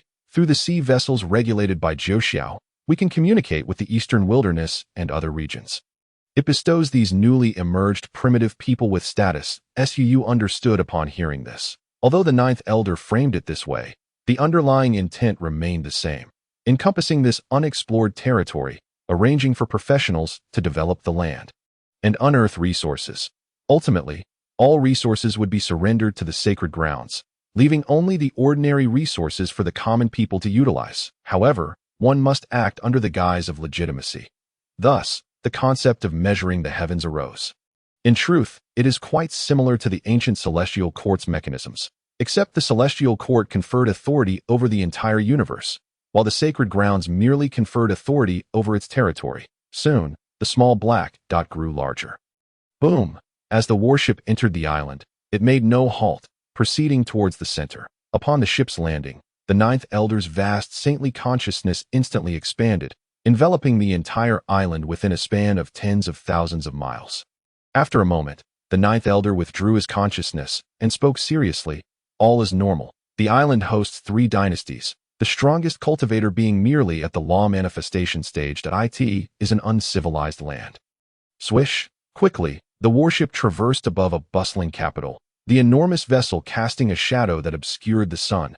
Below in the capital, countless ordinary residents gazed up in terror, bewildered by the scene. Then, from a grand building in the capital, a dozen or so strong cultivators at the spirit gathering stage shouted, "Who goes there? Please vacate the skies above the Jingqiao royal capital at once." Without inquiring further, they unleashed their most potent attacks. However, the assaults from these powerful figures landed upon the warship, failing to produce even the slightest ripple. Boom! Humph! Seeing this, the ninth elder snorted coldly, a suffocating and terrifying pressure cascading down, causing the dozen spirit-gathering cultivators to crash heavily onto the ground.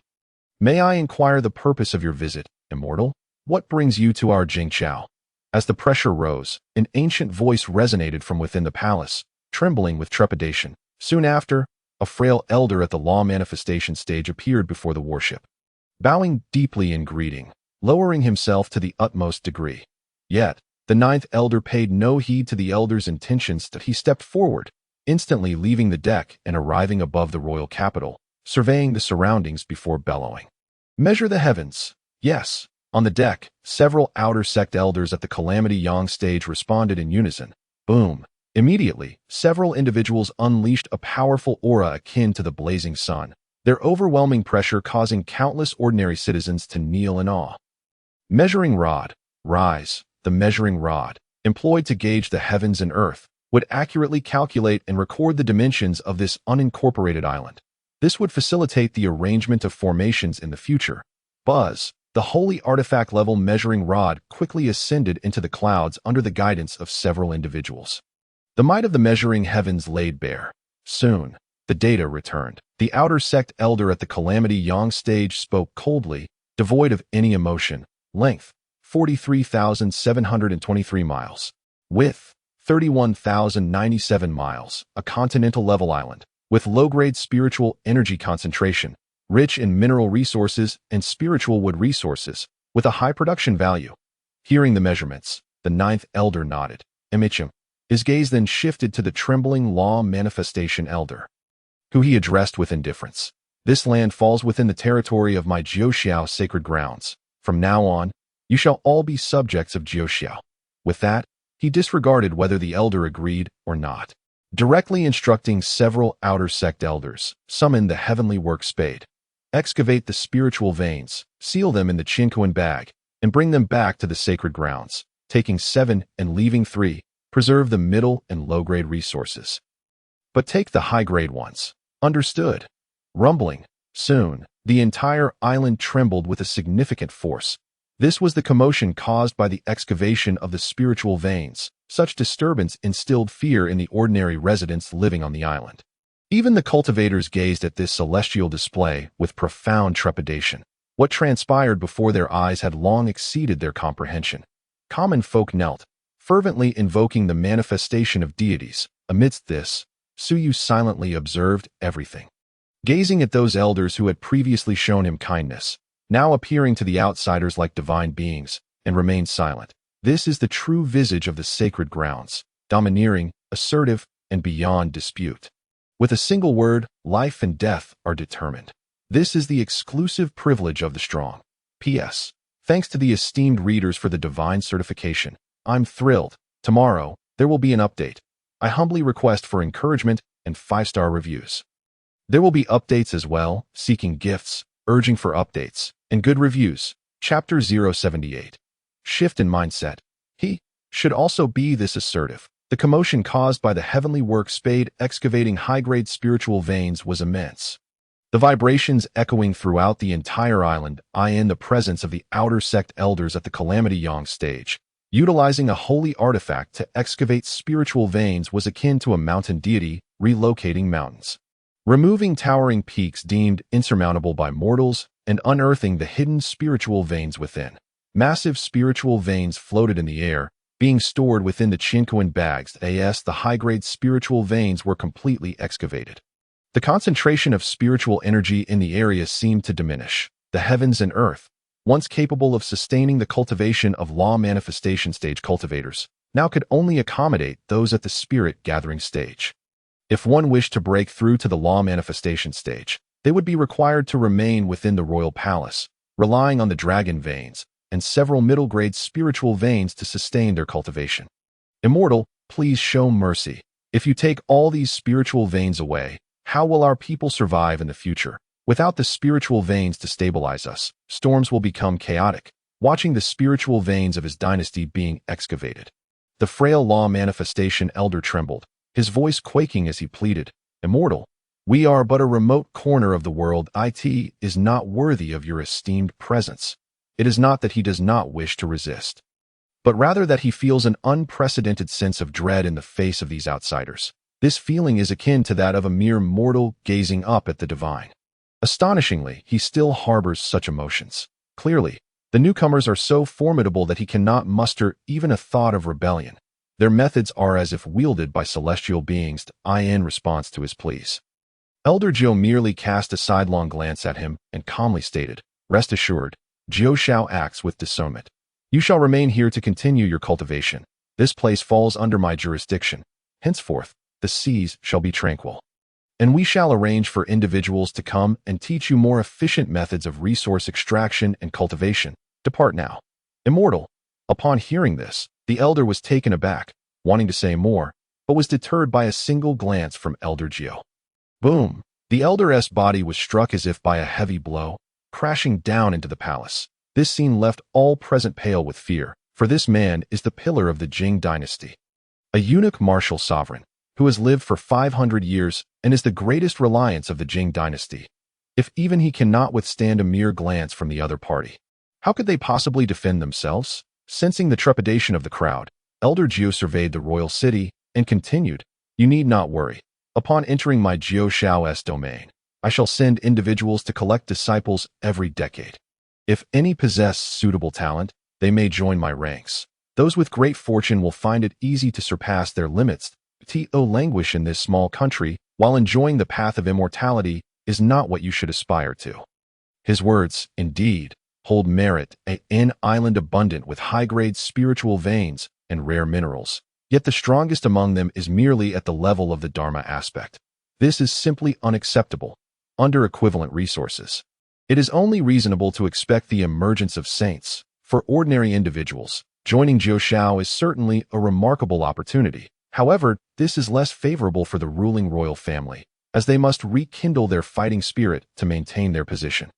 Otherwise, they will inevitably be overthrown. Upon hearing Elder Gio's words, the commoners clad in coarse linen suddenly brightened, their expressions of fear diminishing significantly. Some even summoned the courage to ask loudly, "Immortal, do we truly have a chance to join the immortal sect?" Elder Gio smiled and replied, "Of course. Jiao Shao, as a sacred land, recruits individuals of exceptional talent from across the world to enter a sacred land. Even the least among you can become a leading powerhouse in this small locale. As a sacred land, Jiao Shao commands vast territories. How immense that is! Not to mention such high-grade spiritual veins and mineral deposits. Even divine-grade resources abound. Their expansion of territory is meant to sift out and nurture the exceptionally talented within their realm. To allow fresh blood into the sacred land, simultaneously to ensure a continuous influx of resources. Evidently, these words ignited aspirations within the commoners. If they could enter the sacred land, might they also have the chance to become as powerful as the immortals? At that moment, their fears dissipated. An hour later, several elders of the Jiang realm returned, presenting filled Qinkuan bags brimming with spiritual veins and various quality mineral deposits to Elder Gio, stating, "The collection of high-grade spiritual veins is complete. 3 remain for basic operations, while the rest have been retrieved. Proceed to the next location." Elder Gio nodded. Yes. Once the elders returned to the ship, Elder Gio then turned his gaze toward a noble middle-aged man clad in black and yellow robes below, stating indifferently, "In due course, individuals from Jiao Shao shall come to register. Should you dare to play tricks, you shall face annihilation." With that, Elder Gio turned and departed, paying no heed to how the officials of the dynasty reacted below. In his view, the schemes of these ants were utterly insignificant. Should they dare to act recklessly, it would merely be a matter of crushing them effortlessly. Before absolute power, all plots are but smoke, easily extinguished with a flick of a finger. Boom! The warship soared away, leaving behind a sea of kneeling commoners that in their eyes, Elder Gio and his companions were as powerful as celestial beings, figures to whom they could only look up. On the warship, Elder Gio glanced at Suyu, smiling as he asked, "What's the matter? Are you feeling unwell? This is your first time experiencing such matters, I presume." He understood Suyu's thoughts at that moment. After all, witnessing such a formidable display could indeed be quite daunting for the boy. Even he had been similarly intimidated in his youth. Yet now, he found it to be routine. However, to Elder Gio's surprise, Suyu gently shook his head and replied, "No, I find this perfectly normal. This seemingly cold approach is, in fact, the most effective if one were to treat the rulers of the dynasty with soft words. They would undoubtedly harbor ulterior motives. To shatter their thoughts with overwhelming force is the optimal choice. If it were him, he would do the same." The display of dominance and assertiveness by Elder Gio serves as the finest catalyst for Suyu's resolve to embrace the role of the antagonist. He too should embody such strength.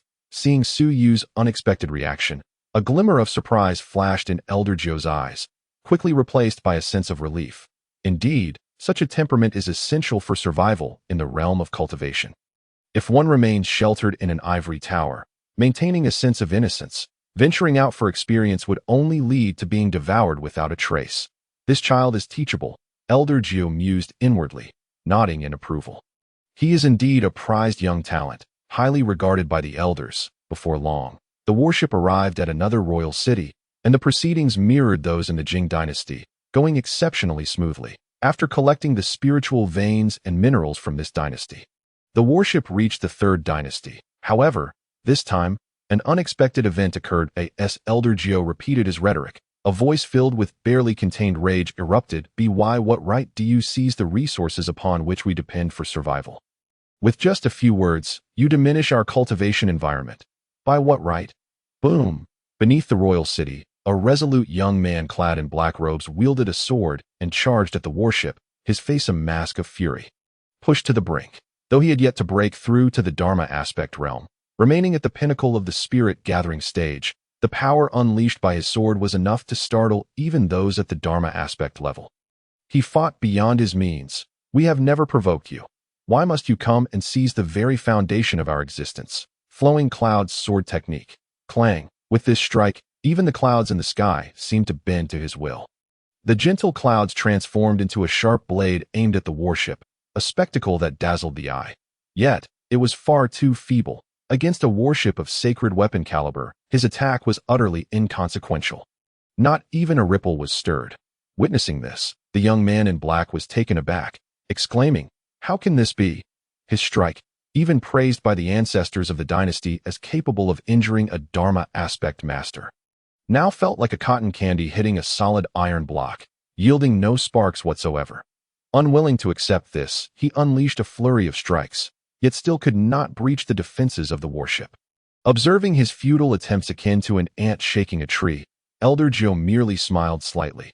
Another remarkable young talent. At only 80 years of age, he had already reached the pinnacle of the spirit-gathering stage and possessed the ability to fight beyond his level. Such talent, even in a sacred land, would be considered worthy of direct discipleship. Moreover, the cultivation environment of his island could not compare to that of a sacred land, and to attain such prowess signifies he is a prodigy worthy of being a direct disciple of a peak master. This naturally stirred a sense of admiration for talent within Elder Gio. However, there must be a measure of discipline. The smile on Elder Gio's face faded, and with an impassive countenance, he stepped forward. Breaking through the warship's defenses in an instant, boom! A terrifying pressure surged forth like a tidal wave, causing the entire royal city to tremble in fear. Countless individuals fell to their knees. Thud, the young man in black, was no exception, being sent flying and crashing heavily onto the streets of the royal city. "Brat, what do you mean by claiming we take away your very foundation of survival?" Elder Joe stood suspended in the air, looking down at the young man, his voice cold and detached. "Countless rare resources lie before you. Have you even made use of them all? If your survival truly depends on this, then in the face of such vast mineral resources, why are there only a few individuals in this royal city who have reached the spirit sea? Why do the vast majority of ordinary people not even practice the most fundamental body refinement techniques? You merely cry injustice for your own interests. Why drag along the millions of ordinary people?" Hearing this, the young man's expression shifted slightly, that a glance around revealed, as Elder Gio had stated, that the majority here were indeed common folk. Only within the estates of the high-ranking officials were there cultivators present. The young man in black opened his mouth to retort, but was interrupted by Elder Gio. "The injustice you cry out for is merely for those lofty cultivators, not for the ordinary people. What you call the foundation of survival is simply the realm of the cultivators." Elder Gio let out a soft snort, his voice resonating like thunder. "With the power to command countless resources, one ought to benefit humanity. Yet what I witness is your kingdom enforcing martial prohibitions and eradicating the arts of law, confiscating all martial scriptures to either destroy them or hoard them for the affluent and powerful. Allow me to inquire, do ordinary people possess the opportunity to cultivate under such circumstances? If you hail from nobility, my words may hold no weight for you. However, if you come from humble beginnings, then to utter such claims only reveals that you are merely complicit with those who indulge in resources and bask in their elevated status." Each word from Elder Gio was like a gem, piercing directly into the heart of the young man in black robes, causing his expression to shift repeatedly. Indeed, he was of humble origins, yet he had never considered the scarcity of resources, for he possessed a system. Simultaneously, he was a transmigrator. All along, he had relied on signing in at the royal palace to receive rewards, never once drawing from the dynasty's resources. His actions were also for the benefit of the people. However, he had never contemplated the situation before him. His gaze had always been fixed upon the heights. Seeing him fall silent, the coldness on Elder Gio's face dissipated, replaced by a smile as he gently spoke. "Do you know that under my rule in Jiuxiao, everyone can practice the fundamental laws, ensuring they are not easily starved? Every 10 years, Jiuxiao recruits disciples from various regions, with sacred sites scattered throughout, and the martial arts flourishing. What you possess amounts to little in comparison. Here, you may appear impressive, but within Jiuxiao, you are merely at the level of an inner disciple. Those younger than you can equally stand shoulder to shoulder with you in cultivation. What, then, gives you the audacity to feel superior?" Upon hearing Elder Gio's words, the young man in black robes froze. He had always taken pride in his ability to break through to the spirit accumulation realm before the age of 100. For on the continent, every supreme being of the Dharma had surpassed 400 years of age. He was undoubtedly a prodigy. Yet, listening to these words, his mentality began to falter. Impossible. No one can be so talented. The young man in black robes shook his head in denial. He could not believe it. He possessed a system and had signed in at the royal palace for 80 years, poised to reach the pinnacle. And now someone was telling him he was merely insignificant? He refused to accept it. Seeing his reaction, Elder Geo turned to the watching Su Yu on the warship, smiling as he said, Su Yu, teach him what it means to be a prodigy. A headstrong individual should be met with an even more headstrong opponent. That Su Yu was the most suitable candidate. Coincidentally, during their journey, Su Yu had also broken through to the peak of the spirit accumulation realm. Perfectly matching this young man in black robes, upon hearing his name called, Su Yu grinned widely. I would be delighted. With a thud, Su Yu stepped forward, standing in midair, his hands clasped behind his back. The peak of the spirit accumulation realm erupting without restraint. His aura trembled, causing his robes to billow in the fierce wind. Su Yu's gaze locked onto the young man in black robes, his eyes reflecting the latter's system evaluation data. Name: Lin Sheng. Talent: monstrous. Fate: golden. Character evaluation: signed in at the royal palace for 80 years, a eunuch, broke through the innate level to complete himself, born invincible. Script: future martial sovereign emperor. Upon seeing this evaluation, Su Yu couldn't help but chuckle, finally encountering another fated child with a golden destiny. Moreover, a eunuch at that? Ha ha! As he hovered gracefully in white robes, exuding an ethereal aura, Lin Sheng's expression shifted, disbelief clouding his features. How is this possible? Could there truly be someone stronger than him at this age? He could clearly sense that Su Yu was merely 21 years old, yet he possessed the same cultivation level. At this age, even those hailed as rare prodigies or crown princes of a dynasty were only at the spirit sea realm. You, how could you possibly be so monstrous? Lin Sheng exclaimed in astonishment. Is the outside world truly that formidable? I refuse to believe it. Lin Sheng became agitated, brandishing his sword and soaring towards Su Yu's brow. Faced with his sudden assault, a smile crept on his Su Yu's lips. His calm tone tinged with undeniable dominance and confidence. Do not compare the strongest on your island to me. They that are not worthy. In the outside world, even the so-called geniuses of the same age. The formidable Dan-condensing experts are merely one of the many failures I have defeated.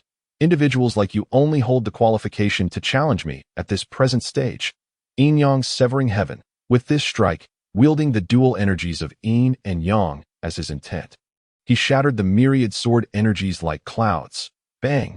Ding! Congratulations, host, for successfully defeating the fated child, earning rewards. Chapter 080. A swarm of ants. Am I negotiating with you? This is an order. Ding! Congratulations, host, for gaining rewards. Villain points 45,000. Law of heaven and earth, heavenly tilt, and earth subduing staff. Law of heaven and earth. A divine technique of the heavenly gang. Traversing the laws of heaven and earth to expand oneself, capable of geometric growth in cultivation and combat power with the refinement of the technique. Applicable only to those at the Dharma realm and above, heavenly tilt.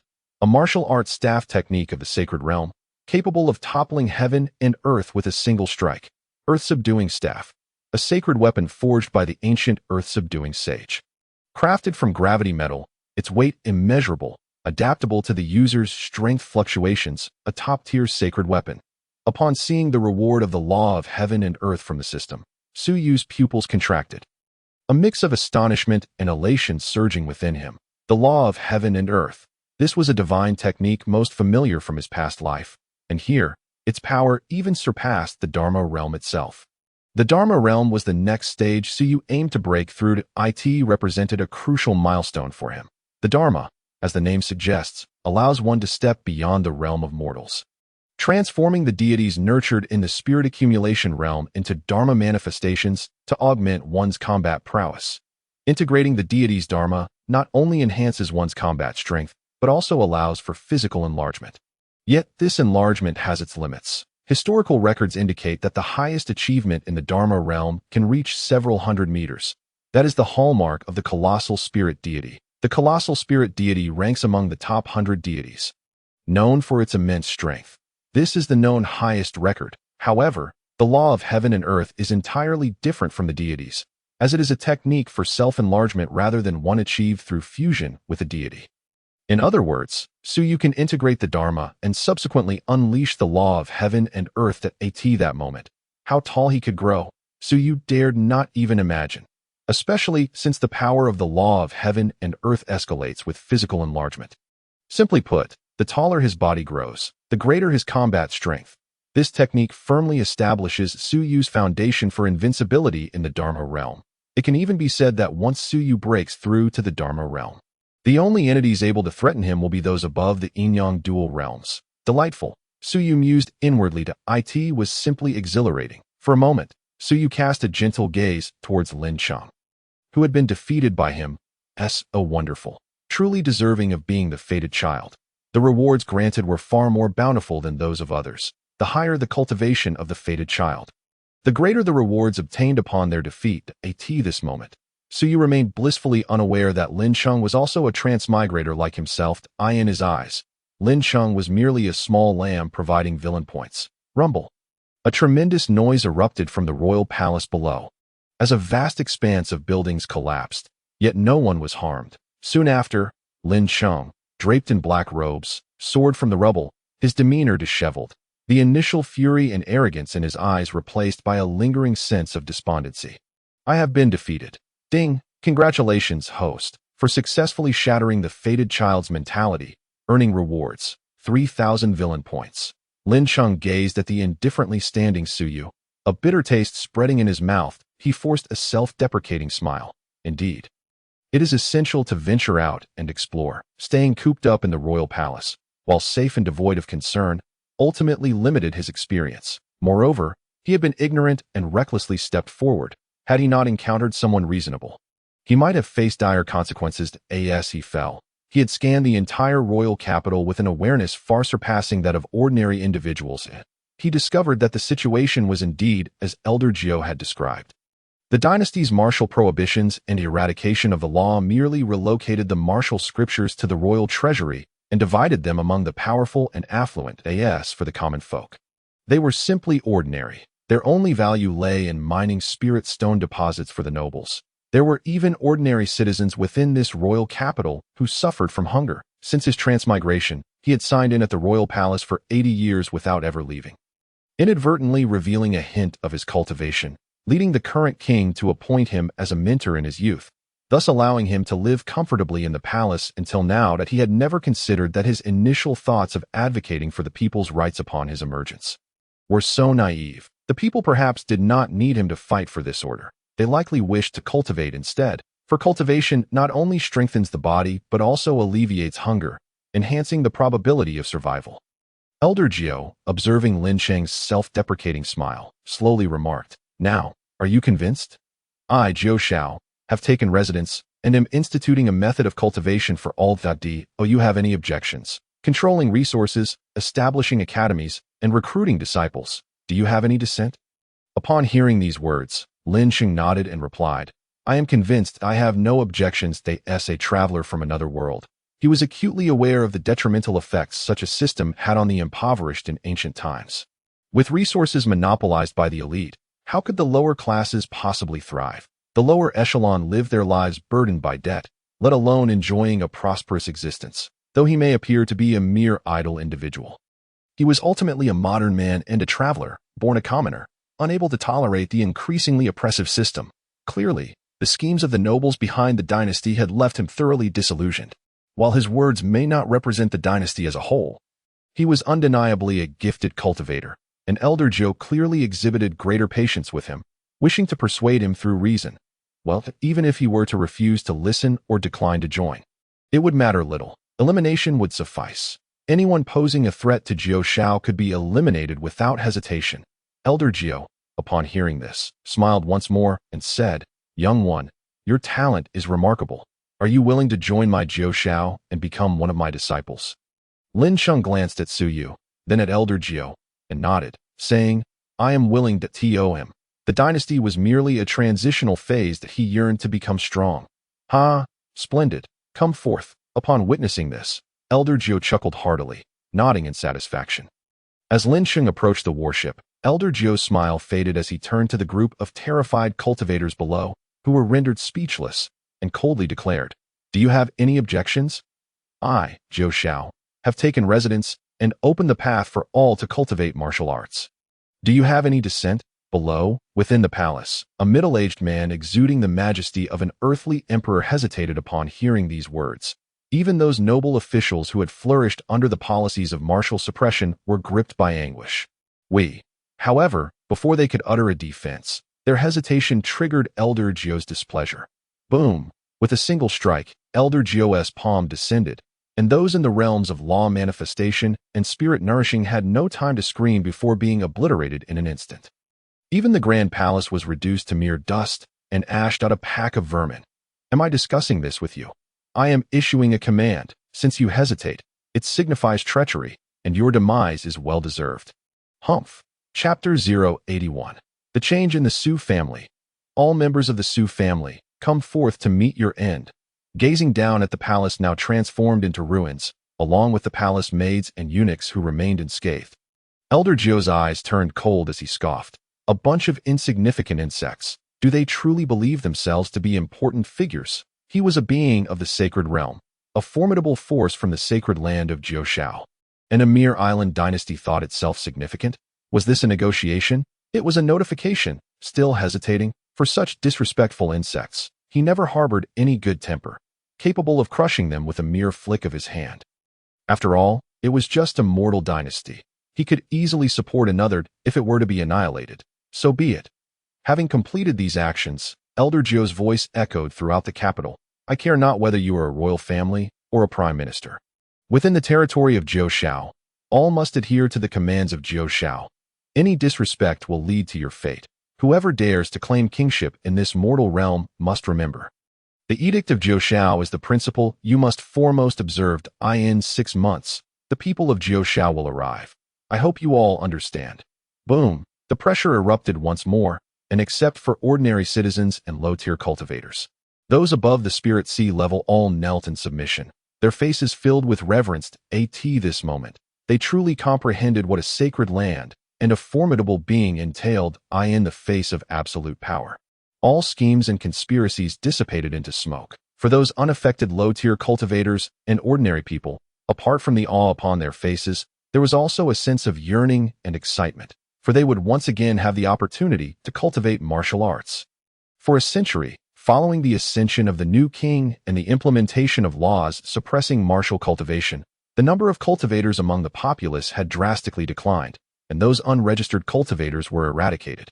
To survive, sects had to retreat from the world, ceasing recruitment, or individual cultivators had to join the aristocracy as retainers. In just a century, the flourishing martial path had dwindled to a majority of ordinary people. They had thought they would never have the chance to cultivate martial arts again, yet now, unexpectedly, they had.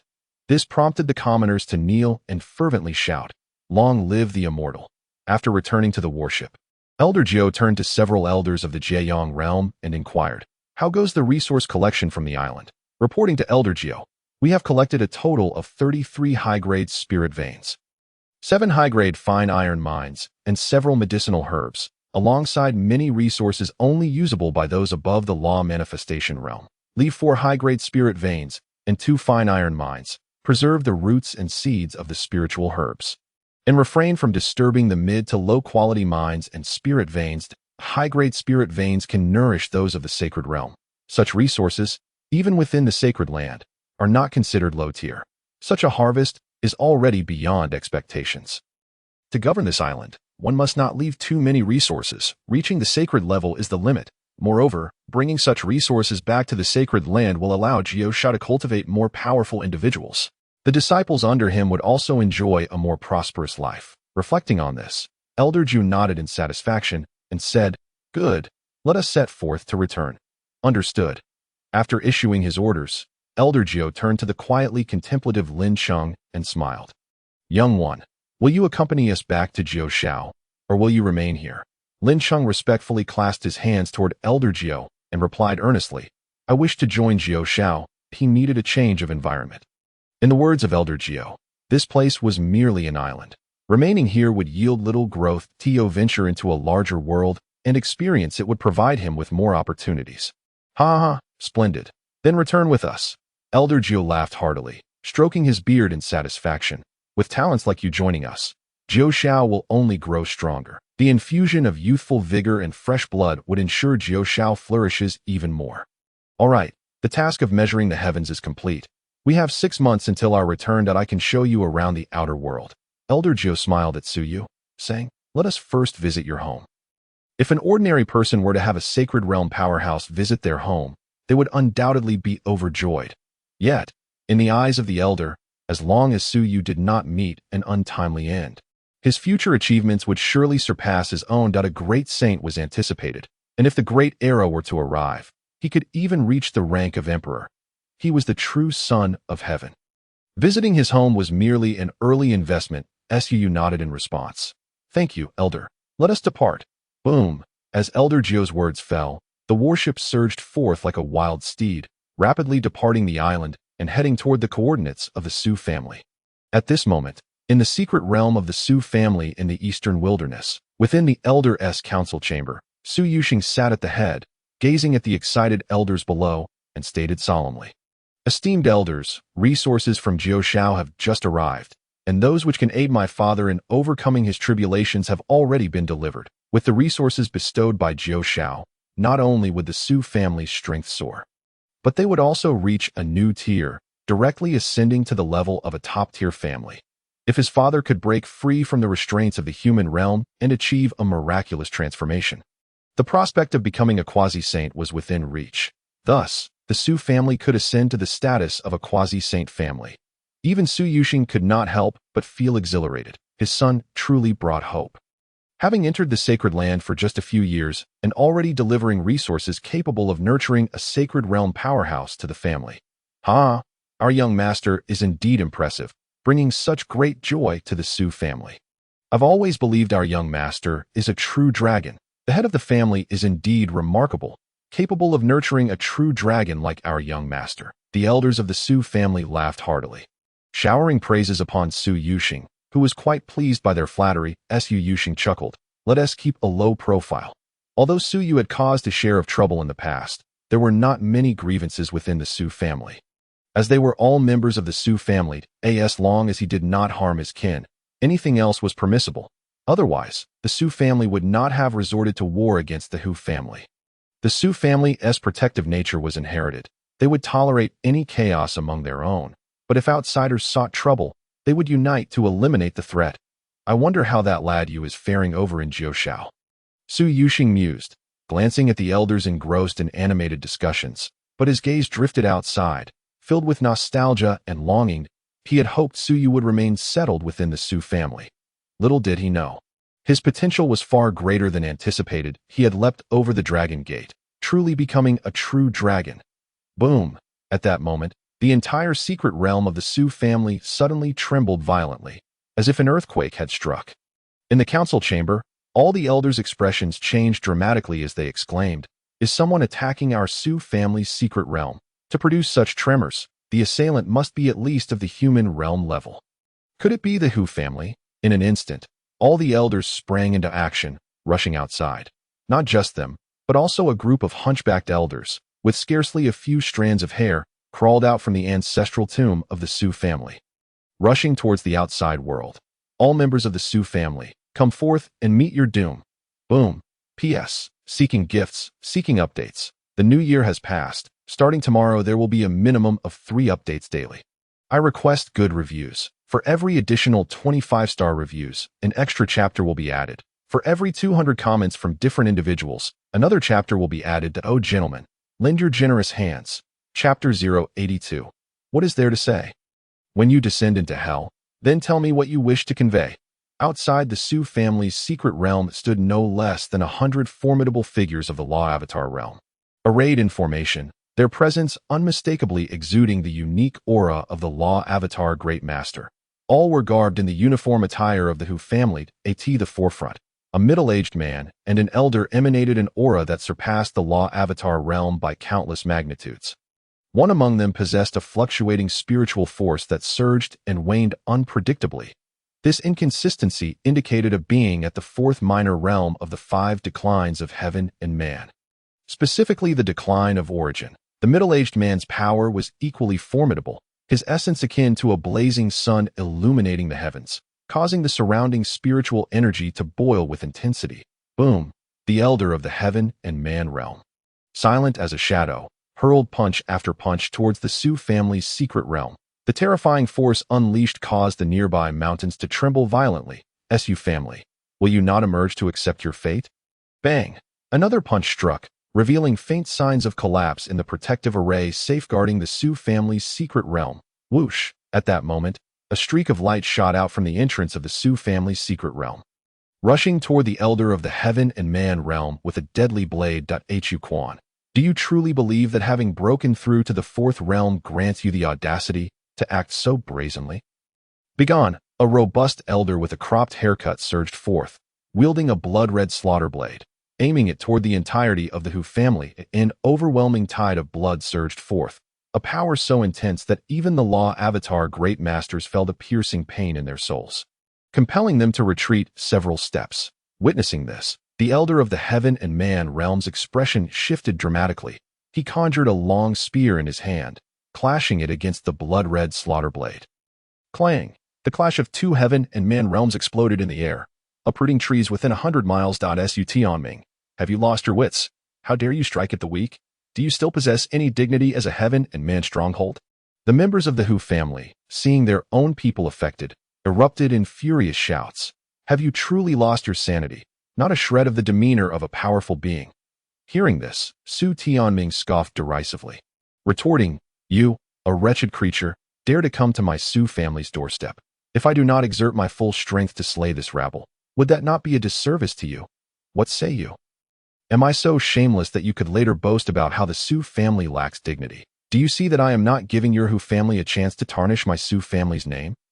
You ought to be thanking your ancestors for that. As he spoke, Su Tianming unleashed a flurry of strikes, showing no concern for collateral damage. In his eyes, anyone daring enough to provoke him deserved no mercy. Death was but a finality. Would it not be the end of the line? After enduring several blows, Hu Quan's fury ignited. He retaliated with lethal intent, unleashing widespread destruction. Su Tianming was truly shameless. Very well. Today I shall witness the annihilation of your Sioux family. The two heaven and man figures unleashed their powers, the battlefield expanding dangerously, threatening to devastate hundreds or even thousands of miles if left unchecked. Especially as both were at the realm of spiritual decline. Each of their strikes caused their spiritual forces to overflow, leaving the law avatar realm onlookers reeling in headache. The five declines of heaven and man represent a temporal weakening, oscillating between strength and frailty. At times, they are immensely powerful. At others, they are barely above the spiritual sea realm. But when strong, they rival the quasi-saints. This phenomenon arises from the newly formed realm, undergoing phases of rebirth, surpassing the decline of flesh, their bodies akin to quasi-saints, overcoming the decline of power, their might comparable to quasi-saints. Yet those yet to transcend their decline remain merely at the apex of the calamity's intensity. Transcending calamities is a simple process. Accumulate strength, endure the passage of weakening time, enhance one's power during this frailty, and select the right moment to transcend calamity, ensuring that they are unaffected by the heavenly tribulations during the crossing, thus securing a stable passage through the decline. When Su Tianming once faced the spiritual decline, it was during the crossing that his spiritual force suddenly weakened, leaving him unable to withstand the heavenly tribulation, almost leading to his demise and a significant reduction in lifespan. But now, with treasures sent by the nine heavens, his spiritual force had regained vitality. To annihilate my Sioux family. Such grandiose words you may as well choke on. Su Tianming laughed heartily, his gaze sharpening. Today, either the Hu family perishes, or my Sioux family does. Enough of your grandiloquent nonsense. Let us see who meets their end. Annihilation divine blade technique, heaven severing. Boom! With the strike, the white clouds above were painted a deep crimson, the atmosphere thick with murderous intent, creating an awe-inspiring spectacle. Eight extreme spear technique. Hu Quan, unwilling to be outdone, snorted coldly, engaging Su Tianming in combat. As their battle intensified, they soared into the clouds, locked in fierce conflict. The realm of heaven and man represents not merely a chasm between mortals, but also signifies the capacity to manipulate the energies of heaven and earth. Rumble! The clash between the two heaven and man figures was nothing short of cataclysmic. The battle amidst the clouds resonated like thunder, causing all living beings to tremble, cowering in fear, observing his father leading the charge. Su Yuxing's gaze turned icy as he regarded the multitude of law avatars and the dozen or so Yin-Yang realm members from the Hu family, drawing his battle blade and pointing it forward. Coldly commanding, "Kill, members of the Su family may perish, but this rabble shall not defile our honor." Bang! With a sonic boom, Su Yuxing unleashed his full power, charging ahead. "Kill!" Seeing their family head and the elder charge forth. The elders and veterans of the Su family felt their spirits surge, each one lunging forward with reckless abandon. The Su family had never known fear of battle or strong adversaries throughout their history. The Su family's stance had always been unwavering.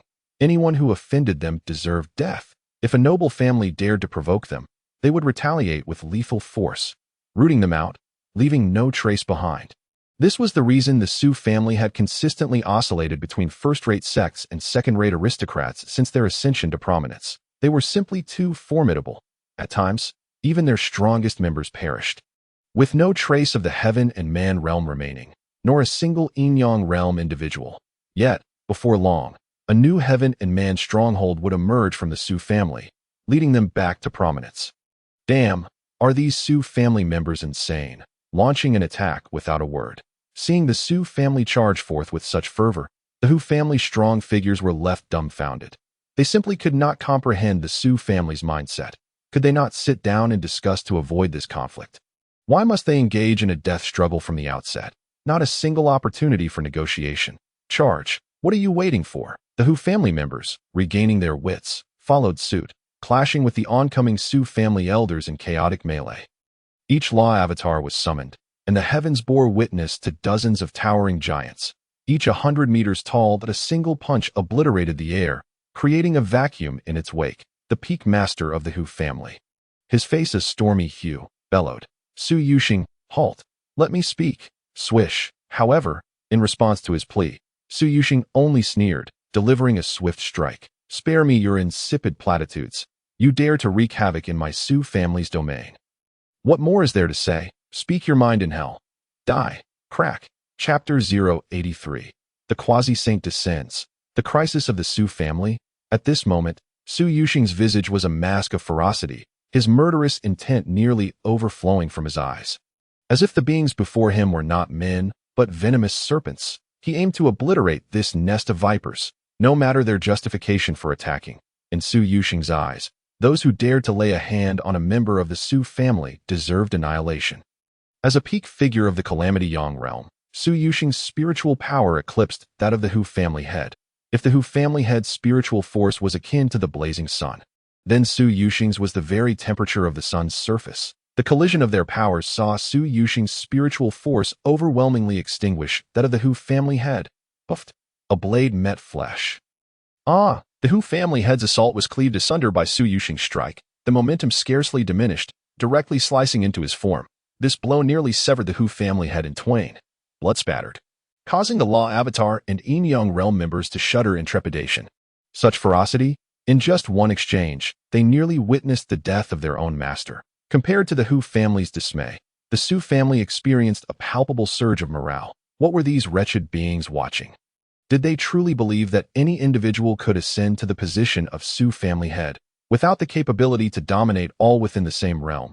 Who would accept this leader? Su Yuxing had once ravaged the Su family and the external world before returning to claim the title of family head.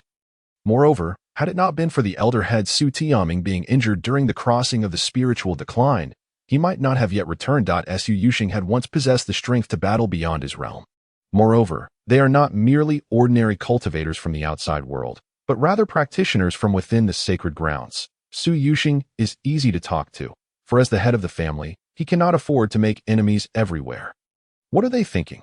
After wounding the head of the Hu family, Su Yuxing stood proudly in the void, facing the Hu clan members, and coldly remarked, "Hu family, show me what you are truly capable of.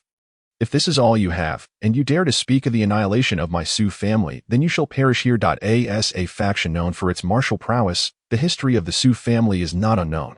However, such a weak contingent is clearly not the entirety of the Hu family. They must possess other hidden cards, which emboldens them to recklessly come to the Su family's domain. Su Yuxing, you seek your own demise. Do you truly believe that as long as the sacred grounds do not intervene, your Su family can remain invincible among the first-rate factions within the ranks of the Hu family?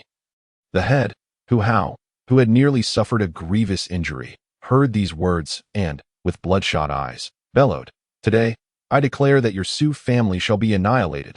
Crack. As Hu Hao's voice fell, he used pure Yang's spiritual energy to mend his wounds, and then produced a scroll from his bosom, shattering it with great force. Boom! In an instant, the shattered scroll erupted with spatial power, forming a pitch-black vortex ahead. With a thunderous sound, a terrifying pressure emanated from the spatial passage. This force caused those at the Dharma aspect realm to vomit blood and be sent flying, while those at the Calamity-in realm could barely withstand it. For this oppressive force primarily targeted the two celestial beings above the clouds. Then, before the eyes of the onlookers, the two celestial beings fell from the clouds in a disheveled manner, causing those from the Su family to flinch. Even the celestials have fallen. A saint. The opponent has summoned a saint. The mere mention of the word saint sent the Su family members into a frenzy. For in this era, the term saint signifies the pinnacle. In this age of dwindling laws, even saints are loath to remain in the outside world.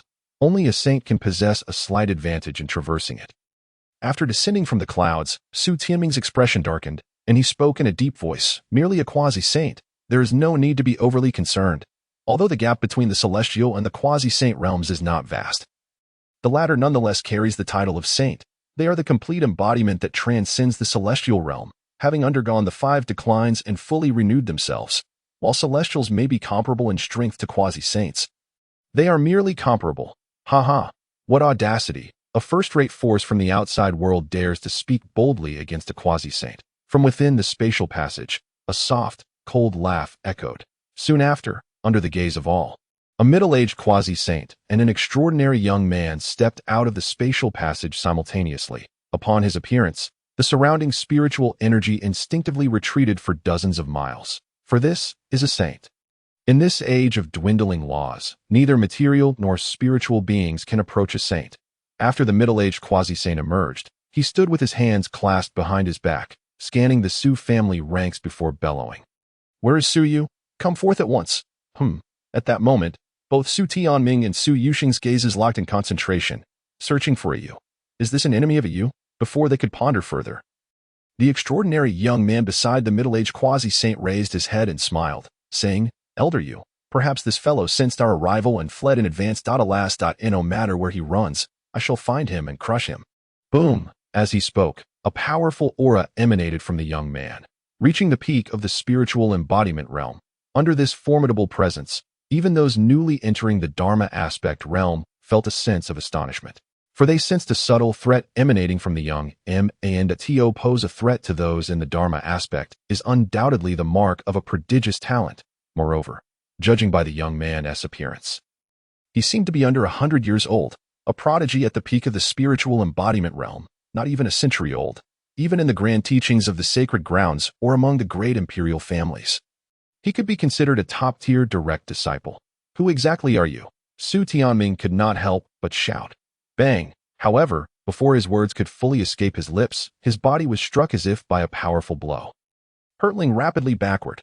Silence! A celestial who has just restored his spiritual essence dares to shout in my presence. The middle-aged quasi-saint merely stood in place and sent forth a punch into the void, directly sending Su Tianming, a celestial of the 4th realm, flying over 100 miles. Such power is truly astonishing. Withdrawing his hand, the middle-aged quasi-saint then turned his gaze toward the head of the Hu family and Hu Quan, shaking his head in disappointment. TSK. I had originally thought you might possess something special, hoping to use you to open the secret realm of the Su family, but you come here only to be defeated. It seems you are merely a group of mediocre individuals with decent talents. Compared to the Su family, which is on the verge of annihilation, the gap is not insignificant. As a quasi-saint, his perspective on matters is inherently different. He can easily discern the disparity between the Hu family and the Su family. Even if the Hu family had 1 or 2 celestials hidden away, they are truly nothing compared to the vitality and explosive potential of the Su family. It is only a matter of time before they face retribution from the Su family. Upon hearing this evaluation, the Hu family members bowed their heads in shame. They had no rebuttal. Their head had been severely injured in a single blow. Having addressed the Hu family, the middle-aged quasi-saint then turned his attention back to Su Yuxing. sneering as he said, "Very well, since you refuse to tell me where Suyu is, I shall first eradicate you insects. And then I will search slowly. After all, we cannot afford to linger here too long." Boom! With that, the middle-aged quasi-saint extended his right hand, grasping at the void, and instantly, countless spiritual energies and the energies of heaven and earth were summoned, forming a gigantic arm behind him, shattering heaven. Poof! Bang! However, before he could unleash a single punch capable of obliterating the secret realm of the Su family, he was suddenly sent crashing backward. This scene shocked everyone. And soon after, a colossal vessel appeared. "What are you, to dare attempt to annihilate the family of my Jiu Xiao disciple?" Chapter 084. "Su Yu exposed. You are not Lin Yi. Who are you?" As the words fell, the crowd beheld a massive warship, comparable to a small mountain, materialize where the quasi-saint had been. Whoosh! In the next moment, a figure flew from the warship, his body expanding infinitely, resembling a giant. As he grasped the quasi-saint who had been sent flying, an overwhelming, terrifying aura of sanctity radiated forth, leaving both celestial beings trembling in their souls. Even though they were currently in the fourth decline, and their spiritual essence was comparable to a quasi-saint. In the presence of a true peak saint, their meager spiritual power was like that of an ant, utterly insignificant. Even the middle-aged quasi-saint was akin to a mere insect in his grip. "Who am I?"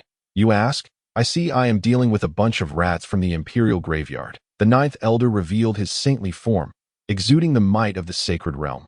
Upon seizing the middle-aged quasi-saint and sensing his spiritual attributes, he quickly understood the origins of the intruders from the imperial graveyard, that infamous sacred ground renowned for hunting powerful beings. Yet many great factions turn a blind eye to them, for these gutter rats can sometimes prove useful, such as when they need someone to do their dirty work. Their spiritual attributes primarily focus on stealth and high explosive power, for assassination requires exceptional stealth techniques and the ability to eliminate opponents of the same realm in an instant. Thus, they are easily identifiable. Jiu Xiao, the middle-aged quasi-saint's expression darkened, turning pale as he exclaimed, "How could you arrive so swiftly? It should not be possible." Even if he had been exposed, even if the news of the conflict between the Su and Hu families had spread, there shouldn't have been such a rapid response. How long had he been present? Moments. Moreover, why was a saint present upon their arrival? It would be considered extravagant even to have a quasi-saint stationed outside. The ninth elder chuckled coldly. "You need not concern yourself with that. A bunch of gutter rats. Perish." He had no intention of engaging in idle chatter. After all, presenting the head of this rat to Su Yu would be quite agreeable. With that thought, the ninth elder felt a surge of delight. Bang! With a resounding crack, the middle-aged quasi-saint's head burst apart like a watermelon. His physical form was similarly reduced to a pulp by the ninth elder. The difference between a quasi-saint and a true saint is immense, and no matter how strong a quasi-saint may be, they are still merely quasi, and he is a true saint, at the pinnacle of the sacred realm. A being who has 1 foot in the great saint-level to crush a quasi-saint is as effortless as blowing away dust. With a casual flick, he tossed the mire aside, and the ninth elder turned high upon the appearance of Su Yu. The young man immediately shouted, "Lin Yi, you have been nurtured by the imperial tomb since your youth, yet you dare to betray us. The elders are furious. If you wish to spare your Lin family from annihilation at the hands of the Holy Land, you should promptly take your own life to preserve your family's existence." He was acutely aware that once a pinnacle powerhouse of the Holy Realm emerged, his fate was sealed, although he was a holy son. The imperial tomb had fostered countless individuals. His demise would merely pave the way for a new holy son to be chosen. They asked for the prospect of Holy Realm assassins coming to his aid. In the judgment of the Holy Land, a mere outer elder at the peak of the quasi-holy realm was deemed sufficient to eradicate all unstable elements. Who could have anticipated that the supposed traitor could enlist the personal protection of the Nine Heavens Holy Realm? Upon hearing his exclamation, all present were taken aback, their eyes wide with horror as they gazed at Su Yu, seemingly unable to fathom that he had already been possessed by the holy son of the imperial tomb. Thus, the figure standing before them was not, in fact, one of their own. Even Elder Nine wore an expression of astonishment, though a flicker of murderous intent gradually ignited in his eyes. However, before they could take action, Su Yu chuckled. "Are you referring to that soul entity? After how many years of cultivation, does a mere innate realm soul entity think it can usurp me? You must be mistaken. As for your Lin family, feel free to obliterate them. I wouldn't mind turning them to ashes. Su had initially believed his opponent had some hidden trump card, but it turned out to be reliance on such despicable tactics. Nevertheless, what did Lin Ye's fate have to do with him? Su. If they wish to reduce them to ashes, so be it. The young man was momentarily stunned by Su Yu's demeanor, but then he erupted into an enraged laugh. Very well, the elders were right. You truly are a disobedient one, and no wonder you have failed to respond to the Holy Land's messages over the years. Did you think we came here with only this? With a swish, as soon as he finished speaking, a lamp emanating an eerie blue flame appeared in the young man's hand. This is the soul lamp of your essence. It possesses a fragment of your soul's origin. Let us see how long you can maintain this facade. With that, the young man activated the soul lamp, casting a soul spell that utilized the essence of the soul as a medium. The most efficient and direct means to control another's spirit. It would make you experience a fate worse than death. Yet, no matter how fervently he unleashed the soul spell, even as the flame of the soul lamp flickered perilously close to extinguishment, Su Yu remained utterly unyielding. What are you doing? Playing with a lamp? Put some effort into it. Did you not say you would expose my true form? Su Yu had initially worried about the potential consequences. But after the opponent's spell had no effect on him, he felt an immediate sense of relief. How is this possible? The young man stared wide-eyed, his expression a mix of disbelief and rage. Unable to comprehend the situation, how could anyone withstand the damage of a soul spell? It was common knowledge that if even a fragment of your soul's origin was in someone else's possession, even an emperor could be subdued by a mere weakling of the pulse-gathering realm. Are you not Lin Yi? The young man bellowed at Su Yu. Where's Lin Yi? If this person was not Lin Yi, then who had communicated with them using Lin Ye's communication jade pendant? Su Yu retracted his smile, stepping forward and unleashing the full power of his peak spirit-gathering realm strength, hurtling towards the young man. Boom! The deafening sound of an explosive impact jolted the young man back to reality. I told you. The soul entity you speak of has long been obliterated by me. I am Su Yu. From the Su family. As his words fell, Su Yu raised his right hand into a clenched fist, unleashing a terrifying force that surged forth at speed surpassing even 10 times the speed of sound. In that rapid motion, it seemed as though the roar of a dragon and the trumpeting of an elephant reverberated through the air. Dragon, elephant, mountain crumble. Boom! Su Yu's assault was executed with such ruthless decisiveness. One strike was all it took. How could a holy son at the peak of the spirit-gathering realm stand a chance? Was he not also a being of the spirit-gathering realm? If he could not vanquish even a holy son of an antagonistic faction, what purpose would his cultivation serve? How could he alter his fate? One antagonist was sufficient for me. What are you? To dare question my identity? Remember, that so-called Lin Yi has long perished. Indeed, it was I who killed him. Su Yu roared, delivering a powerful punch. This punch unleashed a force that represented 100% of his physical prowess. Such power could only be manifested through absolute mastery over one's physical form, capable of shattering space and breaking the sound barrier. The wind from his punch erupted with the roar of a dragon and the trumpeting of an elephant. Roar! Under the weight of such terrifying speed and power, the young man seemed to perceive an illusion, as if what charged towards him was not a human, but a true dragon and a divine elephant. Impossible! The young man shook his head frantically, drawing his weapon to strike back. Bang! A crisp shattering sound echoed as the young man's sword shattered in mere moments, obliterated by Su Yu's punch, along with his head. It exploded into a mist of blood. In terms of sheer power, Su Yu had long surpassed the pinnacle of the spirit-gathering realm. With this punch, even a law manifestation could be slain. Ding! Congratulations, host, for successfully killing the child of the pale golden fate, earning rewards. 130,000 villain points, the Killing Blade, Holy Light Technique, Heavenly Escape Talisman, and 3 Realm Enhancement Cards. Killing Blade, a demon blade nurtured by blood. Growing stronger with each kill, the mightier the slain, the greater the power accumulated. If it could be nourished with the blood of 100 law manifestation cultivators, it could slice through calamities, graded as a holy weapon. Holy Light Technique.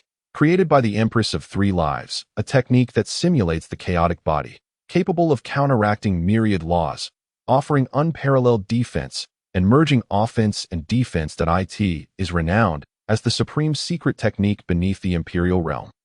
Heavenly Escape Talisman. This talisman allows one to traverse the heavens and escape millions of miles, graded as a holy realm item, due to not diminishing the opponent's fate value upon slaying the child of fate. The rewards are relatively meager. Please take note. Su Yu paid no heed to the system's prompt. For anyone capable of threatening his existence, they must be eradicated at the first opportunity, rather than nurtured only to be slain later. Children of destiny are not immune to death. As long as they pose no threat to him, he could treat them like sheep to be slowly reaped. However, individuals like this new holy son of the imperial tomb must be eliminated without mercy. All who harbor threats and murderous intentions towards him must perish. Su Yu's face was as cold as frost, betraying no emotion. He was uncertain how this incident would alter their perceptions of him. But it mattered little. He could escape. He had been cautious and circumspect in his efforts to survive. Should he lose everything because of this, it would not matter, for he still had a path of retreat. The vastness of Xiantian offered him opportunities, as the Holy Land could not easily venture out, presenting him with a chance to rise. At worst, he could follow the example of the fighting heaven quasi-emperor and forge his path to enlightenment at the limit. Just after Su Yu had slain the new holy son of the imperial tomb, Elder 9, who had remained silent until then, finally spoke. "That so? Are you the original self, or not a person of the imperial tomb?" Though Su Yu had demonstrated his immunity to the soul lamp's control, who could guarantee that the soul he had manifested was not a false one, while the likelihood of deception was minuscule? There still existed a chance, however slight. Su Yu turned to Elder 9, smiling. "Elder, I believe you possess the means to determine whether I am the original self. The original self could be easily verified. While a usurped soul could inherit the original's memories, the bond between the soul and the body would never be perfectly flawless. It would bear imperfections. Otherwise, soul possession would have become rampant." Elder 9 nodded. "There are indeed methods, but I must inform you that should I discover your soul's compatibility to be lacking, I will have no choice but to eliminate you on the spot." As he spoke, Elder 9 felt a twinge of heartache. After all, this was a prodigy with the potential to reunite the celestial arts. How could he simply perish like this? Yet for the benefit of the Holy Land, he could only act accordingly. He was a staunch advocate for the interests of the Holy Land. Su Yu nodded slightly in understanding. After all, such suspicion would arise regardless of who was involved if proof could not be provided. However, within the Su family, Su Yuxing suddenly spoke up. "Elder, it is unnecessary that I believe that a Yu has not been usurped." This statement caused both Su Yu and Elder 9 to turn their gazes towards him simultaneously. Especially Su Yu, whose eyes glimmered with surprise. Under their scrutiny, Su Yuxing spoke calmly. If a Yu had truly been usurped, he would not have returned this time. He was well aware of the kind of person Su Yu was. Just as he understood the nature of the imperial tomb. Individuals from the imperial tomb were known for their coldness and lack of familial ties, driven solely by self-interest as their paramount principle. Yet Su Yu had returned. Thus, he believed Su Yu had not been usurped. Elder 9 nodded subtly, though he remained serious. "Your belief counts for little. However, this matter pertains to the interests of the Holy Land, and I cannot act so rashly." With that, Elder 9's storage ring glimmered, and an ancient mirror materialized in his hand. This is the source mirror. Through its reflection, one's soul origin can be directly revealed. If there are no issues, the image reflected will solely be that of the individual. Upon hearing this, Su Yu couldn't help but murmur to himself, "Isn't this akin to a demon-revealing mirror? It could reveal his true appearance." As soon as he finished speaking, Elder Jiu immediately raised the origin mirror towards Su Yu, infusing a trace of spiritual energy into the mirror. "Come, let us see if you are the original body." Buzz, as the origin mirror emitted a mysterious and gentle light that enveloped Su Yu. He felt as if something deep within his soul was being examined. Yet, he experienced no discomfort, under the watchful eyes filled with tension and anticipation. The light from the origin mirror gradually receded at last. Only Su Yu's current visage remained within the mirror. Not a hint of change. Upon witnessing this scene, Elder Jiu let out a heavy sigh of relief, retracting the origin mirror, and then offered an apologetic smile. "I apologize. It appears I was overly concerned." The outcome from the origin mirror completely convinced him that Su Yu was indeed the original body and had not been possessed. His belief in this result stemmed from the fact that this origin mirror was a treasure of quasi-emperor grade. It was a prized possession handed to him by the Holy Lord just before departure, intended to provide him the opportunity to ascertain whether Su Yu had been possessed by the master of the secret realm. The origin mirror could reveal souls of quasi-emperor level. Thus, Su Yu could not have faked it. The result was clear. The test had been passed. Su Yu smiled nonchalantly, waving his hand. Elder Joe's composure is commendable, as it serves to validate my innocence. He had traversed dimensions, not merely experienced a soul transference. Who could discern such a distinction? His only fear was that the memory entity possessed spiritual power. Now it seemed he had been overly cautious. The system's output would surely not be so hasty. Suyu shifted his tone, casting his gaze towards the Hu family members who stood rooted in place, coldly declaring, "However, now that my innocence is established, it is time to clear this place." Hearing this, Elder Gio was taken aback and asked, "What do you intend to do?" Suyu broke into a smile, which quickly faded, leaving only a chilling and ruthless expression on his face. Colluding with the imperial tomb and offending the Su family warrants the extermination of your entire clan. Kill without mercy. Boom. Chapter 086. Extreme Fury, stepping forth like thunder, performing divine feats, law of heaven, image of earth, arrive. Suyu took a deep breath. Though his anger simmered within, he could not unleash it directly. Yet he had ample justification to vent against these intruders. The charge of colluding with the imperial tomb was sufficient to warrant their annihilation. Sure enough, upon hearing Suyu's demand, Elder Gio slightly nodded in agreement, responding, "Granted." This demand was permissible. After all, the families that had colluded with the imperial tomb had no reason to continue existing in the eastern wilderness. Perfect.it also allowed him to assess the potential of the Su family. 2 celestial beings, several calamity-level experts, and over 100 manifestations. This strength was ideal for testing the combat potential of the Su family. With the approval granted, Suyu shouted, "Kill! Leave not a single one alive!" Boom. With that, Suyu bent his knees and shot forth like a bolt, gripping the killing blade tightly as he slashed forward. What of the manifestation realm? Today, let this battle etch Suyu's name across the eastern wilderness. What of making countless enemies? In the future, he would fight the world alone if need be, seeing the resolute determination of their young master. The elders of the Su family and the elder generation of nearly expired calamity-level experts surged with excitement, rushing forth as if invigorated by a surge of adrenaline. Su Tianming, witnessing this scene, laughed heartily. Good, good, good. Truly my Su family's offspring. They strike hard and kill fiercely. Hu Quanhua, come here. Today I shall sever your dog head to cheer on my Yu. Boom. Even with injuries, Su Tianming's fervor remained undiminished as he charged towards the celestial being of the Hu family. Upon seeing this, Hu Chuanhua's face turned pale and ashen. Hearing those words, he sneered. Today, our Hu family may not survive, but before that, let me take a few of your Su family members to hell for company. Bang! At that moment, the two celestial beings unleashed their full might, communicating with the heavens to condense their manifestations, ultimately integrating them into their being, their bodies swelling several hundred times as they soared into the clouds. Su Yuxing similarly laughed. It has been a while since I last killed. Today, I've bottled up a storm of rage. Not a single one of these bastards will escape. Frustration, though the Su family was considered a first-rate power in the absence of the Holy Land. The mere appearance of a quasi-saint nearly brought them to the brink of extinction. He, too, was enraged. The Su family must grow stronger, and he, Su Yuxing, must grow stronger too. Merely a holy realm? He could break through that as well. The blade of the butcher? Buzz. The blade hummed, emanating a dense aura of bloodlust as it sliced towards the Hu family's calamity-level expert. In that moment, Su Yuxing transformed into a blazing sun, crashing down into the ranks of the Hu family. Though the Su family had fewer manifestation-level experts compared to the Hu family, their combat prowess instilled fear in the hearts of the Hu clan members. These Su family members were all like madmen, fearless in the face of death. Kill.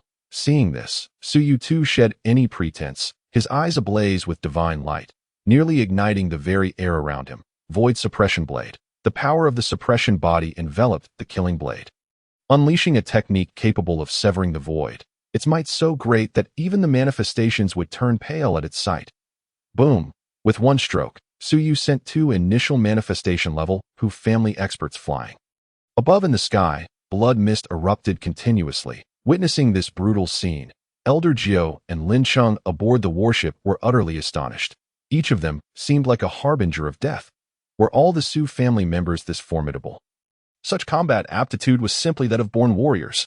Elder Jiao, observing this performance, nodded repeatedly. Indeed, their combat discipline is exceptionally high, and each possesses considerable talent. This family holds immense potential. worthy of investment from his perspective. The Su family might, within a few centuries, become a family of the Holy Realm. They might even aspire to stand shoulder to shoulder with the esteemed Holy Lands for the current head of the family. Su Long had a solid foundation in calamity, with the yin and yang energies in perfect balance. In the future, during the period of celestial decline, he would surely transcend to quasi-saint status at an astonishing speed.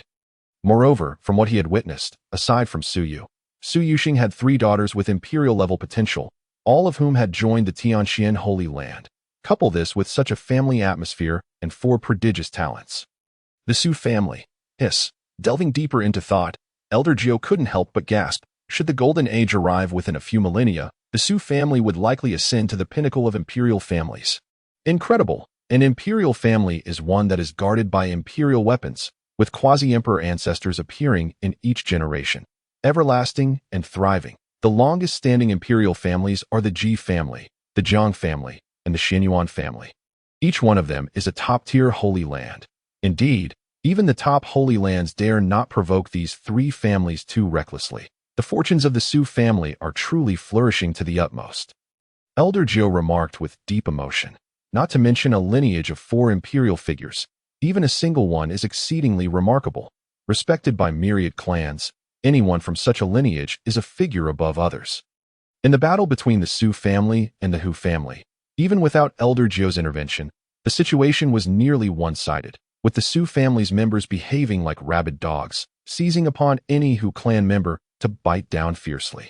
This frenzied fighting style left the Hu family's experts trembling and feared. In the sky, the clash between the 2 celestial beings was equally intense, the heavy clouds dissipating into several billowing masses.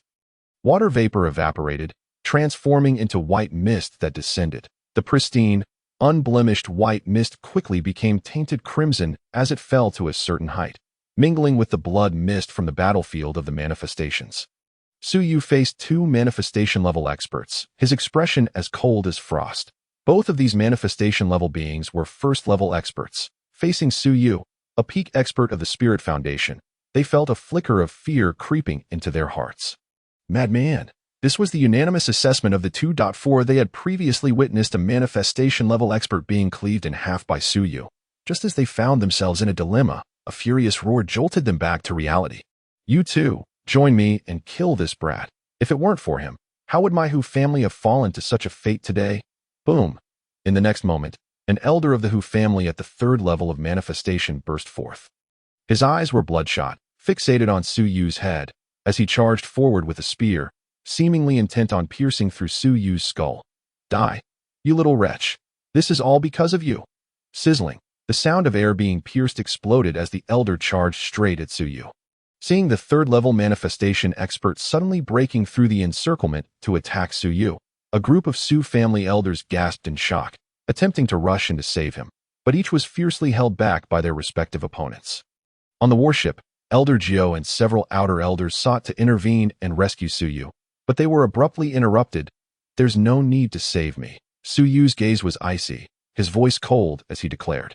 Today, no one shall stop me from killing. Frustration, being casually doubted and having a door kicked down to demand extermination was utterly unbearable. Su Yu's gaze turned as lifeless as that of a corpse.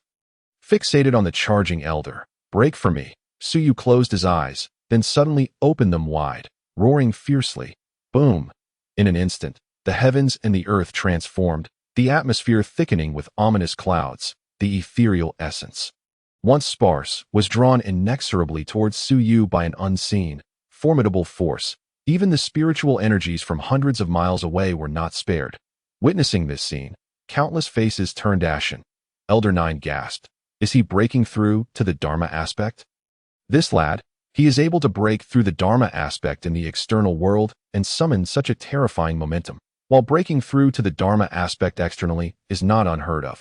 Dragging the spiritual essence from hundreds of miles away to oneself is unprecedented. Not even in sacred grounds is there such a terrifying scale of breakthrough. A throng stood in stunned silence. Gazing upward, above, innumerable thunderclouds surged forth, rumbling with a deafening roar that made the very ground tremble. Crack! Massive thunderbolts, thick as barrels, rained down upon Su Yu's heavenly gate. faced with these lethal strikes capable of obliterating those newly entering the Dharma aspect. Su Yu's eyes flashed with fierce determination as he raised his fist and struck back. Boom! The thunderbolts shattered, and the blinding lightning filled the sky, rendering it nearly impossible to see. Utter nonsense, a mere thunder tribulation. This power isn't even worthy of a scratch. At this audacious proclamation, the hearts of all present quivered in response. Yet, as the lightning dissipated, they stood frozen, feeling a chill run down their spines. Their bodies trembling uncontrollably, for before them, Su Yu stood atop the thunderbolts, charging into the storm like a walking deity of thunder, shaking the very foundations of the world. In the next moment, an enormous silhouette began to coalesce amidst the thunderclouds, ultimately bursting forth from the tempest. Bathed in radiant lightning, arcs crackling around him, he resembled a true divine being. Law of heaven, symbol of earth, body of the celestial emperor, manifest. Boom. P.S. Brothers, I'm taking a break. I've fallen ill, not sure if it's the flu, woke up with aching bones and a fever that hasn't subsided even after an injection. That I am at my wit's end. Chapter 087. The initial form of the Dharma aspect. I shall be invincible. Facing the onslaught of heavenly tribulations, Su Yu stood upon the thunderous layers, his gaze flashing with madness and sharpness. Boom! In an instant, Su Yu's body began to absorb the surrounding thunder tribulation energy, while infinite spiritual essence surged into him uncontrollably. 30 meters, 40 meters, 50 meters. In the blink of an eye, Su Yu's stature soared to 100 meters. Concealed within 10 miles of thunder tribulation clouds lay terrifying power. Should it unleash its full might, even a second-tier Grand Master of the Dharma aspect would be obliterated on the spot. Yet, this dreadful power failed to stir Su Yu in the slightest. He reveled within the sea of thunder, akin to a true thunder god, continually absorbing its essence to fortify himself. He sought to break through limitations, to take that pivotal step that would transform him. He aimed to enter the Dharma aspect. He aspired to become a Grandmaster. Every strand of hair stood on end under the influence of the thunderous force, wild yet sharp, and his eyes sparkled with lightning. Law of heaven, symbol of earth. Boom! The heavens seemed to resonate with a stirring chime that awakened the spirit. That was the rhythm of Su Yu's heartbeat. The law of heaven, the celestial power, possessed the might to traverse heaven and earth. As Su Yu took step after step forward, his form expanded to 300 meters. Witnessing this spectacle, both the Dharma aspect and Yin-Yang realm experts stood dumbstruck.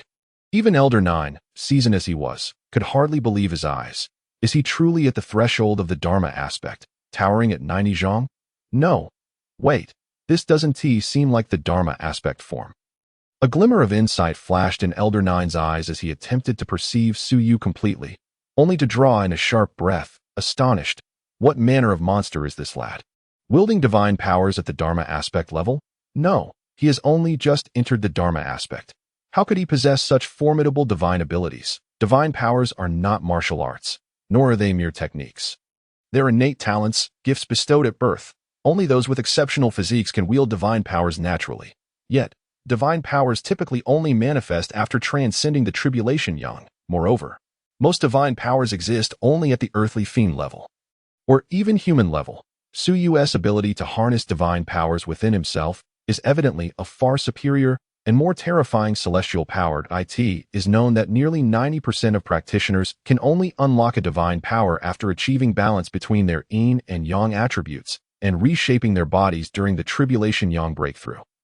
But Su Yu, that he managed to activate such powers even at the Dharma aspect level. What does this imply? Even the most celebrated emperors throughout history did not possess such monstrous capabilities. Only the legendary Chaos Body could meet such conditions. Yet Su Yu is the prison body, not the Chaos Body. At this moment, Elder Nine felt his worldview shatter, his gaze a mix of shock and fervor. No, this young man must be nurtured with him. The 9 heavens shall undoubtedly reign supreme in this era, becoming the mightiest sacred ground. The Su family must cultivate a strong bond with him, even if it is not for the sake of the sacred ground. For his own lineage, the Su family must build a rapport. To miss this opportunity during his formative years would mean losing the chance to connect when he becomes powerful. Though he is a staunch supporter of the sacred ground's interests, he has his own family to consider, and he will seek pathways for himself and his kin within the boundaries of the rules that in that moment. Su Yu's standing in Elder Nine's mind soared to unprecedented heights. This is a young man of limitless potential. If he survives, he shall undoubtedly become an emperor. Naturally, he was not alone in this line of thought. However, the Hu family, opposing Su Yu, found themselves in despair. For they had sacrificed their entire lineage to witness the rise of a prodigy. Quick, we cannot allow him to break through so easily. Interrupt him, inflict injury during his tribulation. Charge, go forth without fear of death. The Dharma aspect warriors of the Hu family screamed hoarsely, attempting to exchange their lives for Su Yu's injuries. However, most were met with boisterous laughter from the elders of the Su family, who would never allow this rabble to disrupt their young master's breakthrough. He is the rising son of the Su family. How could they allow these individuals to extinguish the dawn of his ascendance? Observing the fierce battle below, Su Yu smiled, feeling the surging power within him, a sense of euphoria and delight washing over him. This sensation was simply exquisite. His strength continued to swell, and the feeling of destiny slipping into his grasp. It was utterly intoxicating, just a divine power. And you all are so stirred before I even fully integrate with the Dharma aspect. Very well. Today, let me reveal a portion of my trump cards. As he gazed at the throng of Hu family warriors eager to swarm him, Su Yu grinned. Then, he turned his gaze toward the thunderclouds, taking a deep breath. I lay my foundation upon myriad aspects. Establishing this unparalleled foundation of eternity.it is not merely to be invincible among peers, but to be invincible across an entire realm. This is a trump card. But this Dharma aspect is not. Celestial Emperor's body. Merge. As Su Yu articulated the incantation, the life energy from the depths of the thunder tribulation and the ambient energy began to coalesce wildly.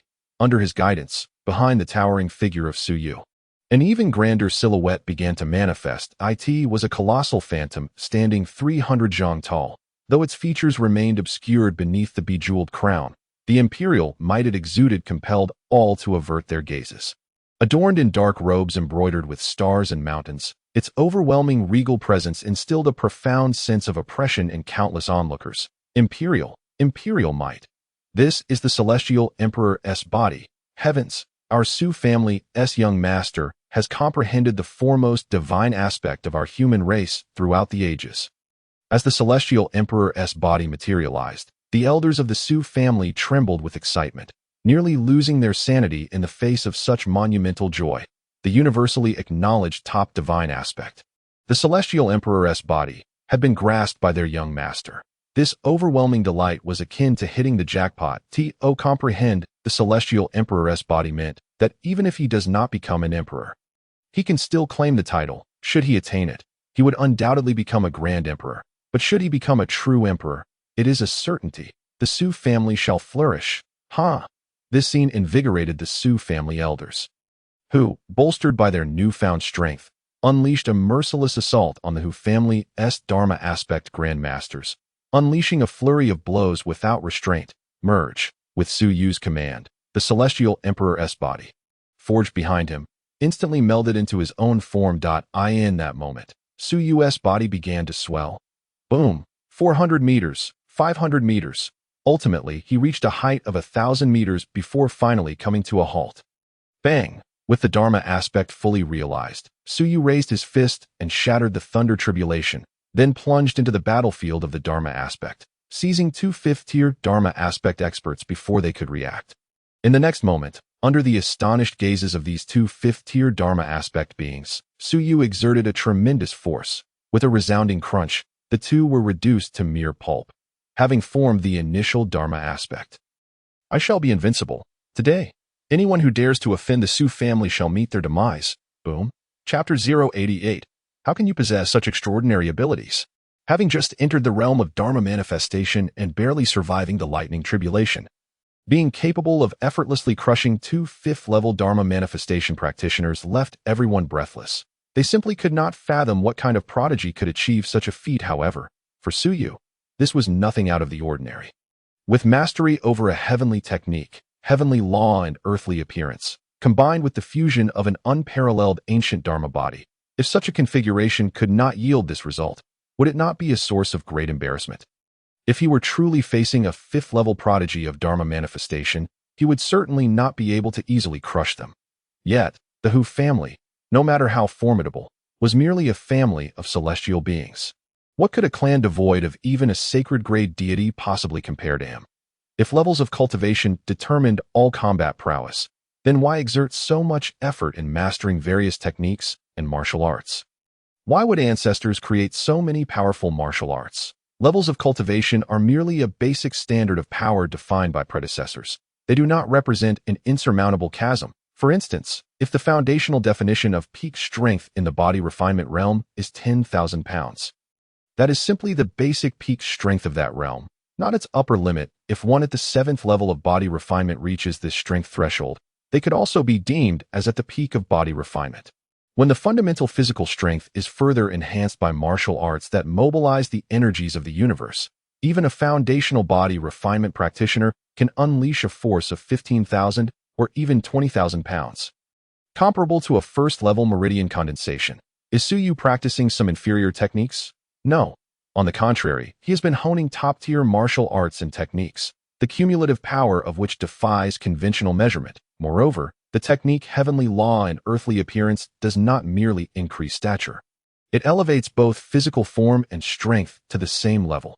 Even if Suyu is merely at the foundational level of Dharma manifestation, with the augmentation from heavenly law and earthly appearance, he can unleash the power of a third-level Dharma manifestation without invoking his Dharma body. When he employs his Dharma body, coupled with such significant enhancements, effortlessly defeating a 7th-level Dharma manifestation is well within reach.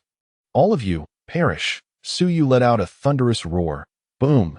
In that instant, his colossal form caused a subtle distortion in the fabric of space itself. His power was nearly capable of shattering the very fabric of reality.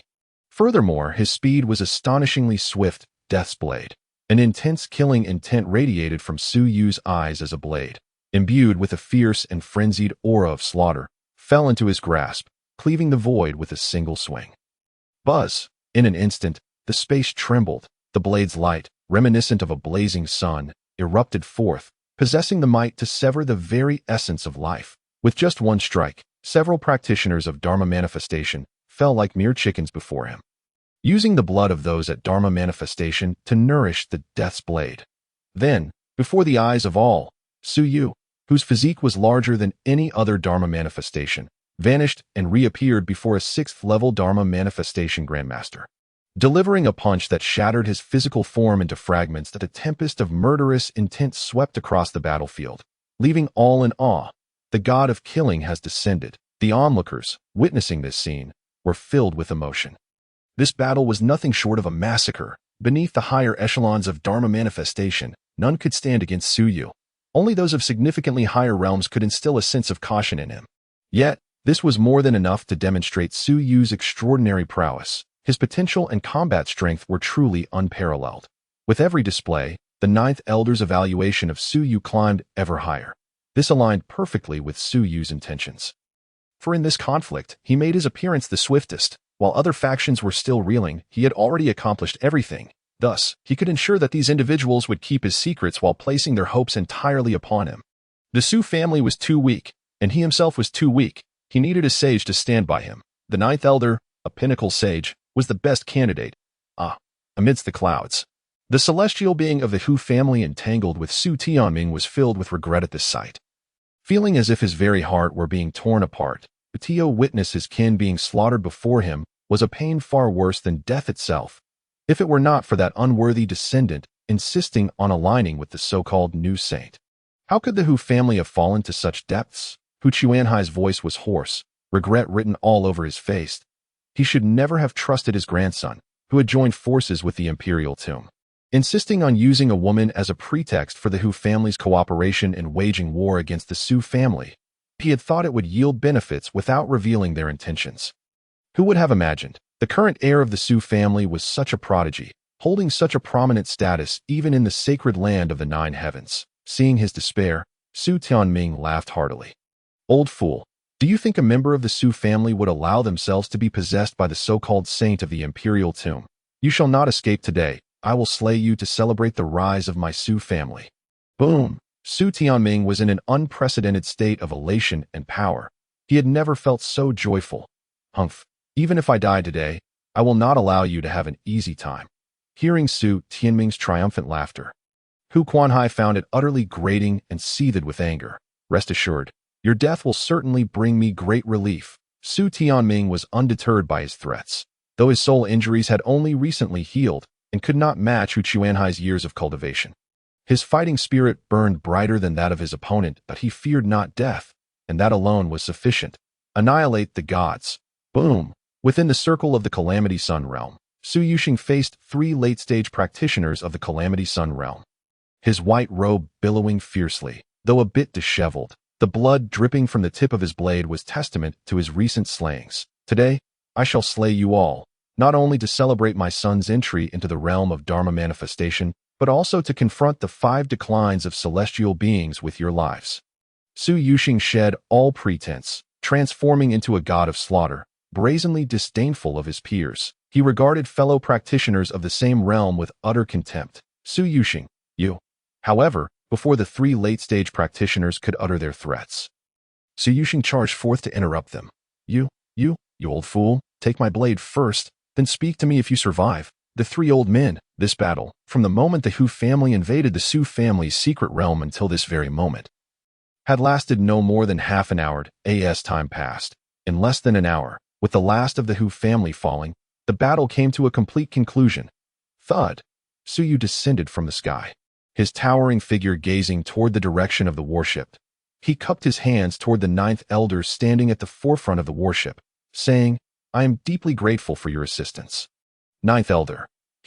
No need for such formalities. Let us discuss this further upon your return to the Su family. The 9th elder replied with a smile that Su nodded, then glanced at the multitude of Dharma corpses littering the ground. With a thought, a whip formed from the power of his technique manifested in his hand. Divine technique, mountain driver, crack. The whip struck the surrounding mountains, causing them to tremble and shift like frightened rabbits, revealing a bottomless pit as the bodies of the Dharma practitioners fell into it. Once all the corpses had vanished into the abyss, Su struck again, restoring the mountains to their original positions. Witnessing this astonishing display, the 9th elder's eyes widened in disbelief. How can you possess such an abundance of divine techniques? Has this world gone mad? How can one person wield 2 divine techniques?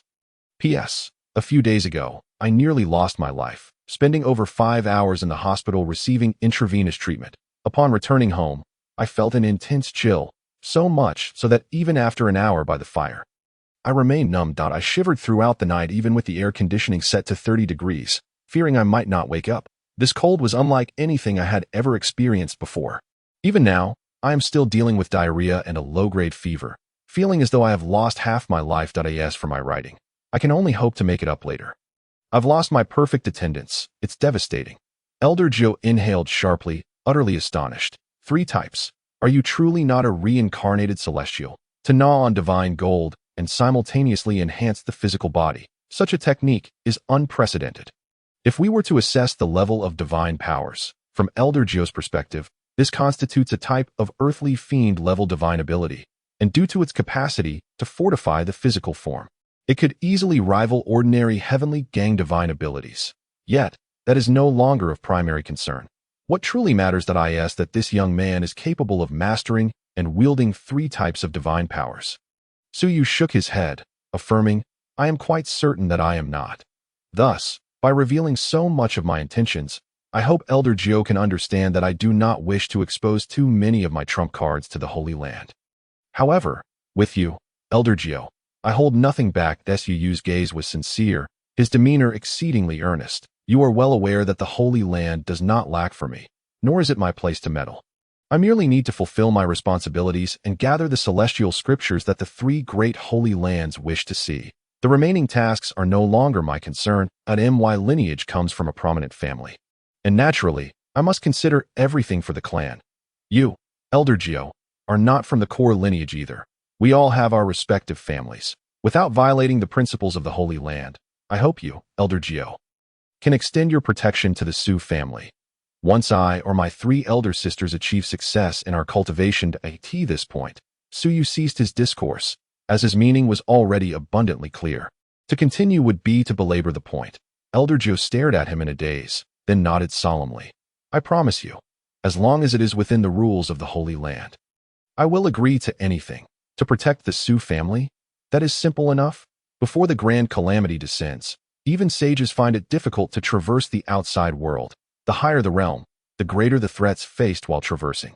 Prolonged exposure may lead to irreparable damage to one's foundation. For one like him, a month in the outside world is already the limit.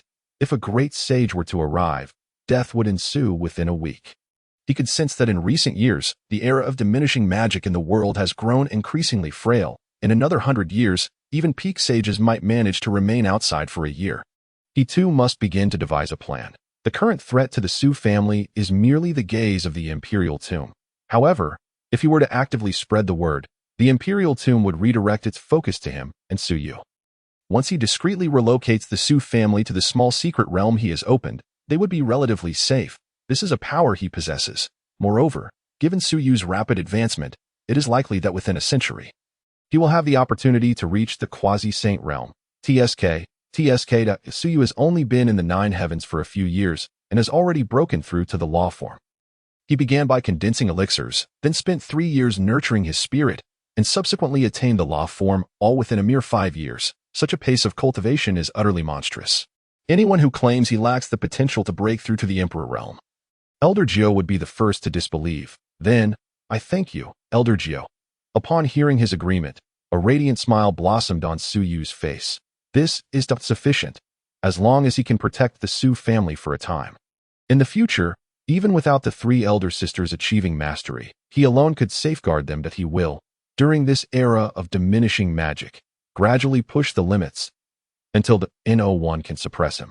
Elder Gio waved his hand and said, "Let us enter and discuss the details further." That a throng of individuals strode into the secret realm of the Su family, without any pause, heading directly toward the main hall. The place had already been tidied up by members of the Su family. And once everyone was seated, Elder Gio wasted no time, but he addressed Su Yu and Su Tianming directly. "Patriarch Su, the Su family has drawn the attention of the imperial tomb, and from now on, you shall feel as if a thorn is lodged in your back. After all, with the imperial tomb, a venomous serpent, no one knows when it will spring forth to bite. Thus, I propose that your Su family relocate en masse to a small secret realm I have opened. Though my family resides within, there is ample space for you to live." Upon hearing this suggestion, Su Yu and Su Tianming were momentarily taken aback, and before they could process it, Su Yu urged, "Father, grandfather, you can accompany Elder Gio. After he provides protection for a time, I will arrange for you to find a new ancestral land." Although he possesses access to the secret realm of the Do Tian Emperor, he is uncertain about whether he can bring others inside. He needs to find a moment to return to the Do Tian secret realm and investigate. Before that, it is best to let the Su family vanish from the mortal realm. Agreed. This decisive affirmation left both Elder Gio and Su Yu momentarily stunned. Are they not really just giving it up? This is the ancestral secret realm painstakingly established by generations of the Su family. Seemingly understanding Su Yu's bewilderment, Su Yuxing declared earnestly, "No matter how splendid the ancestral land, it cannot compare to the lives of our kin. That if there is a place to go, we naturally have no objections." Su Tianming, casting a glance at the elders, then commanded, "You all, accompany me to the family cemetery and have the ancestral graves exhumed and relocated for reburial at a later date. Exhume all that can be exhumed." Understood. With that, a large contingent of elders followed Su Tianming's lead, departing the grand hall to dig up the graves. Su Yuxing did likewise, rising to say, "I will instruct the clan members to tidy up, and then we shall convene at the family square." With that, the once bustling grand hall became eerily vacant, leaving both Elder Gio and Su Yu in a state of shock. "Wait, we merely asked you to relocate. Why are you exhuming ancestral graves? Are you truly moving the ancestral tomb as well?" Chapter 090. For me to even the 9 heavens bear risks. The actions of the father and son duo, Su Yuxing and Su Tianming, were swift, one notifying family members while the other led the elders to excavate the ancestral graves. Though this was termed exhumation, it essentially involved placing the graves into a vast storage space. The execution prowess of the Su family was commendable. From notification to assembly, it took merely an hour to complete everything. Such efficiency could not help but evoke admiration even from Elder Gio. The Su family is truly united in purpose. No one questioned the reasons. They simply understood that when a family command is issued, it must be executed unconditionally. In truth, this command has long been ingrained in the Su family's very essence. After all, The Sioux family has experienced numerous cycles of rise and fall. All family commands must be executed without question, for only in this manner can they carve out a glimmer of hope in dire straits. Once everyone gathered in the square, there were no lengthy speeches or discussions. Instead, one after another, purple gold warships continuously flew in. Board the ships. With Su Yuxing's command, the Sioux family members orderly boarded the warships. After the entire clan of over 10,000 members boarded, Elder Geo and Siu followed suit. They emerged into the realm outside the secret realm. At this moment, no outsiders had yet arrived. Their actions were executed with such swiftness, and the Sioux family's location was indeed somewhat remote. Boom! Once all warships flew out of the Sioux family secret realm, Elder Geo, at the request of the Sioux family patriarch, shattered the Sioux family secret realm with a single punch. He obliterated the ancestral land that had sustained them for so many years. Having completed this, Elder Jiu returned to the Nine Heavens warship and then addressed Siu Xing. Next, you shall follow my lead as we traverse the void. Understood. Siu Xing nodded. As Elder Jiu took control of the warship once more, a beam of guiding light shot forth from the ship's rear, enveloping several purple gold warships of the Sioux family. Whoosh! Immediately afterward, Elder Jiu navigated the warship, carving out a void passage, leading the members of the Sioux family into it, where they vanished from sight. Once calm returned. Several hours passed. In the space not far from the Sioux family secret realm, a sudden distortion occurred, followed by several figures clad in black robes emerging from within. Their auras were exceedingly strange, seemingly melding with the very fabric of the universe, making them difficult to detect. Like phantoms, they lacked corporeal forms. Observing the shattered secret realm ahead and the debris strewn about, one of the black-robed figures seemed to frown beneath their hood. The sin of a sage. Where are the bodies? The auras of Elder Yu and the Holy Sun have vanished here, and I detect no trace of the former Holy Sun in the air. Buzz. Almost as soon as the words left their lips, a colossal wave of soul energy surged forth, enveloping the surrounding area for 1,000 miles. Such immense soul power could unearth even the ants hidden within fine grains of sand. In the face of this formidable soul, nothing could escape its scrutiny. As they probed the earth below, the emotions of the black-robed figures shifted slightly. Underground, this should not be a power available to sages. To relocate such a vast area and bury so many in law form. Whoosh! With that, the black-robed figure twisted, and in the next instant, they appeared in mid-air, their form rapidly enlarging, and then they struck the ground with a tremendous fist. Boom! In an instant, the mountain crumbled under the tremendous force, the earth fractured, and a massive, pitch-black rift emerged. The black-robed figure descended into the chasm, using brute strength to pry it open. Only after it was fully opened did they leap out. Returning to their human form, they followed several other black-robed figures into the rift, and upon witnessing the scattered law form and the corpses of the Yin-Yang realm, they exhibited no emotional response. They merely approached a patch of blood-stained soil and crouched down to "It is the blood of the Elder and the Holy Sun." As expected, they are all dead. The death of the Holy Sun was not caused by the same person. He could sense a faint, peak power of the essence of spirit within the remnants of the Holy Sun's blood. It could not have been the work of the Holy Realm. Among the three figures in black robes standing nearby, one inquired in a hoarse voice, "Then who could it be?" "The former Holy Sun. The one possessed by the former Holy Sun is named Su Yu.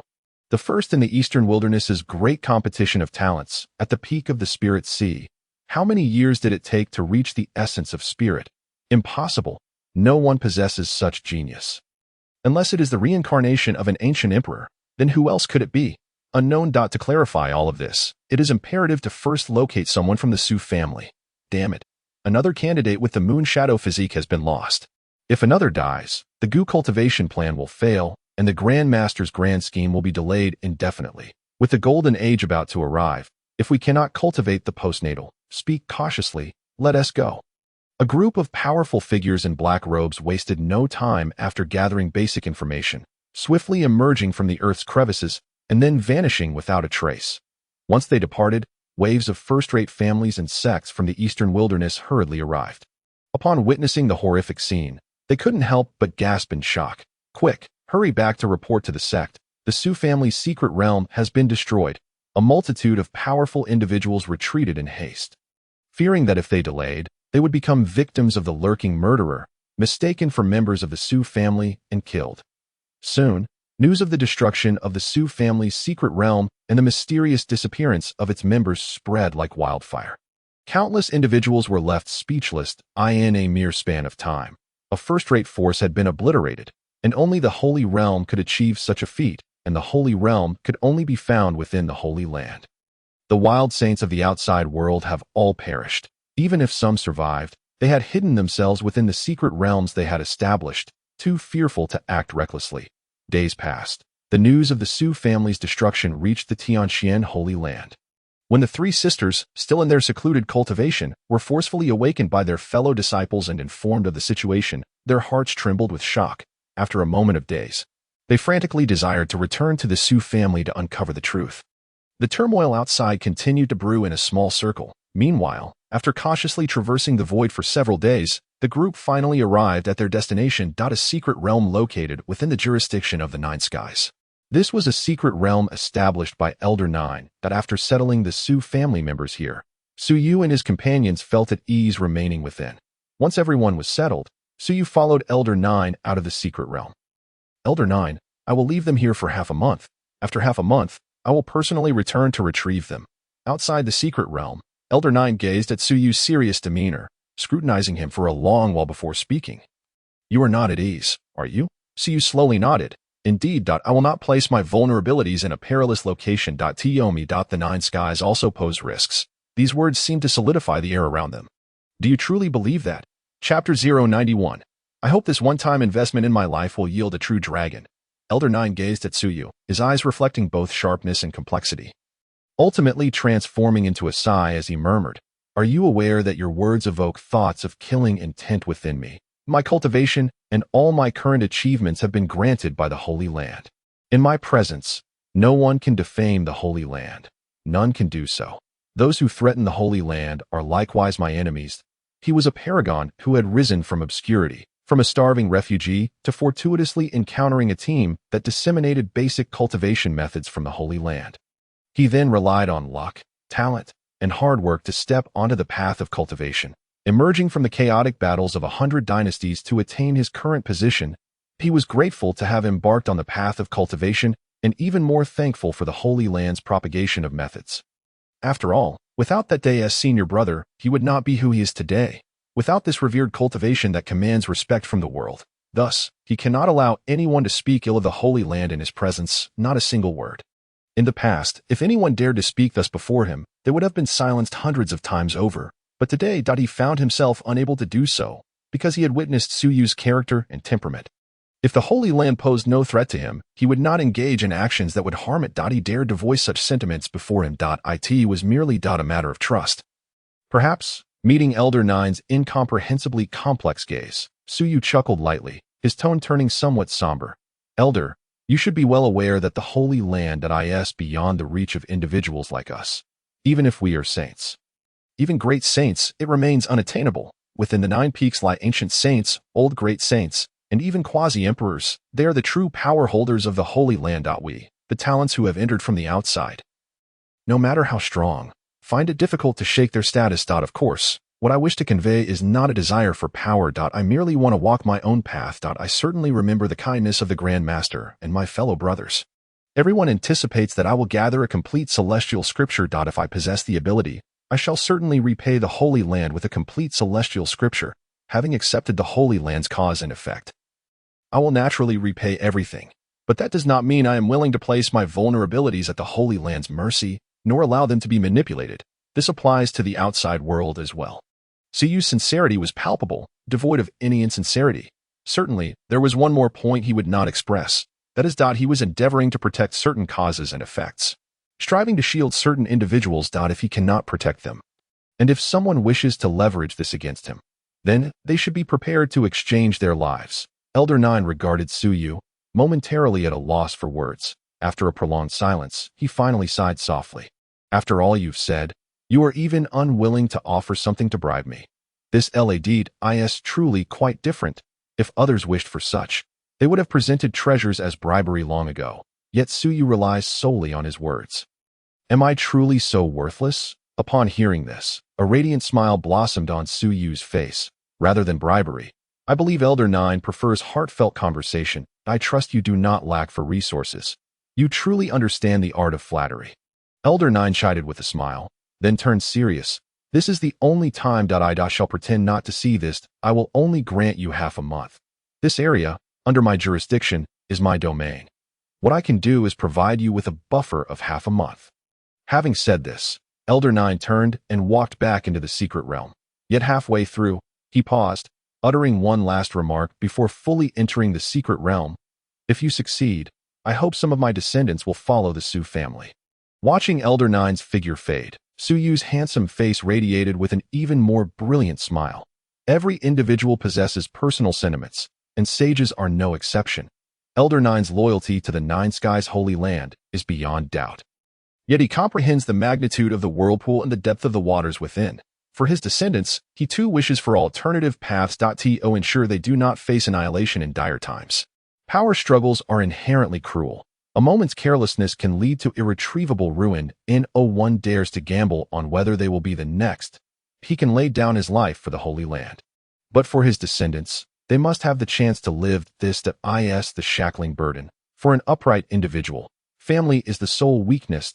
He has exhibited so much potential, not merely to seek greater benefits in the eyes of the Holy Land's upper echelons, but also to ensure that Elder Nine chooses him. To believe in him, to believe he could be the next chosen one, having already unleashed so much potential, whether for his own sake or for the Holy Land's interests.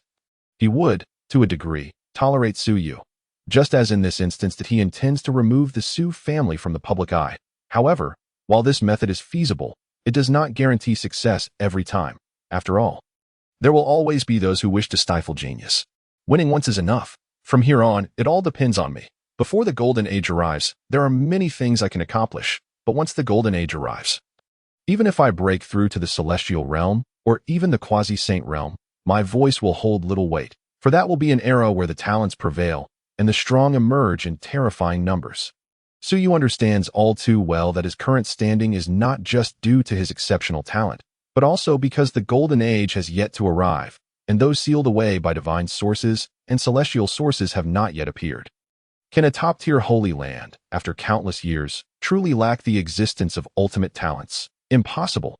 What he intends to exploit is this current time difference. During this interval, he will strive to secure sufficient benefits for himself. Until the Grand Era arrives, he too can secure a rightful place. Upon contemplating this, Su Yu departed without a backward glance. He aimed to reach a secure location at the swiftest possible pace.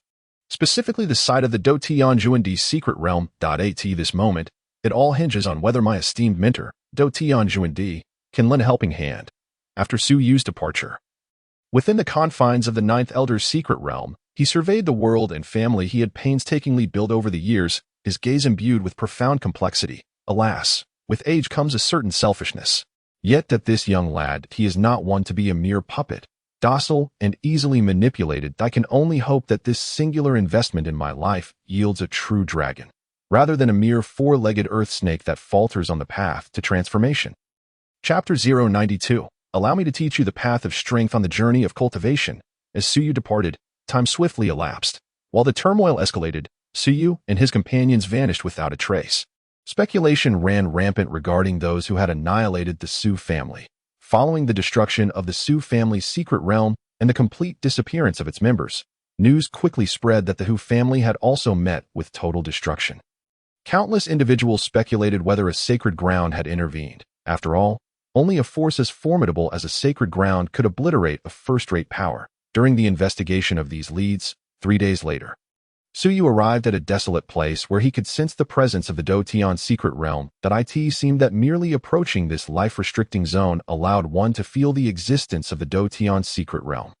The Dotian secret realm appeared to envelop this life-restricting zone, which even the great sages dared not approach. With a swift motion, sensing the presence of the Dotian secret realm, Su Yu hesitated not for a moment and triggered the item left for him by Dotianjuandi.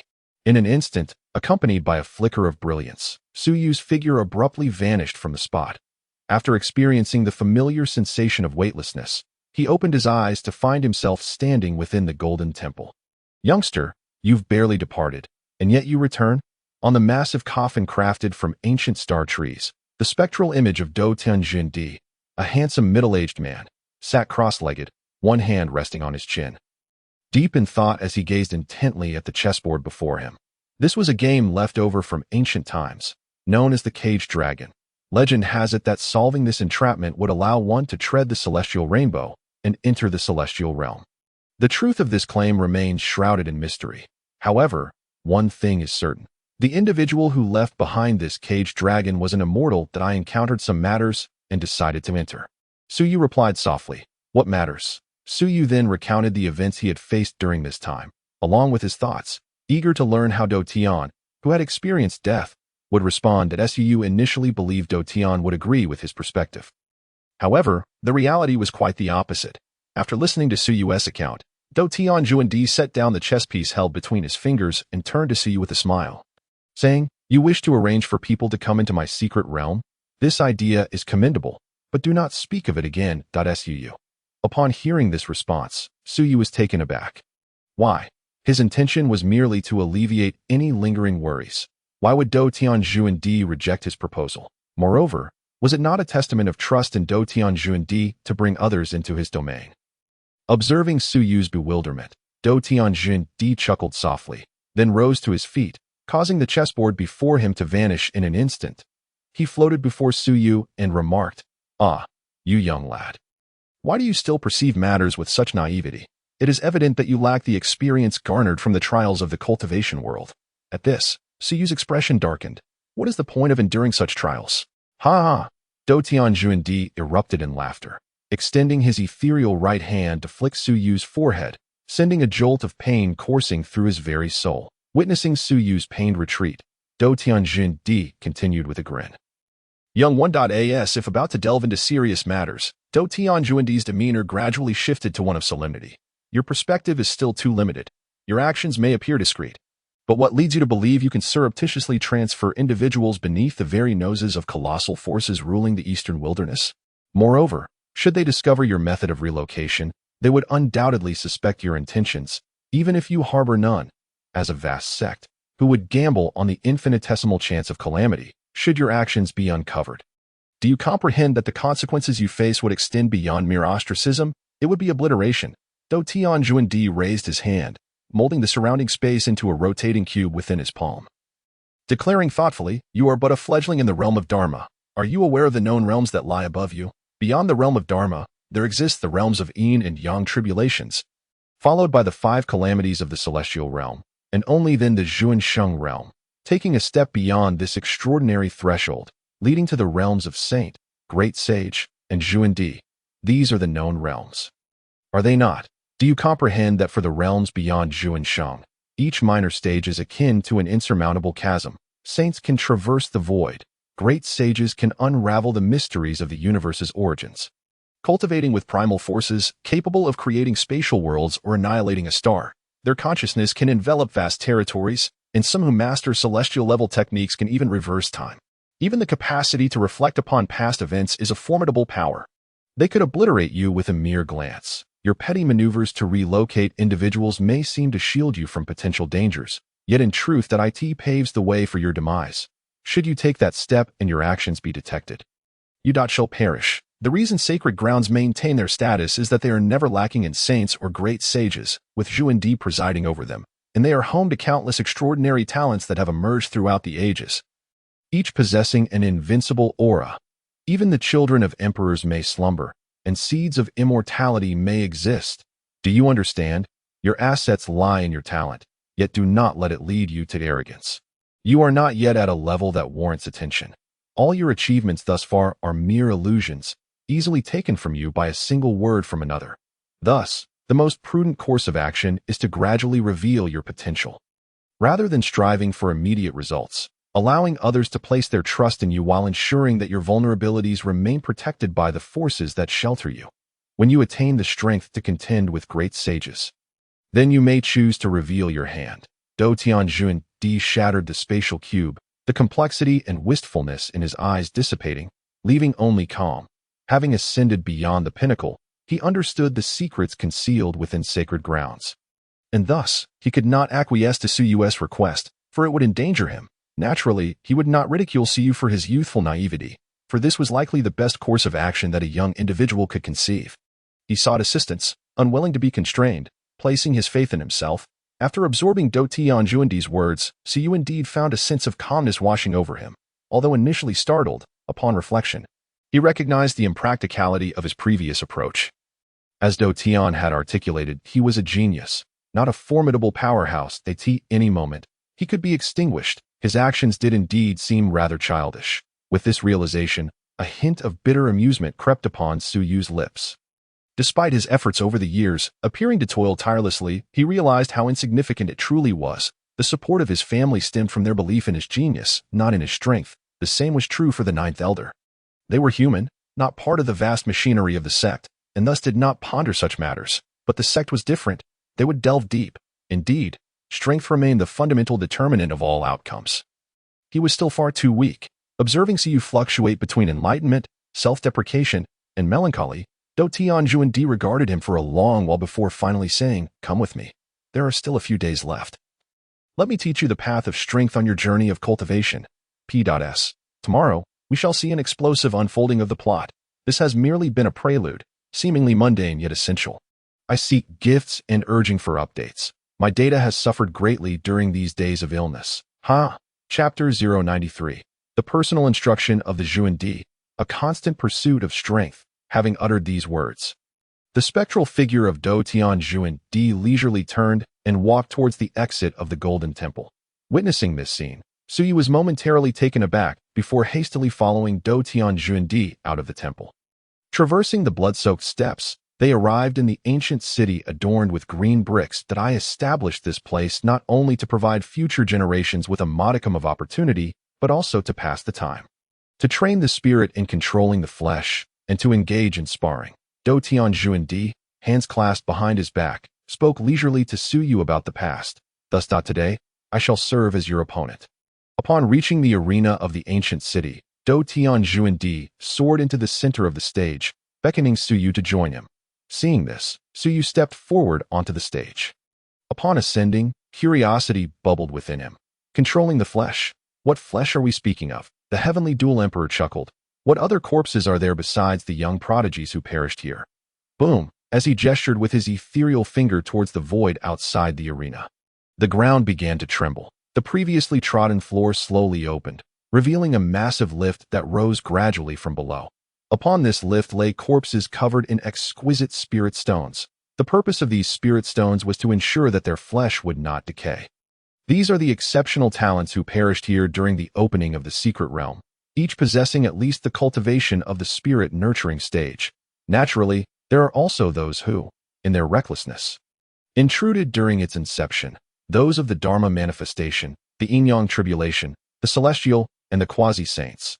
Dozens of corpses lay before them, each one a genius in their era.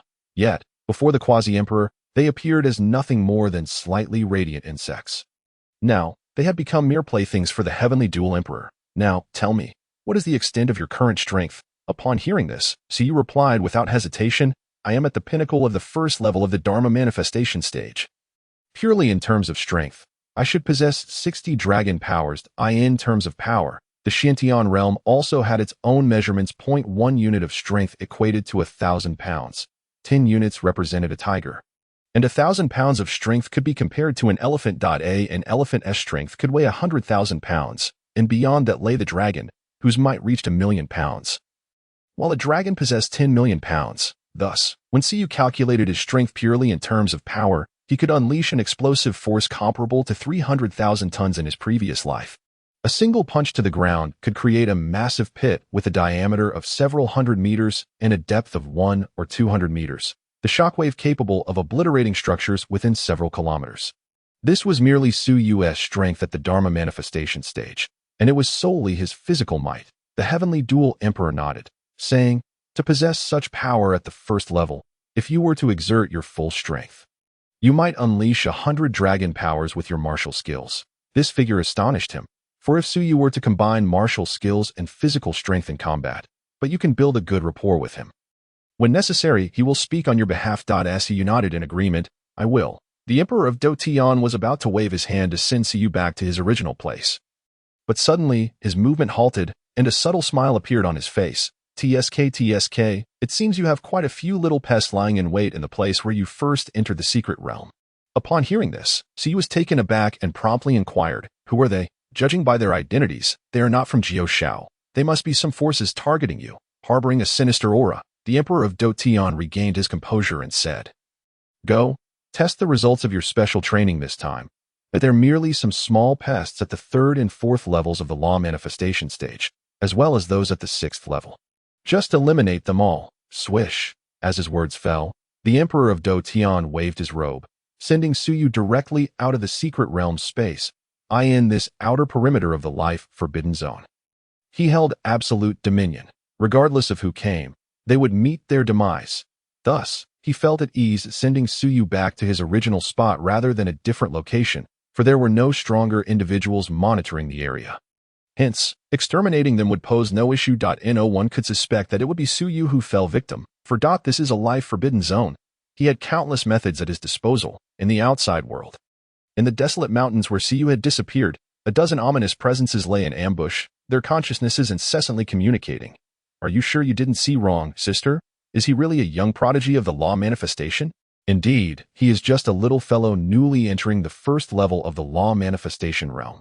If that's true, capturing him and refining him into a puppet for our celestial corpse sect would surely infuriate those so-called righteous holy places. I say we should turn him into a living corpse, extract his soul, and sow it into the body of an earth demon beast. What an unexpected harvest. We came out to hunt for divine corpses and encountered a young prodigy of the holy places. To vanish from this life forbidden zone, he must possess some fortuitous opportunities. Kill him, and all those opportunities will belong to us. Just wait patiently. I refuse to believe he won't come out." As they waited, suddenly a beam of white light appeared out of nowhere, distorting the space for a fleeting moment before a figure emerged from the brilliance. Upon seeing the figure clad in white robes, their consciousnesses instantly became agitated. Is he? Kill. Swish. The moment Suyu appeared, before he could even open his eyes, dozens of formidable and chilling presences surged forth, attacking him with lethal intent. Witnessing this scene, Suyu felt no panic. Instead, a cold smile spread across his lips. Bang! With a lightning-fast motion, Suyu raised his hand and unleashed a punch, the power erupting wildly. Just one punch shattered the foremost assailant.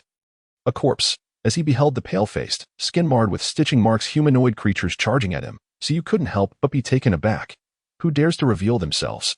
Suyu's aura erupted, directly forcing out those lurking in the shadows. Upon hearing Suyu's roar, the leader, a well-proportioned, the puppet corpses possess no autonomous consciousness, their aura unmasked and laid bare for all to see. 3 puppet corpses, each towering at 13 meters, stood before them. As they beheld these resurrected giants, the disciples of the Tian corpse sect were unable to suppress their gulping. What is this thing? Their faces, a patchwork of expressions, betrayed pain, grotesqueness, and an odd hint of relief. "These are the Heavenly Rift Corpse. This is the Moonshadow Corpse," Siyu stated with an unsettling calm. Upon hearing such tranquil words, their faces contorted with a myriad of emotions, yet fear prevailed. "Flee," the woman referred to as the elder sister.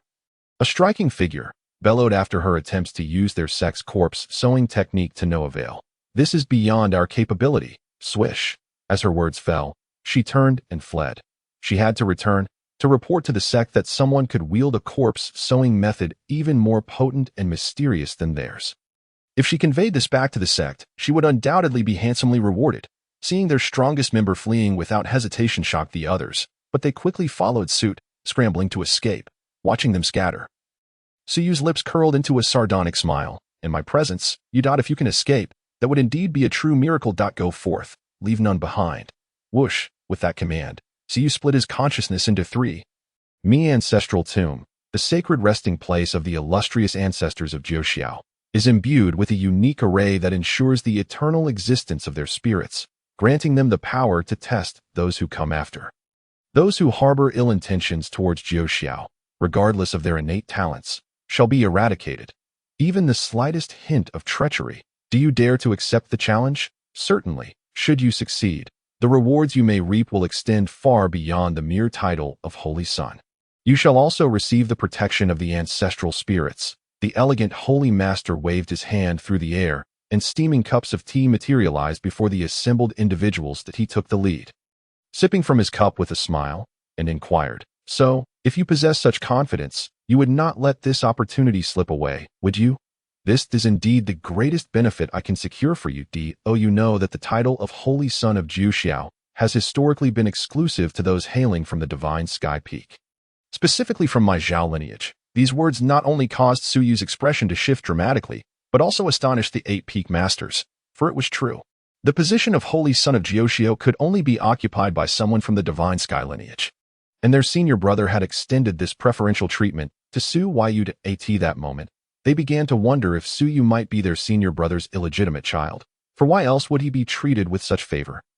Even if his talent was on par with that of an immortal seed, such preferential treatment seemed unwarranted.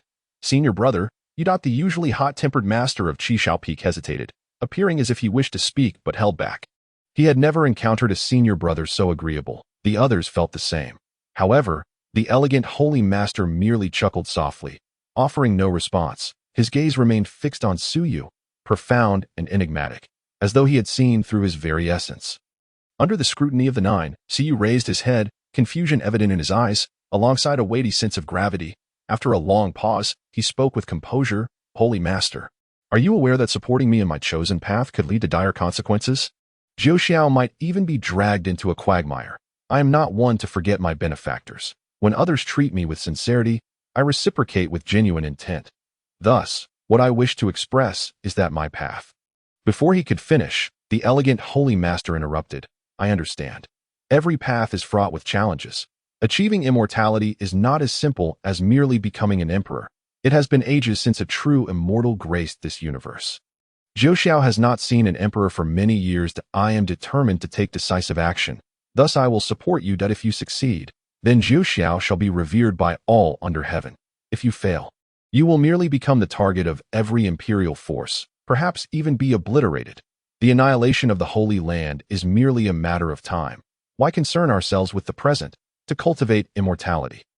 All endeavors are aimed at traversing the mountains of humanity to witness the vastness of the immortal realm." The Holy Master spoke these words with an air of lightness, unburdened by gravity.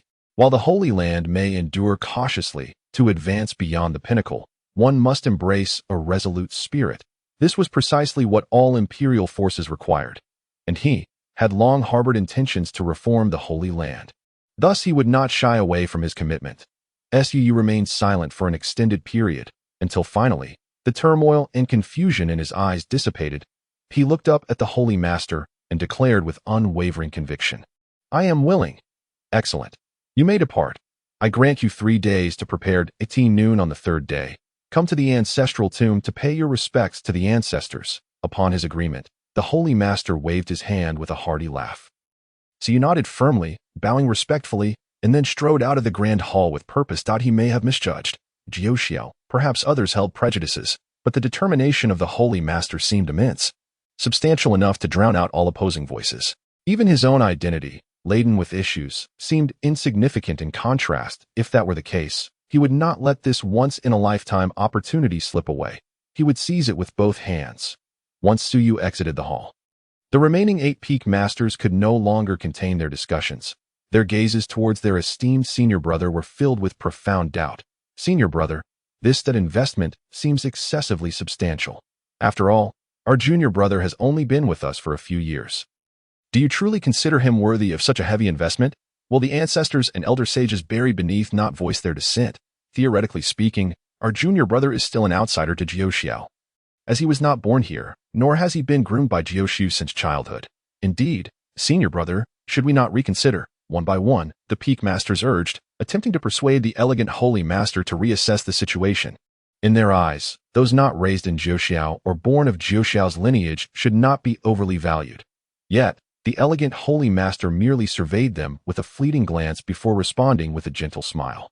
"Your reactions are precisely why I seek reform. Jiuxiao has always been a realm of cultivation, welcoming disciples from all walks of life, not a familial establishment.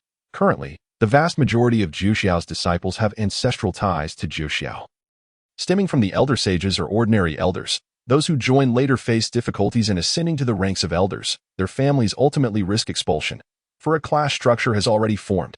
Moreover, how many years has it been since Jiuxiao has seen an emperor?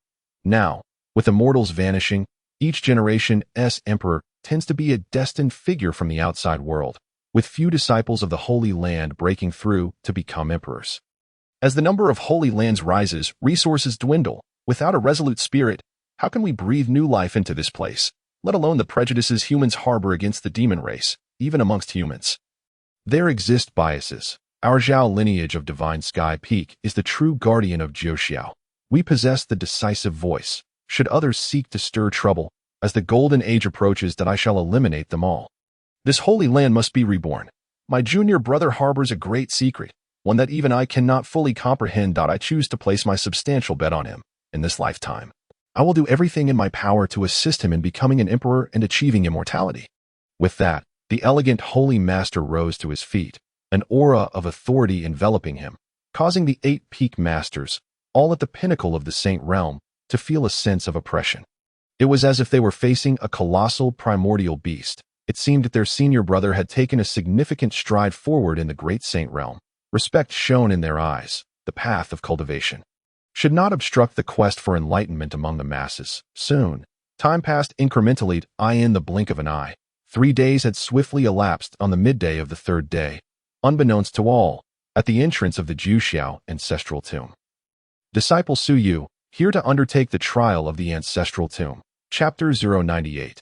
Entering the ancestral tomb. What a spirited young man. Su Yu. The Jiuxiao Holy Land is situated within the vast expanse of the void, encompassing a remarkably expansive realm. The tomb that houses the ancestors of Jiuxiao covers an equally vast area, spanning thousands of miles, and its occupants are anything but ordinary.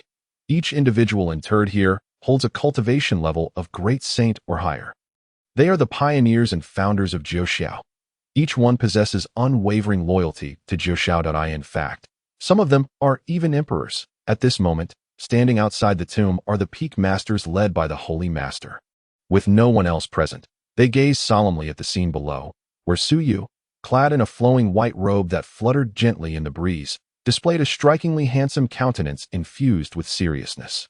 A lock of hair danced in the wind, occasionally revealing his eyes, which sparkled like a galaxy composed of countless stars. Disciple Su Yu, here to participate in the trial of the ancestral tomb. Su Yu's voice rang out, clear and refreshing, as pure as a breeze untainted by dust. Observing him, the elegant holy master maintained his smile and said in a solemn tone, "Come forth, with permission granted." Su Yu stepped forward, ascending towards the peak. Upon reaching the steps and arriving at the tomb's entrance, he clasped his hands in a respectful gesture and addressed the assembled masters. "Greetings, esteemed brothers and sisters." The others nodded lightly in acknowledgement. Then, the holy master spoke again. "It is not too late to reconsider. The spirits within the ancestral tomb are formidable beings. Should you display any hint of insincerity, you will be obliterated on the spot. Not even those at the pinnacle of the great saint realm or those nearing the emperor realm can escape. Regardless of your abilities, they will be rendered ineffective here. The Holy Land endures due to its deep-rooted heritage, and these ancient figures, though deceased, contribute to that foundation. Their power permeates the entire sacred realm, continually fortifying it. The ancestral tomb serves as a crucial vessel for this power. Moreover, the trials within the ancestral tomb are exceedingly rigorous. Even those nurtured from childhood in Jiuxiao, including individuals from my Zhao lineage, have met their demise here. Upon hearing this, Su Yu's expression remained unchanged. He calmly nodded and replied, "I do not regret it. If he could not withstand even the slightest trial, then he would not progress far along the path of cultivation, let alone fulfill the ambitions of the grand antagonist. To this day, he had yet to provoke a destined child, focusing instead on reaping benefits. However, if he could pass this test, he no longer harbors any reservations towards anyone. How he shall grow will depend solely on his heart. To sever the chains of destiny, let it be severed. Those who obstruct my path shall face the blade." "Very well, let us proceed," the Holy Lord remarked, stepping aside to reveal a passage into the ancestral tomb. From the outside, the ancestral tomb appeared to be nothing more than an ordinary hill adorned with numerous white tombstones. Yet, the inner sanctum was an entirely different realm. Su bypassed the Holy Lord and several peak masters. His steps resolute as he entered without hesitation. As his form crossed the archway, he vanished from the sight of the peak masters in an instant. Witnessing his disappearance, the peak masters couldn't help but exclaim, "What an extraordinarily confident young fellow! Even if he believes he will not betray the Holy Land, the trials of the tomb are not so easily navigated." Even we lack absolute certainty in re-entering the ancestral tomb. They too had relied on a stroke of luck to gain entry years ago. Otherwise, they would not have ascended to the position of peak master despite their talents not being among the most outstanding of their generation. Before them, many exceptionally gifted seniors had ventured inside. Yet, most had perished. Even those who survived remained silent for years, shutting themselves away, emerging only when the Holy Land was in peril. Otherwise, they would likely grow old and wither away within the confines of the Holy Land. Or perhaps they would venture forth to explore perilous lands and seek opportunities, contributing their last glimmers of light to the Holy Land. The refined Holy Lord smiled. If he dares to venture forth, it is for the best. This way, he can dispel the doubts and uncertainties within him.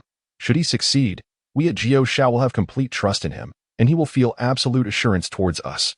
In truth, that I never intended to scheme against him. He was merely a budding talent, not worth the effort of manipulation as for the threat he posed to the Holy Land.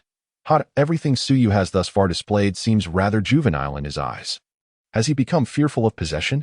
Does he believe that a place like the Holy Land would harbor such thoughts of seizing his essence? In reality, Suyu is overthinking.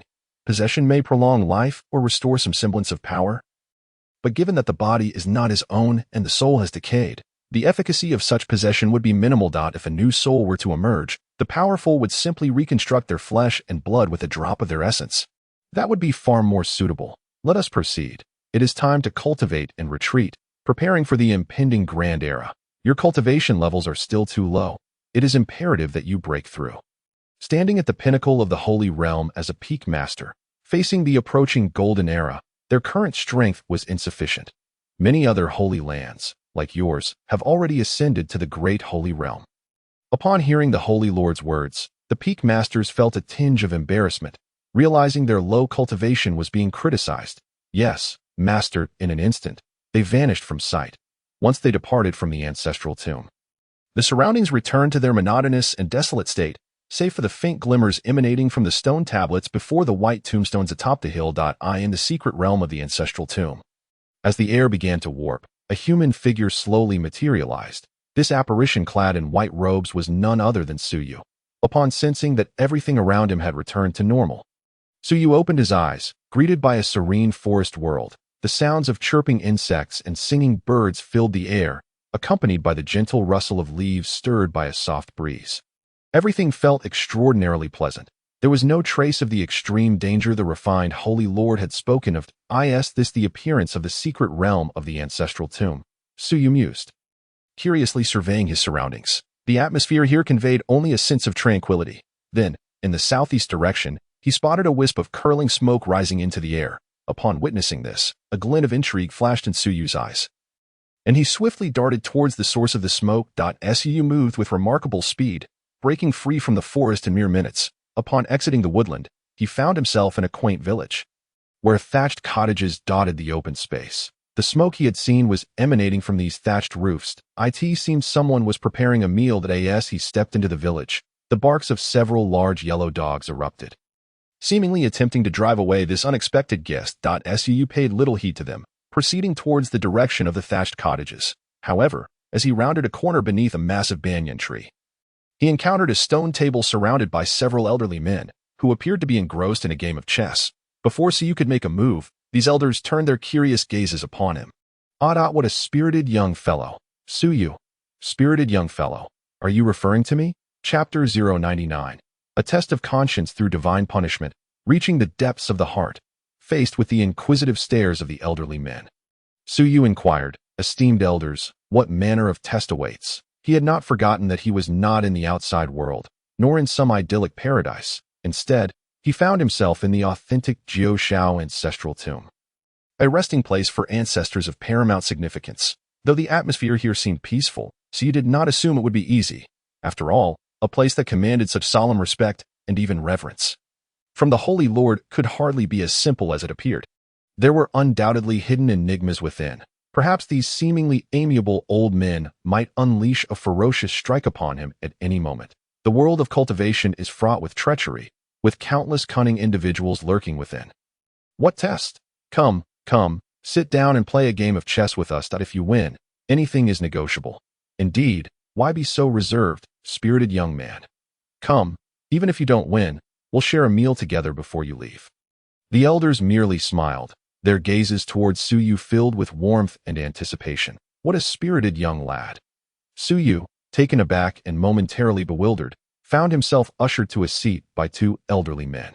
Their hair and beards completely white, he was seated at a table, and the elder across from him chuckled. As the saying goes, one can discern a player's character through their style of play. "Let us engage in a match and see what your inherent nature reveals." Suyu did not contest this notion, yet he couldn't help but frown. "I'm not particularly skilled at chess. In truth." His temperament was far more aggressive, ill-suited for such a leisurely pastime.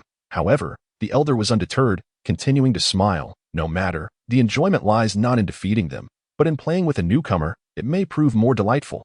Please, you go first." Seeing this, Suyu relinquished his desire to further explain, retrieving a black piece from the box and placing it on the board without a moment's thought. As he made his move, the elder remained silent, promptly placing his own piece in turn. The two engaged in a quiet duel, while onlookers observed with great interest. This spirited young man is indeed a novice, just a little fellow. How could he possibly understand chess? Forcing him to play, and not allowing him to be inexperienced, is hardly fair. Old Zhao, give this spirited young man a bit of leeway. Don't make it too humiliating. The elder known as Old Zhao remained silent, merely surrounding Suyu's pieces, as the black stones he commanded were mercilessly consumed, akin to a beleaguered army besieged by a million foes. This scene was almost universally deemed a foregone conclusion. However, as Old Zhao's white pieces thoroughly encroached upon the black territory, the situation took a sudden turn. The isolated piece that Suyu had previously abandoned within the realm of the white pieces now sprang to life. Devoid of any supporting forces, this isolated piece transformed dramatically, exploiting the weaknesses and flaws in the white formation to launch a counteroffensive. With each move, it struck true at the vulnerable points. Upon witnessing this development, Old Zhao furrowed his brow, adjusting his formation to attempt to ensnare this lone wolf. In the face of Old Zhao's onslaught, Suyu remained unfazed, continuing to place his pieces without retreat. Several times, Suyu sacrificed pieces to create opportunities. Yet he exhibited no signs of panic. Observing the sudden shift in the game, the elderly spectators fell silent, their gazes fixated on the evolving board, from the initial dominance of Old Zhao to the present chaos as he pursued the lone wolf. The change was swift. Ultimately, as Suyu placed a black piece in a decisive winning position, the black stones devoured the massive white dragon, concluding the match in an instant, turning the board into a cascade of starlight that dissipated. As the board vanished, Old Zhao wore a complex expression, tinged with admiration, as he asked, "What was that move you executed?" "Conquering the isolated, devouring the dragon," Suyu declared emphatically. "Excellent." Upon hearing this, Old Zhao couldn't help but clap in appreciation, exclaiming, "What a remarkable move! Conquering the isolated and devouring the dragon, to relinquish the local for the sake of victory, even to the extent of sacrificing all, merely to lay the groundwork for triumph." He regarded Suyu with eyes filled with admiration and satisfaction. "From this game, it is evident that your character is somewhat obstinate, yet you are unaccustomed to perceiving the bigger picture, only relying on what you see to achieve that grand reversal. Reclusive, focused, willing to abandon all to achieve your goals. In the realm of reality, you may embody the archetype of a solitary wolf, yet within the vast machinery of a grand sect, you become but a flawed cock." Upon hearing these words, Suyu rose to his feet, offering a respectful bow to the elder. He remained silent, yet the unwavering determination in his gaze spoke volumes. His actions and character indeed resembled that of a lone wolf. However, this was an unavoidable circumstance. Were it possible, he would not choose to be a solitary wolf driven solely by ambition. He would prefer to lead a leisurely life. Yet, circumstances did not permit such a luxury. Even if he wished to withdraw, he found it impossible. Not to mention the child of destiny, he had, at least for the time being, not offended any such individual. However, the mere existence of the imperial tomb was sufficient to threaten his very existence. This was beyond his capacity to withstand. It was not as if renouncing competition would spare him from danger. They would indeed hunt him down. Moreover, through years of trials, he had discerned a crucial point. With the presence of a system, he was most likely to encounter the paragons of an era, the children of destiny. Presently, avoiding conflict with them was paramount. Who could foretell the nature of those who would emerge in the future? They might not be as accommodating as those he had previously encountered, given that he dared to declare himself as a villain. Even if he wished to evade trouble, it would inevitably find him. His only recourse now was to grow stronger and evade all potential threats. Enough, young man, sit down. Your trial has yet to commence. There is no need for such formality and gravity, interjected the elderly onlookers with smiles. The trial was far more complex than a mere game of chess. Upon hearing this, Suyu immediately inquired, Elder, may I ask what this trial entails that it is described as a matter of life and death? His curiosity was genuine. The elders exchanged glances before responding. Questioning the heart. Questioning the heart. Suyu's eyes widened in confusion. That all. No combat. No debate. This was quite divergent from his initial expectations of the assessment. Noticing the bewilderment in Suyu's eyes, Elder Zhao stroked his beard and chuckled softly. Questioning the heart sounds simple, but in this ancestral tomb, it is a trial of the heart through divine punishment. Penetrating deep into the innermost recesses of one's being, should there be even a hint of wavering, you will instantaneously perish. Chapter 0100, with the might of divine punishment. See through the heart and clear the fog ahead. Divine punishment. Questioning the heart? Upon hearing these words, Suyu's eyes instantly froze, his expression one of disbelief. Divine punishment. Was this ancestral tomb truly so formidable that it could invoke divine punishment, even utilizing it as a means of self-examination? It must be noted that divine punishment was a tool of the heavenly Tao. How could a mere cultivator possibly wield such power? Here, it was achievable. Even Suyu could not help but gasp in astonishment upon hearing this term. Such a method was utterly inconceivable. Observing Suyu's shock, Elder Zhao laughed heartily. Indeed, divine punishment questioning the heart, or perhaps, divine punishment refining the heart, in addition to serving as a trial. The divine punishment invoked here can also refine the heart. It tempers your path of the heart. The road of cultivation demands transformation in all aspects. Body, soul, and heart. A robust physique and a strong spirit are advantageous. Yet if the heart is fragile, one will not progress far and is most susceptible to encountering bottlenecks. In ancient times, there existed prodigies who thrived in an environment abundant in cultivation resources but neglected the tempering of their hearts. Despite achieving rapid advancements in the saint realm, ascending from birth to the pinnacle of saint within merely 50 years, upon reaching that realm, their weak hearts were easily exploited by their peers, leading to their downfall, and they never progressed again. Such a once promising prodigy, who had the potential to reach the imperial realm, ultimately stagnated at the saint level. This was a record lost to the annals of time. For throughout the vast history of cultivation, prodigies were as numerous as the stars in the sky. While many possessed extraordinary talents, only a select few would be immortalized in history. Moreover, what he did not mention was that the prodigy whose heart was shattered was none other than the saint of their 9 heavens during ancient times. This was the reason why their 9 heavens had always strived to cultivate the hearts of their disciples to prevent future leaders of the sect from succumbing to madness due to heart issues. They had expended countless resources to create the current ancestral tomb, a place capable of refining the heart. Entering the ancestral tomb was a trial for disciples recognized by the outside world. Those who could endure the trial would reap immense benefits and forge an indomitable heart. Should one fail, they would be cast into oblivion. The indomitable spirits among them served as the initial evaluators for newcomers. Only those who gained their approval could proceed to question the heart through divine punishment. If one was not recognized by them, they would be directly suppressed. Evidently, Suyu had already gained their preliminary approval. As for whether Suyu could emerge from the trial of divine punishment questioning the heart, it depended on the steadfastness of his will and whether he harbored any detrimental thoughts towards the 9 heavens. If he did, then he would perish here. Where do I undergo the trial?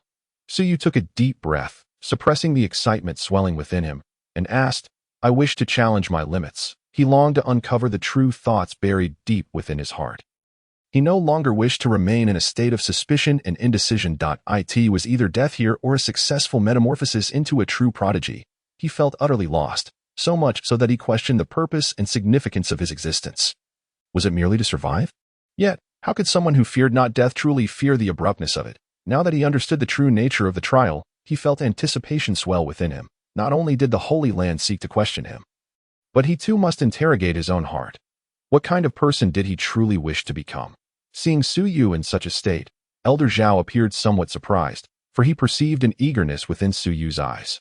This young man was unafraid of death, despite his seemingly casual demeanor, extolling the rewards in such tempting terms. The genuine terror of divine punishment questioning the heart had not been conveyed. This was a trial that even great saints might hesitate to face a second time. Since the establishment of this trial, he had witnessed countless prodigies, each one a paragon of excellence. However, out of the thousands who qualified to enter the ancestral tomb for the trial, less than 1 in 10 survived. It was a true matter of life and death, dispelling the momentary surprise. Elder Zhao chuckled. Young man, this is no mere test of limits. This is a gamble of life against the heart. Very well. Let us allow you to confront your innermost self to SU nodded vigorously, then cast a final glance around at the serene surroundings, before expressing his confusion. Elder, but this scene does not resemble a place of trial. Is this a vision constructed by you? He had not anticipated that these ancient elders would possess such refined tastes. Even in death, they would still conjure such a paradise. However, upon hearing his words, Elder Zhao froze for a moment before bursting into laughter. Ha ha ha. No, no, no. This is not a scene we have constructed. Everything presented here is built upon the most genuine emotions and thoughts from the depths of your heart. Hence, from the moment you stepped in, your inner world had already passed our trial. You are the first in tens of thousands of years to create such a peaceful vision. Others either manifested a hellish inner turmoil or yearned for the zenith of power, constructing grandiose and extravagant visions. Some even aspired to the heavenly emperor, fabricating fantasies of celestial palaces. Only you have conjured this serene world of a secluded village. Crack, as Elder Zhao finished his final words. So you heard the crisp sound of glass shattering nearby. Immediately, the scene before him shattered like a mirror, all visions dissolving into fragments, leaving behind an endless void of darkness. Even the ground beneath his feet was an unfathomable abyss. Come forth and accept this trial. With the might of divine punishment, see through your heart and navigate the obscured path ahead. Boom. In the next instant, thunder roared, and boundless lightning tore through the darkness, resembling a dam bursting, with torrents of thunder cascading in. The divine chains of order formed by the might of divine punishment pierced through the void. Attempting to ensnare Su Yu.it was a scene akin to the annihilation of worlds, far surpassing anything Su had previously witnessed. Even the most breathtaking cinematic effects from his past life paled in comparison to this moment. The sheer essence of it sent chills down his spine. His heart